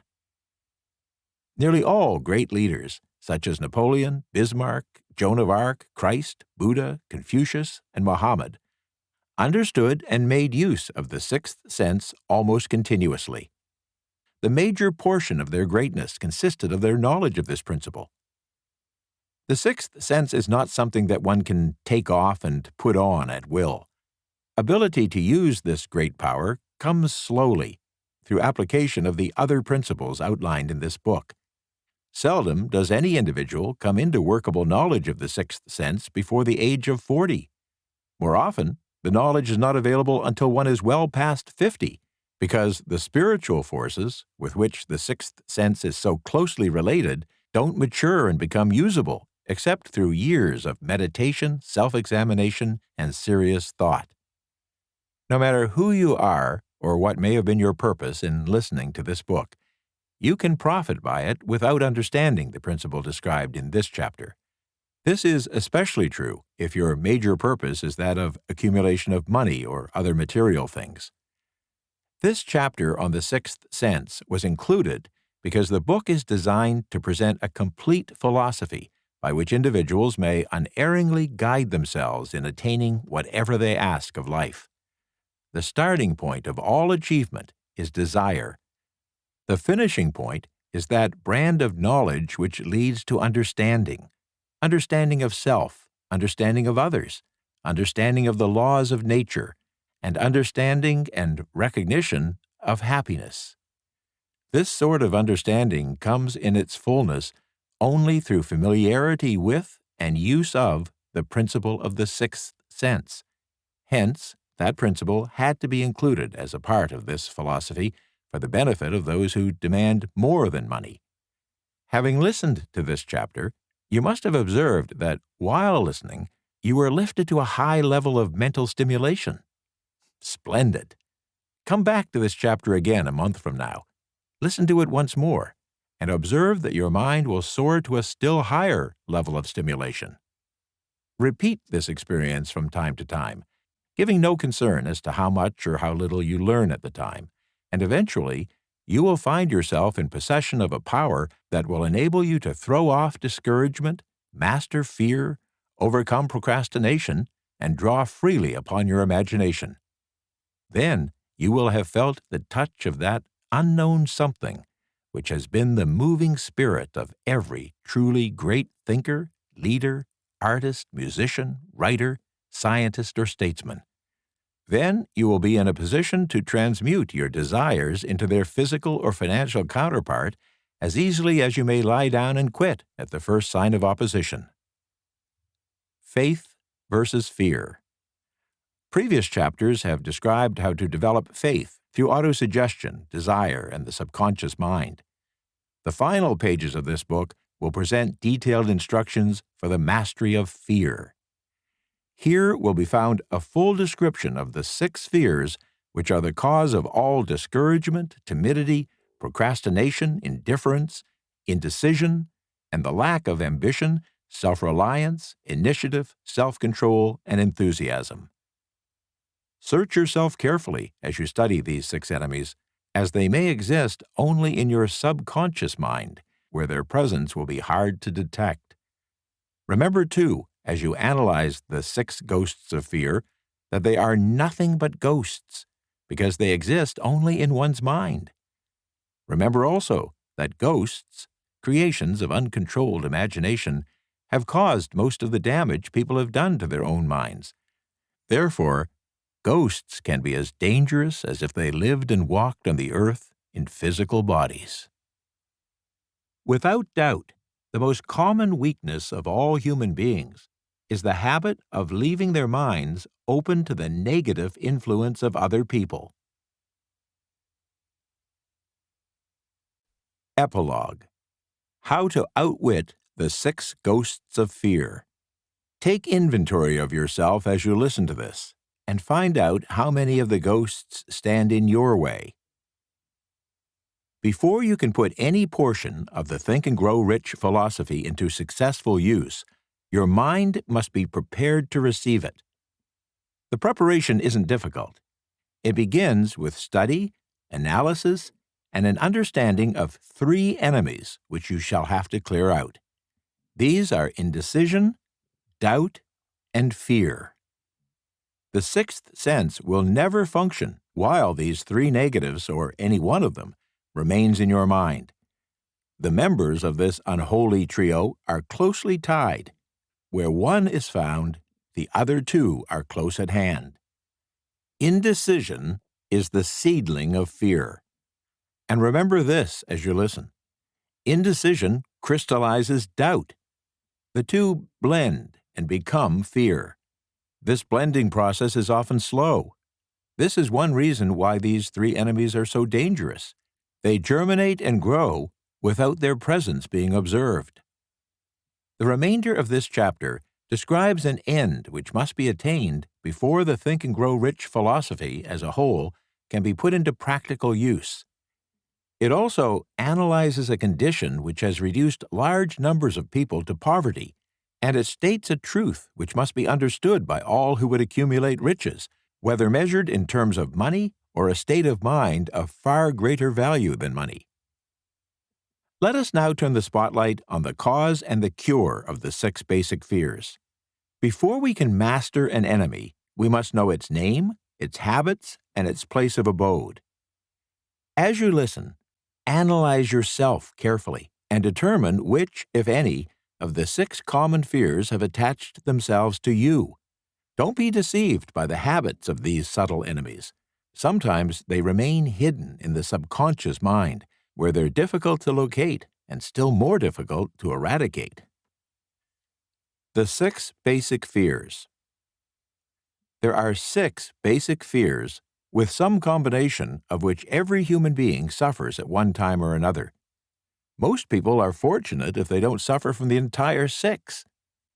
Named in the order of their most common appearance, they are the fear of poverty, at the heart of most people's worries, the fear of criticism, the fear of ill health, the fear of loss of love of someone, the fear of old age, the fear of death.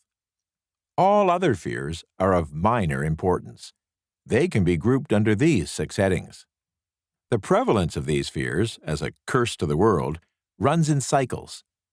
For almost 6 years, while the Depression was on, we floundered in the cycle of fear of poverty.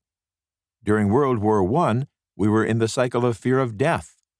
Just following the war, we were in the cycle of fear of ill health, as evidenced by the epidemic of disease which spread all over the world. Fears are nothing more than states of mind. As has been demonstrated repeatedly in the chapters of this book, one state of mind is subject to control and direction. An individual can create nothing which he or she doesn't first conceive in the form of an impulse of thought. Following this statement comes another of still greater importance, namely that thought impulses begin immediately to translate themselves into their physical equivalent, whether those thoughts are voluntary or involuntary. Thought impulses which are picked up by mere chance from sources outside one's own mind, thoughts created in other minds, may determine one's financial, business, professional, or social destiny just as surely as do the thought impulses which one creates by intent and design. We are here laying the foundation for the presentation of a fact of great importance to the person who doesn't understand why some people appear to be lucky while others of equal or greater ability, training, experience, and intellectual capacity seem destined to misfortune. This fact may be explained by the statement that all human beings have the ability to completely control their own mind. And with this control, obviously, all individuals can open their minds to the tramp thought impulses which derive from the brains of others, or else can close the doors tightly and admit only thought impulses of their own choice. Nature has endowed human beings with absolute control over only one thing, and that is thought. This fact, coupled with the additional fact that everything that human beings create begins in the form of a thought, an idea, leads one very near to the principle by which fear may be mastered. If it's true that all thought has a tendency to clothe itself in its physical equivalent, and this is true beyond any doubt, it is equally true that thought impulses of fear and poverty cannot be translated into terms of courage and financial gain. The people of America began to think of poverty following the Wall Street crash of 1929. Slowly but surely, that mass thought was crystallized into its physical equivalent, which was known as a depression. This had to happen. It is in conformity with the laws of nature. The fear of poverty. There can be no compromise between poverty and riches. The roads that lead to poverty and riches travel in opposite directions. If you want riches, you must refuse to accept any circumstance that leads toward poverty. The word riches is here used in its broadest sense, meaning financial, spiritual, mental, and material estates. The starting point of the path that leads to riches is desire. In Chapter 1, you received full instructions for the proper use of desire. Now, in this concluding discussion on fear, you will receive complete instructions for preparing your mind to make practical use of desire. Here, then, is the place to give yourself a challenge, which will definitely determine how much of this philosophy you have absorbed so far. Here is the point at which you can turn prophet and foretell accurately what the future holds in store for you. If, after hearing what follows, you're willing to accept poverty, you may as well make up your mind to receive poverty. This is one decision you cannot avoid. If you demand riches, determine what form of riches and how much will be required to satisfy you. You should now know the road that leads to riches. You have been given a roadmap, which, if followed, will keep you on that road. If you neglect to make the start or stop before you arrive, no one will be to blame but you. The responsibility is yours. No alibi will save you from accepting this responsibility. If you now fail or refuse to demand riches of life, it will be because of one thing, the only thing you can truly control: a state of mind. And a state of mind is something that one assumes. It can't be purchased. It must be created. Fear of poverty is a state of mind, nothing else, but it's sufficient to destroy one's chances of achievement in any undertaking, a truth which becomes painfully evident during any time of economic difficulty and uncertainty. Fear of poverty paralyzes the faculty of reason, destroys the faculty of imagination, kills self-reliance, undermines enthusiasm, discourages initiative, leads to uncertainty of purpose, encourages procrastination, wipes out enthusiasm, and makes self-control impossible. It takes the charm from one's personality, destroys the possibility of accurate thinking, diverts concentration of effort, kills persistence, turns willpower into nothingness, destroys ambition, beclouds memory, and invites failure in every conceivable form. It kills love and assassinates the finer emotions of the heart, discourages friendship, invites disaster in 100 forms, leads to sleeplessness, misery, and unhappiness. And all this despite the obvious truth that we live in a world of overabundance of everything the heart could desire, with nothing standing between us and our desires except lack of a definite purpose and the plans that derive from it. The fear of poverty is without doubt the most destructive of the 6 basic fears. It has been placed at the head of the list because it's the most difficult fear to master.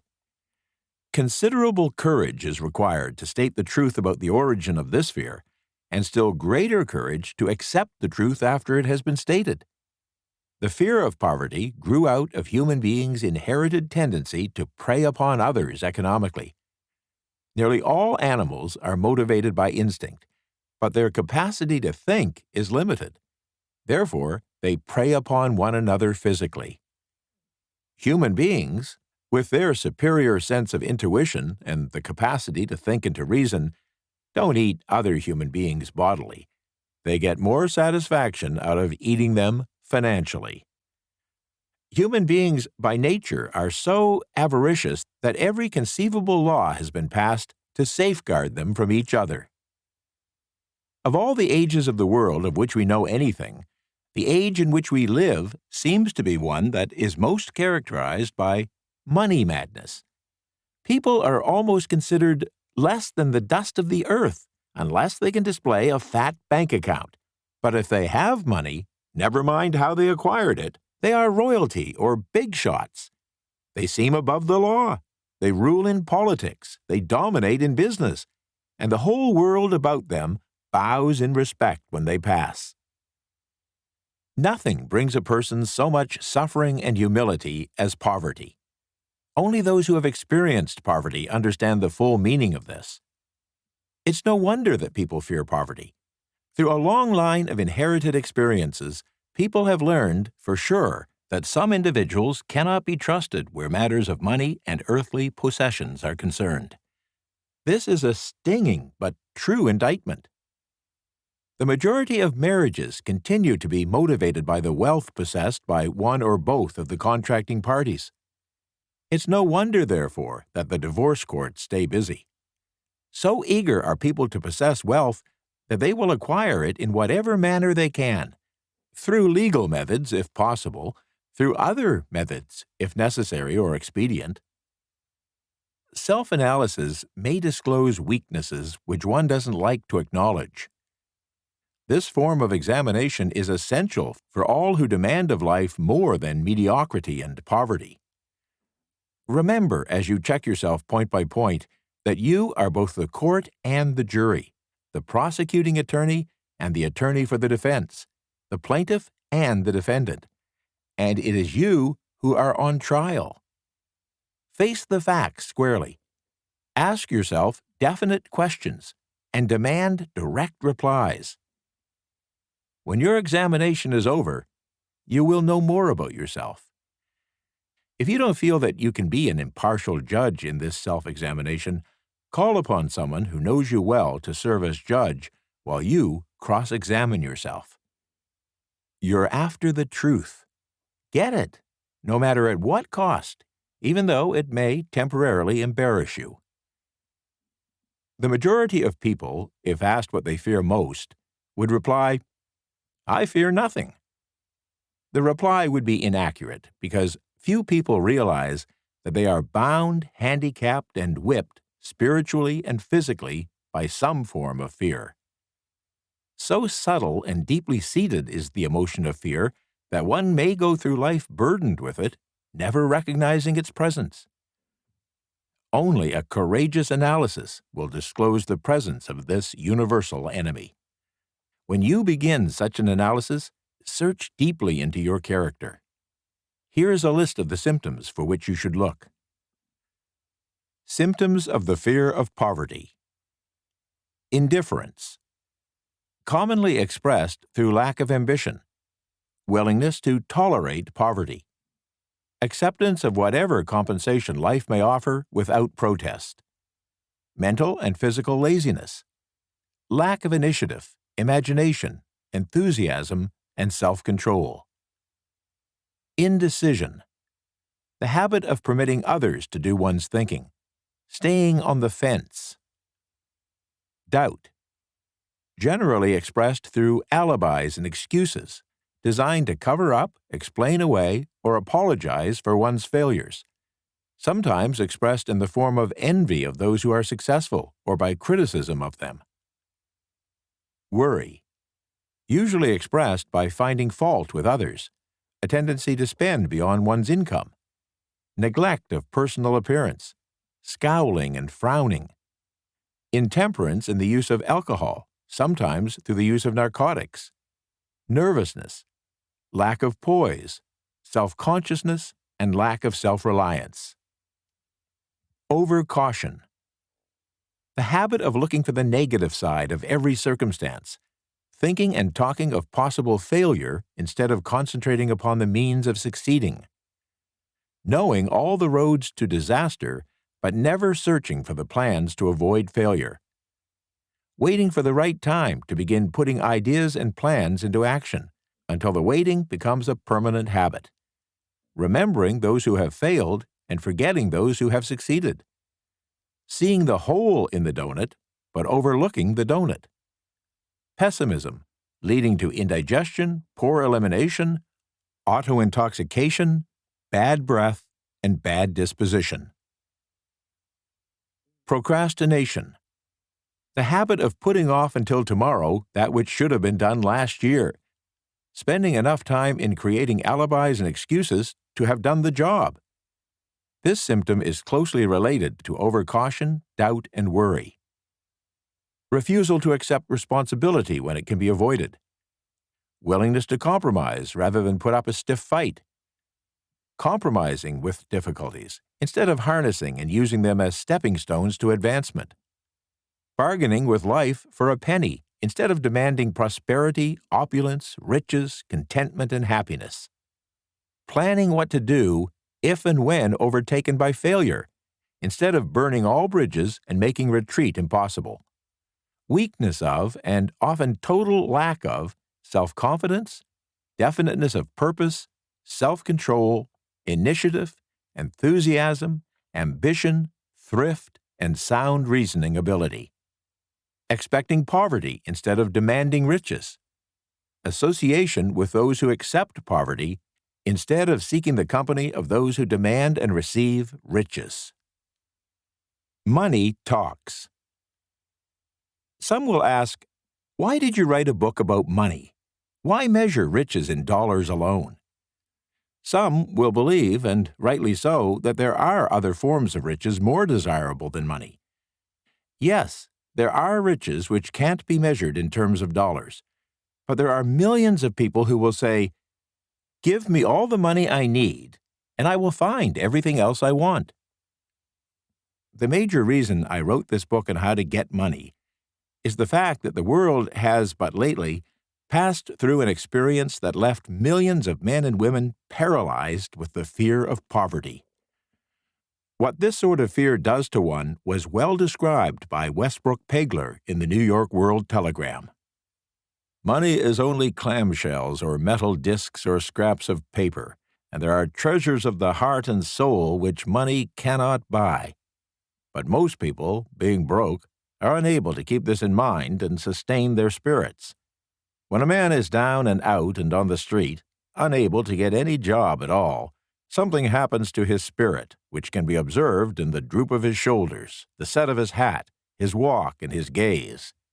He cannot escape a feeling of inferiority among people with regular employment, even though he knows they are definitely not his equals in character, intelligence, or ability. These people, even his friends, feel, on the other hand, a sense of superiority and regard him, perhaps unconsciously, as a casualty. He may borrow for a time, but not enough to carry on in his accustomed way, and he cannot continue to borrow very long. But borrowing in itself, when a man is borrowing merely to live, is a depressing experience, and the money lacks the power of earned money to revive his spirits. Of course, none of this applies to bums or habitual ne'er-do-wells, but only to men of normal ambitions and self-respect. Women in the same predicament must be different. We somehow do not think of women at all in considering the down-and-outers. They are not recognizable in crowds by the same plain signs which identify busted men. Of course, I do not mean the shuffling hag of the city streets, who are the opposite number of the confirmed male bums. I mean reasonably young, decent, and intelligent women. There must be many of them, but their despair is not apparent. When a man is down and out, he has time on his hands for brooding. He may travel miles to see a man about a job, and discover that the job is filled, or it's one of those jobs with no base pay but only a commission on the sale of some useless knick-knack which nobody would buy. Turning that down, he finds himself back on the street with nowhere to go but just anywhere. So he walks and walks. He gazes into store windows at luxuries which are not for him, and feels inferior, and gives way to people who stop to look with an active interest. He wanders into the railroad station, or puts himself down in the library to ease his legs and soak up a little heat, but that isn't looking for a job, so he gets going again. He may not know it, but his aimlessness would give him away, even if the very lines of his figure did not. He may be well dressed in the clothes left over from the days when he had a steady job, but the clothes cannot disguise the droop. He sees thousands of other people, bookkeepers or clerks or chemists, busy at their work, and envies them from the bottom of his soul. They have their independence, their self-respect and manhood, and he simply cannot convince himself that he is a good man too, though he argue it out and arrive at a favorable verdict hour after hour. It is just money which makes this difference in him. With a little money, he would be himself again. The fear of criticism.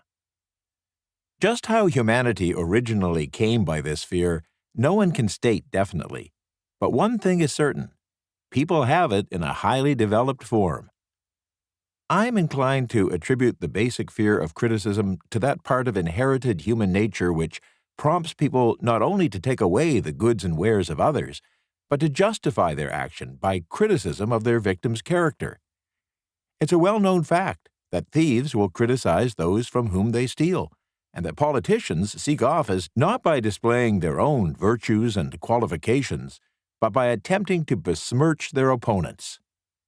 The fear of criticism takes on many forms, the majority of which are petty and trivial. The astute manufacturers of clothing have not been slow to capitalize on this basic fear, with which all humanity has been cursed. Every season, the styles in many articles of wearing apparel change. Who establishes the styles? Certainly not the purchaser of clothing, but the manufacturers. Why do they change the styles so often? The answer is obvious. They change the styles so they can sell more clothes. For the same reason, the manufacturers of automobiles, with a few rare and very sensible exceptions, change styles of models every season. No one wants to drive an automobile which is not of the latest style, although the older model may actually be the better car. We have been describing the manner in which people behave under the influence of the fear of criticism as applied to the small and petty things of life. Let us now examine human behavior when this fear affects people in connection with the more important events of human relationship. Take, for example, practically any person who has reached the age of mental maturity, from 35 to 40 years of age as a general average, and if you could read the secret thoughts of his or her mind, you would find a very decided disbelief in most of the fables taught by the majority of the dogmatists and theologians a few decades back. Not often, however, will you find an individual who has the courage to openly state his or her belief on this subject. Most people will, if pressed far enough, tell a lie rather than admit that they do not believe all the stories associated with a religion, particularly if their religion or sect is one of those which are rigidly dogmatic and intolerant of questioning. Why does the average person, even in this day of enlightenment, shy away from denying his or her belief in those aspects of religious dogma that are almost surely fabulous or fable-like? The answer is the fear of criticism. Men and women have been burned at the stake for daring to express their disbelief in ghosts. It's no wonder we have inherited a consciousness which makes us fear criticism.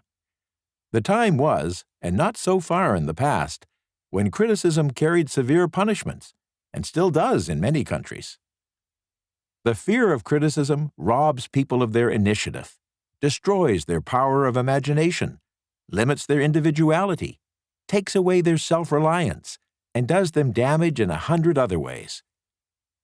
Parents often do their children irreparable injury by criticizing them.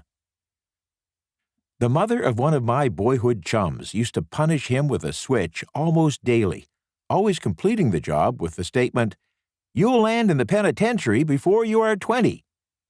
He was sent to a reformatory at the age of 17. Criticism is the one form of service of which everyone has too much.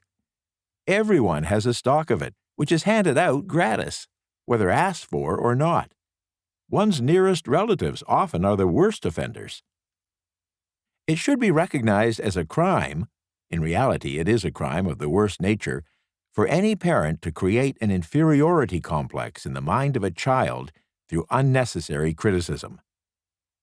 Employers who understand human nature get the best there is in their employees not by criticism, but by constructive suggestion.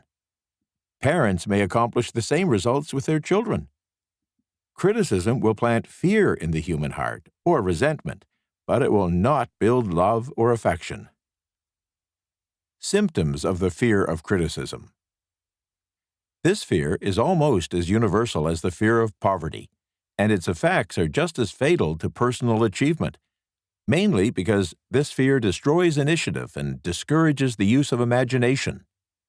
The major symptoms of the fear are self-consciousness, generally expressed through nervousness, timidity in conversation and in meeting strangers, awkward movement of the hands and limbs, shifting of the eyes, lack of poise, expressed through lack of voice control, nervousness in the presence of others, poor posture of body, poor memory, weak personality, lacking in firmness of decision, personal charm, and ability to express opinions definitely, the habit of sidestepping issues instead of meeting them squarely, agreeing with others without careful examination of their opinions, inferiority complex, the habit of expressing self-approval by word of mouth and by actions as a means of covering up a feeling of inferiority, using big words to impress others, often without knowing the real meaning of the words, imitating others in dress, speech, and manners,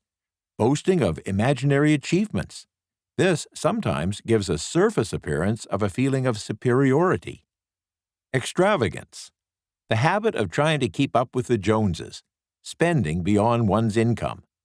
Lack of initiative, failure to embrace opportunities for self-advancement, fear to express opinions, lack of confidence in one's own ideas, giving evasive answers to questions asked by superiors, hesitancy of manner and speech, deceit in both words and deeds, lack of ambition, mental and physical laziness, lack of self-assertion, slowness in reaching decisions, tendency to be easily influenced by others, the habit of criticizing others behind their backs and flattering them to their faces, the habit of accepting defeat without protest, quitting an undertaking when opposed by others, being suspicious of other people without cause, lacking tact in manner and speech, unwillingness to accept the blame for mistakes. The fear of ill health. This fear may be traced to both physical and social heredity. As to its origin, it's closely associated with the causes of the fear of old age and the fear of death, because it leads us closely to the border of terrible worlds of which we know not, but concerning which we have been taught some discomforting stories. Also, certain unethical people engaged in the business of selling health have had not a little to do with keeping alive the fear of ill health.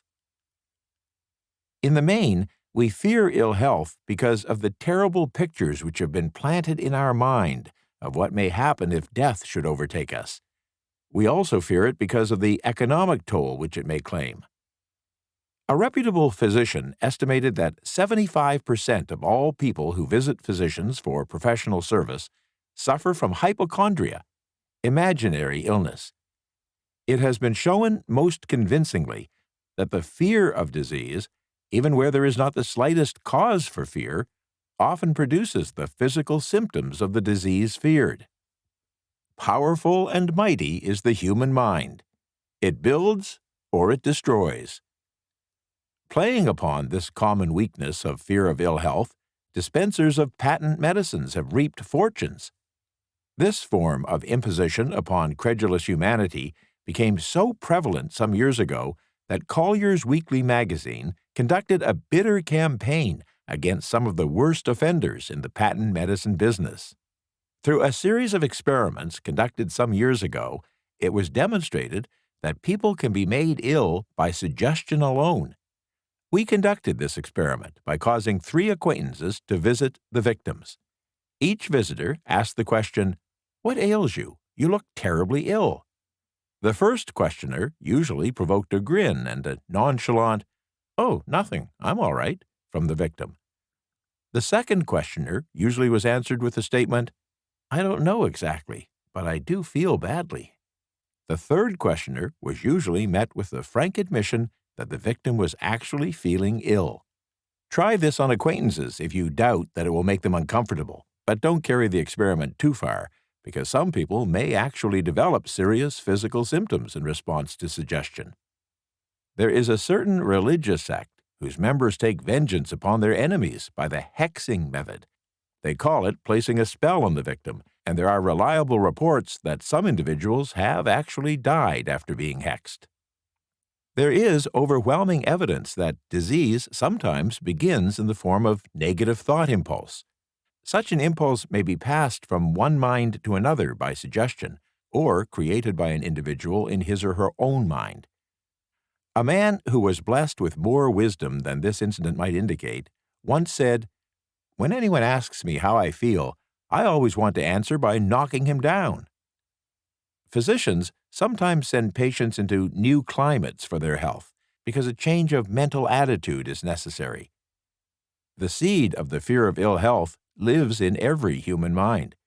Worry, fear, discouragement, and disappointment in love and business affairs cause this seed to germinate and grow. Every form of negative thinking may cause ill health.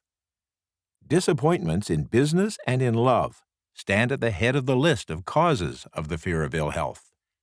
A young man suffered a devastating disappointment in love, which eventually resulted in his being hospitalized. For months he suffered a debilitating depression. A psychotherapist was called in. The psychotherapist changed nurses, placing the patient under the care of a very charming young woman, who began, by prearrangement with the therapist, to coddle him and shower him with affection beginning the first day of her arrival on the job. Within 3 weeks, the patient was discharged from the hospital, still suffering, but with an entirely different malady. He was in love again. The remedy was a hoax, but the patient and the nurse were later married. Both are in good health at the time of this writing. Symptoms of the fear of ill health. The symptoms of this almost universal fear are inappropriate autosuggestion, the habit of negative use of self-suggestion by looking for and expecting to find the symptoms of all kinds of disease, enjoying imaginary illness and speaking of it as being real, the habit of trying all fads and isms recommended by others as having therapeutic value, dwelling on the details of operations, accidents, and other forms of illness, experimenting with diets, physical exercises, and reducing schemes without professional guidance, over-reliance or experimentation with home remedies, patent medicine, and quack remedies. Hypochondria, the habit of talking about illness, concentrating the mind upon disease, and expecting its appearance until a nervous condition occurs. Nothing that comes in bottles can cure this condition. It's brought on by negative thinking, and nothing but positive thought can effect a cure. Hypochondria, a medical term for imaginary disease, is said to do as much damage on occasion as the disease one fears might do. Most so-called cases of nerves come from imaginary illness. Lack of exercise. Fear of ill health often interferes with proper physical exercise and results in one's being overweight by causing one to avoid outdoor life. Susceptibility to illness. Fear of ill health breaks down the body's natural resistance and creates a favorable condition for any form of disease one may contact. The fear of ill health often is related to the fear of poverty, especially in the case of the hypochondriac, who constantly worries about the possibility of having to pay doctor's bills, hospital bills, etc. This type of person spends much time preparing for sickness, talking about death, saving money for cemetery lots and burial expenses, etc. Self-coddling, the habit of making a bid for sympathy, using imaginary illness as the lure. People often resort to this trick to avoid work. The habit of feigning illness to cover plain laziness or to serve as an alibi for lack of ambition.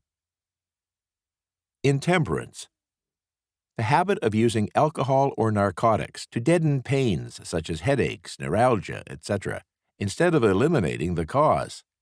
The habit of reading about illness and worrying over the possibility of being stricken by it. The habit of reading, listening to, or viewing patent medicine advertisements. The fear of loss of love. The original source of this inherent fear needs but little description. It obviously, on the male side, grew out of males' early and apparently inherently polygamous nature and the propensity to steal the mates of other males. It also derives, on the female side, from woman's maternal instincts and need for protection during periods of pregnancy and early child nurturing. Both men and women, therefore, have a biological and behavioral basis to fear the loss of love or mate companionship. Jealousy and other similar forms of neurosis thus grow out of human beings' inherited fear of the loss of security that the loss of love and companionship of another person represents. This fear is the most painful of all the 6 basic fears. It plays more havoc with the body and mind than any of the other basic fears, and it can lead to severe mental problems. As indicated above, the fear of loss of love probably dates back to the Stone Age, when males stole females by brute force. They continue to do so in modern civilizations, but their technique has changed. Instead of force, they now use the lure of romantic persuasion, the promise of fine clothes, expensive automobiles and jewelry, access to economic power, and other bait much more effective than physical force. Males' habits are the same as they were at the dawn of civilization, but are expressed differently. Careful analysis has shown that women generally are more susceptible to the fear of loss of love than are men. This fact is easily explained. Women through the ages have learned from experience that men, considered as a group, are polygamous by nature, that they are not to be trusted in the hands of rivals. Symptoms of the fear of loss of love. The distinguishing symptoms of this fear are jealousy, the habit of being suspicious of friends and loved ones without any reasonable evidence of sufficient grounds. Jealousy is a form of neurosis which sometimes becomes violent without the slightest cause. The habit of accusing wife or husband of infidelity without grounds.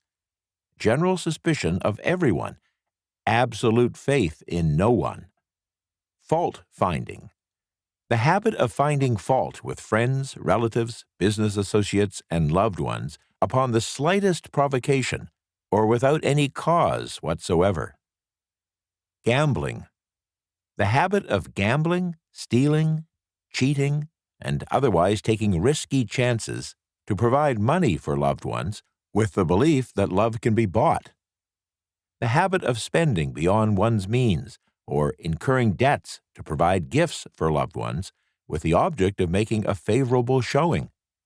Insomnia, nervousness, lack of persistence, weakness of will, lack of self-control, lack of self-reliance, bad temper. The fear of old age. In the main, this fear grows out of two sources. First, the thought that old age may bring with it poverty. Secondly, and by far the most common source of origin, thoughts arising from false and cruel teachings of the past, which have been too well mixed with fire and brimstone and other boogeymen, cunningly designed to enslave people through fear. In the basic fear of old age, people have two very sound reasons for their apprehension. One growing out of their distrust of others, who may seize whatever worldly goods they may possess, and the other arising from the terrible pictures of the world beyond, which were planted in their minds through social heredity before they came into full possession of their powers of reason. The possibility of ill health, which is more common as people grow older, is also a contributing cause of this common fear of old age. Eroticism also enters into the cause of the fear of old age, as no one cherishes the thought of diminishing sexual attraction and activity.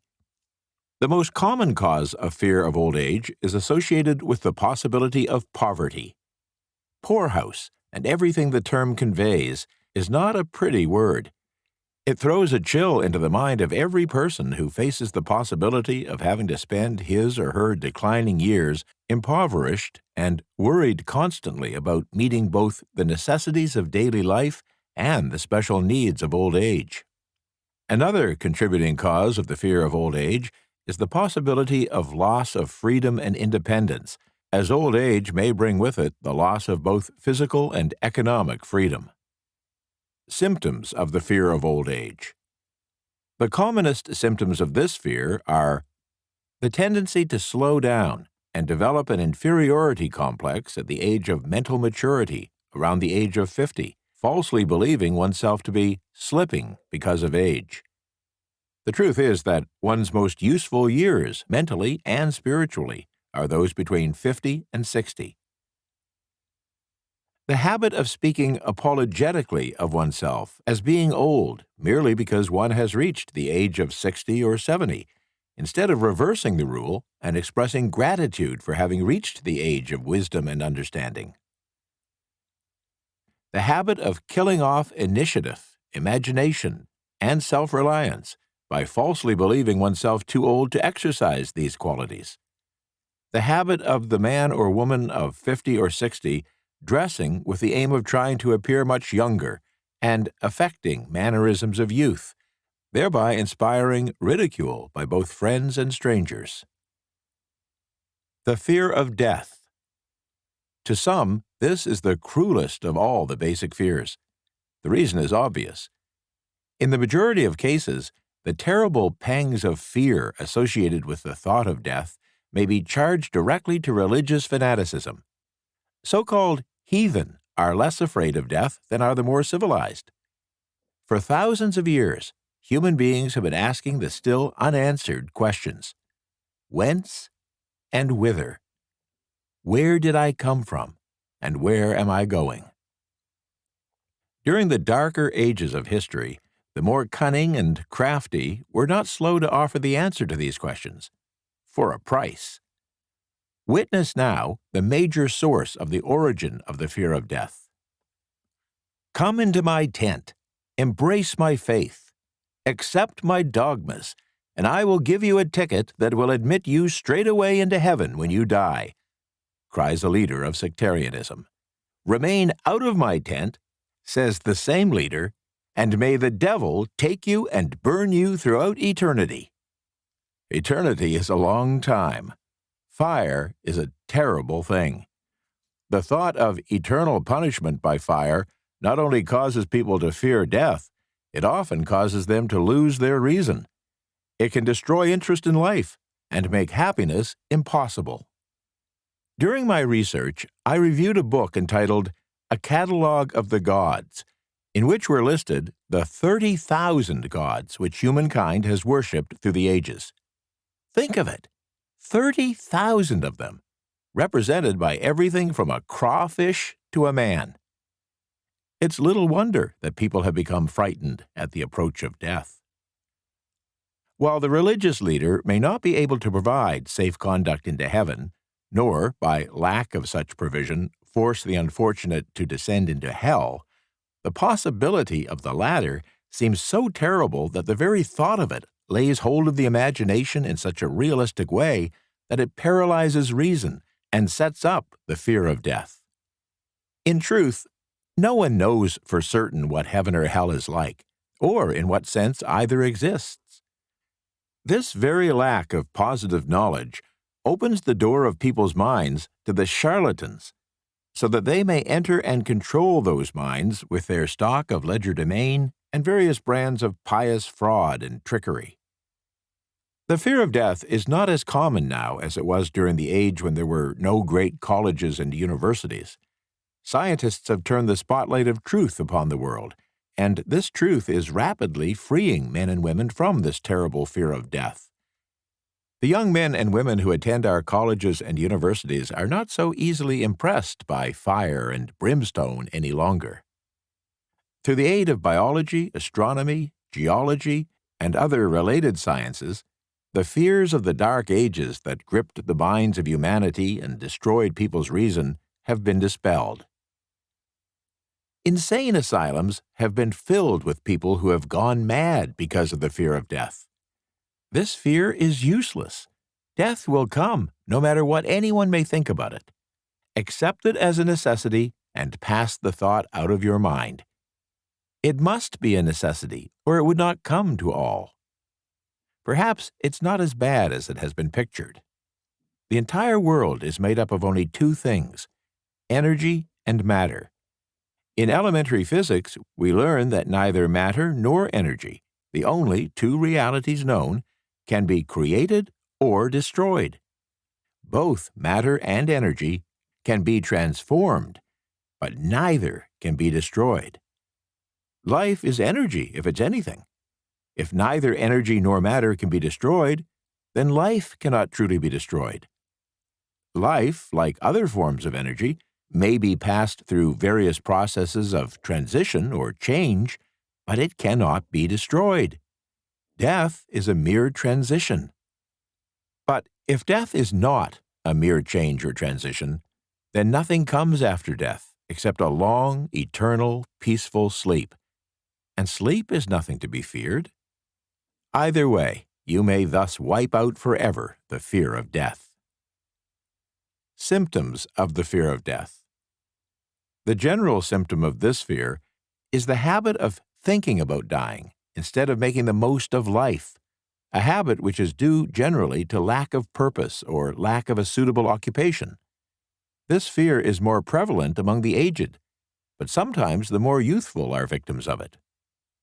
The greatest of all remedies for the fear of death is a burning desire for achievement, backed by useful service to others. Busy people seldom have time to think about dying.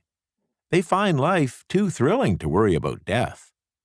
Sometimes the fear of death is closely associated with the fear of poverty, where one's death would leave loved ones poverty-stricken. In other cases, the fear of death is caused by illness and the consequent breaking down of physical body resistance. The commonest causes of the fear of death are poor health, poverty, lack of appropriate occupation, disappointment over love, insanity, and religious fanaticism. Old man worry. Worry is a state of mind based upon fear. It works slowly but persistently. It is insidious and subtle. Step by step, it digs itself in, until it paralyzes one's reasoning faculty and destroys self-confidence and initiative. Worry is a form of sustained fear caused by indecision. Therefore, it's a state of mind which can be controlled. An unsettled mind is helpless. Indecision makes an unsettled mind. Most individuals lack the willpower to reach decisions promptly and to stand by them after they've been made, even during normal business conditions. During periods of economic distress, such as the world has recently experienced, individuals are handicapped not solely by their inherent nature to be slow at reaching decisions, but by the influence of the indecision of others around them, who have created a state of mass indecision. During an international economic downturn, the whole atmosphere all over the world can be filled with fearenza and worryitis, two mental disease germs which can spread rapidly. There is only one known antidote for these germs. It is the habit of prompt and firm decision. Moreover, it's an antidote which every individual must apply for himself or herself. We don't worry over conditions once we have reached a decision to follow a definite line of action. I once interviewed a man who was to be electrocuted 2 hours later. The condemned man was the calmest of some 8 men who were on death row with him. His calmness prompted me to ask him how it felt to know that he was going into eternity in a short while. With a smile of confidence on his face, he said, "It feels fine. Just think, brother, my troubles will soon be over. I've had nothing but trouble all my life. It has been a hardship to get food and clothing. Soon I'll not need these things. I have felt fine ever since I learned for certain that I must die. I made up my mind then to accept my fate in good spirit." As he spoke, he devoured a dinner of proportions sufficient for 3 men, eating every mouthful of the food brought to him, and apparently enjoying it as much as if no disaster awaited him. Decision gave this man resignation to his fate. Decision can also prevent one's acceptance of undesired circumstances. Through indecision, the 6 basic fears become translated into a state of worry and anxiety. Relieve yourself forever of the fear of death by reaching a decision to accept death as an inescapable event. Whip the fear of poverty by reaching a decision to get along with whatever wealth you can accumulate without worry. Put your foot upon the neck of the fear of criticism by reaching a decision not to worry about what other people think, do, or say. Eliminate the fear of old age by reaching a decision to accept it not as a handicap, but as a great blessing, which carries with it wisdom, self-control, and understanding not known to youth. Acquit yourself of the fear of ill health by the decision to forget symptoms. Master the fear of loss of love by reaching a decision to get along without love, if that is necessary. Kill the habit of worry in all its forms by reaching a general, blanket decision that nothing which life has to offer is worth the price of worry. With this decision will come poise, peace of mind, and calmness of thought, which will bring happiness. Those whose minds are filled with fear not only destroy their own chances of intelligent action, but they transmit these destructive vibrations to the minds of all who come into contact with them, and destroy also their chances. Even a dog or a horse knows when its master lacks courage. Moreover, a dog or a horse will pick up the vibrations of fear thrown off by its master and behave accordingly. Lower down the line of intelligence in the animal kingdom, one finds this same capacity to pick up the vibrations of fear. The vibrations of fear pass from one mind to another just as quickly and as surely as the sound of the human voice passes from the broadcasting station to the receiving set of a radio. The person who gives expression by word of mouth to negative or destructive thoughts is practically certain to experience the results of those words in the form of a destructive kickback. The release of destructive thought impulses alone, without the aid of words, produces also a kickback in more ways than one. First of all, and perhaps most important to be remembered, the person who releases thoughts of a destructive nature must suffer damage through the breaking down of the faculty of creative imagination. Secondly, the presence in the mind of any destructive emotion develops a negative personality, which repels people and often converts them into antagonists. The third source of damage to the person who entertains or releases negative thoughts lies in this significant fact. Negative thought impulses are not only damaging to others, but they also embed themselves in the subconscious mind of the person releasing them, and there become a part of his or her character. One is never through with a thought merely by releasing it. When a thought is released, it spreads in every direction, but it also plants itself permanently in the subconscious mind of the person releasing it. Your business in life is presumably to achieve success. To be successful, you must find peace of mind, acquire the material needs of life, and above all, attain happiness. All of these evidences of success begin in the form of thought impulses. You may control your own mind.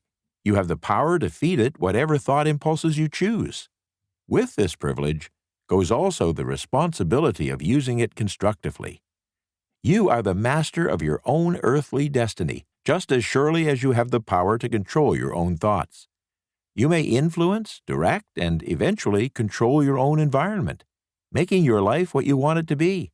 Or you may neglect to exercise the privilege which is yours to make your life to order, thus casting yourself upon the broad sea of circumstance, where you'll be tossed hither and yon like a chip on the waves of the ocean. The Devil's Workshop. The seventh basic evil. In addition to the 6 basic fears, there is another evil by which people suffer. It constitutes a rich soil in which the seeds of failure grow abundantly. It is so subtle that its presence often is not detected. This affliction cannot properly be classed as a fear. It is more deeply seated and more often fatal than all of the 6 fears. For want of a better name, let's call this evil susceptibility to negative influences. Individuals who accumulate great riches always protect themselves against this evil. The poverty-stricken never do.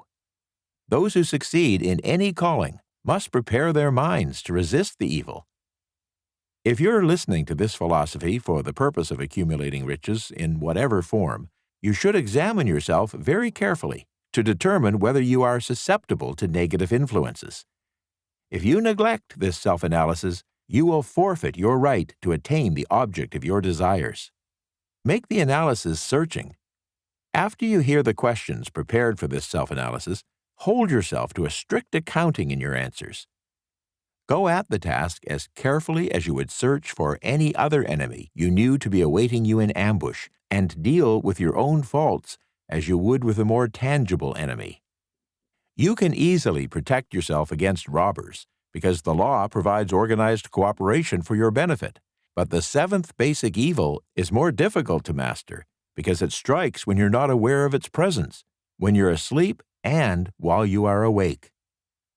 Moreover, its weapon is intangible, because it consists of merely a state of mind. This evil is also dangerous because it strikes in as many different forms as there are human experiences. Sometimes it enters the mind through the well-meant words of one's own relatives. At other times, it bores from within through one's own mental attitude. Always, it is as deadly as poison, even though it may not kill as quickly. How to protect yourself against negative influences. To protect yourself against negative influences, whether of your own making or the result of the activities and thoughts of negative people around you, recognize that you have willpower and put it into constant use until it builds a wall of immunity against negative influences in your own mind. Recognize the fact that you and every other human being are by nature lazy, indifferent, and susceptible to all suggestions that harmonize with your weaknesses. Recognize that you are, by nature, susceptible to all the 6 basic fears, and set up habits for the purpose of counteracting all these fears. Recognize that negative influences often work on you through your subconscious mind. Therefore, they are difficult to detect, and keep your mind closed against all people who depress or discourage you in any way. Clean out your medicine chest, throw away all unnecessary pill bottles, and stop pandering to colds, aches, pains, and imaginary illness. Deliberately seek the company of people who influence you to think and act for yourself. Do not expect troubles, as they have a tendency not to disappoint. Without doubt, the most common weakness of all human beings is the habit of leaving their minds open to the negative influence of other people. This weakness is all the more damaging because most people don't recognize that they are cursed by it, and many who acknowledge it neglect or refuse to correct the evil until it becomes an uncontrollable part of their daily habits. To aid those who wish to see themselves as they really are, the following list of questions has been prepared. Listen to the questions and state your answers aloud so that you can hear your own voice. This will make it easier for you to be truthful with yourself. Self-analysis test questions. Do you complain often of feeling bad? And if so, what is the cause? Do you find fault with other people at the slightest provocation? Do you frequently make mistakes in your work? And if so, why? Are you sarcastic and offensive in your conversation? Do you deliberately avoid the association of anyone? And if so, why? Do you suffer frequently with indigestion? If so, what is the cause? Does life seem futile and the future hopeless to you? If so, why? Do you like your occupation? If not, why? Do you often feel self-pity? And if so, why? Are you envious of those who excel you? To which do you devote most time, thinking of success or of failure? Are you gaining or losing self-confidence as you grow older? Do you learn something of value from all mistakes? Are you permitting some relative or acquaintance to worry you? If so, why? Are you sometimes in the clouds and at other times in the depths of despondency? Who has the most inspiring influence upon you? What is the cause? Do you tolerate negative or discouraging influences which you can avoid? Are you careless of your personal appearance? If so, when and why? Have you learned how to drown your troubles by being too busy to be annoyed by them? Would you call yourself a spineless weakling if you permitted others to do your thinking for you? Do you neglect internal bathing until auto-intoxication makes you ill-tempered and irritable? How many preventable disturbances annoy you, and why do you tolerate them? Do you resort to liquor, pills, narcotics, or cigarettes to quiet your nerves? If so, why do you not try willpower instead? Does anyone nag you? And if so, for what reason? Do you have a definite chief aim in life? And if so, what is it? And what plan have you for achieving it? Do you suffer from any of the 6 basic fears? If so, which ones? Have you a method by which you can shield yourself against the negative influence of others? Do you make deliberate use of autosuggestion to make your mind positive? Which do you value most, your material possessions or your privilege of controlling your own thoughts? Are you easily influenced by others against your own judgment? Has today added anything of value to your stock of knowledge or state of mind? Do you face squarely the circumstances which make you unhappy, or do you sidestep the responsibility? Do you analyze all mistakes and failures and try to profit by them, Or do you take the attitude that this isn't your duty? Can you name 3 of your most damaging weaknesses? What are you doing to correct them? Do you encourage other people to bring their worries to you for sympathy? Do you choose from your daily experiences lessons or influences which aid in your personal advancement? Does your presence have a negative influence on other people as a rule? What habits of other people annoy you most? Do you form your own opinions or permit yourself to be influenced by other people? Have you learned how to create a mental state of mind with which you can shield yourself against all discouraging influences? Does your occupation inspire you with faith and hope? Are you conscious of possessing spiritual forces of sufficient power to enable you to keep your mind free from all forms of fear? Does your religion help you to keep your own mind positive? Do you feel it's your duty to share other people's worries? If so, why? If you believe that birds of a feather flock together, what have you learned about yourself by studying the friends whom you attract? What connection, if any, do you see between the people with whom you associate most closely and any unhappiness you may experience? Could it be possible that some person whom you consider to be a friend is, in reality, your worst enemy because of his or her negative influence on your mind? By what rules do you judge who is helpful and who is damaging to you? Are your intimate associates mentally superior or inferior to you? How much time out of every 24 hours do you devote to A. Your occupation, B. Sleep, C. Play and relaxation, D. Acquiring useful knowledge, E. Plain waste? Who among your acquaintances A. Encourages you most, B. Cautions you most, C. Discourages you most, D. Helps you in most other ways? What is your greatest worry? Why do you tolerate it? When others offer you free, unsolicited advice, do you accept it without question or analyze their motive? What, above all else, do you most desire? Do you intend to acquire it? Are you willing to subordinate all other desires for this one? How much time daily do you devote to acquiring it? Do you change your mind often? If so, why? Do you usually finish everything you begin? Are you easily impressed by other people's business or professional titles, college degrees, or wealth? Are you easily influenced by what other people think or say of you? Do you cater to people because of their social or financial status? Whom do you believe to be the greatest person living? In what respect is this person superior to yourself?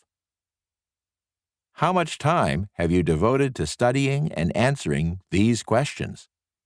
At least one day is necessary for the thoughtful analysis and the full answering of the entire list. If you have answered all these questions truthfully, you know more about yourself than the majority of people. Study the questions carefully. Come back to them once each week for several months, and be astounded at the amount of additional knowledge of great value to yourself you will have gained by the simple method of answering the questions truthfully. If you're not certain concerning the answers to some of the questions, seek the counsel of those who know you well, especially those who have no motive in flattering you, and see yourself through their eyes. The experience will be astonishing. You have absolute control over but one thing, and that is your thoughts.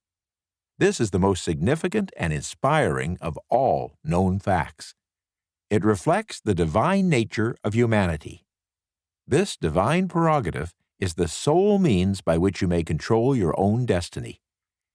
If you fail to control your own mind, you may be sure you will control nothing else. If you must be careless with your possessions, let it be in connection with material things. Your mind is your spiritual estate.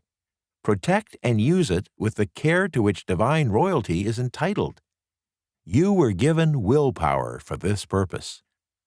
Unfortunately, there is no legal protection against those who, either by design or ignorance, poison the minds of others by negative suggestion. This form of destruction should be punishable by heavy legal penalties, because it may, and often does, destroy one's chances of acquiring material things which are protected by law. People with negative minds tried to convince Thomas Edison that he couldn't build a machine that would record and reproduce the human voice, because, they said, no one else had ever produced such a machine. Edison didn't believe them. He knew that the mind can produce anything the mind can conceive and believe. And that knowledge was what lifted the great Edison above the common herd. People with negative minds told F.W. Woolworth he'd go broke trying to run a store on 5 and 10-cent sales. He didn't believe them. He knew that he could do anything within reason if he backed his plans with faith. Exercising his right to keep other people's negative suggestions out of his mind, he piled up a fortune of more than $100 million.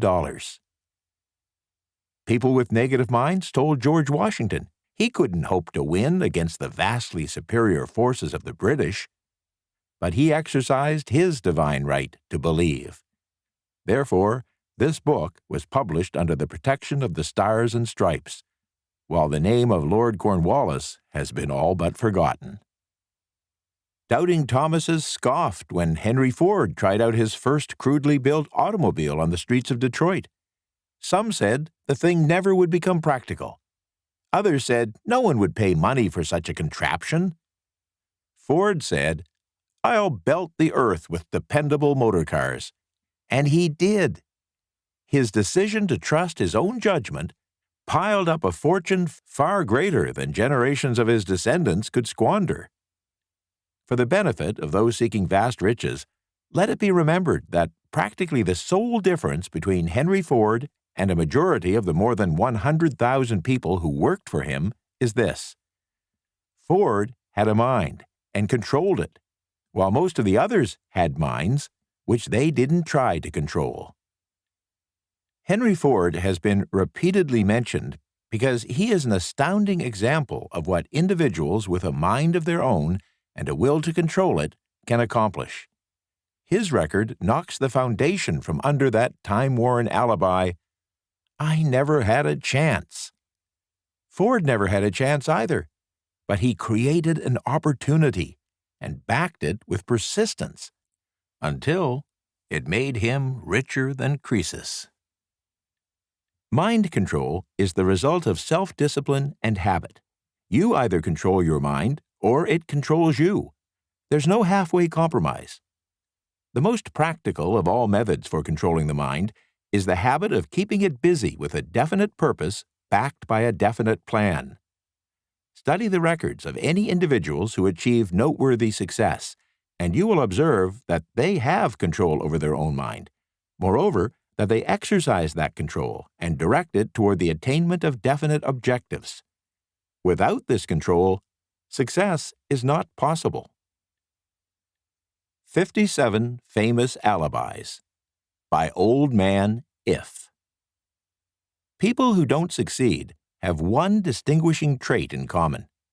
They know all the reasons for failure and have what they believe to be airtight alibis to explain away their own lack of achievement. Some of these alibis are clever, and a few are justifiable by the facts. But alibis can't be used for money. The world wants to know only one thing: have you achieved success? A character analyst compiled a list of the most commonly used alibis. As you hear them, examine yourself carefully and determine how many of these alibis, if any, are your own property. Remember, too, the philosophy presented in this book makes every one of these alibis obsolete. If I didn't have a wife and family. If I had enough pull. If I had enough money. If I had a good education. If I could get a job. If I had good health. If I only had time. If times were better.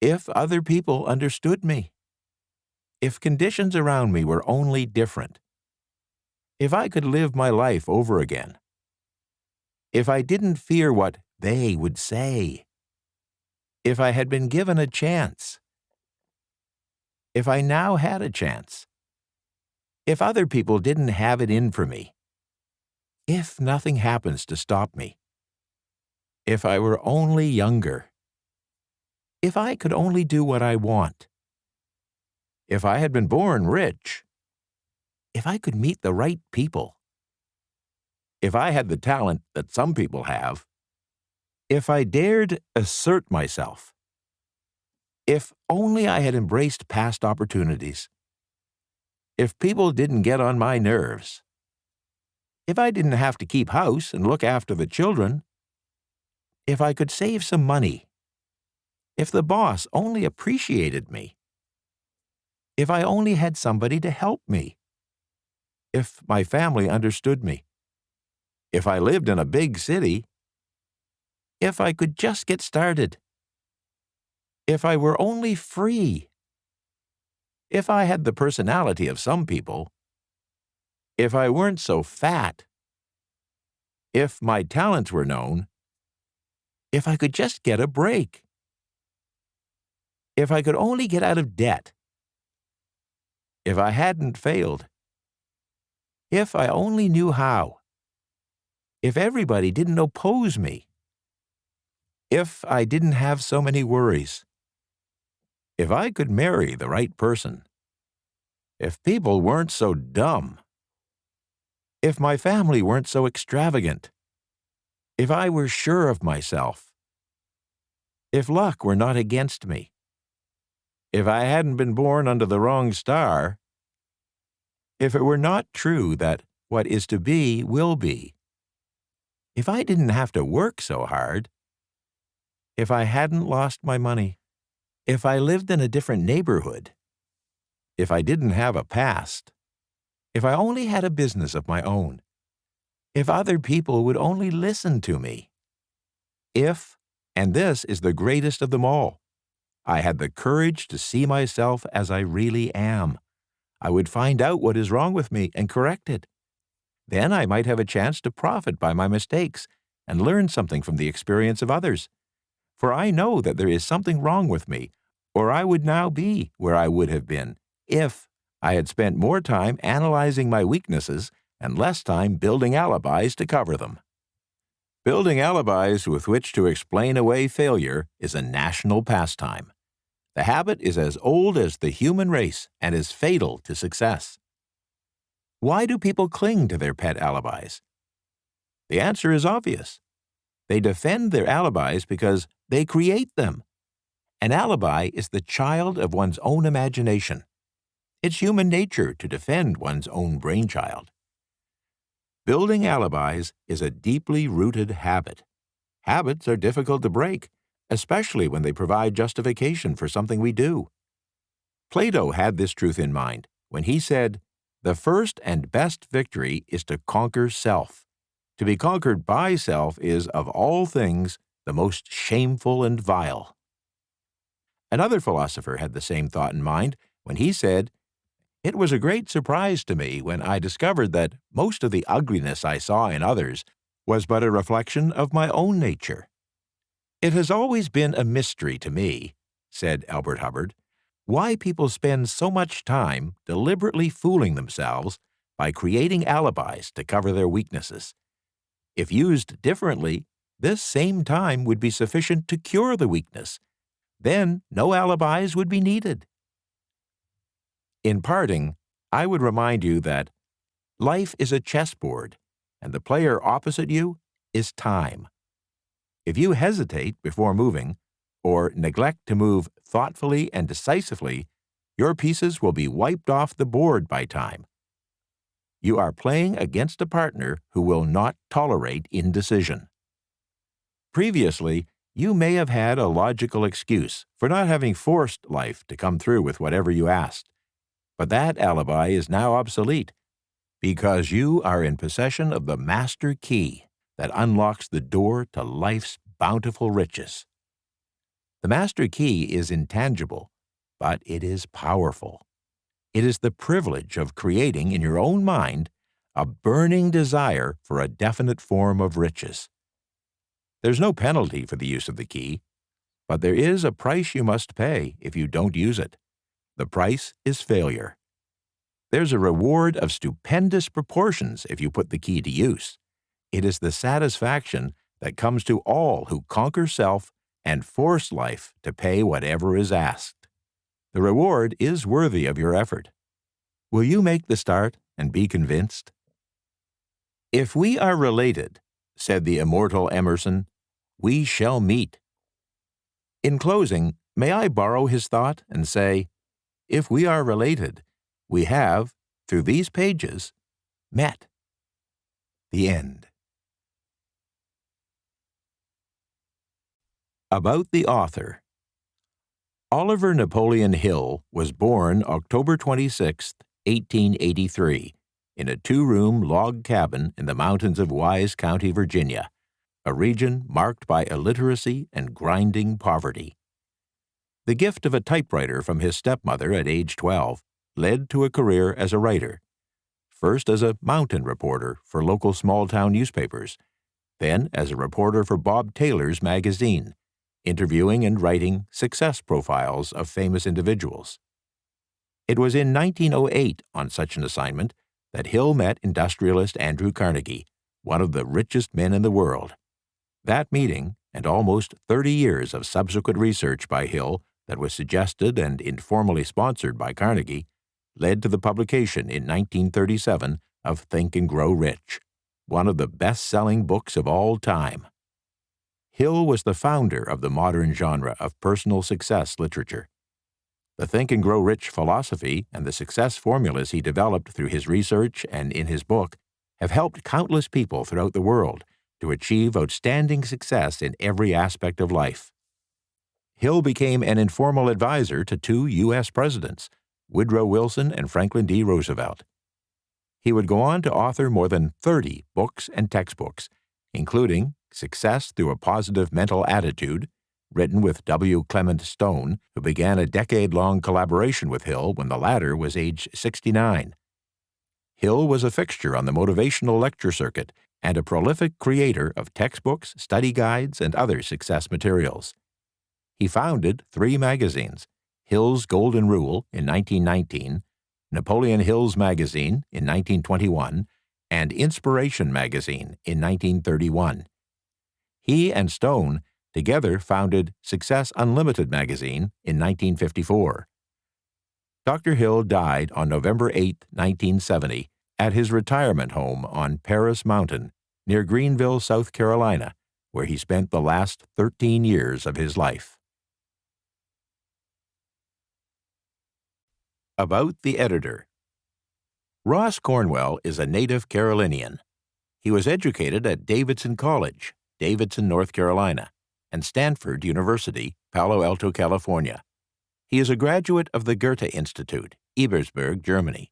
He has enjoyed 2 careers, one in higher education and the other in the private sector as a publisher, writer, editor, and consultant. His background includes stints as a journalist and columnist, and work in public relations, script writing, speech writing, newsletter publishing, corporate communications, and film criticism, both print and broadcast. He served as executive assistant to the president at Clemson University, and later was managing editor of 4 national circulation newsletters, including Think and Grow Rich newsletter. Programs he headed won the Case Grand Award, presented by the Ford Motor Company Fund, for the nation's most outstanding special public relations project in higher education, and the Newsweek National First Place Award, presented to the College News and Information Program, judged best in the United States. He is the author of the chapter on speech writing for the 2nd edition of Handbook for Institutional Advancement. A video he scripted, with the mind of a child, won a 2001 Bronze World Medal at the New York Festivals, and a 2002 Silver Screen Award at the 35th Annual U.S. International Film and Video Festival in Los Angeles. He is president and CEO of the Mind Power Press, Achieve It, Inc., and of Cornwell Associates, a corporate communication services firm. He has edited or written 10 books and written 35 videos. He lives in Pendleton, South Carolina, and has 2 daughters, Joanna and Ann Ross, 3 granddaughters, and 1 grandson. To connect with Ross Cornwell, visit mindpowerpress.com and facebook.com/mindpowerpress.